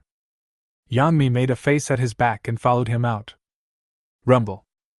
Before the two could get far, there was a sudden, violent crash from across the practice field, followed by the roar of a motorcycle. The two stopped and stared, only to see a military sidecar motorcycle speeding across the cluttered practice field, with two fat men sitting on the motorcycle. Behind the motorcycle, something was chasing them, knocking down walls and other things they encountered along the way. The fat man in the sidecar saw them and kept waving and yelling. Run! Don't freeze, run, the big snake is eating people. Chapter 48, Conquering the Frost Python. Two men on a sidecar motorcycle quickly came up to them, but didn't stop and continued off into the distance. The little fat man in the sidecar shouted anxiously at them. What are you waiting for? There's a big snake back there. It's too late to run. Yangmi was a bit overwhelmed in the face of his reminder. Fang Chen, on the other hand, frowned as he looked towards the opposite side of the ruins, and through the golden eagle's downward gaze, he had already seen the behemoth. Rumble. On the ruins, a large amount of debris was knocked down, revealing a body covered in brown scales amidst the smoke and dust. When I got close enough, I finally got a full view of it. It was a huge brown python, about 16 or 17 meters long and millstone thick, with a triangular head raised high and scarlet eyes like two lamps. A horrible visual impact that sends chills down the spine. Ah! Yangmi screamed and hurriedly hid behind Fang Chen, her small face bloodless. She had never seen such a huge python before, and the phobia of giant things made her body soft and unable to use her strength. Let us run away! Why are you running away? Fang Chen asked rhetorically. Aren't you scared? Fang Chen shook his head and revealed a perverted smile. Not only am I not scared, but I think it's cute. Lovely? Yangmi looked at him, a color of disbelief mapped in her beautiful pupils. Is this thing cute? She seriously suspected that Fang Chen had a mental illness or a distorted personality, or else a normal person wouldn't be able to say something like this. She tried to escape, but found that both legs had gone weak. The giant python crawled towards them, spitting scarlet snake letters from its mouth, and before it even got close, its gloomy and cold aura had already hit their faces. It's over! Yangmi's scalp went numb, and she directly sat on the ground. Fang Chen's eyes were excited as he murmured in his heart. Make a pact with it. After his last upgrade, he had obtained 4 more contract roles, which he had yet to use. Ding, contract signing failed. Reason for failure: the other party's resistance is too great to sign the contract. The host can lower the resistance by increasing favorability, or forcefully suppress it to make it submissive. Fang Chen frowned. It was the first time that a situation where he was unable to contract had occurred. Looking at the 2 solutions given by the system, he smiled coldly at the corner of his mouth and decisively chose the second one. If a kid doesn't listen, just beat him up. In just a moment's time, the giant python had already arrived in front of them, and opened its bloody mouth to bite down amidst Yangmi's ear-piercing screams. Humph! Fang Chen stood in place, and countless vines suddenly stretched out from his chest, winding their way toward its body. Ho! The giant python hissed from its mouth, but it stopped a meter away from Fang Chen. Its body had been deadlocked by the vines and could not advance an inch. No matter how violently it twisted, it still couldn't break free of the vines. Classy? Through the power in the python, Fang Chen judged its level. At the same time, he was secretly shocked that it had not even been a month since the end of the world had descended, and such a powerful existence had already appeared. Wouldn't the world be more dangerous in the future? Ho! After the python failed to break free, it appeared unusually irritable, and a cold aura suddenly flashed through its mouth as a piercing chill was brewing. Fang Chen's eyes were startled, realizing that something was wrong. Go you! As the python was brewing its attack, he maneuvered the vines of the cannibal flower to lift it up, then flung it off into the distance. Boom! The python's body smashed into the ruins, splashing up dust in the sky. The two little fat men who were fleeing subconsciously looked back just in time to see that scene. Squeaky. The motorcycle left long brake marks on the ground, and the two men sucked in a breath of cold air, stunned by the scene they had just witnessed. Hiss! That dude gave Big Snake an over-the-shoulder drop? Ho! In the dust, an angry hissing sound of a giant python was heard. When the dust cleared, Fang Chen saw that a large area of frost had appeared in the ruins, and even some of the bricks and rubble were frozen. Is this what you can do? Fang Chen's eyes showed surprise, and then he became excited. To have such an ability born at only E rank, wouldn't it be even more unorthodox when it grows up? With this thought, he was even less prepared to let go of the python and rush straight into the ruins, choosing to fight in close combat. The python's gaze became even more furious when it saw him charging. It lashed its tail, its smooth scales glinting metallic in the daylight, and swept toward him with a strong wind. Good timing! Fang Chen advanced instead of retreating, opening his arms to hold its tail. The powerful inertia pushed him out several meters away, smashing a broken wall. These injuries, however, were not even worth mentioning to him. Get up for me! Fang Chen's palms were like two iron pincers grabbing the python's tail in a death grip, and then his arms powered up, actually swinging it up. The huge python body was like an iron cable, which he swung around and spun crazily. Oh my god, what am I seeing? He's swinging a snake? On the driver's seat of the motorcycle, two little fat guys covered their mouths at the same time, their pupils dilated. Is this guy still human?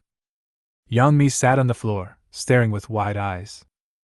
A giant python that big was swung up with his bare hands, a scene that was quite explosive even in the post-apocalyptic world. After half a minute, Fang Chen violently released his palms. The giant python slammed straight into the ruins, knocking down a piece of building along with it, and a seemingly miserable scream emitted from its mouth. Without waiting for it to get back up, Fang Chen once again rushed over and raised his fist to smash it. Bang! Bang bang bang. Each punch that Fang Chen, who had reached rank D, threw had the force of 1,000 pounds, easily smashing the scales on the python and sending out splashes. Ho! The python screamed miserably and tried to turn back to spray the frost. However, Fang Chen didn't give it a chance, constantly adjusting its orientation with its nimble figure, bombing furiously around the huge body. Convinced? Convinced? Just ask if you're convinced. Ho! The python twisted wildly, trying to throw him off, yet Fang Chen was like a maggot in his hock, punching and kicking again. Until 3 minutes later, the python lay bloody on the ground. Although he hadn't died yet, he had already lost half of his life to Fang Chen, and with his mouth open, he no longer had the ferocious look he had before. Fang Chen then clapped his hands and jumped in front of the snake's head. Little man, can't you be cured? System, sign the contract. Ding, the contract is being signed. Party A, Fang Chen. Party B, Titan Python. The contract has been created. As the voice fell, a connection was established between Fang Chen and the python. The latter was no longer hostile to him, but was nevertheless transmitting aggression to him, as if to reproach him for having struck too hard. Ha! It's not my fault. Who made you resist me? Fang Chen stroked the snake's head as a sign of comfort.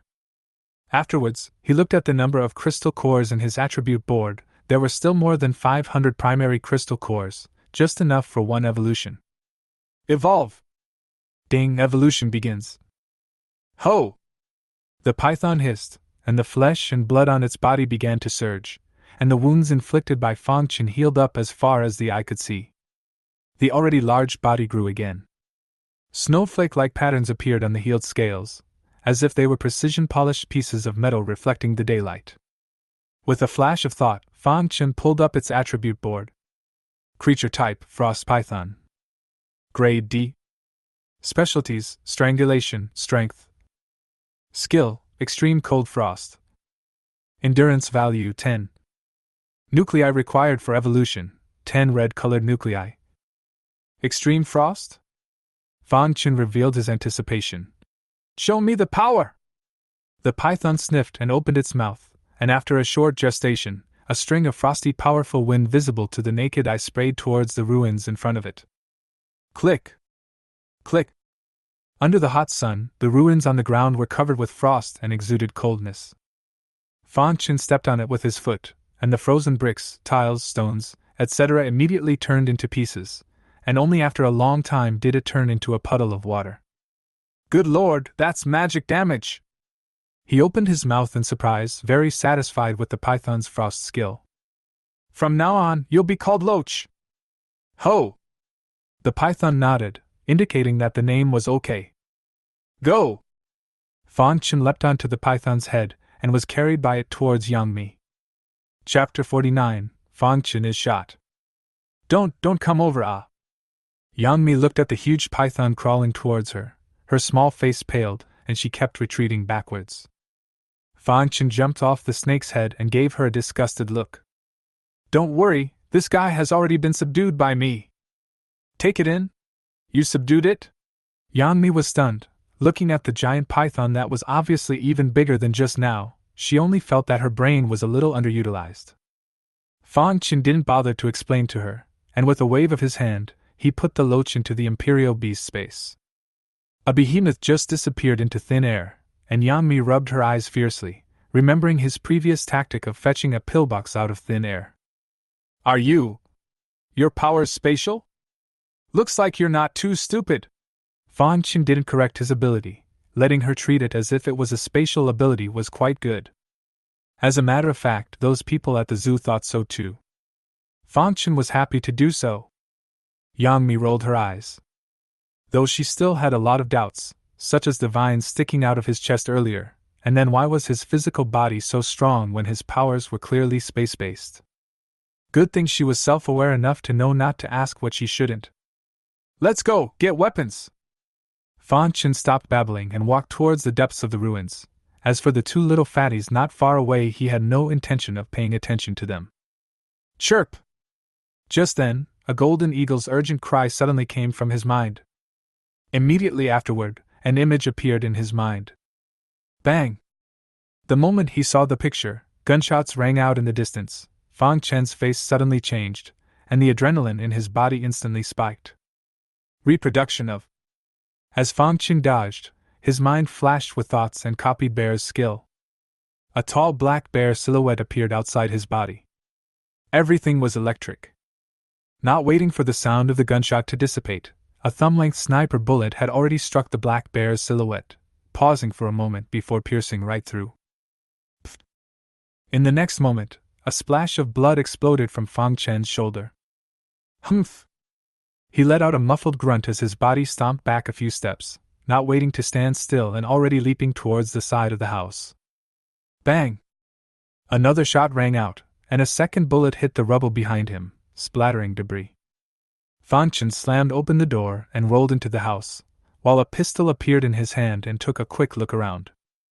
Roar! Sure enough, a walker came charging at him. Bang! Fan Chen raised his hand and shot him in the head. After making sure there were no more walkers in the house, he breathed a sigh of relief and looked over his shoulder, where blood had stained his shirt. Shit! Fan Chen's head was covered in sweat, and through the golden eagle's vision, he saw that a sniper was climbing on the roof of a building outside the barracks. Just now, if it wasn't for Xiong Da's 5 times defense blocking the power of the bullet, he would have been shot in the head just like that zombie by now. It's the Titan creatures again! Fan Chen saw that the sniper was wearing the exact same combat uniform as the previous duo. Only he was puzzled as to why the sniper had been able to find him. What's wrong with you? Yang Mi ran in from outside in a panic, then staggered in place. Fan Chen aimed his gun at her and coldly questioned. Did you lure the Titan creatures people here? Titan creatures? Yang Mi was startled, then reacted and hastily shook her head. How can that be? I can't wait to avoid them.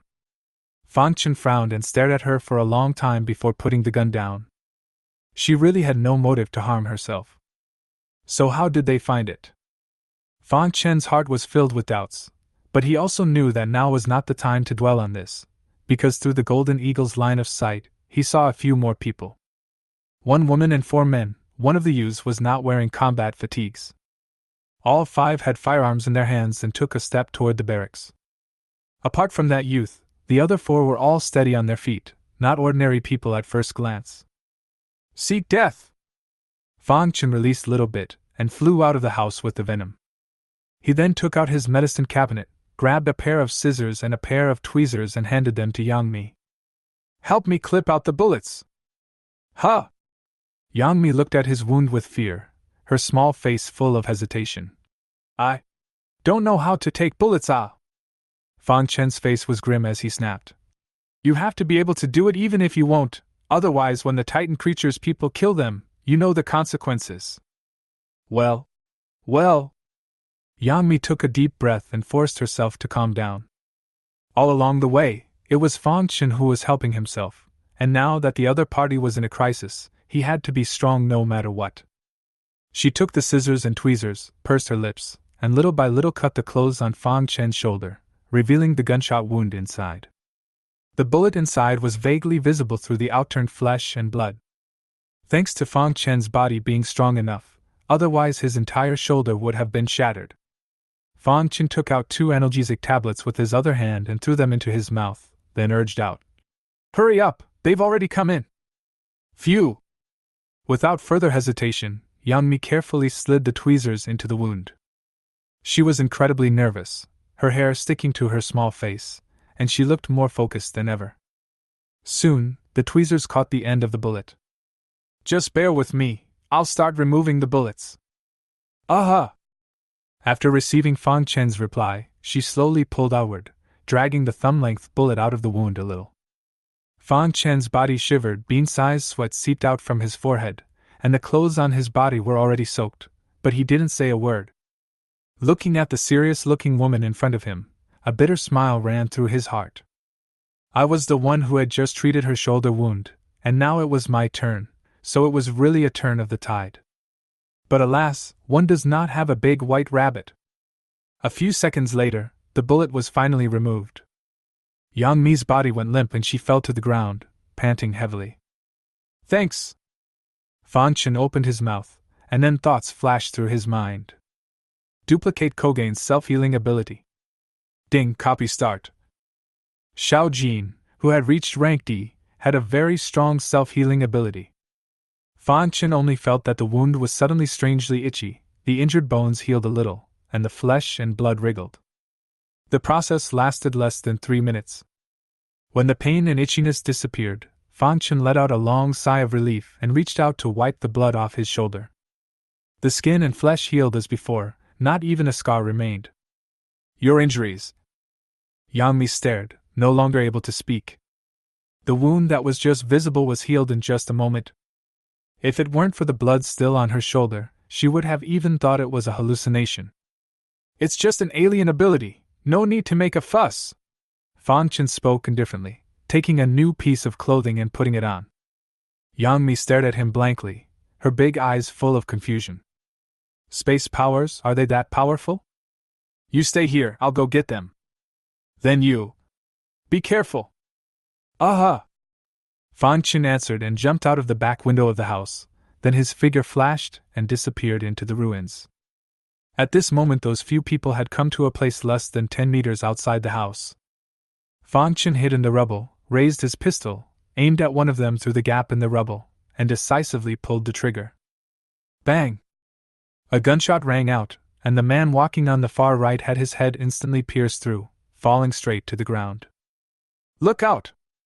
Ambush at 3 o'clock, 15 meters out. Bang, bang, bang. Several people reacted extremely quickly, not waiting for Fang Chen to fire a second shot. They had already turned their guns to shoot wildly at his location. Li Ho, snipe him! Li Ho! The woman in the group kept calling out to the sniper through her tactical headset, hoping for his fire support. However, she called out several times in a row and did not get a response from the other party. She knew something had happened to Li Ho. Damn it, you guys cover fire, I'll take the young master away. Young master, go.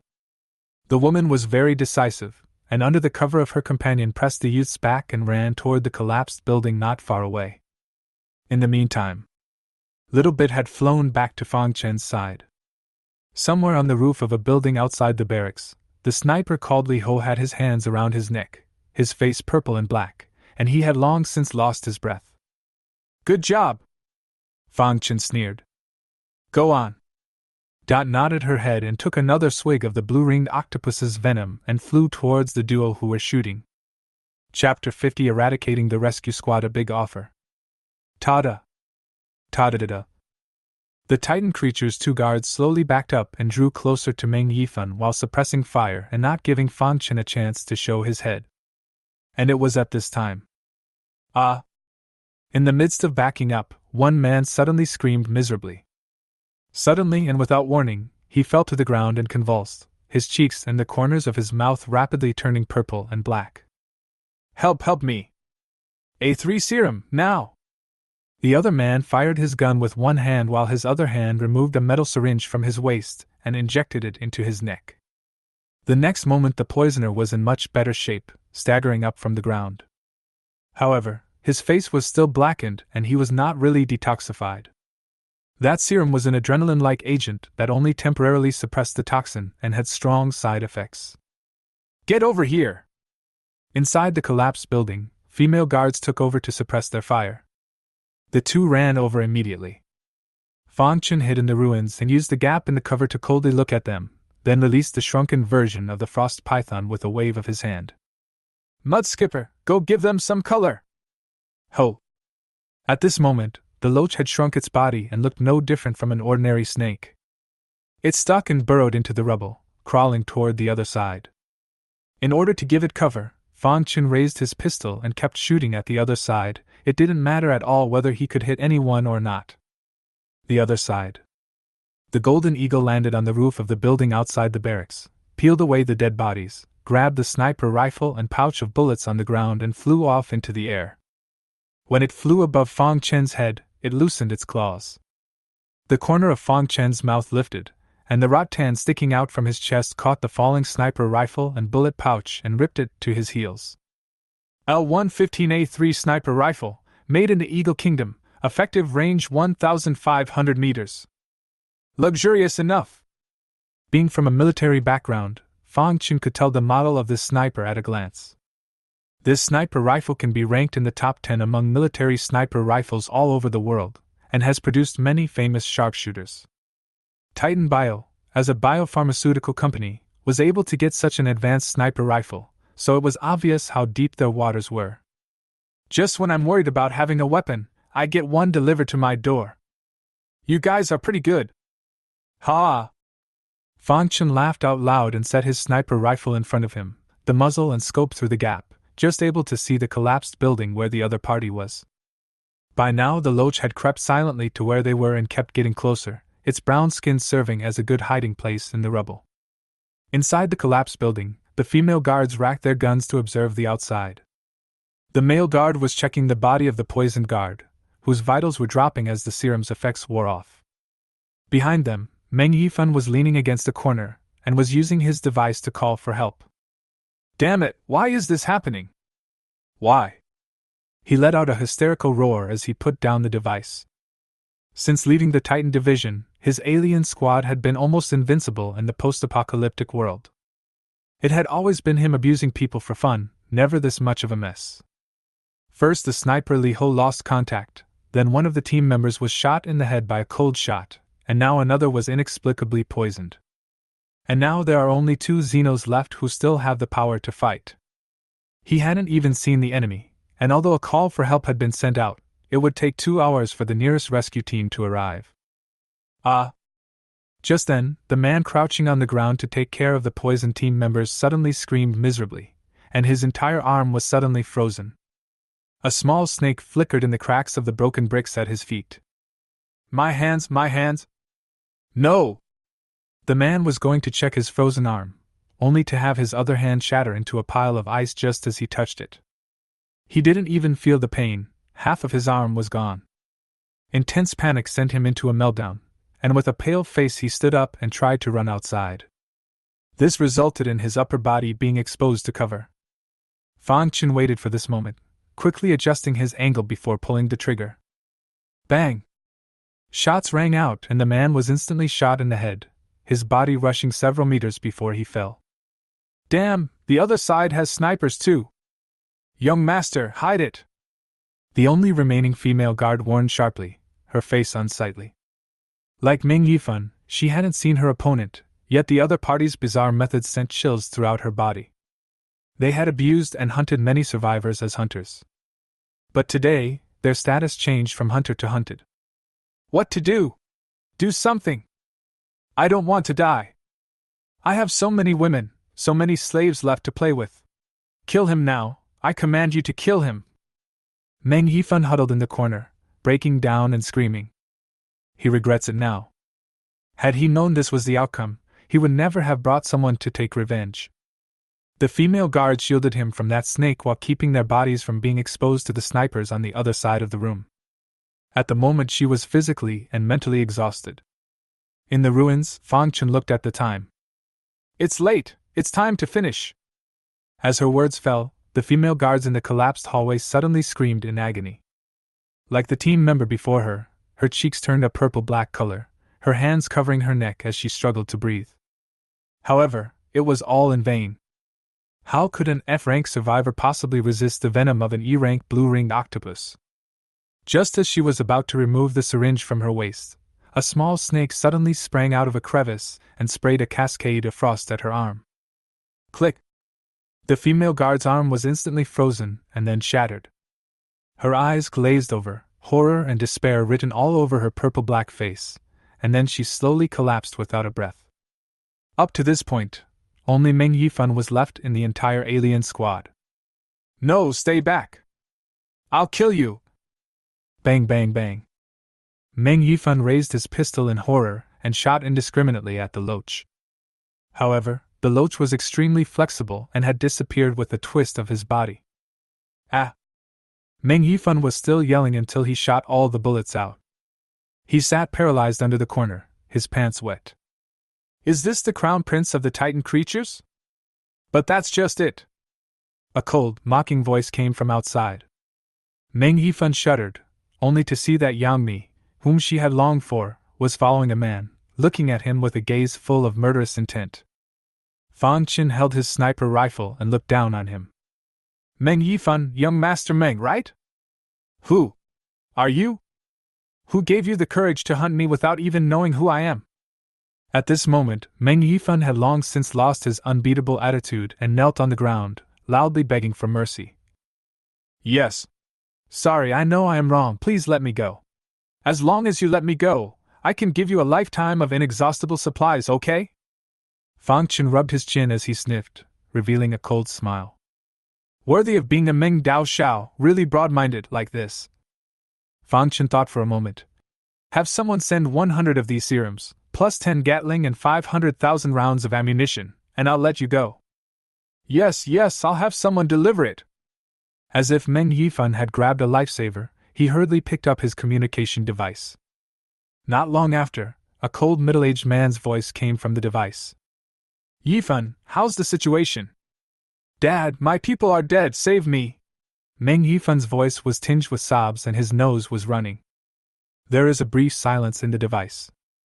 After a long interval, the man's voice sounded again. Say, what do you want? He obviously knew Meng Yifan's situation at the moment, and spoke bluntly. Fang Chen didn't nag and made the request he had just made. 100 serums, 10 Gatlings and 500,000 rounds of ammunition. No way! As soon as his words fell, the other party immediately refused. Meng Yifan's face suddenly changed, and just as he was about to open his mouth, the other party's voice sounded again. We don't have that much equipment, the most I can give you is 20 serums, 2 Gatlings and 100,000 rounds of ammo. So there's no talk? Fang Chen raised his sniper rifle and aimed it at Meng Yifan's head. Forget it then, you can just send someone to collect his body. Dad, you save me, you only have me as a son, quickly save me, I don't want to die. Meng Yifan was so scared that he broke down and shouted. Fang Chen revealed a cold smile and didn't rush to shoot. Asshole, shut up! The middle-aged man bellowed out angrily, and after a few seconds of silence, he resumed speaking. 50 serums, 5 Gatlings and 250,000 rounds of ammunition. He discounted Fang Chen's request by 50%. Deal! Fang Chen agreed cheerfully, then added, I'll only give you 3 hours. 1 second later, I'll chop off one of his fingers. Now start timing. Humph! The other party grunted angrily and hung up the communication device. Fang Chen hemmed and hawed, pointing his gun at Meng Yifan's head. Take off your clothes, don't leave a single one. Huh!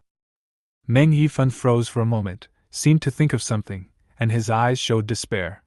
But upon seeing the blackened muzzle of the gun, he still obediently began to take off his clothes. Yang Mi looked at Fang Chen in shock, her pretty eyes blinking. This guy, he's got a taste for it. Chapter 51. It's the end of the world, why are you still chasing stars? Not long after, Meng Yifan took off all the clothes on his body, revealing his skinny body and looking at him in horror. Yang Mi hurriedly turned away, not daring to look at this hot scene. Bam! Just then, a large iron cage appeared out of nowhere. Fang Chen pointed at the iron cage and said, Drill in! Huh! Meng Yifan looked at him uncertainly. He had thought of many heartless ways to torture those survivors for the sake of seeking excitement, but he had never used an iron cage before, and his heart was a little afraid. Drill in, and I'll break your legs if you dawdle any longer. Okay, I'll drill. Meng Yifan gritted his teeth, he could only endure it in order to live. After he burrowed in, Fang Chen took out another iron lock and locked the iron cage, then walked outside. Yang Mi looked at his back, and then looked at the cage behind him, and visibly froze for a moment, then her small face turned red. Think wrong. Fang Chen walked to the front of the collapsed building and looked at the houses not far away. Come out! Yang Mi was startled and hurriedly followed his gaze. Not long after, 2 people came out of the house, the same 2 little fat guys who had warned them to run fast on their motorcycle earlier. The duo looked at Fang Chen with frightened faces. Fang Chen aimed his sniper rifle at them. Why don't you leave? It's too late for. A fat man cried and explained. After you subdued that big snake, we were ready to leave, but when that group of people appeared, we hid. Yang Mi, who was on the side, sniffed and rolled her eyes. These 2 unlucky bastards. Fang Chen sneered. Give me a reason not to kill you to silence you. Don. Big brother, don't shoot. The 2 little fat guys were trembling, their little eyes were wandering, and their CPU was instantly hot. Reason? What reason? The slightly smaller fat man suddenly made a fist-clasping gesture and shouted. Big brother, my brothers and I are willing to follow you, not to ask for the same year, same month, same day, but to ask for the same year. Click. Fang Chen had a black line on his face and directly loaded the bullet. Who the hell is your buddy? The slightly larger fat man spoke out of haste. Big brother, I'm a hacker, and my cousin is proficient in mechanical equipment. If you take us with you in the future, we'll be sure to make a good living in the post-apocalyptic world. Oh? Fang Chen hesitated. For these 2 guys to survive for so long in the post-apocalyptic world, they must have something to offer. He continued to ask, Tell me exactly what you are capable of, and if you dare to lie to me, you know the consequences. The 2 fat men looked at each other, and the little fat man spoke first. Big brother, I really know everything about mechanical equipment, just like. He looked around, then ran to the iron cage and picked up the communication device that Meng Yifan had thrown away. It's like this. Huh! When he looked at the device in his hand, he blushed. Fang Chen frowned. What's wrong? Big brother, this is real-time transmission equipment. It recorded us all and automatically transmitted us to the next level. Well, that's where the Titan Bio division is. When Fang Chen heard this, his face instantly turned cold. He then realized that it was no wonder Meng Yifan was able to find this place so quickly. It turned out to be that when he was saving Yang Mi, the conversation between them had been recorded by the equipment on the 2 dead aliens, and transmitted to Meng Yifan. That is, the likeness of what has been seen there in the Titan division. Click. The little fat man did some maneuvering and turned the device off. Seeing Fang Chen's face, he hesitated for a moment and said, "Big brother, don't worry, even though they know what we look like, as long as we hide they won't be able to find us." Big Fatty, who was on the sidelines, nodded in agreement. "That's right, now that all the cameras at the end of the street are a sham, the Titan creatures couldn't find us if they were any good." "Good." Fang Chen spoke indifferently. He wasn't really afraid of titanic creatures. If the two sides did go to war, he would at most lose the zoo and the survivors in it, and have a chance to start over. He then turned the gun around and pointed it at Big Fatty. "Tell me about your powers, how can they be of use to me?" Big Fatty scratched his ears and thought for a few seconds before his eyes suddenly lit up. "Big brother, I once hacked into the network of the Titan creatures and discovered a lot of secrets." Fang Chen immediately became interested at his words. "What secret?" Yang Mi, who was on the side, also revealed a curious look. Big Fatty took a deep breath and said with palpitating heart, "They are simply not human, they even take living people to do experiments. I saw them combine the bodies of living people and zombies to make modified people. He has no mind of his own and knows no pain, he is simply a monster. They also injected the zombie virus into small children for clinical observation, where people die every day." After listening to Big Fatty's account, Yang Mi's little face was already bloodless. Fang Chen was similarly cold. The first time he encountered the Titan creatures' people, he expected that they were not as simple as they appeared, but unfortunately, he still underestimated their methods. It's funny how the survivors still see them as saviors. Some even teamed up to defect to the Titan base, not realizing that it was hell, waiting with its gates open for them to throw themselves in. After a brief moment of disorientation, Fang Chen continued to ask, "Any other discoveries?" Big Fatty nodded, knowing better. "I also saw what they had on shifters." "What's the content?" "Titan Bio has done an analysis on the awakening of psychics and found that there are 3 types of situations that give birth to psychics. One is natural awakening, the second is awakening when one is on the verge of death, which is more common, and the third is induced by genetic drugs, but the success rate is extremely low. I awakened when I was on the verge of death." Yang Mi opened her mouth at the right time and recounted that she had suddenly mastered the ability to create illusions while being chased by zombies. Fang Chen nodded slightly, thinking of Li Mei Mei and Zhou Ruotong. One of them was bent on death while being abused, and one, similar to Yang Mi, was awakened while being surrounded by zombies. Big Fatty thought for a moment and continued. "I also know that most of the supernaturals awakened are physical aspects of their supernatural abilities. For example, strength, speed, agility, and so on. To put it bluntly, their physical qualities are stronger than normal people." "No wonder!"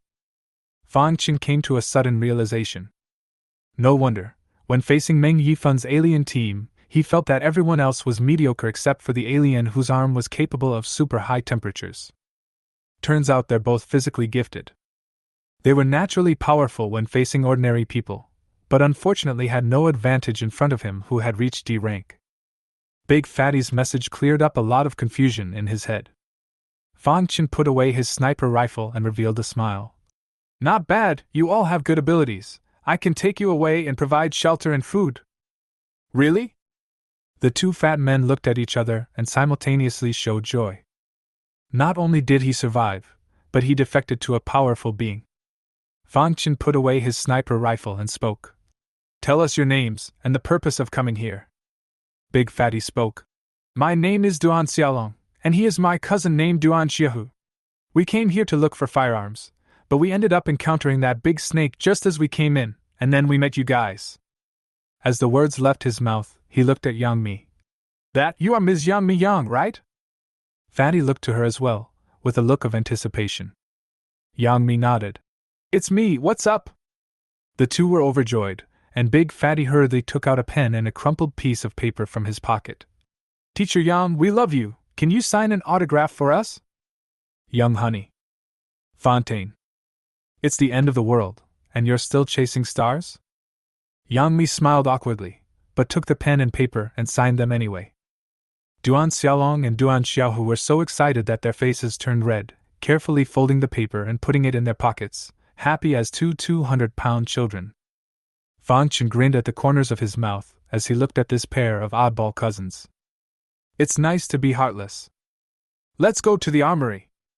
Chapter 52, Surprise in the Arsenal. Fan Chen led the three towards the depths of the ruins, and as for Meng Yifan in the cage, he was guarded by the golden eagle in midair. After a series of twists and turns, they finally find out where the armory is located.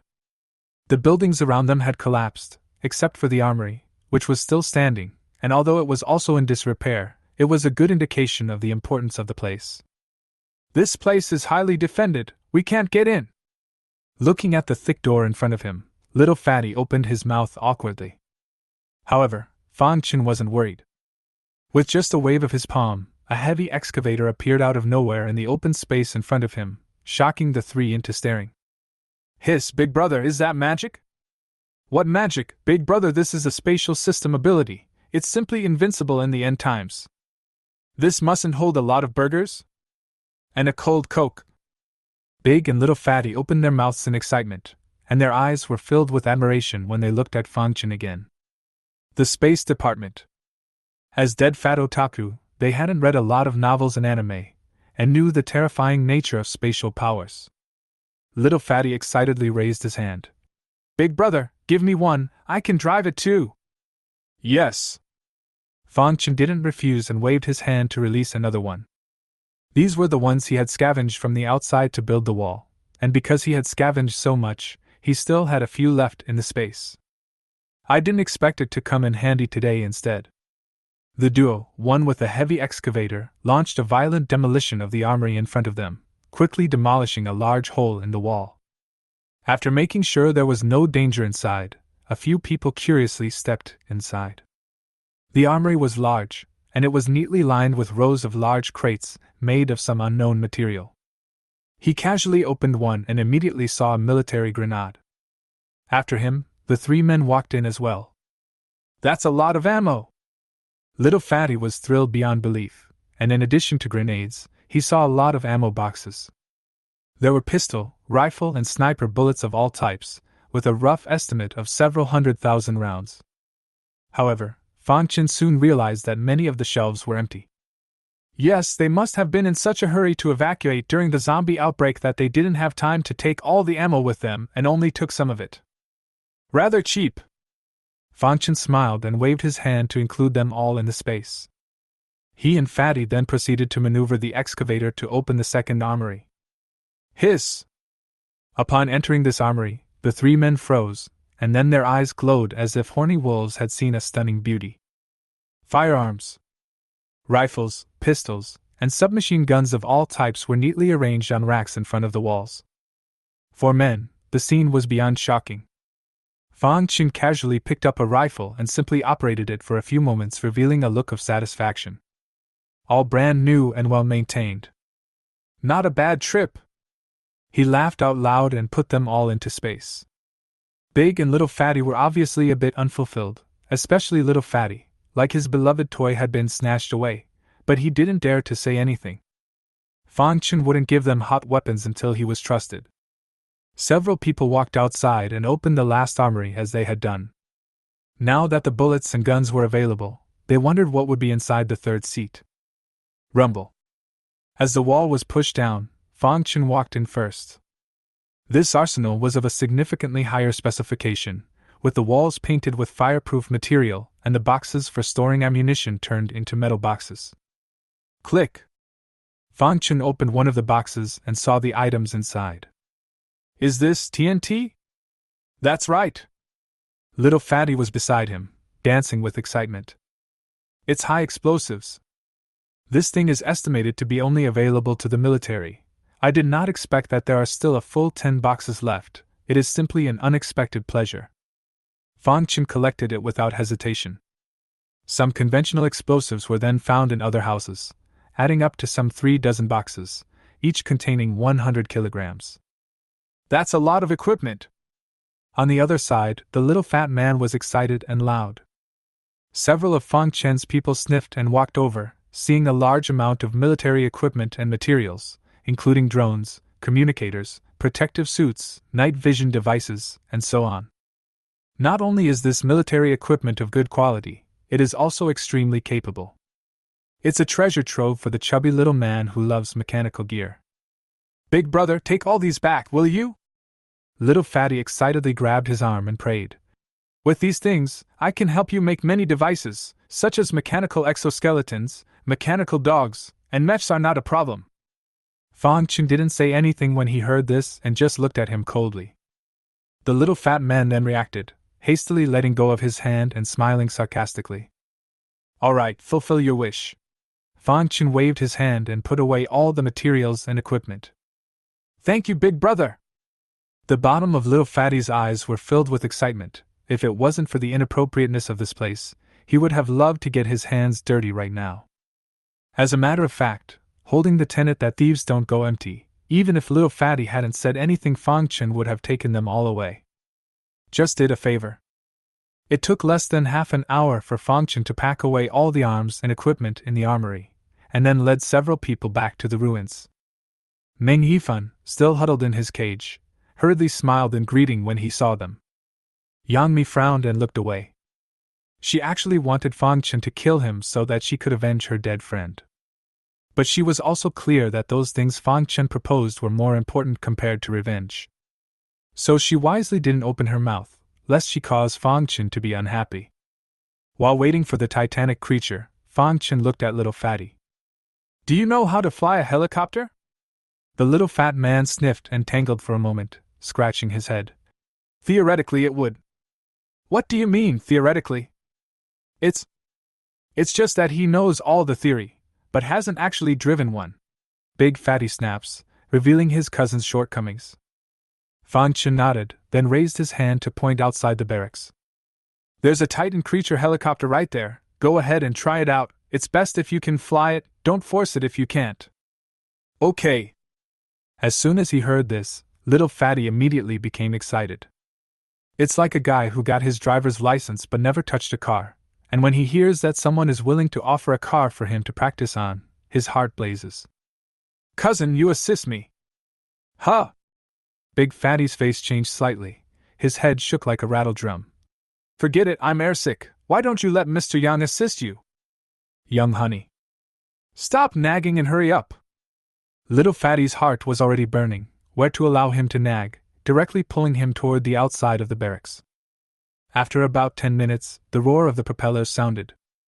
Fang Chun and Yang Mi turned their heads to look, only to see an army green helicopter wobbling and flying like a drunken drunkard. This guy, his talent is really high. Being from a military background, Fang Chun naturally understood the operation of a helicopter. The fact that a man who had never been in an airplane before could get it started and in the air in such a short time showed how talented he was. This little fat guy, he's worth cultivating. After another hour or so, the helicopter had been able to take off, land and turn steadily in the air, and then flew toward the ruins. Ta-da-da-da. As it descended, the propeller formed a whirlwind that blew up a cloud of dust.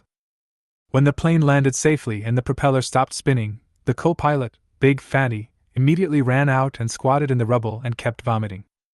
He's really airsick. On the contrary, little Fatty ran towards Fang Chun with an excited face. Big brother, I can fly an airplane, ha ha ha. Well, good.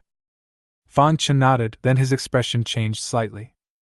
Through the vision of the golden eagle in the air, he saw a rescue team of Titan creatures appear outside the barracks and quietly find a high point to lurk. Fang Chun sneered and walked under the collapsed building, lifting the iron cage containing Meng Yifan inside the helicopter. He then tossed him the communication device from earlier. Tell the rescue team out there not to play any tricks, or you'll die a horrible death. Well, well, well. Meng Yifan hurriedly opened his communication device and warned those people not to act rashly. After getting his warning, the group did come to their senses. But they did not leave, but hid themselves on the heights, watching every movement on the ruins by means of their instruments from time to time. Chapter 53, Fang Chun, the Sixth Old Man. Time passes. After an unknown amount of time, another Titan creature helicopter appeared above the ruins with a roar, then slowly descended. Underneath the plane, a container was suspended.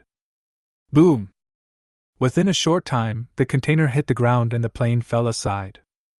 Meng Yifan's eyes in the iron cage lit up, knowing that the person who saved him had come. Soon, The cabin door was pushed open, and from it fishtailed several men in combat uniforms with automatic rifles in their hands. At the head of the group was a tall man with a gleaming gaze. "We've brought the stuff, let go! I want to inspect the goods first." "Yes." The other party didn't nag, directly signaling the people behind him to open the container, revealing several boxes inside. Fang Chen didn't move as he stood behind the iron cage, but instead looked at Fatty. The latter understood, and walked nervously over to him. After carefully checking them out one by one, the little fatty trotted back to Fang Chen and nodded at him. "The shipment is fine, and I don't see anything else wrong with it." "Okay, hoist the stuff under our plane." Fatty walked over again, but was blocked by the man across the street. "Let my young master go first, or else you won't be able to take these things with you." "Yeah?" Without any nonsense, Fang Chen drew a long knife from his waist. "I almost forgot, you guys just landed a second too late." As the words fell, he slashed into the iron cage. "Ah!" The unguarded Meng Yifan instantly screamed in misery. One of his little fingers had been cut off by Fang Chen, covering his bleeding hand with a pained face. This sudden scene startled everyone. The man across the street stepped forward, and several members of his team behind him raised their weapons at the same time. "You seek death? Don't scare me, or I'll lose track of exactly how many seconds late you are." As he spoke, Fang Chen raised his machete once again. Meng Yifan in the iron cage was scared bloodless and hurriedly cursed at the man in the distance. "Blade, do you want to get me killed? Quickly do what he says." "Young master! Don't be a ninny, hurry up!" Blade's gaze sank as he gave Fang Chen a sinister look, then waved his hand. Behind them, a couple of team members closed the container and dropped the top rope to the ground. Big Fatty and Little Fatty ran over to the hook on the head of the rope and attached it to the bottom of their plane. After making sure there were no problems, Fatty nodded at Fang Chen. "You get in the cockpit and start the plane." "Yes." The little fat man came to the cockpit, and the propeller immediately spun slowly. Without hesitation, Yang Mi also got into the cabin. "You want to cheat?" Blade took a few more steps forward, legs slightly bent and ready to strike. The fact that Meng Xiong had sent him was enough to show how powerful he was, and within such a close distance, he was confident that he could instantly solve the fat man in the cab. Meanwhile, on the roof of a building outside the barracks, a sniper rifle was already aimed at Fatty's head. Fang Chen looked at the man waiting for his chance, and sneered disdainfully. "Do you really think I'm a fool? Don't worry, I'll let this guy go when I feel safe enough." "Why should I trust you?" "Because you don't have a choice." When the words fell, Fang Chen stopped talking nonsense and directly pulled on the cabin door, signaling Little Fatty to take off. Blade looked at him coldly, his eyes intimidating. A sniper's request came over his headset. "Frontier, do we shoot the driver or the youth?" "Are you sure you can take down all of them without the young master being harmed?" Blade asked rhetorically. "No. No sure thing." "Then shut up." The sniper stopped talking.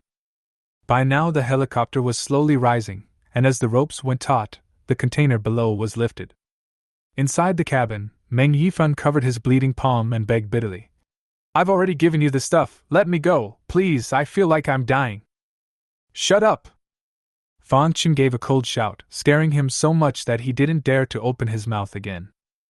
Little Fatty, his head covered in sweat, maneuvered the plane to slowly lift off, then flew towards the location Fang Chen had provided him.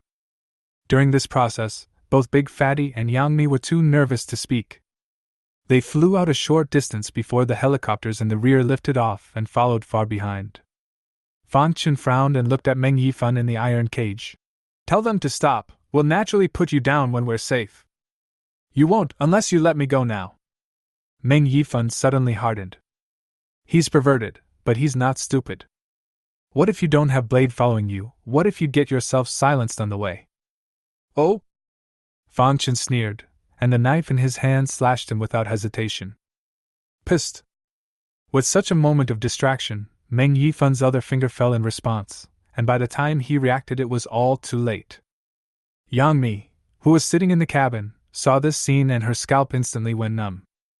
She looked cautiously at Fang Chen, her eyes filled with panic. "Ah, you devil!" Meng Yifan let out a heart-rending yell, his face twisted and hideous. In such a short time, he had already broken 2 fingers, the crown prince of the Meng family. How had he ever been treated like this? My patience is limited, next time it's the whole hand. Fang Chen's demonic-like voice rang out, frightening him to the point where the little bit of hardness that had just risen was gone. He grabbed the communicator shakily and growled hysterically. Stop, you stupid bastards, stop now. Young master! Chow Nima, don't you understand what I'm saying? Hurry up and stop. Yes. Blade's icy voice came through the communication device, and even if he couldn't see his face, he could imagine his grim and incomparable expression at the moment. But Meng Yifan was in Fang Chen's hands, so he had to listen. Soon, his plane was parked on top of a building. The corner of Fang Chen's mouth rose slightly. The golden eagle flying higher up had already taken everything in. As for the other rescue team on the ground, they had long since been thrown out of sight. After a full 20 minutes of flying, the other party did not come after them again. Fang Chen smiled as he looked at Meng Yifan, who had collapsed in the iron cage and was covered in blood. Don't worry, I'm the most trustworthy person. Please leave me alone. Tiger, find a place to put him down. Yes. Little Fatty found a wide roof to stop, then Fang Chen dragged the iron cage off the airplane and left the communication device with him. Young Master Meng, thank you for the supplies. Ha! Fang Chen laughed out loud and reboarded the airplane, flying off into the distance. It wasn't long before the Titan bioplane had just arrived. Blade led the way and jumped down into the cabin, drawing a knife from his back and easily cutting the iron locks on the cage. Young Master! Quick, go after them. Meng Yifan covered his palms, his face grimacing. I know you guys brought rocket launchers, go shoot them down and avenge me. Young Master. Quickly go, don't trample and freeze, I want them to die. Meng Yifan's sentence was not finished, and suddenly fell to the ground and convulsed. The grimace quickly turned purple-black and his breath caught. Young Master? He's an old 6-eye. No good, poisoned. Blade's face paled and he hastily took out the syringe.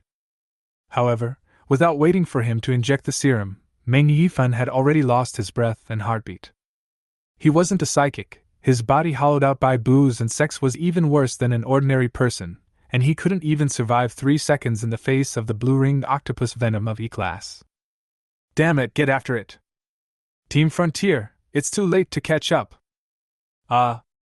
Blade roared up to the sky like a maddened beast. Paying such a huge price and still failing to save Meng Yifan as a result caused the anger in his heart to burn like a volcano. His strength was one of the best among the Titan bio crowd of exotics, but today he was fooled, which made him mad with hatred. Meanwhile, Fang Chen, who had long escaped, revealed a cold smile. From the beginning, he had no intention of letting Meng Yifan go. There is no need for honesty when dealing with this kind of scum.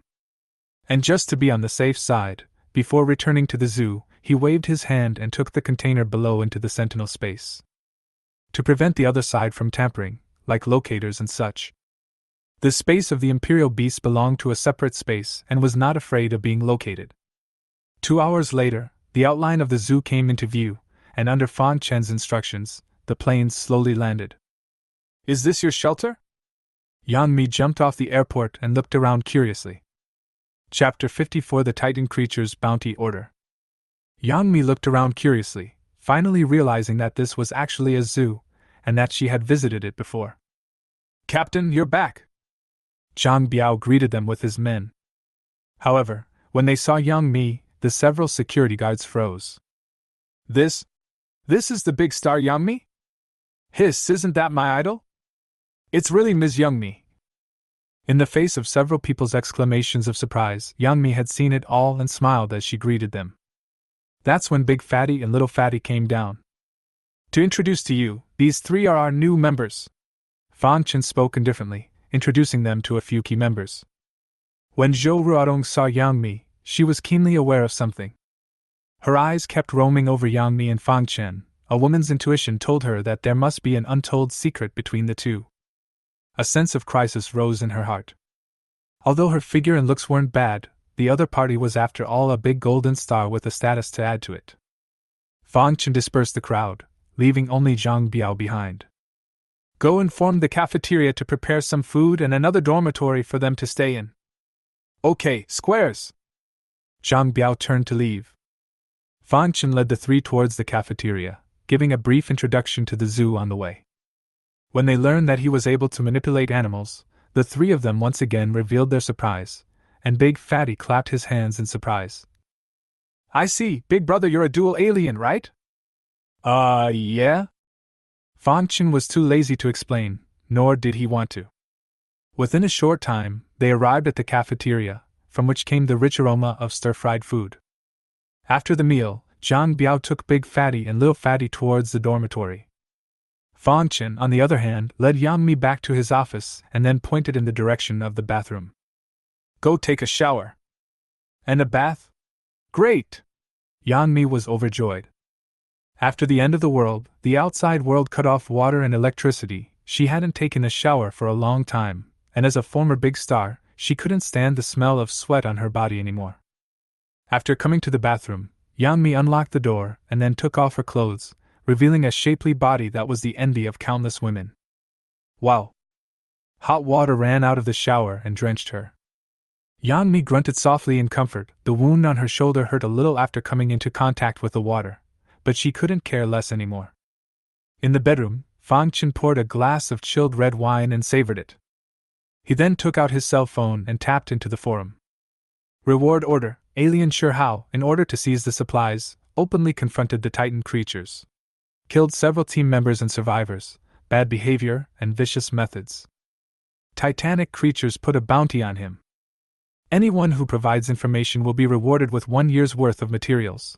Anyone who kills him and leaves evidence will be rewarded with 10 years' worth of materials. Just after entering the forum, Fan Chen saw a top notice. The notice was posted an hour ago, and it also provided a photo of his likeness and a screenshot of when he killed Iron Hands and the others. Good lord, so many comments? Fan Chen scratched down and saw the densely packed comments under the notice. This kind of scum, everyone should be punished. This guy is even worse than a zombie. How dare he brutally kill his fellow countrymen? I curse him not to die well. Sure how? Could it be that the man who dictated the ages has returned? Daring to offend the Titan base, this guy is really tired of living. 10 years of supplies. Brothers, do you have a team? Let's chop this scum's head off and split the supplies equally.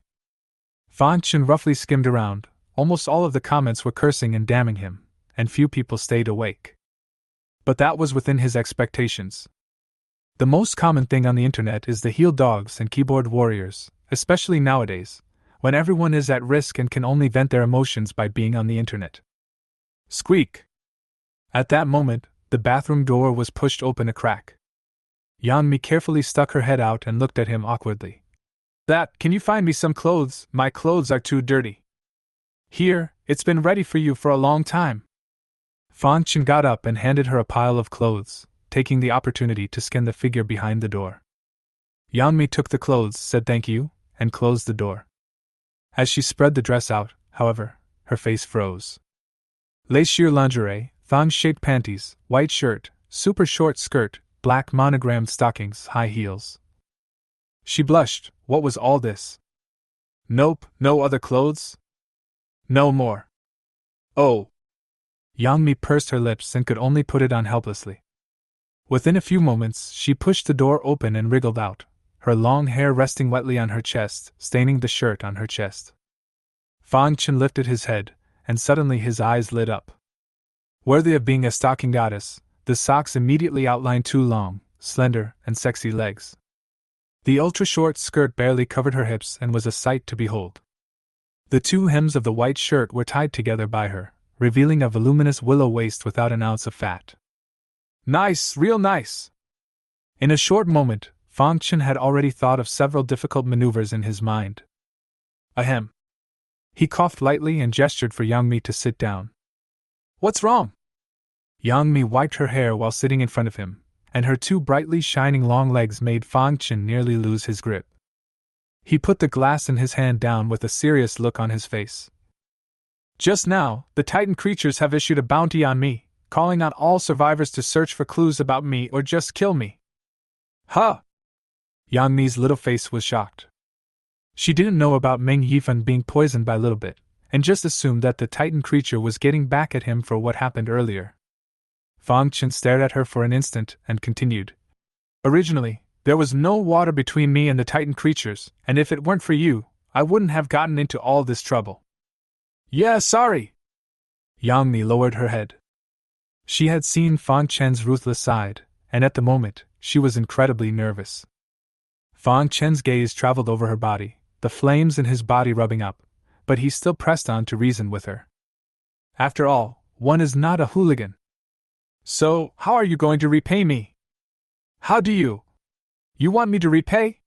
Yang Mi looked up at him, a pitiful look on her exquisite little face. As a top streamer mixing in the entertainment industry, she has perfected her expression management. A chaste look that instantly ignites a man's protectiveness. Unfortunately, Fang Chen's heart does not have protection only. Cough. He wasn't going to beat around the bush and got straight to the point. You know your charm very well, so I want you to be my woman. Yang Mi was actually prepared for his request. I just didn't expect him to be so direct. She clutched the hem of her short skirt with both hands and hesitated for a moment before suddenly raising her head. I can be your woman, but I have a few conditions. You say. 1. I'm not your plaything and you're not allowed to embarrass me in front of outsiders. 2. You're not allowed to force me if I don't want to. And 3. You're going to provide me with skincare products. What kind of bullshit offer is that? Fang Chen frowned at her. Providing skincare products he could understand, stars, the most attention to maintenance, but what the hell are the first two requirements? Who do you take us for? Come on, I'm not a pervert. Fang Chen spoke somewhat breathlessly. Okay, I can promise you all of these. Yang Mi then sighed in relief. That's good. Fang Chen picked up his wine glass again and leaned back on the sofa. But before that, I need you to do one thing first. What is it? Sing a song to help. What song? Love co-parenting. Young Honey. Chapter 55, Exposing the Evilness of Titanic Creatures. I spent my whole life to bring you. Whoa. Before Yang Mi could finish her song, she was already pounced on by Fang Chen. Are you kidding me? What kind of man can resist a big black honey? Fang Chen was already considered to have superb stamina to endure until now, but often the longer one endured, the more violent the outbreak would be afterwards. Like right now. Yang Mi was able to fight back at first, going back and forth with him without losing the upper hand. After all, she was also in a state of long drought and was rather horny. But as the rounds went on, the stamina immediately went out the window. At the end of the day, she was directly lying flat, with an appearance of being at the mercy of the king, but the seductive voice in her mouth instead made Fang Chen dry off. I have to say, Mr. Yang's skills are really great. Time passes. In the afternoon, Fang Chen took a shower and took a brand new sheet from space and laid it on the bed. As for the previous one, he didn't bother to wash it and just threw it away. After an afternoon of tossing and turning, Yang Mi had fallen into a deep sleep, and Fang Chen kissed her white forehead before turning to leave. It wasn't long before he found Big Fatty and Little Fatty hanging out in the animal's eye. How does it feel? It's pretty good, it's... Big Fatty and Little Fatty looked at each other. The latter scratched his head and said, It's just a little bit idle, there's nothing to do. Fang Chen gave them a strange look. It was reasonable to say that dead fat nerds didn't all like to stay at home with a computer and coke. Oh, they don't have computers. Fang Chen touched his nose and said with a smile, Since you're too bored to stay, how about I find you guys something to do? No. Are not asking us to build a wall, are you? The two fat men looked at him nervously. With their build, it would be no different than killing them if they were asked to build walls or carry bricks. Fang Chen was speechless. If it's for work, it's better to save two people on the street than to save them. Find a way to hack into the Titan creatures network again and get me a few videos of them experimenting on living people. I'll be useful. The two fat men sniffed as if they were relieved. This is simple, but... Big Fatty awkwardly spread his hands. You have to give me computer equipment, and need high-performance server. Where can I find the equipment you're talking about in Jiangqing? Well... Big Fatty thought about it, then his eyes lit up. I used to intern at an internet company and they have high-performance equipment, but it's in the center of town and a bit far. Go now! Fan Chen didn't nag, waving his hand to beckon the golden eagle, and flew outside with him. In midair, the golden eagle looked back at Big Fatty on his back. Jojo. Golden eagle, it's time for this guy to lose some weight. An hour later, the duo arrived at the city center, which was the busiest part of the entire Jiangqing, but of course the zombies were also the most numerous. Fan Chen left Big Fatty and Golden Eagle on the roof of the building and jumped down alone. Although he doesn't know anything about computer equipment, it doesn't matter, just collect them all. This is a mixed-use building with shopping, restaurants and offices.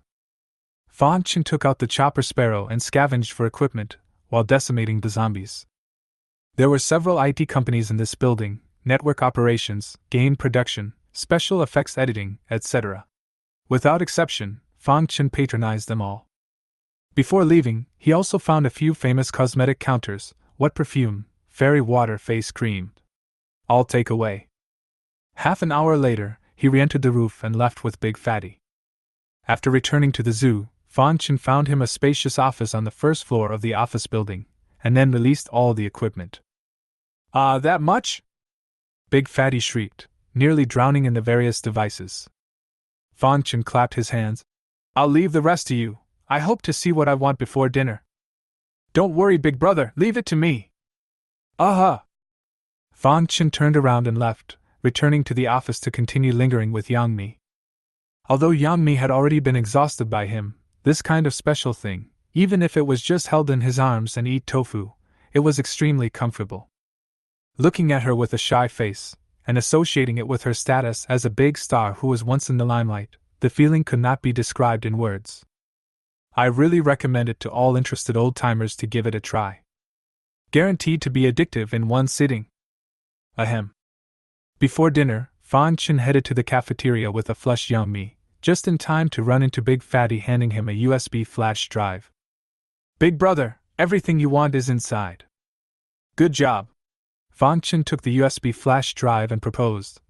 Wait and register another account for me, the encrypted kind, so it won't be tracked by computer experts. Okay, big brother, by the way, what's the account ID called? Well, let's call it Desolate Heavenly Emperor. Big Fatty. During dinner, Fan Chen asked Zhou Ruodong about the progress of the construction of the fence, and learned that it had been built to 14 meters and would be completed in another week. Fan Chen specifically instructed her to make sure that the guardrail outside the wall was done properly. 20 meters high was enough to deal with unusual zombies, but it was still dangerous to face a mutated zombie or a psychic. Zhou Ruodong nodded her head in understanding. After chatting with the crowd a few more times, Fan Chen took Yang Mi back to his office. While Yang Mi was resting, he turned on his computer, inserted the flash drive, and saw the video clip of Big Fat's contact from the Titan creature. After reading just one paragraph, Fan Chen's face clouded over. Those beasts! Like Big Fatty said, these guys are just heartless. In the lab, they split the bodies of living people and then use technology to maintain their brains from dying immediately. They then cut up the bodies of several more walkers. Finally, the living are put together with the zombies and turned into inhuman monsters, and they are driven away like animals. And that's just one of the videos. There are also many cruel, inhuman experiments that don't treat the survivors as human beings at all, but more like lab rats. On top of that, he had seen footage of Meng Yifan hunting outside, abusing women, hunting survivors, targeting small running children, and many more heinous and bloody acts. This guy, he's like a demon walking the earth. Looks like I punished him too lightly after all. Fan Chen's gaze was icy cold. He didn't consider himself to be a good person, but whenever he saw such beastly people, he would still get the urge to kill. There is no need for song or praise. Just ask for a clear conscience. Big brother, the account number is done. Big Fatty knocked on the door and handed him an ID account. It's been encrypted, so it won't be tracked. Yes. Fan Chen took out his cell phone and logged on to the End Times forum. ID name, Desolate Heavenly Emperor. He then intercepted the video of Meng Yifan hunting survivors on his computer and posted it on the forum with the quote. I'm sure how, I killed the Titan creature's aberrants, and also included their crown prince Meng Yifan. As for why I killed them, you can see for yourselves. Before the end of the world, Meng Yifan was a notorious rich second generation, many people knew him, and there was no need for him to specially emphasize. Fan Chen waited silently. As he expected, within 10 minutes the forums had exploded. This guy is so inhumane too, that he doesn't even spare the elderly and children. How horrible, he insulted his wife in front of the men. Damn this beast. Good kill, worthy of being a man who crosses the ages. Just because of your ID I believe that you are a man who dares to do something. This video is edited right. Chapter 56, Mysterious Text Messages. The video looks edited. That's right, how could young Master Meng do such a thing? It must be a malicious clip, and desolate heaven emperor, you look like a rumor-mongering emperor to me. Ha ha ha, he's still trying to clear his name. Fan Chen kept scrolling through the comments, and soon saw the discordant voices. He didn't know if these people really thought so, or if they were Titan creatures watermen, deliberately stirring up the waters here. Or maybe these people are just habitual barbers. Fan Chen casually flipped through the pages a few times and put down the phone with a lack of interest. There's no point in wasting time with these spammers. If you have the time, wouldn't it smell good to hold Jiangmi and pick at it? For the next few days, Fan Chen didn't leave the zoo. Every day, besides overseeing the progress of the construction, is to post a video of the Titan creatures' experiments on the forums. At first, only a handful of people believed him. But as the video evidence grew, many video maidens stepped forward to confirm that the video had not been edited. There were even a lot of people who followed up with posts about their friends who hadn't been in touch since joining Titan creatures. This time, more and more people began to believe Fan Chen. The Titan creature base, which was originally considered to be the holy land of the end times, has now become the Shura purgatory that everyone has been verbally attacking. Damn it, still haven't found out this Shurhao's location. Are you pigs? In the office building of the Jiangqing branch of Titan, Meng Xiong looked viciously at the leaders of the departments below, itching to eat them alive. Meng Yifan's death hit him extremely hard. He already hated Fan Chen to the bone, but because all surveillance was rendered useless in the post-apocalyptic world, he couldn't find Fan Chen's hiding place. And now that he finally saw him posting on the forums, blasting Titan Bio, he immediately had the tech department track Fan Chen's IP address. However, the tech guys were busy for days with no leads. It made him unusually furious. You mealies! Starting today, everyone in tech has their supplies cut in half until you find out where this guy is. Get out, get out! He slammed the folder in his hand hard into the crowd. A few department heads didn't dare to say anything and left the conference room grayly. On the way back, several people cast sympathetic glances at the leader of the technical department. Titan Bio was, after all, only a biological company with limited networking. It's a wonder they can find it if the other party is a master hacker. The incident on the forum continues to fester. Having no choice but to do so, Titan Bio finally made a clarifying statement at the 5-day mark. It started with a handwritten apology. Meng Xiong reviews and apologizes for his lax discipline and explains that after the doomsday came, Meng Yifan had mental problems and that's why he did those things. But the dead are gone, and he hopes to be forgiven. Immediately after that, the official Titan Bio Jiangqing also released a statement, emphasizing that the people in the video who had been dragged off to do experiments were criminals or had killed people after the end of the world. And they had no choice but to do so. This disaster was more horrific than any previous one, and they had to do it for the survival of the human race. The sacrifice of a small number of people for the survival of the majority. The forums blew up again when this statement was made. Fan Chen thought that people didn't believe the Titan creature's flowery words, yet he quickly realized that he thought wrong. A flood of supporters quickly followed that statement. I understand Meng Xiao's behavior. A lot of people in the post-apocalyptic world have mental problems. He just did what most people want to do. What's wrong with him? Support Titan and save the people from themselves. When it's time to break, it's time to break, Mr. Righteous. What are the intentions of this desolate heavenly emperor? While others are busy saving the world, he is wreaking havoc and splashing dirty water on the internet. How damnable! Sacrificing the small for the big, they did the right thing. Looking at the various oddball comments that had sprung up below, Fan Chen's expression turned grim. Though he constantly admonished himself to ignore these brainless spammers, he still couldn't help but get angry when he saw their monstrous speeches. These guys really piss me off. I'll have Big Fatty strip out your IP addresses one by one and settle the score.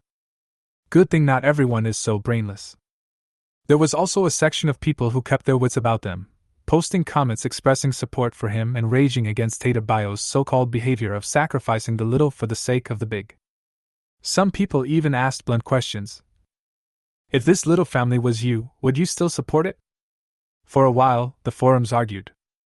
The supporters of the Titan creature and the supporters of the desolate Heavenly Emperor were bickering, and there were many neutrals who were constantly making peace with the situation. Only then did Fang Chen's face ease up. The bickering continued over the next few days, though the heat was significantly lower. At this time, another announcement appeared on the forums. Shelters have been set up in the Black Hills catchment area and address coordinates have been published, and survivors in the vicinity are urged to go there as soon as possible. When they were asked if they were official, there was no response. This was followed by announcements soliciting survivors. Recruitment of survivors at the Chaojiang Survival Base. 306 Factory Base needs manpower. Please send nearby survivors as soon as possible. Rescue teams have been dispatched from the Jiangqing Base. Survivors in sight are requested to actively cooperate in the rescue. The River City Alien Association is established. Survivor aliens are requested to go there immediately. For a while, major bases have sprung up. Some bases even put photos on their circulars, and all of them, without exception, were tall and sturdy shelters. Some even directly occupied buildings such as air raid shelters. Fang Chen could understand this, as the high walls of the zoo had just been built as well. The major bases are recruiting survivors, and there is clearly a shortage of labor. With all kinds of resources depleted in the post-apocalyptic world, more manpower was needed to maintain the normal operation of the base. Manpower is just as precious in the end times. Ding dong. Just as he was thinking about it, a text message beep suddenly came from his cell phone. Fang Chen froze for a moment. He had never received a text message on his cell phone since Ding Shuang's death. Is there someone alive who knows them? He clicked on the text message and saw that the sender was a string of numbers and no name appeared, which meant it was an unfamiliar text. And when he read the content of the text message, Fang Chen frowned slightly. In 3 days, a wave of corpses will attack. Be careful. Looking at the text message, his first thought was a prank, but after thinking about it, it seemed unlikely. Who had enough to send such a prank? It's the end times now. With confusion, he returned a text message asking who the person was, why he was alerted, and how he could prove that there would be a wave of corpses in 3 days. However, after a long wait, the other party did not reply. Playing God. Fang Chen got up and found Big Fatty, handing him his cell phone. Find me the IP address of the sender of this text message, or his identity. It's a small thing, leave it to me, big brother. Big Fatty took the cell phone, connected it to the computer, and then it crackled. It wasn't until 10 minutes later that sweat oozed from his forehead. What's wrong? Fang Chen saw his abnormality. Big Fatty looked at him awkwardly and wiped the sweat on the tip of his nose. Big brother, this SMS message level is too high. Can't check it. Fontaine. After this period of time, Fang Chen was already very cognizant of his level. Yet at the moment such a simple thing he couldn't do. This can only mean one thing: the person texting is on a higher level than him. That said, the text message couldn't have been a prank. Could it be true? Fang Chen's complexion was cloudy as he commanded. You continue to investigate, and notify me at the first sign of news. He then turned and left the office building. Now whether the content of this text message was true or not, he had to save for a rainy day and prepare in advance. Chapter 57. Preparing for the coming tide of corpses. After Fang Chen left the office building, he found Fatty, who was listening to Big Mater bragging. What's wrong, big brother? We got a lot of guns and explosives last time. Is there any way you can use them on the defense wall? This? Fatty scratched his head, thinking, and then nodded. I can make some motorized firing devices, so that all the guns can be operated by one person sitting at the console. Great, do it now. In such a hurry? Cut the crap, I'll only give you 2 days. Get the equipment out and outfit it on the fence, and you can talk to me anytime you need anything. Oh, yes. From Fang Chen's expression, little Fatty realized something. He trotted back to the fabrication shop. This place was originally a temporary rest room for tourists, but was later given to him by Fang Chen and converted into a precision machining workshop. Equipment and materials scavenged from the barracks were piled up here. Little Fatty first asked Zhou Ruodong for the various dimensional data of the defense wall, and then simply hand-drew the equipment design. After making sure there was no mistake, he changed into his coveralls, put on his goggles, and began handling the material. In order to increase efficiency, Fan Chen had Zhou Ruodong arrange for 2 more resourceful migrant workers to assist him.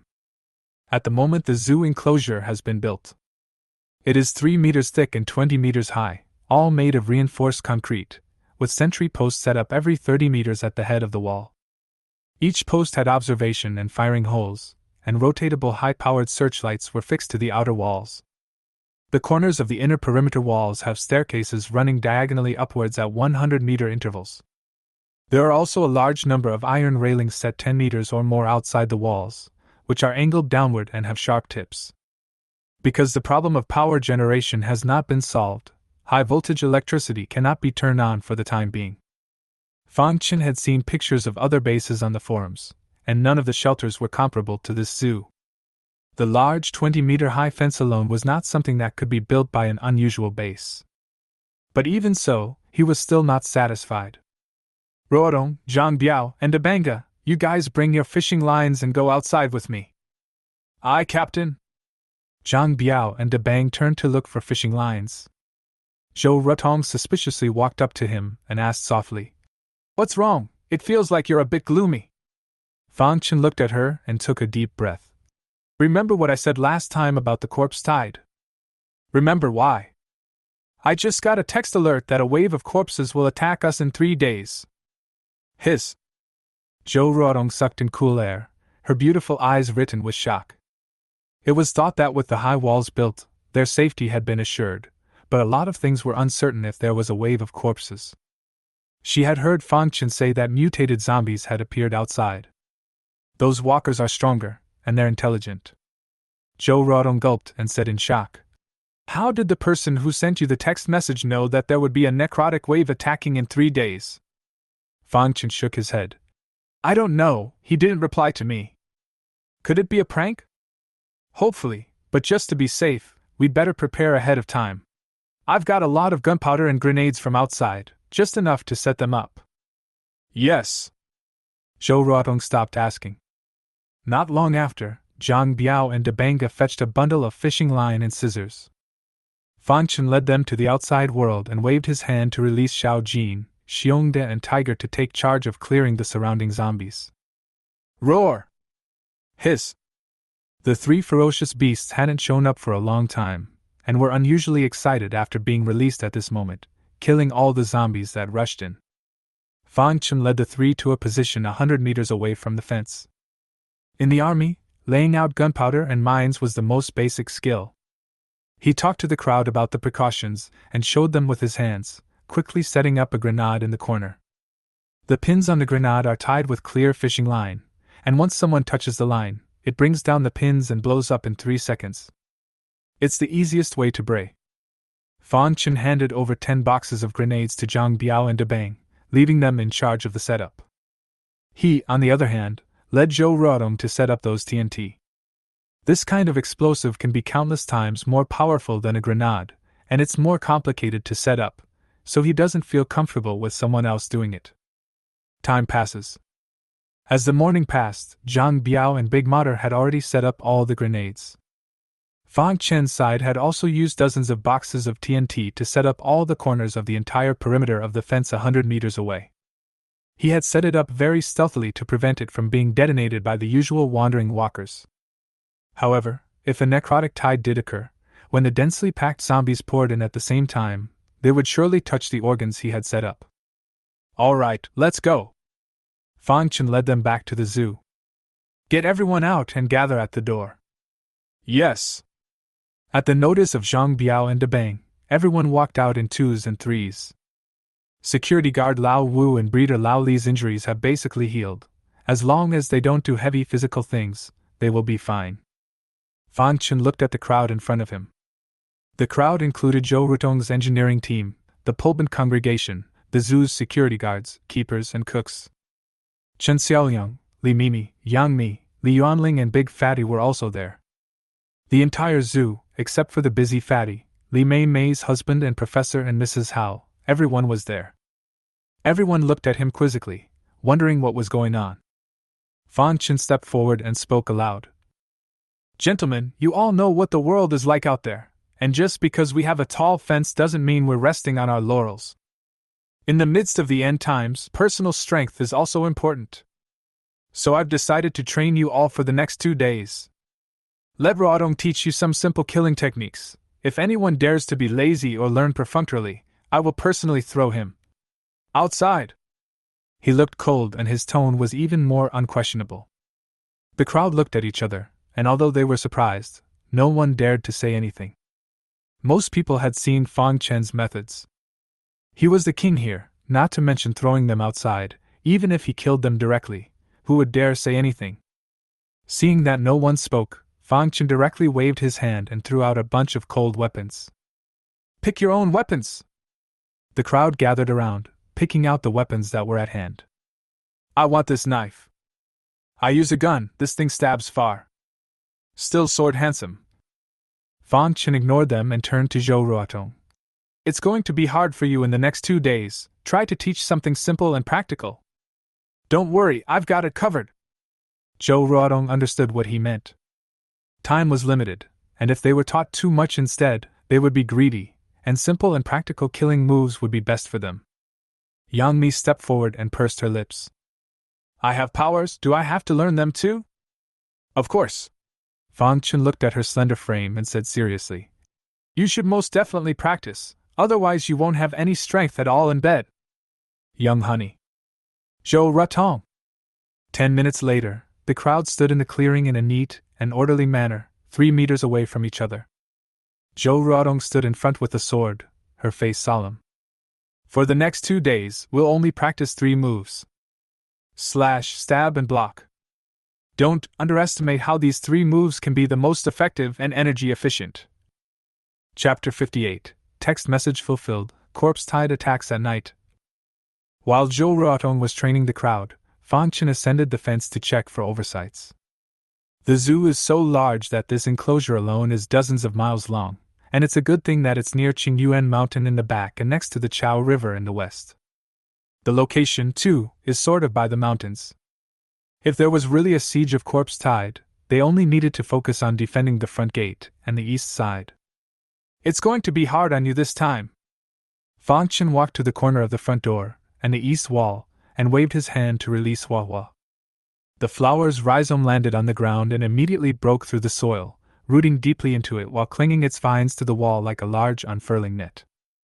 After several evolutions and the large number of zombie corpses it had devoured over this period of time, its vines had now grown to over 1,000 meters. The tough and powerful vines strangled ordinary zombies with ease. For now, that's as good as it gets. Fan Chen sighed and jumped off the fence.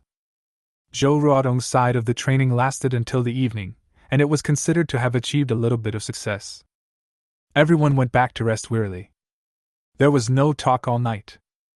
The next day, just after breakfast, the crowd once again came to the open space. Yesterday has mastered the essentials of several movements. Today is mainly to practice. Watching this scene, Fan Chen suddenly felt that he could write a post-apocalyptic novel. The title of the book is all figured out. It's called Drawing My Sword 1,000 Times, I Crunched and Slayed My Way Through the Walkers. After smiling to himself, he called the 4 security guards out individually, and issued each of them a rifle and 500 rounds of ammunition. After a brief lecture on the do's and don'ts, they were told to go to the fence and practice shooting with the zombies roaming below. At this stage, cold weapons are ultimately no match for the power of hot weapons. Although he still had a lot of guns in his space, those people hadn't been systematically practiced, so for one thing, they would be very ineffective, and for another, they would easily accidentally injure their own people. So he decided to give it to only 4 security guards to use. That afternoon, Little Fatty excitedly found Fang Chin, holding a metal frame in his arms, and banged it on the ground. Big brother, the shooting aids are ready. Oh? Fang Chin surveyed the device for a moment, and didn't see anything about it. The little fat man hemmed and hawed and asked for a rifle to fix to the machine, and after a brief debugging, took out a small controller. Look, big brother! As he kept maneuvering, the rifle on the machine immediately kept adjusting its angle and the trigger was depressed by a metal iron bar. No bullets were fired because they were not loaded. The device then clicked and unloaded the magazine and turned it again, the action of loading the magazine. Fang Chen's eyes instantly lit up. This thing not only adjusts the firing angle and pulls the trigger, but also automatically changes magazines, which is equivalent to a person operating it. Big brother, time is limited. I can only make it like this first. Get some more to put on the fence later. I can maneuver it alone. Not bad, not bad. Fang Chen gave him a thumbs up. These aids perfectly solved the problem of manpower shortage and boosted his confidence. Let's go with this for now, the more the merrier. Okay. The little fat man clutched his masterpiece and ran back on his ass. Fang Chen looked at his chubby back and a smile appeared at the corner of his mouth. The two brothers, Duan Xiaolong and Duan Xiaohu, had given him a big surprise, and it seemed that he had really picked up a treasure this time. In order to help Little Fatty speed up the production process, he took a few more people from the engineering team to give him a hand. Early in the morning of the third day, the little fat man with a pair of dark circles under his eyes found him again, and last night he led an all-night effort to make 50 shooting aids. Fang Chen immediately arranged for people to install these racks on the fence and debug them. He then took out an energy fruit and handed it to Fatty. Eat it, you're guaranteed to be alive and well in no time. There's more of this? Fatty took the fruit with confidence, then wiped it on his dark sleeve and carefully tasted it. His eyes lit up, and he then dropped the entire fruit into his mouth. As the coolness flowed into his body, Little Fatty shivered, the dark circles under his eyes disappeared, and the whole person branched out at once. Cool, so cool! He seemed unusually excited. Fang Chen rolled his eyes breathlessly before pulling him towards the outside. Well, I remembered that there's one more thing to do. What is it? Install surveillance. Oh, right. Little Fatty nodded his head hastily. To have one person manipulate those shooting aids, there has to be a well-developed monitoring system. Under Little Fatty's command, Fang Chen installed all the cameras he had scavenged from outside on the walls of the sentry post.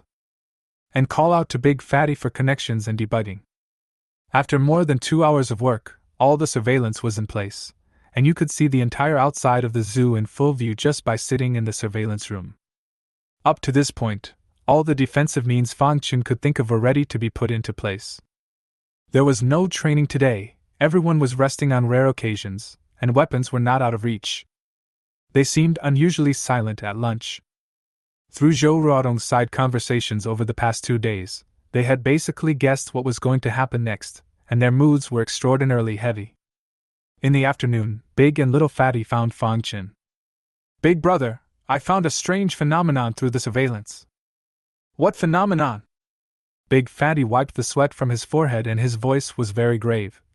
The zombies outside the fence seem to have disappeared. Let's see. Fang Chen followed them to the monitoring room. Just as Big Fatty said, the zombies that usually roam the streets are gone at the moment, and all the streets are quiet and eerie. It seems to be true. Fang Chen's expression was grave. When things go wrong, they go wrong, and this is clearly the calm before the storm. Inform everyone, get on the fence and get ready to fight. Really? Really? Big and Little Fatty's faces were pale. Although they had been psychologically prepared, they still couldn't help but be afraid when they thought that they would be attacked by dense zombies later on. Fang Chen didn't explain and picked up the walkie-talkie on the table. All men, get on the fence at once and make preparations as previously rehearsed. He repeated it 3 times. The crowd that was resting and chatting immediately tensed up and took a deep breath before heading towards the fence. Li Mimi, Zhou Ruodong, Yang Mi and he each took one security guard to guard the 4 directions.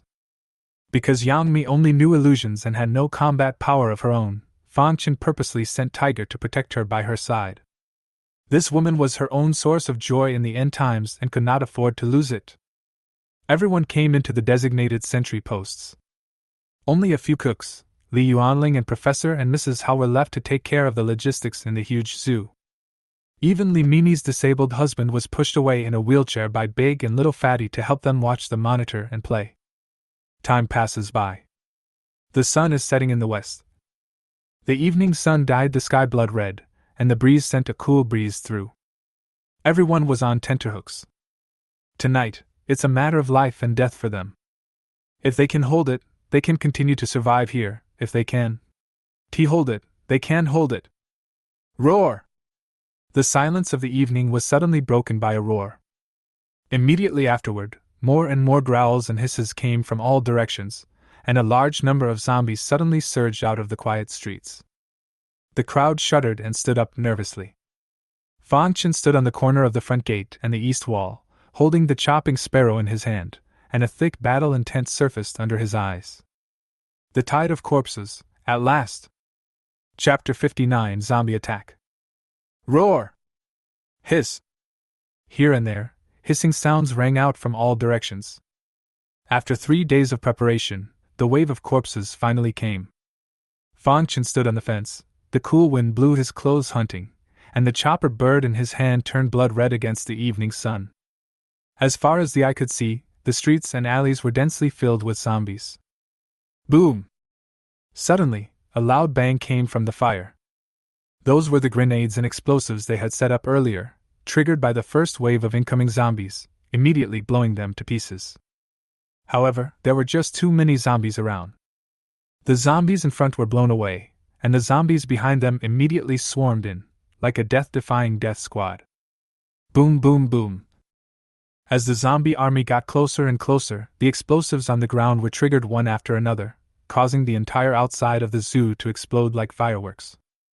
The horrifying explosive fluctuations instantly tore apart the surrounding zombies, splattering limbs and broken bones, tainted blood and broken flesh everywhere. The crowd on the fence watched the scene and their stomachs rolled. Roar! Hiss! In the unseen darkness in the distance, there was a steady stream of walkers. Although Fang Chen had laid out a lot of explosives and grenades, in the end, he was unable to stop them after one impact. Prepare to fire. 3, 2, 1. When all the explosives were detonated, the zombie army finally rushed to a position 50 meters below the fence, and Fang Chen decisively gave the order to open fire. Ta-da-da-da. In the control room, Big and Little Fatty had long since adjusted the firing angle, and after pressing the firing button, dozens of rifles were cross-firing. Of these, the Gatling that was gotten from the Titan creature was the most ferocious. A bullet with a red residue shot at the zombies on the ground, the powerful force directly shattering their bodies. Bullet casings fell like raindrops from the sky. The crowd on the fence looked at the army of zombies that had been broken up without waiting to get closer, and their tense faces eased a little. Roar! Just then, however, a growl was extraordinarily sharp. Fang Chen gazed at it, only to see that among the zombie army, a slim zombie was dodging from side to side at an extremely fast speed, while rapidly approaching the fence. Mutant walkers? The walker easily dodged all the bullets and quickly came under the fence. The legs flexed to build up strength, then leapt up. This leap was 6 or 7 meters high, and his limbs used their strength to leap up again the moment they touched the walled body, coming under the curved spikes. Instead of hurting it, these sharp spikes became an anchor point for its borrowed strength. Shoot him. Understood. Zhang Biao stood over him, condescendingly pulling the trigger. However, the zombie was extremely agile, always avoiding his firing point in advance, jumping around on the spikes, getting higher and higher. Until Zhang Biao finished his barrage of bullets, he had hardly injured it in the slightest. Taking advantage of this opening, it had leapt over the fence. Roar! It was a female zombie that let out an excited hiss from its mouth as it lunged towards Zhang Biao. However, at that moment, a figure blocked in front of it. This is not the place for you. Fang Chen opened his mouth coldly, and the chopping sparrow in his hand chopped away as if it were lightning. Roar! The female zombie was very disdainful of his attack and twisted her body, dodging to the side in a position that violated her body mechanics. However, by the time she regained her footing, she realized that the knife was already waiting for her over her head. She was fast, and Fang Chun was faster than her. Pfft. With a handful of knives, the female zombie's head flew high in the air. Her eyes were colored with disbelief. Why was his speed and agility, of which he had always been so proud, so bad in front of this man? Her headless body leaned back and fell off the fence. Click! At this moment, Zhang Biao had just changed his magazines and looked around and did not find the zombie he had just seen. Instead, he saw Fang Chun standing in front of him. Captain, that walker. Dead? Hiss! Zhang Biao opened his mouth wide. He didn't even see how Fang Chun struck and died. Besides, if you could kill, why did you make me shoot? He only dared to spit this out in his mind, but didn't dare to actually say it. Captain, the walkers are charging down the wall! Mater's anxious voice came over the intercom. In just a moment, there were already walkers breaking through the fire net and coming under the wall. But facing the 20-meter-high fence in front of them, they could only roar in anger. But soon, Fang Chun realized something was wrong. As more and more walkers broke through, they actually began to pile up, the ones in front of them pouncing and getting stomped on by the ones behind them. Sure enough, someone is manipulating. Seeing this scene, Fang Chun had already confirmed his heart's guess. As his thoughts flashed by, Little Bit and Golden Eagle, who were in place in the zoo, took advantage of the night to fly into the sky. Captain, these things have become sperm, haven't they? Zhang Biao's voice changed tone as he looked at the mountain of zombies getting higher and higher below. Old man Lu Shuren once said, not afraid of the number of zombies, but afraid of the zombies having intelligence. In such a short while, several zombie mountains had formed under the fence, and they were getting higher and higher, having reached the 10-meter position. Fang Chun didn't say anything and waved his hand to take out the only remaining box of grenades. After pulling the pin, he released his grip on the zombie mountain below, and 3 seconds later, a loud boom crumbled the mountainside. The mountain that the zombies had worked so hard to stack up immediately crumbled. Go and deliver the remaining grenades to the others. Yes. Zhang Biao ran towards the other sentry posts with the box in his arms, and the crowd did as they were told, blowing down a zombie mountain. But soon, as new walkers join in, the zombie mountain forms again. There's always a time when you run out of ammo, but the walkers under the fence seem like they'll never be killed. Well, at that moment, the golden eagle in the sky noticed the abnormality. It toured the perimeter of the zoo from a top-down perspective, finally spotting an anomaly in a complex of buildings a kilometer away in the northeast corner of the zoo. There were no walkers there. It's like a puddle of ink in which a bit of white space suddenly appears. After determining the general direction, Little Bit, who was lying on the golden eagle, immediately flew over, and sure enough, he saw a figure under a tree. Black-robed man. But judging from the size, it wasn't the black-robed man from last time. Could these guys be an organization? No matter what your origins are, you must die today, and Jesus can't keep you, I say. You guys keep watch, I'll be right back. As the words fell, Fang Chun directly jumped off the fence. This scared Zhang Biao, who was on the sidelines, and he hurriedly leaned over to look down. Only Fang Chun was seen falling rapidly as if he were a stone. When he landed on the tip of the zombie mountain, he directly stepped on the topmost zombies, and then with a leap, he stepped on the bodies of those zombies and ran downward at great speed. Before long, he had broken out of the fire net and into the zombie army. Roar! Hiss! Fang Chun's appearance was as if he had thrown a piece of raw meat into the group of piranhas. The zombies immediately boiled over and roared at him. Roar! Fang Chun was undaunted, and after decapitating several zombies, he released Xiao Jin and Xiongda. The two ferocious beasts were like giant meat grinders, instantly causing large swaths of casualties. He had wanted to use himself as bait to relieve the pressure on the fence behind him. Then the zombies in the distance didn't pay any attention to him, still choosing to storm the fire network and then join in the zombie mountain. The zombie mountain is getting higher and higher. With Fang Chun missing as the backbone of the enclosure, everyone immediately panicked.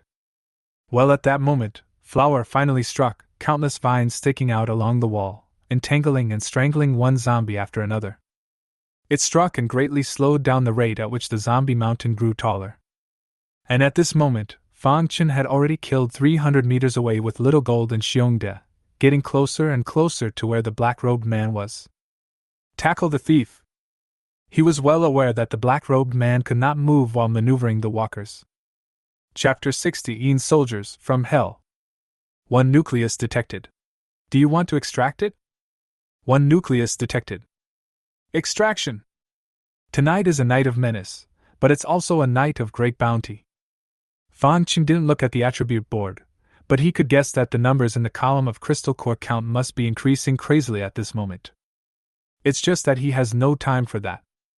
At this moment, he had already rushed out 600 meters away, leaving only a third of the distance from where the black-robed man was. The other party seemed to have sensed his intentions and maneuvered a large number of zombies to rush towards him. Humph! Fang Chen coldly grunted. The Little Gold and Xiongde beside him were not vegetarians.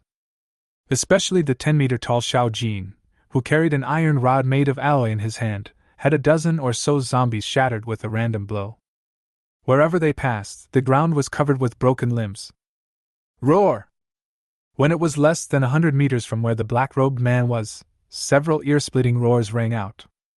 Fang Chen realized that the surrounding zombies were showing fear. Even their movements became stiff, as if the sheep had encountered a fierce tiger.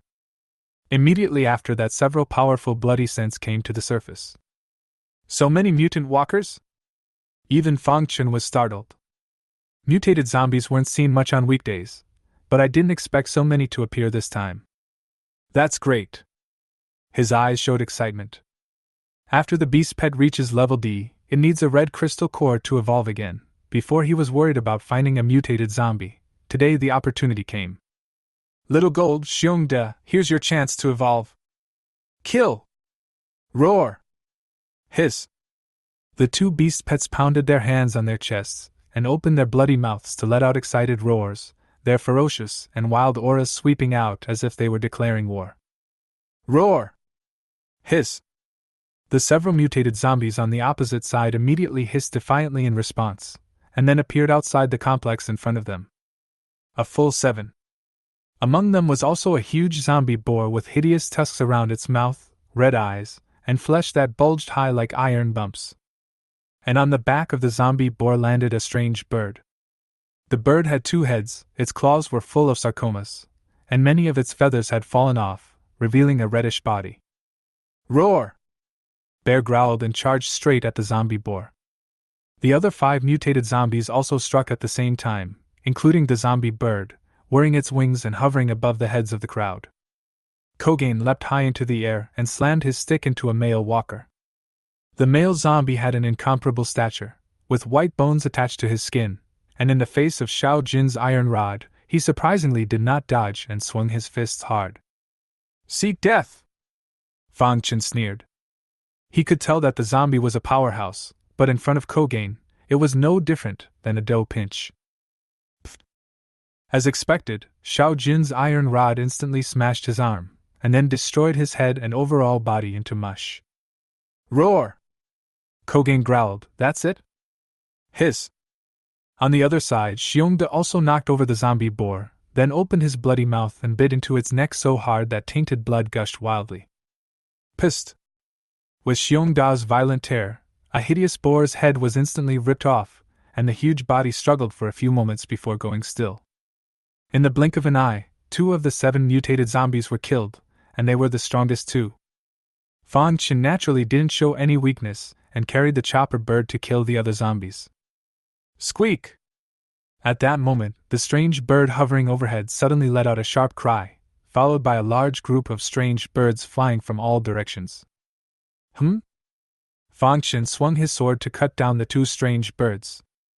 It was only then that he saw clearly that these were actually zombie bats, and they had mutated as well, with larger sizes and sharper teeth and claws. Squeak! Squeak!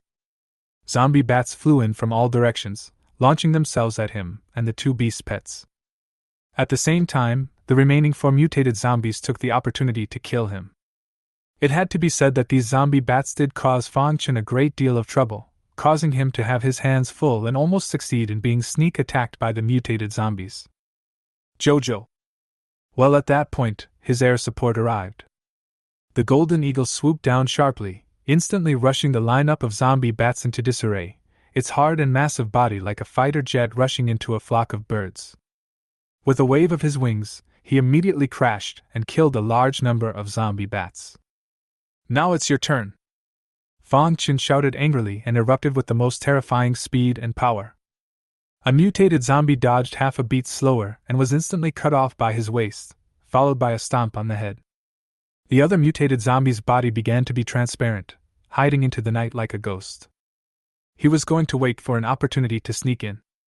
However, Fang Qin didn't give him a chance. Taking advantage of the fact that he had just stealthily not moved too far yet, he suddenly opened his mouth and roared. Roar! Tiger's skill, tiger's whistle. The terrifying sound wave instantly shook the zombie bats in front of them into a bloody mist. The concrete on the ground turned into pieces, and the stealthy zombies were shaken out alive. In the next moment, Fang Qin disappeared into place, and the chopping sparrow had already chopped to it. Another head flew high. Roar! Xiao Jin thumped 2 sticks and smashed the last 2 mutant zombies to death. The strange bird at the very beginning screamed and tried to escape, but it was grabbed by the golden eagle with a claw and directly ripped into 2 halves in midair. 7 mutated zombies, all fell in less than 3 minutes. Fang Qin couldn't catch his breath and rushed straight to the complex in front of him. Little Bit had already explored the terrain and didn't find any traps. At that moment, the surrounding zombies suddenly froze in place, then wandered around in confusion. Fang Qin knew that the black-robed man was preparing to escape. Unfortunately, with Dot on his tail, where could he run away? Fang Qin collected little gold in Xiongda, and then leapt up several meters and was precisely caught by the golden eagle, carrying him to chase after the black-robed man in the direction he had fled. Don't you dare run! The golden eagle was like an arrow off the string, and it only took less than a minute to catch up with the other party. Under the night, a fat man in a black robe was hastily fleeing on an ugly zombie horse, and after sensing the golden eagle's scent, he hurriedly burrowed towards the alley. He wanted to take advantage of the short clutter of the alley and lose them. Humph! Fang Qin snorted coldly and waved his hand to release the loach. The loach quickly contracted its body after landing, reaching a length of more than 3 meters, and quickly chased after the black-robed man. After several minutes, he was finally blocked in front of a dead end. The loach regained its size, its massive body nearly filling the alleyway behind it, its triangular head raised high as it stared coldly at him. At this time, Fang Qin also jumped down from midair. Run! Why don't you run? What? Are you? A hoarse and raw voice came out from under the black robe, making it sound very uncomfortable. Fang Qin slowly stepped forward and said in a cold voice, I should be the one to ask you this. Tell me what you are. Why did you strike at me? What forces do you belong to? I can consider letting you off the hook. Humph, soldiers never betray the hell. As the words fell, the black-robed man suddenly took out a dagger and viciously stabbed at his heart. Damn! Fang Qin rushed over with an arrow step, trying to knock the dagger out of his hand, yet he was still a step too slow. As blood gushed out, the black-robed man slowly fell to the ground. I'll wait for you in hell. By the time Fang Qin arrived, he had already lost his breath. Fang Qin tore off the hood on his head and saw a bloodless but blackened face. The dagger is poisoned. Underworld? Hell? What kind of organization is this? Fang Qin's expression was cloudy. He really didn't expect this guy to be so ruthless. In order not to be interrogated by himself, he even chose to kill himself. This also made him realize that this organization called Hell was definitely not simple. Pfft. He dodged and slashed, decapitating the zombie horse that was about to flee. 1 nucleus detected. Do you want to extract it? Extraction! Chapter 61 Fang Qin, I'll open the food broadcast for everyone to see. After decapitating the mutated zombie horse, Fang Qin collected the black-robed man's corpse and rode the golden eagle towards the zoo. On the way, he saw a large number of zombies wandering below. Without the manipulation of the black-robed man, they once again changed back to their old selves, wandering the streets and alleys in a mute manner. Not long after, he landed on the fence. Within 100 meters below the corner, dense piles of zombie corpses were piled up, conservatively estimated to be at least tens of thousands dead. The people on the fence sat paralyzed and distraught. Fang Chen saw that there were more than a dozen zombie corpses on the fence, and it was obvious that they had come up through the method of stacking the zombie mountain. Fortunately, he had killed the black-robed man in time, otherwise the consequences would have been unimaginable. "Gentlemen, the tide of corpses has passed. We are victorious!" Fang Chen knew clearly that this was what everyone wanted to hear the most at this time. As expected, once these words came out, the crowd revealed ecstatic colors, and some were even so excited that they cried tears of joy. After the robbery, they survived. Survived! Ha ha ha! I'm not dead and I didn't turn into a zombie! Hooray! Hooray for being alive! The crowd, which had long been exhausted, was instantly energized, and they threw up their arms and cheered and embraced each other. In the distance, Yang Mi walked up to him with Tiger, her little face pearly. "I thought I was going to turn into one of those walkers." "Then you must be the most beautiful one too," Fang Chen said in relief. Yang Mi rolled her eyes, indicating that if you can talk more. After a short cheer, the crowd began to clear the bodies from the enclosure and clean up the battlefield. Fang Chen didn't participate, but returned to his office. Idly, he clicked on the cell phone forum in preparation to see if there was any new developments, but the result was that he quickly found that the entire forum had blown up. The original post that got the most heat was the one about him and the Titanic creatures. And now, a flood of new posts. Fang Chen casually clicked one in. The post was a videotaped video of densely packed walkers attacking a large factory shelter. The video was poorly recorded and kept shaking. But still, they could see that the zombie army had broken through the fence, and there were constant explosions and even more desperate screams from the humans inside. By the end of the video, the entire plant has fallen. Base 306? Fang Chen still remembered that a few days ago, this base had issued a notice to solicit survivors. I didn't realize it had only been a few days since the fall. To be able to form a base, it was at least 1,000 people or more, and as a result, in less than a few minutes, it was so completely wiped out. Ugh! Fang Chen let out a long sigh. Although he was cold-blooded, but at this moment, seeing his own kind die in such a tragic way, he still could not help but feel the sadness of a rabbit's death. Humans, fewer and fewer! After a brief moment of sadness, he clicked on other posts. The results were, without exception, all about tonight's zombie wave attacking the major bases, some videos, some photos. The comments section was filled with a variety of voices. Most people are sad and praying, but there is still that part of the population that gloats and keeps talking. Instead of repenting in the face of criticism from others, they appear smug. It seemed to enjoy the feeling of being scorned by the crowd. These beasts, they deserve to die! Fang Chen cursed and dropped his cell phone on his desk. The major bases had suffered heavy casualties, and only a handful of them could really pull through, so the results would naturally come out after a while. The only thing he was wondering right now was why that hell organization was launching a wave of corpses to attack the major bases. What good would it do them to have the human race go extinct? At this moment, Fang Chen's mind was filled with doubts, so he picked up his cell phone and opened that mysterious text message once again. He had just made a careful observation of the content on the post and realized that the bases had not known in advance that they would be attacked and had been caught off guard. That is, he was the only one who received the alert of the mysterious text message. After a brief moment of hesitation, Fang Chen decided to go back to another article. He began to edit the text message, first expressing his gratitude to the person, and then asking very politely why he was helping him. And he said he wanted to repay the other side for their help, including supplies, medicine, or weapons. However, after the text message was sent, there was still no reply. That's pretty mysterious. Fang Chen rubbed his temples, expressing helplessness. He turned to the window and saw that everyone had already cleared the battlefield, and after leaving a few people on sentry duty, the rest left to rest. Yang Mi took Tiger back to the office.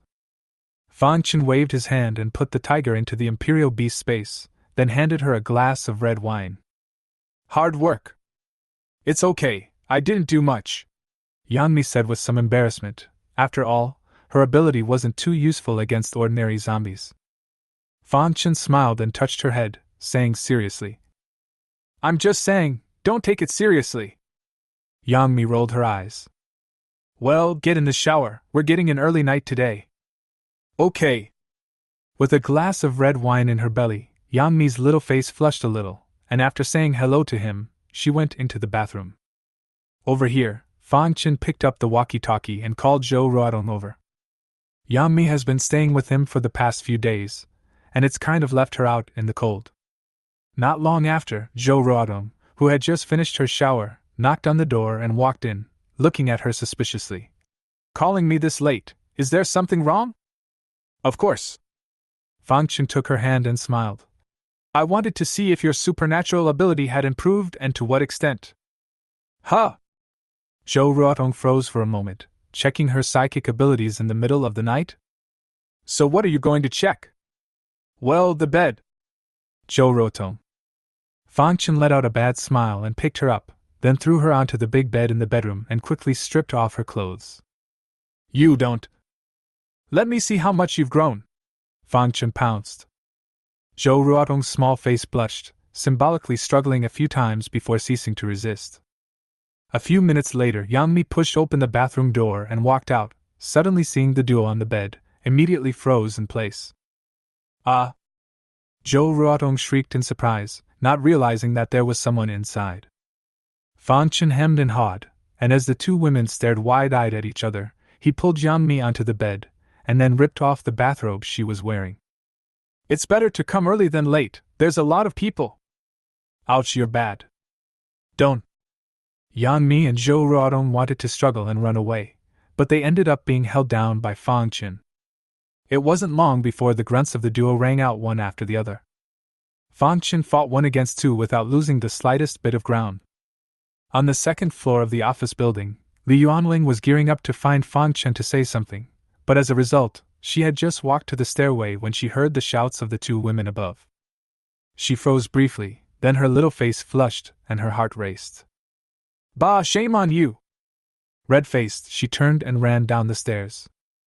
Early the next morning, Fang Chen woke up from the bed and looked at Yang Mi and Zhou Ruodong, who were still sleeping on the left and right, and the corner of his mouth lifted slightly. The end times are great! He sat up with a wicked grin and grabbed his bedside phone to tap on the forums. As he expected, most of those bases had fallen under the attack of the corpse tide last night, with only a few surviving. The survivors of the base, the dead, the necrotic, the very few survived. And that's when Titan Creatures suddenly posted a little essay. The general gist of the content is to tell everyone that the Titan Creatures did all those things before in response to this situation and hope for understanding and support from the survivors. Then there are all sorts of misery, sympathy and slogans, as if they are the savior of the last days and the hope of mankind. At the end of the article, he didn't forget to step on Fang Chen. As soon as this article came out, countless supporters immediately sprang up below. In order to hold the stinking feet of the Titanic creatures, the brainless survivors immediately pointed their spearheads at Fang Chen, and for a time, all sorts of private messaging tirades came pouring in like a tidal wave. Fang Chen's face turned blue. He got up and went to his desk, waving his hand and removing a large amount of food and cooking kitchenware. Top-quality Kobe steak, $1 million Romani Conti, fruit salad, an Aussie dragon the size of your arm, and a king crab the size of your face. When all the ingredients were ready, he set his cell phone up. You forced me to do this, so don't blame me. He clicked on the live streaming feature on the forums, and then started organizing his cooking cookware. By the time everything was ready, tens of thousands of survivors had flooded the live stream, and a pop-up cursing him crossed quickly. How dare this guy start a live broadcast? Humph, surely he's ready to come and publicly apologize to Titan. We'll never forgive him, this kind of scum. Family, why is he on the air? The desolate emperor is quite handsome. Looking at a pop-up screen on the live broadcast, Fang Chen had the illusion of returning to the pre-apocalyptic era. He coughed lightly and offered a greeting. Hello everyone, I'm Sure Hao. That's right, I killed both the Titan creatures Alien and young Master Meng. I know a lot of people have been cursing me, but I'm too big of a man to be bothered with you guys in general, and instead I'm ready to return the favor. Countless question marks immediately appeared on the pop-up screen in the live broadcast room. This guy's crazy? What the hell, aren't you going to apologize to the Titan creature? Claptrap, why isn't he bitten to death by a zombie? It's disgusting to see his face. You guys look at the table. Finally, someone with sharp eyes saw the various ingredients on his table. In an instant, the pop-ups in the live stream exploded once again. Fang Chen saw that the mood had been pulled almost to the end, and only then did he adjust the angle of his cell phone, aiming it at the non-stick induction cooker that had finished preheating on the table. I know everyone had a hard time in the apocalypse. Not only do you lack food and clothing, but you have to be on edge to avoid the walkers, so to make life a little more fun for everyone, I've decided to open up the food cast for you. Family, let's see how well I can fry a steak. As he spoke, Fang Chen picked up a piece of Kobe steak and threw it into the pot. Zizi. The fat on the steak immediately sizzles as it comes into contact with the bottom of the pan. The survivors in the live broadcast room gulped indisputably through the screen, as if they could smell the meaty aroma created when the grease melted. My God, how does he live so extravagantly? He's got an electric steak fryer? Who knows what base he's on? Even if the net is good, there are fresh steaks to eat. I'd like to go too. In the pop-ups, all sorts of questions and disbelief immediately appeared. In the post-apocalyptic world, it was already heavily difficult for them to find a power source and maintain cell phone internet access, and Fang Chen here was even able to use an induction cooker? Having a fresh steak means the power is very strong. Oops, fried. Pity! Fang Chen intentionally yelled out, then clipped the steak and threw it into the trash can in front of the countless survivors in the live broadcast. This move instantly triggered the crowd. Nima, he threw the steak away? This loser, that's a top-quality Kobe steak, just throw it away? Ah, I'm so angry. Chapter 62, The Angry Live Streaming Survivors. In the live pop-ups, everyone was cursing Fang Chen. You have to realize that this is the end of the world, and many people didn't get bitten by zombies in the past month or so, but starved to death alive. They gobbled up raw beef, not to mention fried steak. Well, it's not just Kobe steak, I've got plenty more. Fang Chen waved his hand and took out another box from where the camera couldn't see, then placed it on the table to attract the crowd's attention. Ignoring the pop-up's jealous tirade, he opened another box and continued frying. While it was heating up, he started cutting up the fruit. Banana tips are the least favorite. Fang Chen threw the small half of the banana tip into the trash can in front of everyone. Then another large apple was taken and the skin peeled off with a few swipes. As for the remaining snow-white core, the same was discarded. Immediately following the other fruits, only the best parts are left, and the rest are discarded. Mainly a luxury. At this point, the number of people in the live broadcast room had reached nearly 100,000 people. This in turn made Fang Chen very surprised. It had been so long since the end of the world, but there were still so many survivors. It seemed that he had underestimated everyone's ability to survive. Don't lose it, please don't lose it.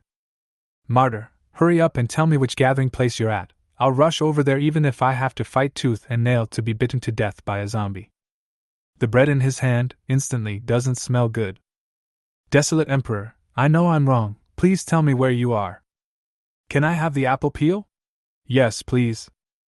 In the pop-up, there were all kinds of voices. But whether it is cursing or currying favor or any other sarcasm, it carries the same flavor. Of acid. Oops, the steak is cooked.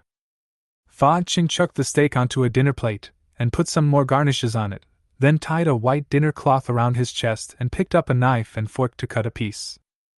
That tastes so good. Very tender. He puts down his knife and fork, picks up the awakened Romani Conti and pours a glass, gracefully waving it in front of the camera before taking a small sip. Well, not bad, not bad. After devouring the piece of steak, he elegantly wiped his mouth before picking up the fresh Australopithecus and looking at it in front of the camera. How do you eat well? Bake and eat. Gee, this king crab is huge on the steamer. Fang Chen was constantly busy in front of the live camera, occasionally forking a piece of fruit salad and putting it in his mouth, not forgetting to barf. The live stream pop-ups were filled with a variety of voices. They clearly knew that Fang Chen was deliberately gluttonizing them, but they still couldn't help but continue to watch, and the more they watched, the angrier they got, and the angrier they got, the more they watched. It's as if there's a magic that can't be left behind. Soon, the cheese-baked Australopithecus and the steamed red king crab came out in succession, filling 2 large plates. Fang Chen rubbed his hands together and purposely served the Aussie dragon in front of the camera. "Families, I'll taste it for you, ha!"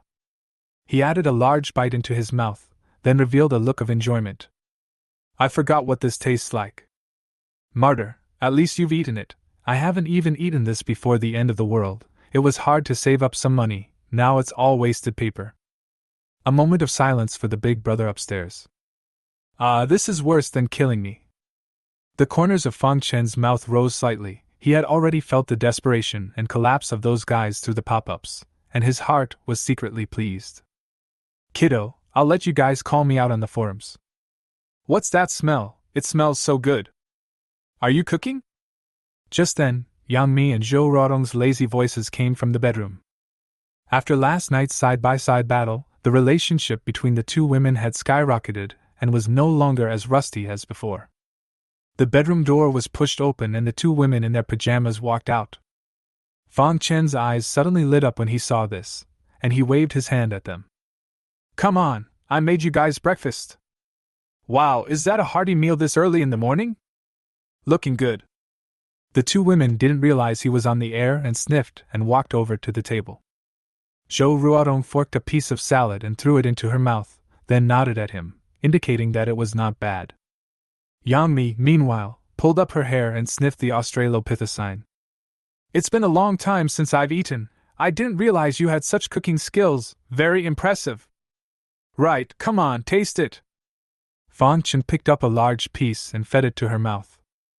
Yang Mi didn't refuse, her small mouth chewed a few times, then gave a thumbs up. On the other side, Zhou Ruodong broke off a crab leg and dipped it in the sauce and ate it elegantly. She was not as good as Yang Mi, and even before the end of the world, she couldn't afford to eat something so expensive. The heat and timing were just right and the crab meat was sweet and flavorful. "Here, you guys feed me." Fang Chen pulled Yang Mi and Zhou Ruodong to sit on his left and right laps, and his 2 large hands unceremoniously wrapped around their thin waists. This scene was all watched by the survivors of the live broadcast. "My God, these 2 women are so beautiful." "You guys look, is that Yang Mi?" "It seems like it's really her." My goddess is with this man?" I'm going to explode with anger, I curse him." The males in the live room were instantly exasperated.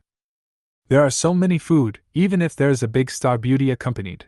Everyone is the end of the day to survive. Why do you enjoy so much? Aren't we in the same world? It was only then that Yang Mi and Zhou Ruodong realized that their phones were broadcasting live, and the 2 of them's little faces immediately turned red and wanted to struggle to get up. However, Fang Chen didn't give them a chance, and wrapped his arms around them in a deadly embrace. "What are you afraid of? It's the end of days." At these words, the 2 women froze for a moment. "Yeah, it's the end of days. What's there to be afraid of?" Yang Mi sighed. Just after the doomsday moment, she was looking forward to the disaster to pass earlier. She continued to be her big star. Yet it certainly seems impossible now. But looking at the constantly refreshing pop-ups in the live broadcast in front of her, she suddenly found the old feeling of being in the limelight again. Although the current position was humiliating, there was a little excitement in the back of his mind instead. Anyway, we can't go back to the old days, so what if they know us? Are you still afraid of being cyber-violated by them? After figuring everything out, Yang Mi puffed out her chest. "Here, honey, have a piece of crab meat." Yang Mi's jade finger was like a green onion, gently peeling off a piece of snow-white crab meat and dipping it in the sauce, then intimately feeding it to Fang Chen's mouth. After Fang Chen caught it with his mouth, he didn't forget to give her a kiss on the cheek. "Good boy." What are they doing?" "Shame on you. I told you that Yang Mi is a slutty bitch. Look at her, serving that man is surprisingly so happy." "I admit I'm sore." "The other woman is not bad either, so big." The pop-ups were still bouncing around at a rapid pace, but unfortunately Fang Chen no longer had time to watch. With Yang Mi as an example, Zhou Ruodong couldn't afford to struggle any longer, and could only eat her breakfast while feeding Fang Chen, and in the process letting him take advantage of her again. The two women who had just gotten up had not yet freshened up, their hair was casually draped, and the pajamas on their bodies couldn't block their seductive bodies. That languid look was rather more appealing. Oops, what's pinching me? As she ate, Yang Mi suddenly let out a soft cry, then lowered her head to look at the root of Fang Chen's thighs, and her pretty face flushed. What else could it be? Fang Chen's recovery power was amazing, and he immediately came alive after resting for a night. And now that he was being sat on their laps, with his body in constant contact, coupled with the fact that more than 100,000 people were watching in the live broadcast room, it immediately made him react in a strange way. How about a live art? Forget it. Fang is not that sick. Fang Chen dismissed the perverted thoughts in his mind, then stood up and looked at the camera. Sorry guys, I have something urgent to discuss in depth with the two beauties right now. That's it for today's foodcast. See you next time. Bye! As the words fell, he pulled Yang Mi and Zhou Ruorong towards the bedroom. The door to the room closed with a bang. The live feed on the phone wasn't turned off, still on the unfinished food. So, what exactly is pinching Ms. Yang Mi? I guess it should be little Shihao. Yes, little Shihao has gone to drink the beast's milk. My goddess! Reject him, don't let him defile you, don't you want us fans? It's over, the defense is broken upstairs. The pop-ups were still refreshing, with some people eyeing the food on the table, and some people fantasizing about what Fang Chen and the two girls had gone to do in the bedroom. In short, anyone who watched this broadcast was worse than dead. After going off the air, they ran to the forums and launched a curse and crusade against Fang Chen that no one had ever seen before or since. In just 1 hour, the comments scolding him reached millions. Along with that, Yang Mi was reviled. Unfortunately, whether it is Fang Chen or Yang Mi, they don't care about this, because they have more important things to do at this moment. 2 hours passed, and Fang Chen re-emerged out of the bedroom. Not realizing that there were still thousands of people left in the live broadcast, he smiled slightly and closed the live broadcast. Torture can't be a day's worth of ho-hum, it has to be a long time in the making. The dream of being a netizen before the end times, he was ready to realize it in the end times. Sitting on the sofa, Fang Chen pulled up his property board. Name Fang Chen. Grade D. Space for the Imperial Beasts, 5,000 square meters. Contract roles 3. Number of nuclei, primary nuclei /21417, red nuclei /14. Number of animal pets 7. Reproduction time 10 minutes. Good fellow, you actually obtained more than 20,000 crystal cores in one night yesterday? Terrifying as hell. Evolve bear, tiger, rock, and blue. Fang Chen waved his hand with great bravado. Ding, evolution begins. In his Imperial Beast space, several ferocious beasts changed successively. Roar! Jojo. Xiongde, tiger and rock all grew in size, the chi and blood in their bodies became even more majestic, and their wild aura covered the sky. It's not quite as good as Little Gold, but it's a whole lot of berserker behemoth. Only the blue-ringed octopus remained the same size, but the colors and patterns on its body were darker. Before evolution, its venom could easily poison an F-ranked alien. Now that it had reached D rank, poisoning an E-ranked alien was not a problem. With the evolution complete, Fang Chen saw their attribute boards. Creature type Earth Bear. Grade D. Specialty Strength Defense. Skill Tenfold Defense. Endurance value 10. Required for evolution 10 red crystal cores. Organism type Saber-toothed Tiger. Grade D. Specialties Agility Ripping. Skill Tiger's Whistle. Endurance value 10. Required for evolution 10 red crystal cores. Organism type Golden Eagle with extreme eyes. Grade D.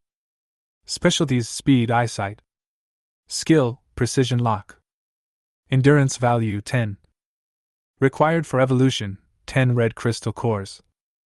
Organism type Deep Blue Octopus. Grade D. Specializing in venom. Skill Deadly Fog. Endurance value 10. Required for evolution 10 red crystal cores. As they leveled up, their overall strength was greatly improved. Bear, in particular, has 10 times the defense. Ding, evolution successful. Reward the host with 240 strands of chi and blood power.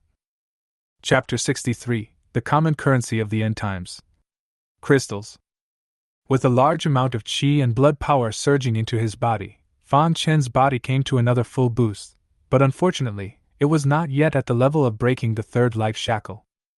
The grade is probably mid to late D. Phew!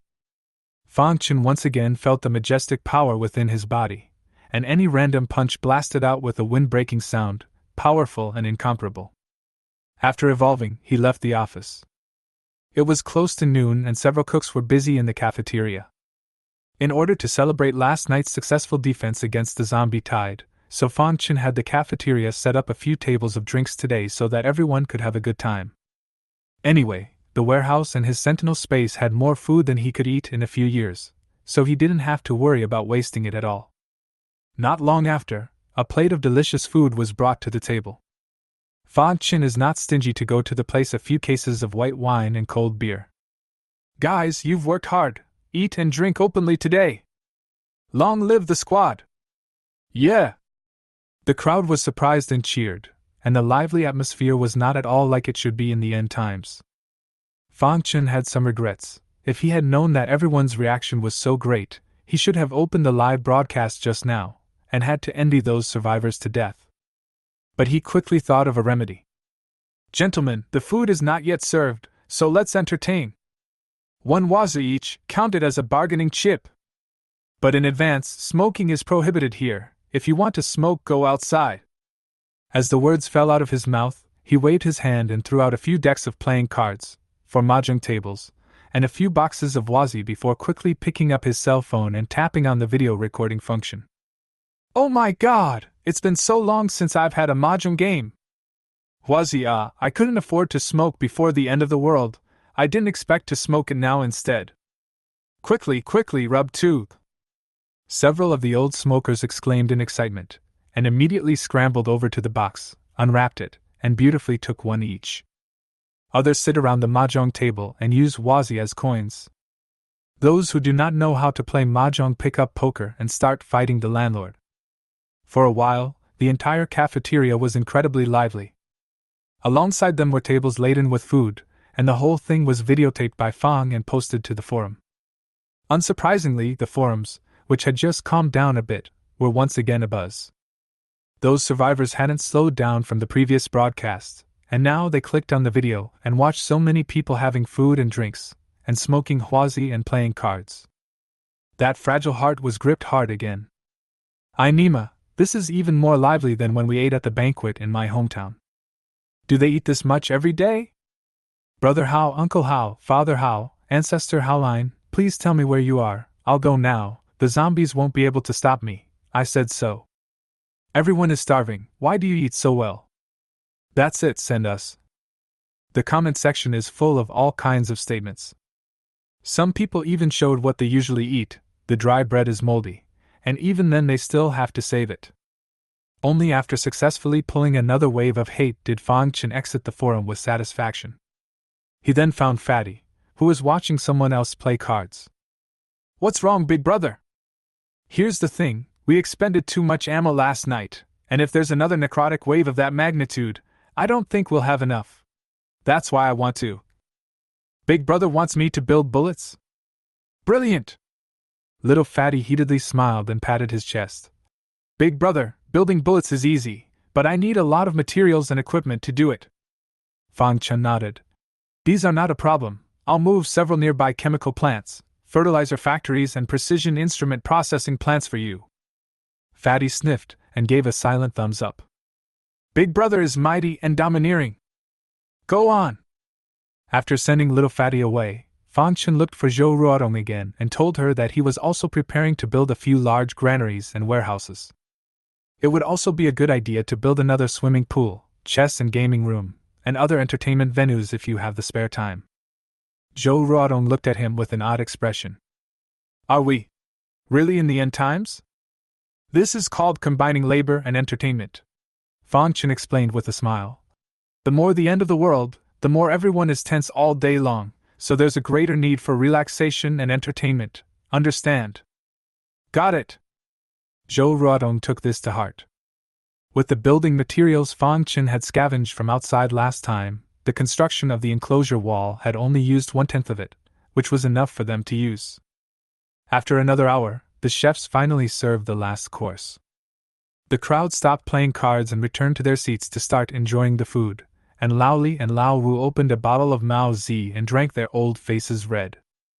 Most of the rest were drinking cold beer.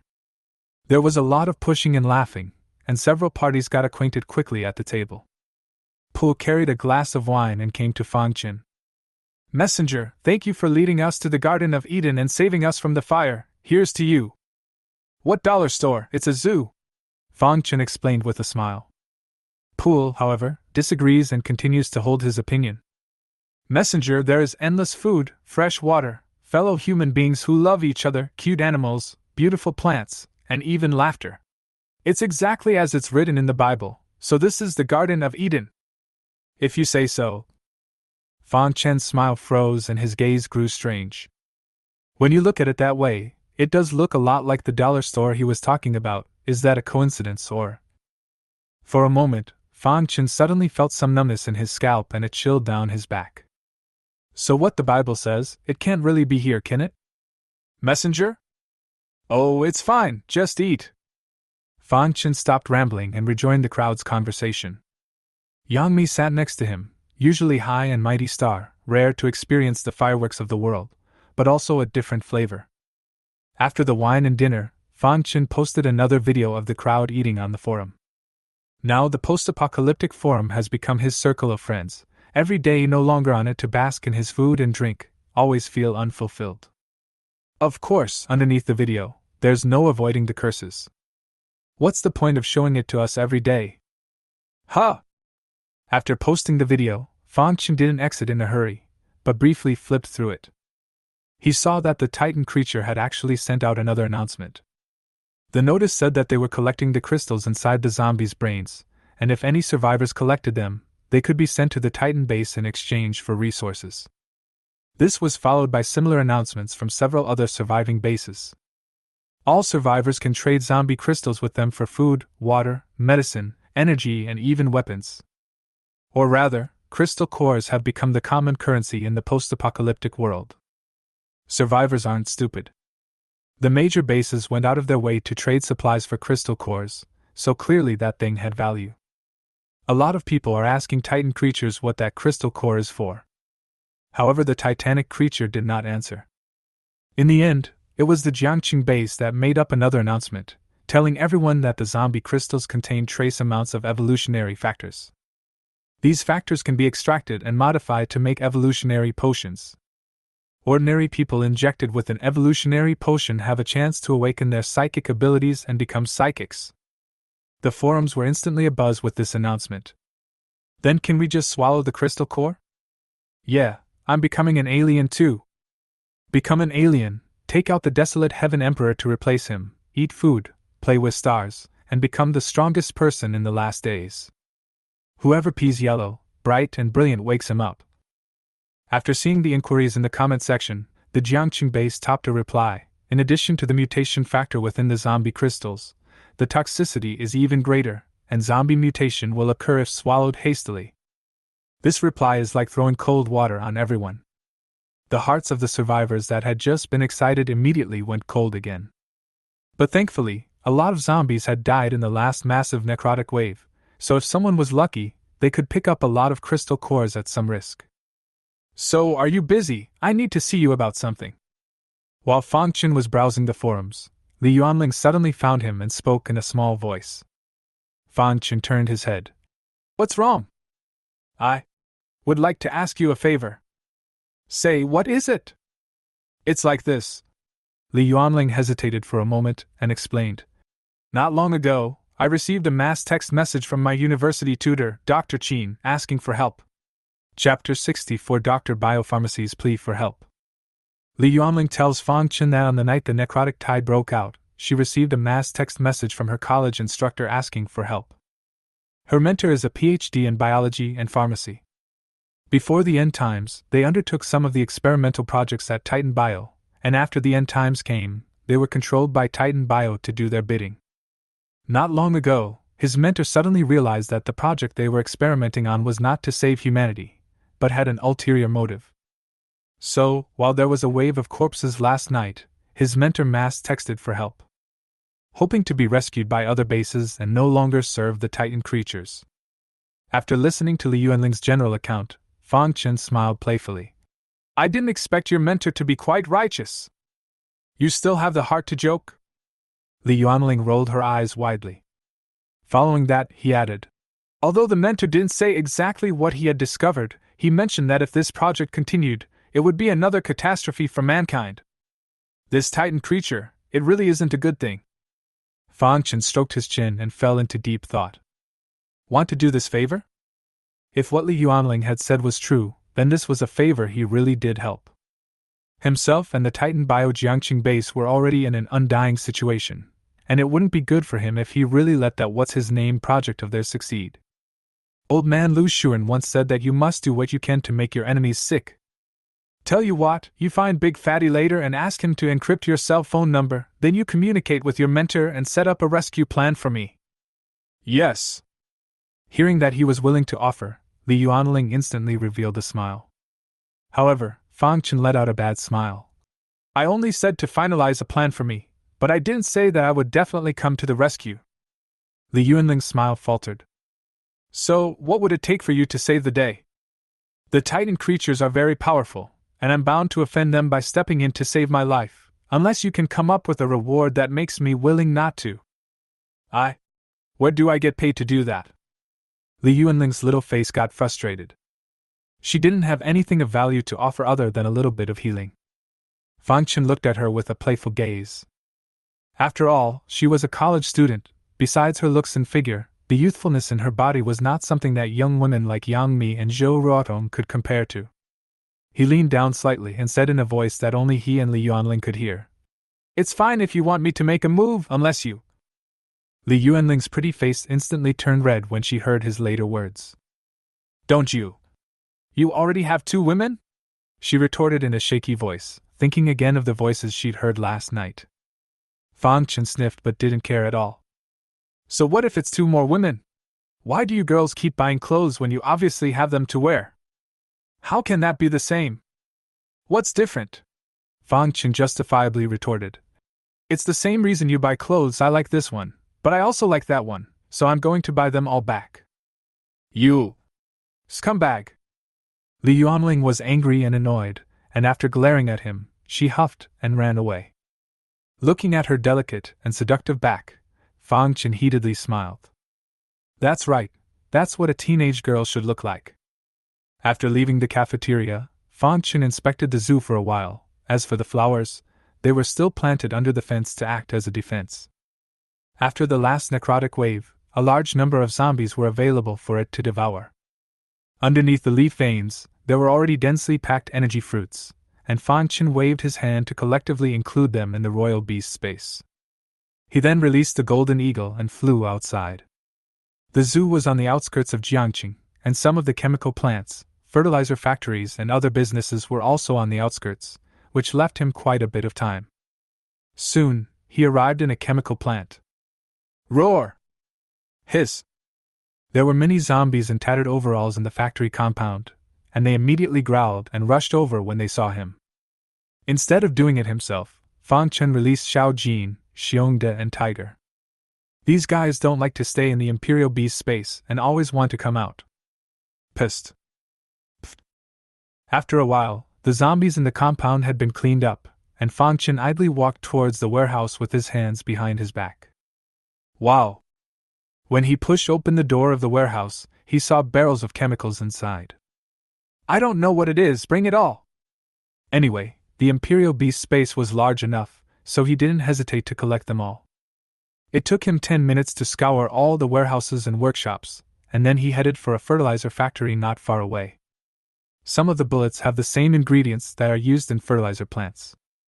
In this way, Fang Chen scavenged 3 chemical plants and a fertilizer plant before turning around and rushing to the machinery factory 100 miles away. It's a pity that Jiangqing doesn't have an arsenal, otherwise it would have been put together in one go. In the evening, Fang Chen returned to the zoo. After finding Fatty, he directly waved his hand and placed all the supplies he had scavenged in a large open space. Buckets of raw materials, piles of machinery and equipment. Big brother, it's too much. That's fine, then get more, bullets of all types and high explosives, and by the way, didn't you say you still have mechs to build? Yeah, big brother, I'll get it when I'm done building you bullets. Very well, hard work. Fang Chen turned around and left, then found Zhou Ruotong and asked him to bring people to make a few temporary barns first to prevent those raw materials from deteriorating due to moisture. He then returned to the office and saw Li Yuanling, who was talking to Yang Mi. What brings Big Beautiful Li here? Li Yuanling was a little nervous when she saw him, then she gritted her teeth and spoke under Yang Mi's encouragement. I promise you what I said at noon. Oh? Fang Chen's eyes lit up, wondering how she suddenly thought about it. However, when he saw Yang Mi's smiling little expression on the side, he instantly understood. Li Yuanling pursed her lips and explained in a small voice. Sister Honey is right. If I want to continue living here, sooner or later I won't be able to escape from your clutches. Instead, it would be better to beg you for a favor while I still can. Fang Chen's face darkened and he glared fiercely at Yang Mi. What do you mean sooner or later can't escape your clutches? Spoken like a big pervert. Elder Lu Xuan is above, Fang, and by no means a person who sees color. Yang Mi is not the slightest bit afraid of Fang Chen's gaze, but instead Yan Yang smugly made a face at him, as if to say, what the hell, sis is great, right? In fact, what Fang Chen didn't know was that the main reason why Yang Mi was willing to persuade Li Yuanling was because she and Zhou Ruotong were a bit overwhelmed. Although it was a 2v1, Fang Chen was after all a D-ranked powerhouse, and his physical capabilities were just too terrifying to be tired of tossing and turning from one night to the next. She wasn't physically gifted, so naturally she couldn't suffer. If she had Li Yuanling on board, the pressure on her and Zhou Ruotong would be reduced quite a bit. Alright, then I'll reluctantly accept it. Fang Chen couldn't help but smile, then got serious. Have you contacted your mentor? Contact! Can there be any plans? Yes. Li Yuanling took out her cell phone and introduced the plan she had concocted with her mentor to Fang Chen, and told him that her mentor had all the data of the evolutionary potion in her hands. Fang Chen's eyes lit up.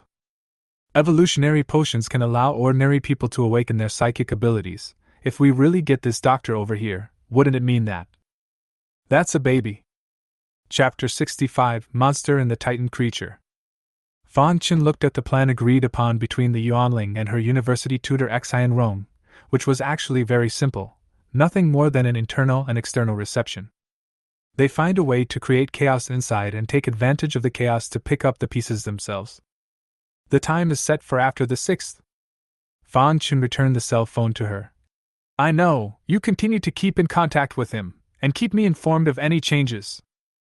Good. Li Yuanling nodded. So did you first. Don't even think about it, wait until Qin Bo is rescued. Li Yuanling gave him a haughty blank look, then flung her ponytail and left the office. Fang Chen touched his nose, then looked at Yang Mi. What are you laughing at? I'm laughing at your dislike, I'm so happy, hee. Really? The corners of Fang Chen's mouth rose slightly as he picked her up and walked towards the bedroom. I'll let you taste what it's like to be disliked as well. Gee, no, let me slow down first. Put the stockings on, put the stockings on. Fang Chen waved his hand and threw out a set of uniforms. Of course, when he was sparring with Ms. Yang, he had to match the stockings to the right flavor. Don't stop. In the evening, Zhou Ruotong also returned to the bedroom, and without being told, she was pulled into the fight by Fang Chen, a 3-person landlord fight. Early the next morning. Unsurprisingly, the two women were too tired to get out of bed. After Fang Chen took a shower, he sat at his desk and opened the forum live stream, offering a roasted meat feast to the tens of thousands of survivors in the live stream. After another successful wave of hate, this went off the air. Ding dong! Just after closing the live stream, I got a text message on my phone. Fang Chen's face straightened and he hurriedly clicked on the text message. Sure enough, it was still the same mysterious sender from last time, and this time the content of the text message was the same short few words. Stop the Titan creature's god-making program. The god-making program? Fan Chen frowned slightly, recalling the conversation he had seen yesterday between Li Yuanling and her mentor, which seemed to have mentioned the words God Creation Program. Dr. Pro Hinrong is in charge of one of the projects in the God-making program. After the last corpse-tide experience, Fan Chen still had more trust in this mysterious SMS. At least he didn't harm himself. And this God-making program of some kind is not a serious thing once you hear it. It is simply ridiculous for mere mortals to want to make a god.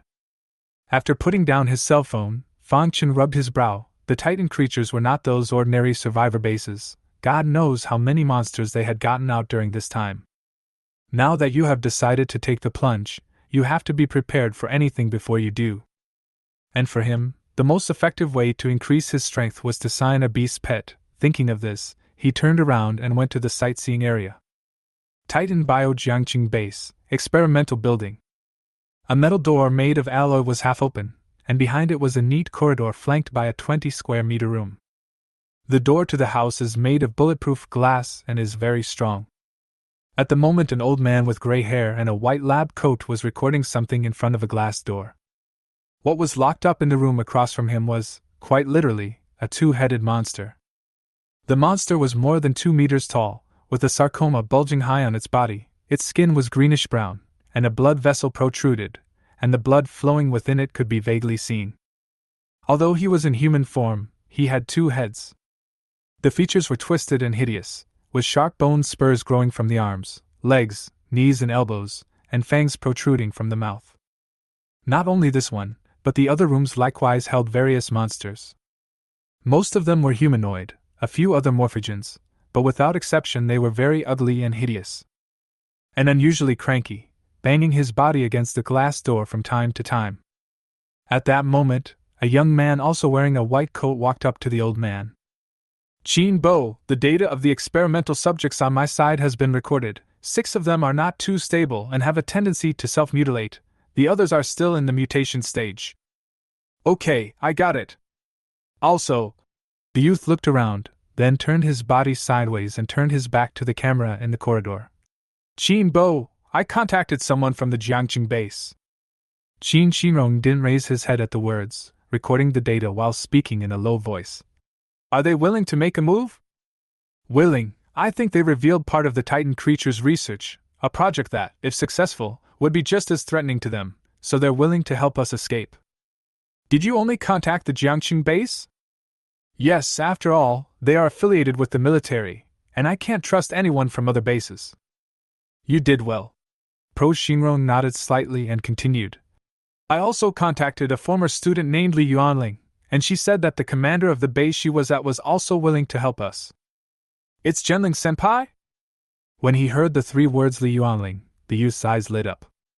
Li Yuanling was the school flower of their medical university, so he was naturally no stranger to her, and then cautiously asked, Qin Bo, is the commander of their territory reliable? Pro Xinrong shook his head slightly. I don't know, but I don't think Ray would lie to me. Okay. Well, try no matter what, tell a few of them not to make any mistakes in the next few days, and everything goes according to plan. Yes. After a brief conversation, the duo dispersed and continued recording data. In the meantime, inside a very large lab on the -4th floor of the lab building they were in, a woman covered in scales and with red eyes was roaring in pain. She was held inside a cylindrical glass enclosure surrounded by a group of people who were busy. In the face of her screams and struggles, the group had long since become accustomed to it, and they were indifferent, occasionally looking at the woman no differently than they would look at a dog. And not far from the glass enclosure that held the woman, there was a small observation room. Inside the observation room, an 11 or 12-year-old boy was crying and lying in front of the glass window, panic and heartache written all over his little face. Mom! Mom! You bad people, let my mom go! Watching his mother being tortured broke the little boy's heart, but unfortunately the weak boy couldn't do anything. Let him cry his heart out, but not a single person could sympathize. Outside the lab, Meng Xiong, accompanied by a group of people, looked at the tortured mother and child inside with interest. a cold smile on his face. How's it going? Mr. Meng, the project given to us by headquarters is currently 30% complete, and this woman is the most successful case. And we've found that the angrier she is, the better the results. That's the way it is, huh? Meng Xiong looked at the little boy in the observation room and revealed a cruel smile. Don't we have a lot of half-finished potions? Inject that child with them and make her suffer some more. Mr. Meng, those agents are still in the development stage. There are many uncertainties. So what? Meng Xiong coldly looked at the head of the experiment beside him and snapped. You should know the importance of this project to the headquarters. What's wrong with a few dead children? Okay, Mr. Meng, I know. Meng Xiong gave him a deep look, then turned to leave. Chapter 66. The Zoo. Fang Chen arrived at the monkey garden. Below, a group of monkeys were jumping around on the stone mountain. The Monkey King was sitting alone at the top of the stone mountain pretending to be deep. There was only one reason why he deeded this monkey. Use of hot weapons. Although the beast pets were all strong after constant planning, the power of hot weapons should not be underestimated as well. That's why he wanted to raise a beast pet that could use hot weapons. Then there are only two requirements. One is to have enough strength, and the other is to have enough intelligence to at least be proficient in the operation of various weapons. Then the monkey at hand is certainly the best choice.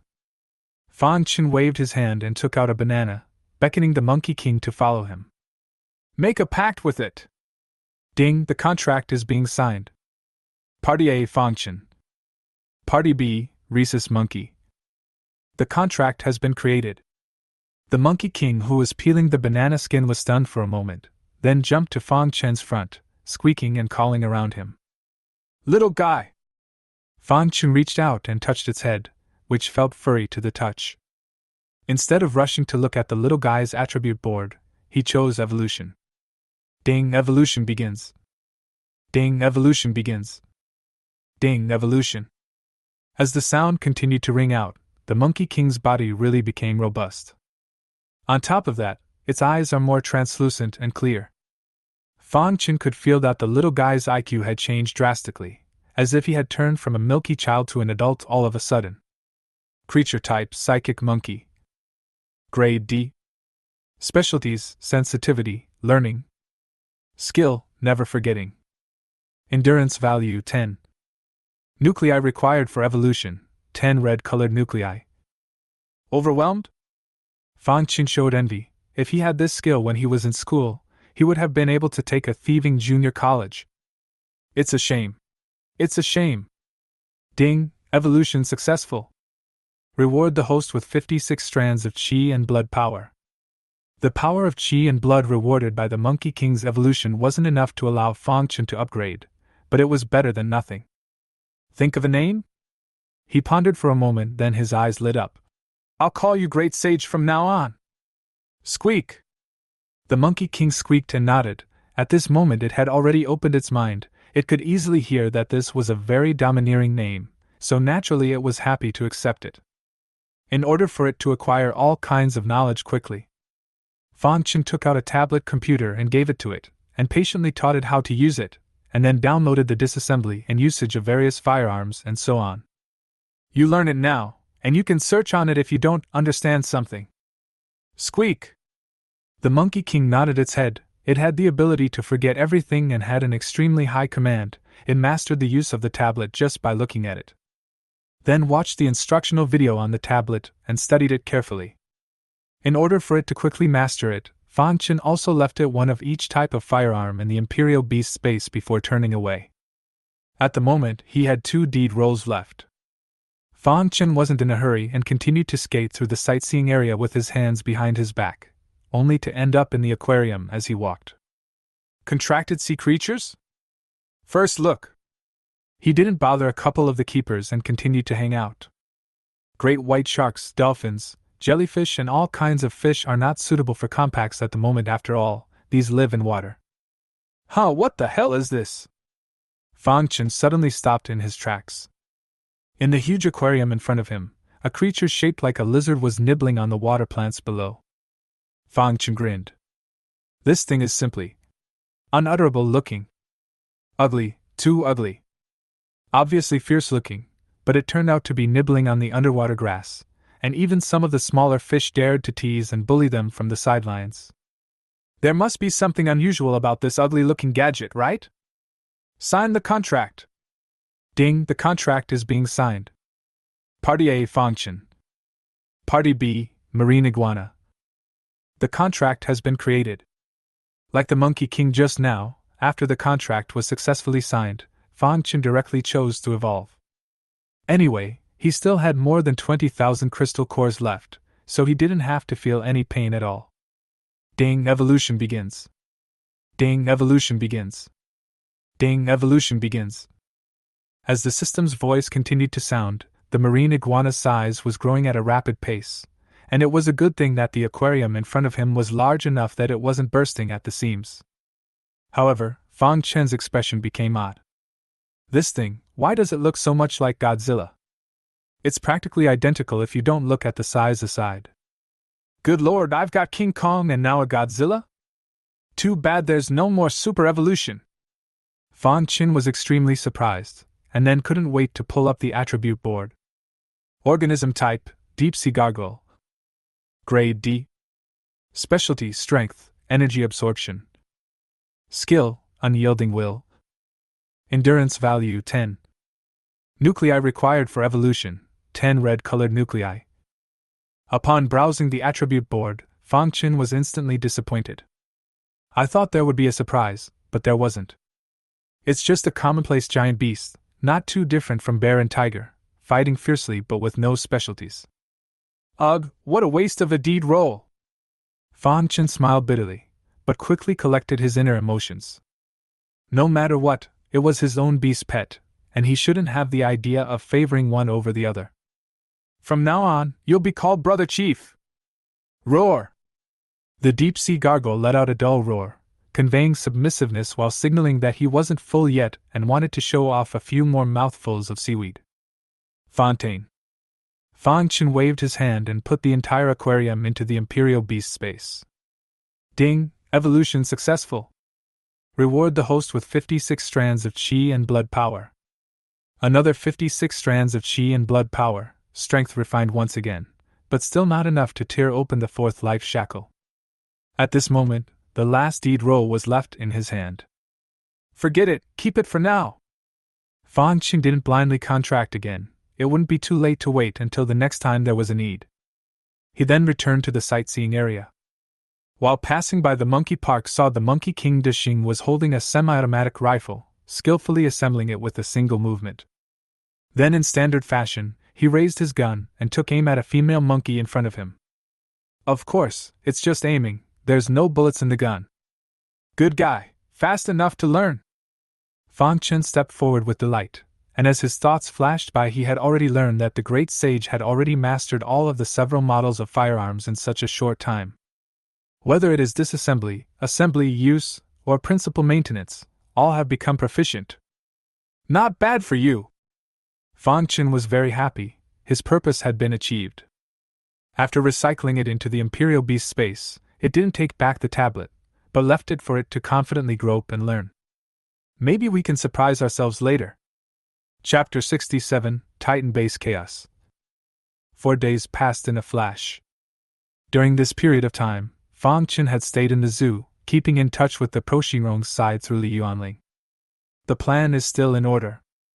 However, Li Yuanling told him that Dr. Qin's side had contacted the people from the Jiangqing base again, and that they would also cooperate with the strike when the time came. Fang Chen had big fatty hack into the network of the Jiangqing base, wanting to see their bottom line. Big brother, I found out. What's the catch? Their base set up by the military, and I saw in their intranet that they seem to be researching genetic warriors. But it's not as brutal as the Titan creatures, it's kind of normal research, no human experimentation. The military? Fang Chen nodded slightly. No wonder they were able to pull through from that corpse wave. As a former military, their striking ability is pretty scary, especially when it comes to heavy weapons. I didn't realize that the Jiangqing base was going to make a move against the Titan creatures as well. I reckon they must have known about the god-making program as well, so they took advantage of the opportunity to strike. That's good, it'll take a lot of the pressure off of me. After muttering to himself, Fang Chen came to Fatty's mechanical crafting room. At the moment, the little fat man was pouting and standing in front of the equipment, not knowing what he was getting, looking very serious. It wasn't until a few minutes had passed that he realized Fang Chen's presence. "Big brother, why are you here?" "Well, I need you to build me a pair of gear." "What outfit?" "Well, for monkeys." Fang Chen waved his hand and released the Monkey King Dishing, then presented his request to Fatty. Time passes. Early in the morning of the 6th day, a helicopter took off from the zoo, and in the cabin, besides Fang Chen, there were Yang Mi, Li Mei Mei, and Zhou Ruotong. They all had powers on their side that could match his. Titan Bio Jiangqing base. A young man walked over to Kissing Xinrong and spoke in a voice that only they could hear. "Qin Bo, the thickened agent has already been injected into those experimental subjects, and it's estimated that it will kick in after 10 minutes. Pro Xinrong looked solemn, glanced at the other busy experimenters, and whispered, "Have our people been notified?" "All notified." "Good, proceed as planned." "Understood." The youth turned to leave, while Kissing Xinrong continued the matter at hand. But his previously steady hand was shaking slightly at the moment, and his eyes flashed with nervousness within his nearsighted glasses. Breaking away from the titanic creatures was an incredibly risky endeavor. If it failed, he and his students would be the subjects in those observation chambers. 10 minutes later. Roar! Roar! The test area, which had been fairly quiet, suddenly resounded with the sound of roars rising and falling. As if they were possessed, those experimental subjects had their veins rippling out of their bodies and frantically pounded on the glass door in front of them. This scene immediately alerted the experimenters. These glass doors are specially made to be extremely defensive. "Oh no, these experiments have gone berserk! Quick, activate the emergency plan and release the hypnotizer." Hypnotizer release in progress.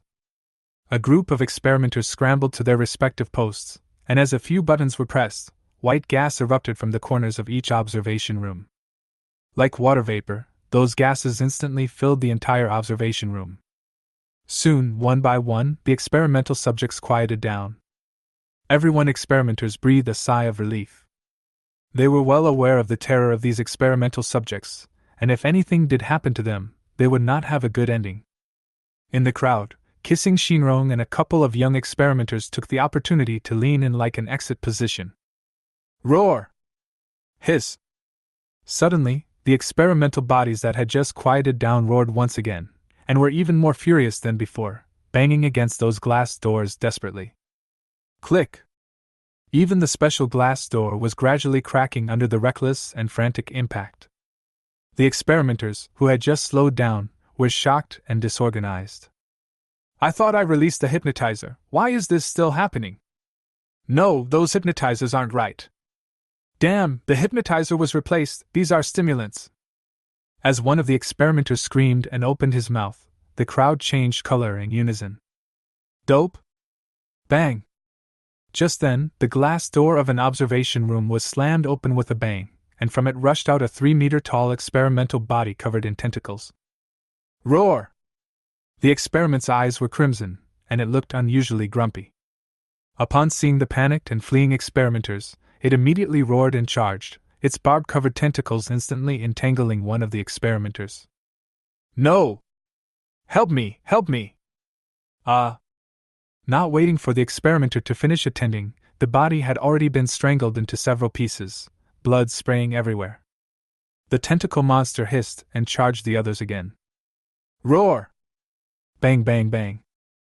After him, the glass doors of the other observation rooms shattered one after another, and a hideous-looking experiment burst out of the cage. They are part of the God-making program. They've lost their human minds and turned into real killing machines. Jingle bells. The whole building bells were ringing and the alarms were shrill and piercing. Meng Xiong, who was in deep communication with his secretary, sat up violently from the sofa and ran towards his desk while lifting his pants. "Hey, what's going on?" "What?" "Hurry up and activate the emergency plan. Get me those experiments back at all costs, or I'll kill you." Meng Xiong kept ranting into the phone. By this time, a large number of security guards in combat uniforms had already rushed outside, and under the command of the Xenos, They were apprehending those experimental subjects. Shit! Blade is the supreme commander of Titan's biosecurity system. He was wearing a combat uniform and his eyes were cold and electric. In the midst of the panic, an experiment with two heads was tearing into one of the experimenters. Blade saw it and rushed over instantly. He was extremely fast, crashing into the head of the experiment like a cannonball. Bang! The experiment was caught off guard and instantly flew far away, hitting the wall. Roar! He growled, revealing blood-stained fangs. Blade looked at the experimenter whose aorta had been bitten off. His eyes were cold and unrelenting as he jumped up again and rushed towards the subject. The order given by Meng Xiong was to capture, not kill. So without exerting any force, he blasted his fist at the head experimenter, knocking him back a few meters. Then grabbed the fire hose on the wall and tried to tie him up. Roar! The experiment, stimulated by potions and stimulants, was unusually ferocious, and its bone-spine palms clawed at him viciously. Blade reacted faster though, taking hold of his wrist. Since you're not honest, I'll beat you until you are. As the words fell out of his mouth, he lashed out and did an over-the-shoulder drop, sending the experiment hard to the ground, followed by a flurry of punches and kicks. 1 minute later, the experiment stopped hissing and slumped to the floor, covered in blood. Blade wraps him in a water belt and rushes towards the other experiments. Qin Bo, this way! Quickly go outside and meet up with the rescuers. You young ones go first, don't worry about me, get out of this devil's cave. No, Professor Qin, we must take you with us. A few youths assisted kissing Shinrong to quickly run outside. At this moment, the entire Titan base was disrupted. Those experiments were frantically attacking the staff, the whole defense system was damaged, more and more labs were destroyed and more experiments ran out. Chapter 68, Breaking into the Titan Base. Quick! Close the experimental hatch now, you idiots! Not good, the lab building network has been compromised, the operating system is paralyzed, the hatch can't be closed, the hatch can't be closed. Help me! At this moment, the Titan bio base was in chaos. The intelligent control systems that they were originally proud of were all paralyzed at the moment, and a test door was opened. A hideous-faced experiment ran out and attacked humans everywhere. There are even places that study mutated animals and zombies that face the same situation. Blade was strong, but he was ultimately a human being. After tackling several experiments, his physical abilities had begun to decline and he had to take an energizer developed by Titan Bio to replenish his strength. Boom! Just then, a violent explosion occurred in a corner of the experimental building. As the flames rose, a gaping hole was blasted in the sturdy building, and as smoke filled the air, a group of armed men in blue combat uniforms rushed in. Jiangqing Base Rescue Team. Boom, boom, boom. In the next moment, there were explosions one after another. As various parts of the building were blasted open, several heavily armed rescue teams rushed in, each with a hot weapon in hand. Ta-da-da-da. In an instant, gunshots rose from every corner. Damn it, there's a foreign invasion, there's a foreign invasion. Prepare for battle. Activate emergency plan, recall all outside rescue teams to support the headquarters. Titan Bio originally had several contingency plans in place just for the unexpected. Only this time, it came too suddenly and too violently. First, the experiments inexplicably went out of control, then the hypnotic agent was tampered with and replaced with a stimulant, followed by the manipulation system being hacked and paralyzed. Now, a large number of armed men have appeared. No one expected this to happen. Is this the strength of the Jiangqing base? Outside the Titan Bio base, Fang Chen was watching the action as he sat in the cabin with a few of the exalts from the zoo. The huge laboratory building of the Titan creature was currently filled with black smoke. And not far away in midair, there were several helicopters hovering, and Fang Chen saw with the help of the Golden Eagle's skill that these airplanes were loaded with missiles. Worthy of a military airplane, it's really powerful. He showed a look of envy. Although his own airplane was also a military one, it was obviously not in the same class compared to the other parties. Zhou Ruodong sat beside him, holding a long sword in her arms. Are we going to make a move? You guys wait here and be safe, I'm going down to check it out. Then be careful. Aha! Fang Chen pulled open the hatch and jumped straight down. In the confusion, no one noticed the extra person, and everyone was running away. At that moment, Big Fatty's voice came from Fang Chen's headphones. Big brother, I seem to have discovered the Titan Base's treasure vault. Do you want to go take a look? Can you orient me? Yes. Then you command me. Okay, big brother, the treasure vault is on the 4th basement level. You continue on for 70 meters and there are stairs going down on your right. Yes. Fang Chen followed Big Fatty's instructions and walked over quickly. Along the way, they encountered a fleeing experimenter and excitedly yelled at him. Don't go inside, the monsters are coming out, run! You're a nice guy. Fang Chen didn't make a move on account of the fact that he was still nice. The lab technician, seeing his obstinacy, stopped trying to persuade him and ran off on his own. Roar! Right at this moment, an experimental body in front of them broke through the door and came straight at Fang Chen to kill him. The escaping experimenter glanced back and cursed, not knowing what to do, and then ran out of sight. Fang Chen's face grimaced as he looked at the ugly monster in front of him. Titan creatures, the bastards! A good man, tortured by them like this! Roar! Seeing the experimental body rushing towards him, Fang Chen hesitated for a moment and did not strike, instead choosing to dodge and then ran towards the stairs. The experiment growled and chased after it. Fatty, where are the most people? At the end of the lower level, there's a group of security personnel there dealing with 2 experiments. Got it! Fang Chen laughed coldly, always maintaining a speed that would neither be caught up by the experiment nor would it, leading it to the end of the next floor of the building. As Big Fatty had said, there were a dozen or so armed security personnel there, led by an alien, dealing with 2 experimental subjects. Eyes were about to tackle them. Count yourselves unlucky! Fang Chen ran straight towards them, with the experimental body behind him following closely behind. Shit! Stay back! Run the other way, we'll save you later, are you deaf? The men spotted him and the experiment behind him and immediately yelled. This side is about to succeed. If they are destroyed by them, it will surely be a lost cause. The corners of Fang Chen's mouth lifted slightly as he sniffed, instead speeding up. You seek death! Seeing that he didn't listen to the advice, the alien immediately became furious and rushed over with an arrow step, ready to strike first. However, Fang Chen snorted coldly. A long, sharp blade suddenly appeared in his hand as the alien came to heel and swung his fist at him. The blade was like electricity, and the cold light was intimidating. Pissed! Ah! The mutant froze for a moment before his eyes widened and he screamed miserably as he clutched his lost arm. In just a single glance, he had his palm cut off by Fang Chen. This change immediately shocked everyone. Enemy attack! Enemy attack! Damn it, that experiment is coming at us too! Beware of!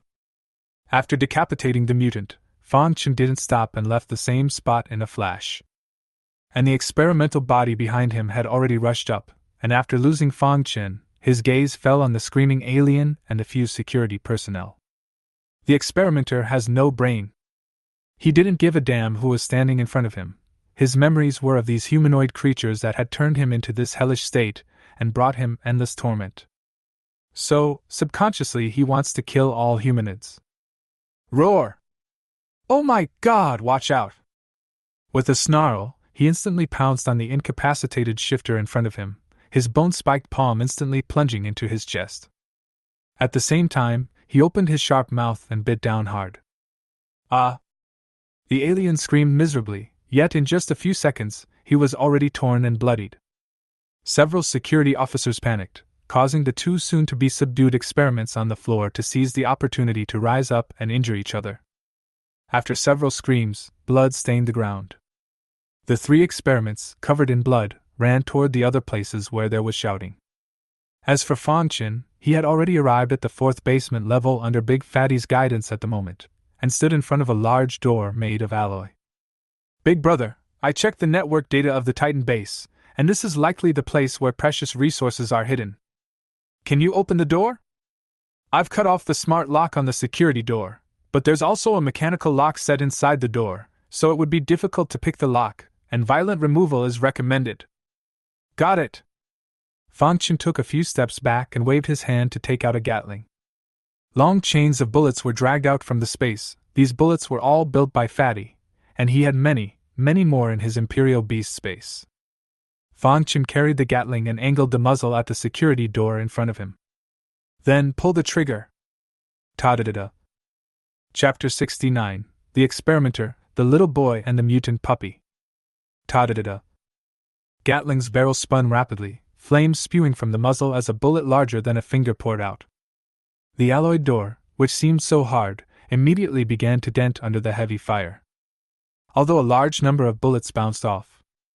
Still, when the same location was attacked by heavy firepower in a sustained manner, it twisted and deformed, and was eventually overwhelmed and punched through a large hole. Humph! Fang Chen put away the Gatling with intent and walked through that opening. As Big Fatty said, this is warehouse heavy. Big brother, those seem to be the mutation potions they developed. Big Fatty saw the scene inside the warehouse through the camera on his shoulder. The walls of the storage room are lined with small cabinets that are a combination of metal and glass. You can still see the cold air spilling out of the top when you get close. Through the glass, Fang Chen saw rows and rows of containers made of glass, and inside were some light green liquids. The containers were labeled, but unfortunately they were all specialized symbols that he didn't recognize. Then I'm welcome! Fang Chen sneered and waved his hand to put away all the glass cabinets. He then walked to a nearby storage room. In the same location, he saw the same glass cabinet, but instead of a potion, it held an irregular red-colored crystal. Huh! What's this? A soft eep came from Big Fatty over the headphones.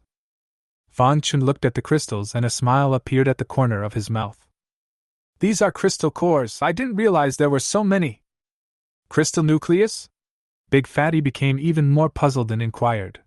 Big brother, aren't crystal cores colorless and transparent?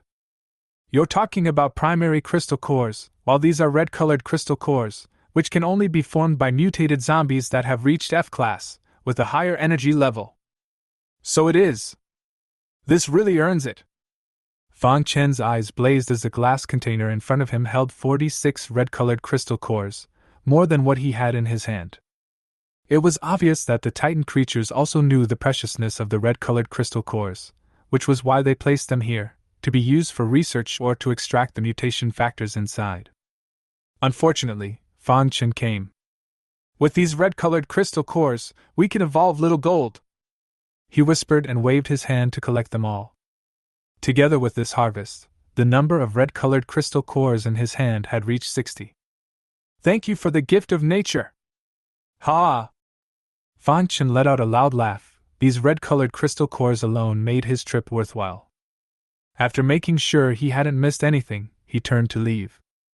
The chaos outside continues.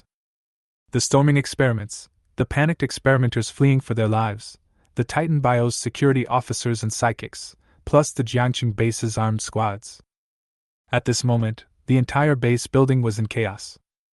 Fang Chen, on the other hand, was skulking around inside like a nobody, occasionally encountering an alien fighting with an experimental body and sneaking in on them in passing. Roar! Suddenly, he heard an unmistakable hiss. It was a horrible roar he had never heard in all the time he had been in here, indicating that this experiment was going to be more powerful than any of the others. With curiosity, he headed deeper. Boom boom. Before he could get closer, he heard several explosions. That's the sound of gunpowder exploding. What's the situation? Fang Chen quickened his pace and soon came to the end of the line, where he saw several Xenos leading a group of security personnel who were dealing with an experimental body. Just what was new to him was that behind that experiment was a half-grown boy. About 11 or 12 years old, with a dog in his arms. The corner of Fang Chen's eyes narrowed.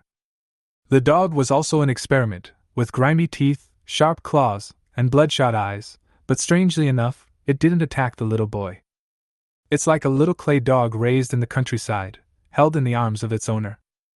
Faced with such a strange scene, Fang Chen's brows furrowed tightly. Ta-da-da-da. Normal bullets won't work on her, and by capturing her son, we can maneuver her to attack other experiments. All be careful, she's strong. You guys back off. Several shifters stepped forward and lined up. One of the Xenos was incredibly tall, even stouter than the long Fey hide that Fang Chen had killed back then, and the muscles on his body were as hard as stone. Only to hear him roar, suddenly slamming into his opponent. Roar! The scaly experiment pushed the young boy out of the way, and two tentacles wound viciously towards him, trying to keep him in front of them. Both were so strong that they were at a standstill for a while. Just then, another female alien suddenly stepped forward, a windproof lighter in her hand, and blew violently at the front. Hula! A fire dragon flew out of her mouth and enveloped the experiment. The terrifying heat instantly caused heat waves to spread throughout the entire passageway, and those security personnel without psychic abilities were roasted to the point where they kept retreating. Ah! Little boys are just ordinary people. Immediately letting out a miserable scream under the horrible heat at the moment, it was good that the mutant puppy in his arms suddenly opened its bloody mouth and helped him block the heat wave. But the experiment in front of him wasn't so lucky. Terrifying flames enveloped him, and the scales on his body gradually turned crimson. Hiss! The experiment let out a hiss of pain from her mouth, but she didn't run away and remained in front of the little boy. Fan Chen in the distance had furrowed his brows into a chuan. He suddenly realized that the subject clearly had a chance to escape, but she hadn't done so, apparently deliberately protecting the little boy behind her. Seek death! At that moment, the third alien struck. Only to see him draw a ally knife from behind him, then his figure flashed and disappeared in place, and when he reappeared he had already arrived in front of the experimental body. The alloy blade in his hand chopped down hard at the tentacles of the experiment. Pfft. Facing both the large man's jousting and the burning of the flames, the experimental body was already overpowered, and at this moment, it was no longer able to fight back against his blade. The blade sliced through and a tentacle fell to the ground. The inside loses moisture under the flames and eventually turns into a piece of charcoal. Roar! She screamed miserably and opened her mouth wide to bite at the third shifter. Unfortunately, the latter was too fast and disappeared again in a flash. With one less tentacle holding her back, the large man in front of her immediately gained the upper hand, and with veins rippling on his arms, he actually ripped off her other tentacle with one hand. Roar! The experiment let out a heartbreaking scream. Mom! The little boy immediately cried out in distress when he heard her rant. No matter how ugly she becomes in the eyes of others, he will always be mommy in the heart of his little boy. Even after turning into a monster, he didn't forget to protect his mother. The beasts! Fan Chen in the distance finally understood everything. He leaned forward quickly, killing intent flashing in his eyes. Not only did they turn the little boy's mother into a monster, but they also took advantage of her motherly love for the little boy by hurting her in front of him. Who the hell is the devil? Fan Chen didn't consider himself to be a nosy person, but in this matter today, he had to manage. Bang bang bang. As he approached, he removed a pistol.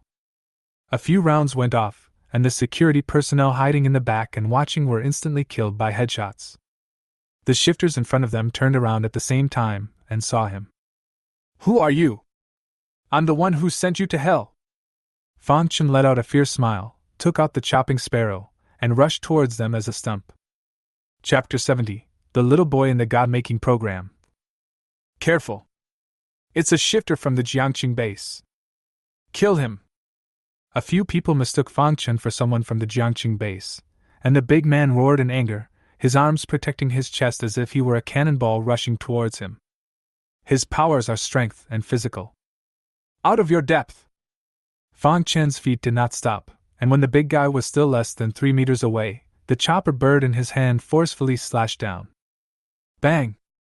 The large man's body was clad in a special metal battle suit.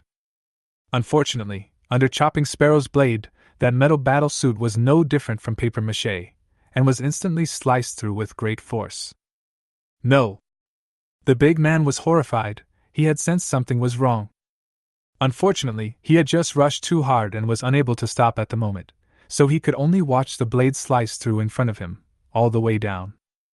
This scene was not seen by the people in the back. They only saw that the locomotive had managed to crash into Fan Chen's heels, and a look of delight immediately appeared in their eyes. If an alien of the same level were to be hit by him, they would definitely end up with broken bones and tendons. If it was an ordinary person, it would probably be pulverized. However, a few people's smiles suddenly froze. From his perspective, he didn't see the scene of Fang Chen being knocked off his feet. Instead, he saw the body of the locomotive suddenly split in two. Blood spurted and guts flowed out. Separate bodies disconnected the body, rushing left and right a long way before collapsing. And Fang Chen had already leaped high up, avoiding the blood. Hiss! Locomotive? Join forces to kill him! The reactions of several people were extremely fast, and without waiting for Fang Chen to land on the ground, the female alien had already sprayed flames at him, long tongues of fire at extremely high temperatures. And another alien had ghosted beside him. Humph! Fang Chen snorted coldly. Before the tongues of fire arrived, a large snake's head suddenly appeared on his chest, followed by a frosty blast of wind spraying out head-on. Click here! The frost spat out by the loach that had reached rank D was extremely terrifying, and it actually froze the female alien's tongue of fire along with the surrounding air. It then dissipated into pieces. Ah! The female shifter's jaw was grazed by the frost and then shattered with a thud, the intense pain and fear causing him to scream. At this time, the other alien's knife had already slashed at Fang Chen's head. Unfortunately, the speed he was so proud of was as full as a turtle in Fang Chen's eyes, and his right hand casually pinched the hilt of the blade. You're too slow. Fang Chen's palm exerted force, breaking his alloy blade with a bang. He then clamped both fingers on the flying half-tip of the blade and flexed his fingers, instantly stabbing into his thigh and chopping off the leg bone. Ah no! The male alien fell to the ground, clutching his broken thigh and screaming. His psychic ability is extreme speed. And now it's a disability. Fang Chen was not polite at all as he walked up to him and chopped off all of his limbs before turning around and walking to the female alien. Ho ho ho! The female shifter crawled backwards in horror as her mouth was shattered and she could only make ho-ho sounds through her throat. But it was also clear from her horrified expression what he was talking about. Fang Chen sighed as he looked at her face, which had become hideous from the lack of a mouth. Too bad, haven't tried one that fires yet. Wouldn't it be great to blow? Pity, pity! As the words fell, he raised his hand and chopped off the female alien's limbs, then walked towards the little boy. At the moment he was kneeling beside the scaly experiment, clutching her severed tentacles and howling. The mutant puppy stood in front of him, showing its teeth at Fang Chen, as if warning him to stay away. Fang Chen stood still and looked at the little boy's thin body. A look of intolerance appeared in his eyes. After a long time, he spoke faintly. Do you want to avenge your mother? The little boy turned his head and looked at him with reddened eyes. Please help me kill them. Sorry, I don't want to help you. Fang Chen shook his head, then stuck the chopper bird on the ground. If you want to take revenge, go yourself. The little boy stared at him for a long moment, then looked at the body beside him. Fang Chen noticed that his pupils changed. The panic and sadness faded, replaced by anger and indifference, and even the tears had disappeared. He stood up and painstakingly pulled out the chopping sparrow before heading behind Fang Chen. The mutant puppy followed him, following in his footsteps. Ho ho ho! The female alien had already been wasted by Fang Chen, and was currently sprawled on the ground like a dead dog. Her face, which lacked a jaw, looked particularly hideous and horrifying. The little boy's eyes were crimson with hatred in them. You're the one who burned my mom. You bad man! He gripped the hilt of the blade with both hands and slashed down at the struggling female alien in front of him. Because of the lack of strength, the knife did not kill her, but only left a deep wound on her chest. The little boy was not relieved and continued to hack and slash indiscriminately. Psst! Pfft. A few passes down and the female shifter was a bloody mess, slumping to the ground and no longer moving as the mutated puppy snapped her neck in one bite. The young boy wiped the blood from his face and looked indifferent as he walked towards the other male shifter, again raising the knife in his hand. You scum, you think you can get your revenge by killing me? The male alien's limbs had been broken, and he no longer had the strength to struggle under the loss of blood. He leaned against the wall and stared sinisterly at the little boy. You imbecilic wastrels, it's an honor to contribute to the organization. Your mom is a monster, and so are you. The frontiers won't let you off the hook. The little boy was not angered by this and kept his apathetic demeanor as he held the chopping sparrow and chopped at his ear. Pfft. With a single slash, the male alien's ear was cut off. The pain tore through him. I thought you couldn't scream. Still expressionless, the boy struggled to lift the knife. Pfft. His other ear was cut off. The young boy raised the knife again and again, cutting away chunks of flesh from his body until the male alien stopped screaming and lost his breath completely. The hallway they were in was already bloody. There! Fangchen didn't know when he appeared behind the little boy and snatched the knife from his hand. Now you have your revenge! Not yet!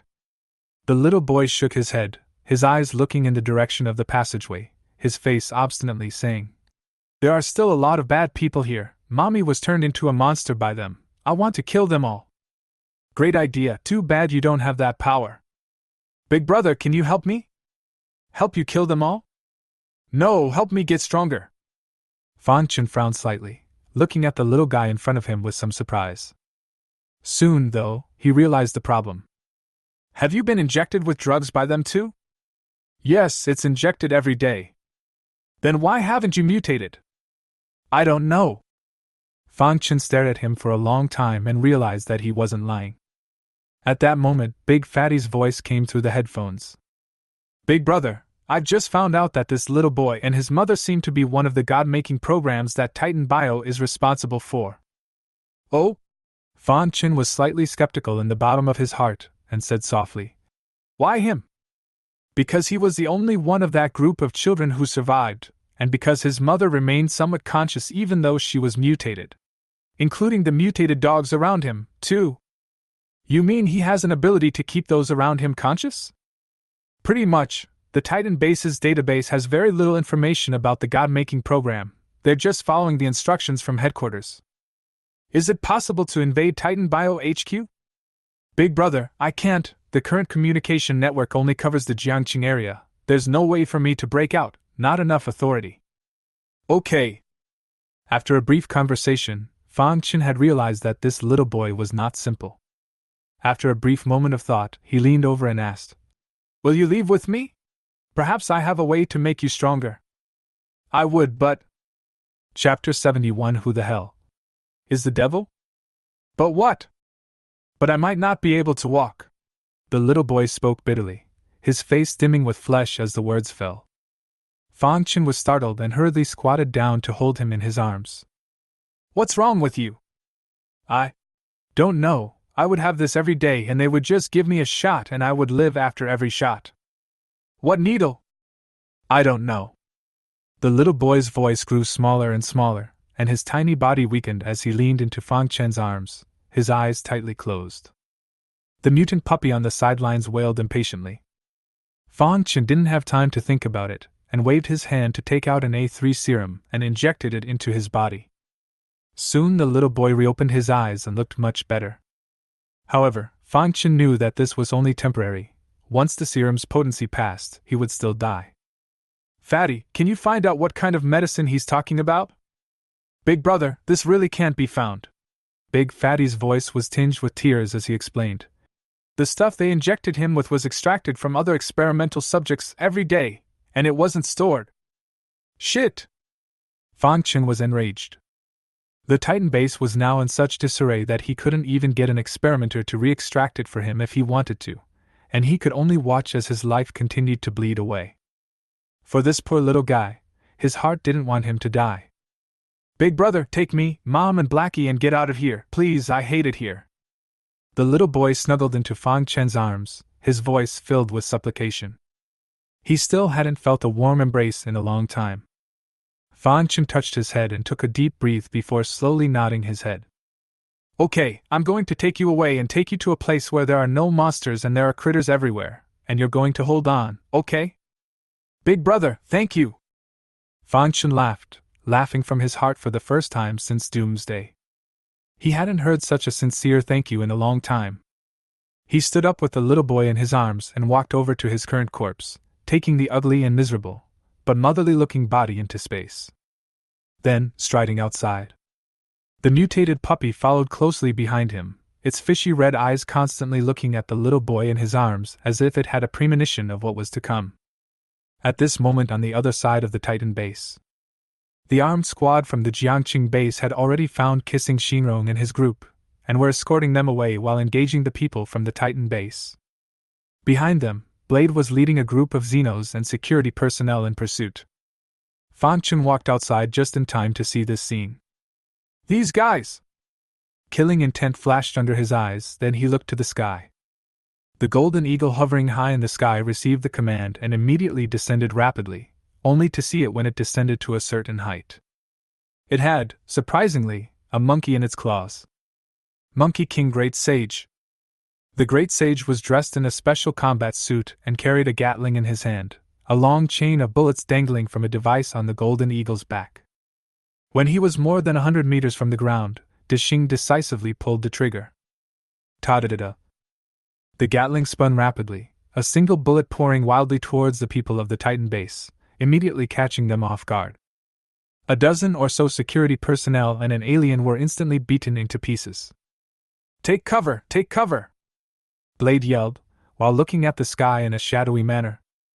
The golden eagle grabbed the Great Sage in a low dive, bullets punching through the ground and various buildings, then regained altitude and continued firing at a different angle. "He's no slower than a fighter jet, but much more agile." "Shit!" Blade grimaced and picked up his shoulder comm unit to give orders on the fly. "Get the bazooka and shoot those two beasts down. Others shoot to interfere. I'll stop them." After giving the order, Blade rushed out of cover. The Great Sage aimed his gun at him at Fang Chen's signal, but Blade's perception was extremely strong and his physical fitness was amazing. It always managed to avoid its bullets in advance, and quickly chased after the people from the Jiangqing base. Pro Shinrong and the others had taken away the Titan base's most central information, so no matter what, he had to chase them back. Or kill. Ta-da-da-da.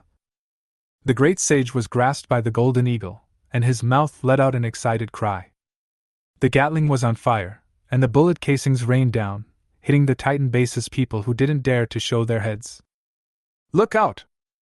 Fang Chun hurriedly reminded with his thoughts. Meanwhile, on top of the experimental building, 2 shells shot into the sky. "It's a shell from a bazooka." "Jojo!" The golden eagle screamed and quickly twisted its body, doing an aerial drift and perfectly avoiding the 2 missile shots. The Great Sage then lifted the gatling. Ta-da-da-da-da. Boom! Rumble. The shell was swept by him and exploded in the air. The golden eagle was blown a good distance away by the wave of the explosion, arcing before regaining altitude. "Cover their withdrawal!" Squeak! The Great Sage received the command to re-aim his gun at Blade. It couldn't hurt him, but it could interfere with his pursuit speed. On the other side, some of the people from the Jiangqing base had already escorted Kissing Shinrong and the others to step onto the helicopter, and then left a team of people to cover them. Another of them, also carrying a military bazooka. Bang bang! 2 shells were fired towards where Blade was dodging, and just as they touched cover they exploded in flames. The corners of Fang Chen's mouth rose slightly. It was worthy of being a military. The firepower was no worse than that of a Titan creature. By this time he was back in the helicopter at the zoo. "Big brother, should we snatch that doctor?" Little Fanny me this joystick with a look of eagerness. Fang Chen shook his head as he sniffed. "Let them go to the Jiangqing base. The dozen or so rescue teams that went out from the Titan base will be back soon. We can't afford any more delays." "Okay." The little fat man raised the plane in disappointment. At this time, Zhou Ruotong and Yang Mi came up to him and saw the little boy he was holding in his arms, and the mutant puppy squatting to the side. Yang Mi showed her confusion. "Why did you carry a child back?" "The survivors I saved. I promised him I'd get them out of here." "But his state isn't quite right." Even Yang Mi had noticed the little boy's condition at the moment, having run out of gas. Fang Chen didn't say anything, just hugged him tightly. On the other side, Li Mimi glanced at the mutated puppy squatting in the cabin, and a strange color flashed under her eyes. "This mutated dog actually has intelligence. Go back and talk about it." Fang Chen was in a bad mood. because he had sensed that the little boy's breath was getting weaker and weaker. But there was still a hint of luck in the back of his mind. Big Fatty once said that many psychics were suddenly awakened on the verge of death, and he hoped that the little boy would be the same. Ta-da-da-da. The Golden Eagle grabbed the Great Sage and flew over the Titan building, launching an attack on the people carrying rocket launchers below, covering Fang Chen and the others as they left. Only after they had flown completely far away did the Golden Eagle disappear into the clouds with the Great Sage. At the same time, the people from the Jiangqing base were successfully evacuated. Blade crawled out of the rubble with a grim look on his face as he watched a few small black dots disappear into the sky. Several shifters ran up to him. "Team Frontier, should we go after them?" "It's useless to catch up, let's wait until our rescue team returns." Blade looked at their departing direction and sneered. "When the time comes, I'll exterminate them with my own hands." On the flight to the zoo, Fan Chen's face was getting worse and worse. The little boy hadn't awakened his powers, and his breath was getting weaker. He took another A3 serum and injected it into him, but this time it didn't work as well, merely hanging on to his last breath. "Big brother, I'm cold." "Hang in there, we'll be there. I'll buy you some red meat, okay?" "Red roasted meat?" The little boy's eyes brightened a lot and he subconsciously pursed the corners of his lips. "Then can I give some to Mommy and Blackie?" "Yes, you can give it to whoever you want." "Big brother, you're so nice, if only I could have met you earlier." Fan Chen gritted his teeth and held him tightly. It's not too late now, you must hold on." "Big brother, I saw Mommy. She said she was going to take me to a really fun place where there are no monsters and no bad people." The little brain's voice grew fainter and fainter, finally becoming a murmur. In the cabin, several women had been crying uncontrollably. They had just listened to Fan Chen's account of the little boy's experience, and now that they were looking at his miserable and pitiful appearance, they were instantly overwhelmed with motherly love. Fan Chen's face was grim as he looked at the little boy who had closed his eyes once again.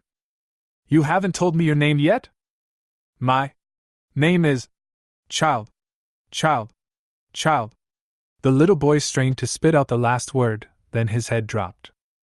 A whimper escaped the mouth of the mutant puppy on the side. Fan Chen lifted his head up and gazed out of the cabin. A weak life passed in his arms. He could kill easily, but there was no way to save anyone. The mother and son were lucky to escape the zombie crisis, only to die an even more tragic death at the hands of humans. "Who is the devil at?"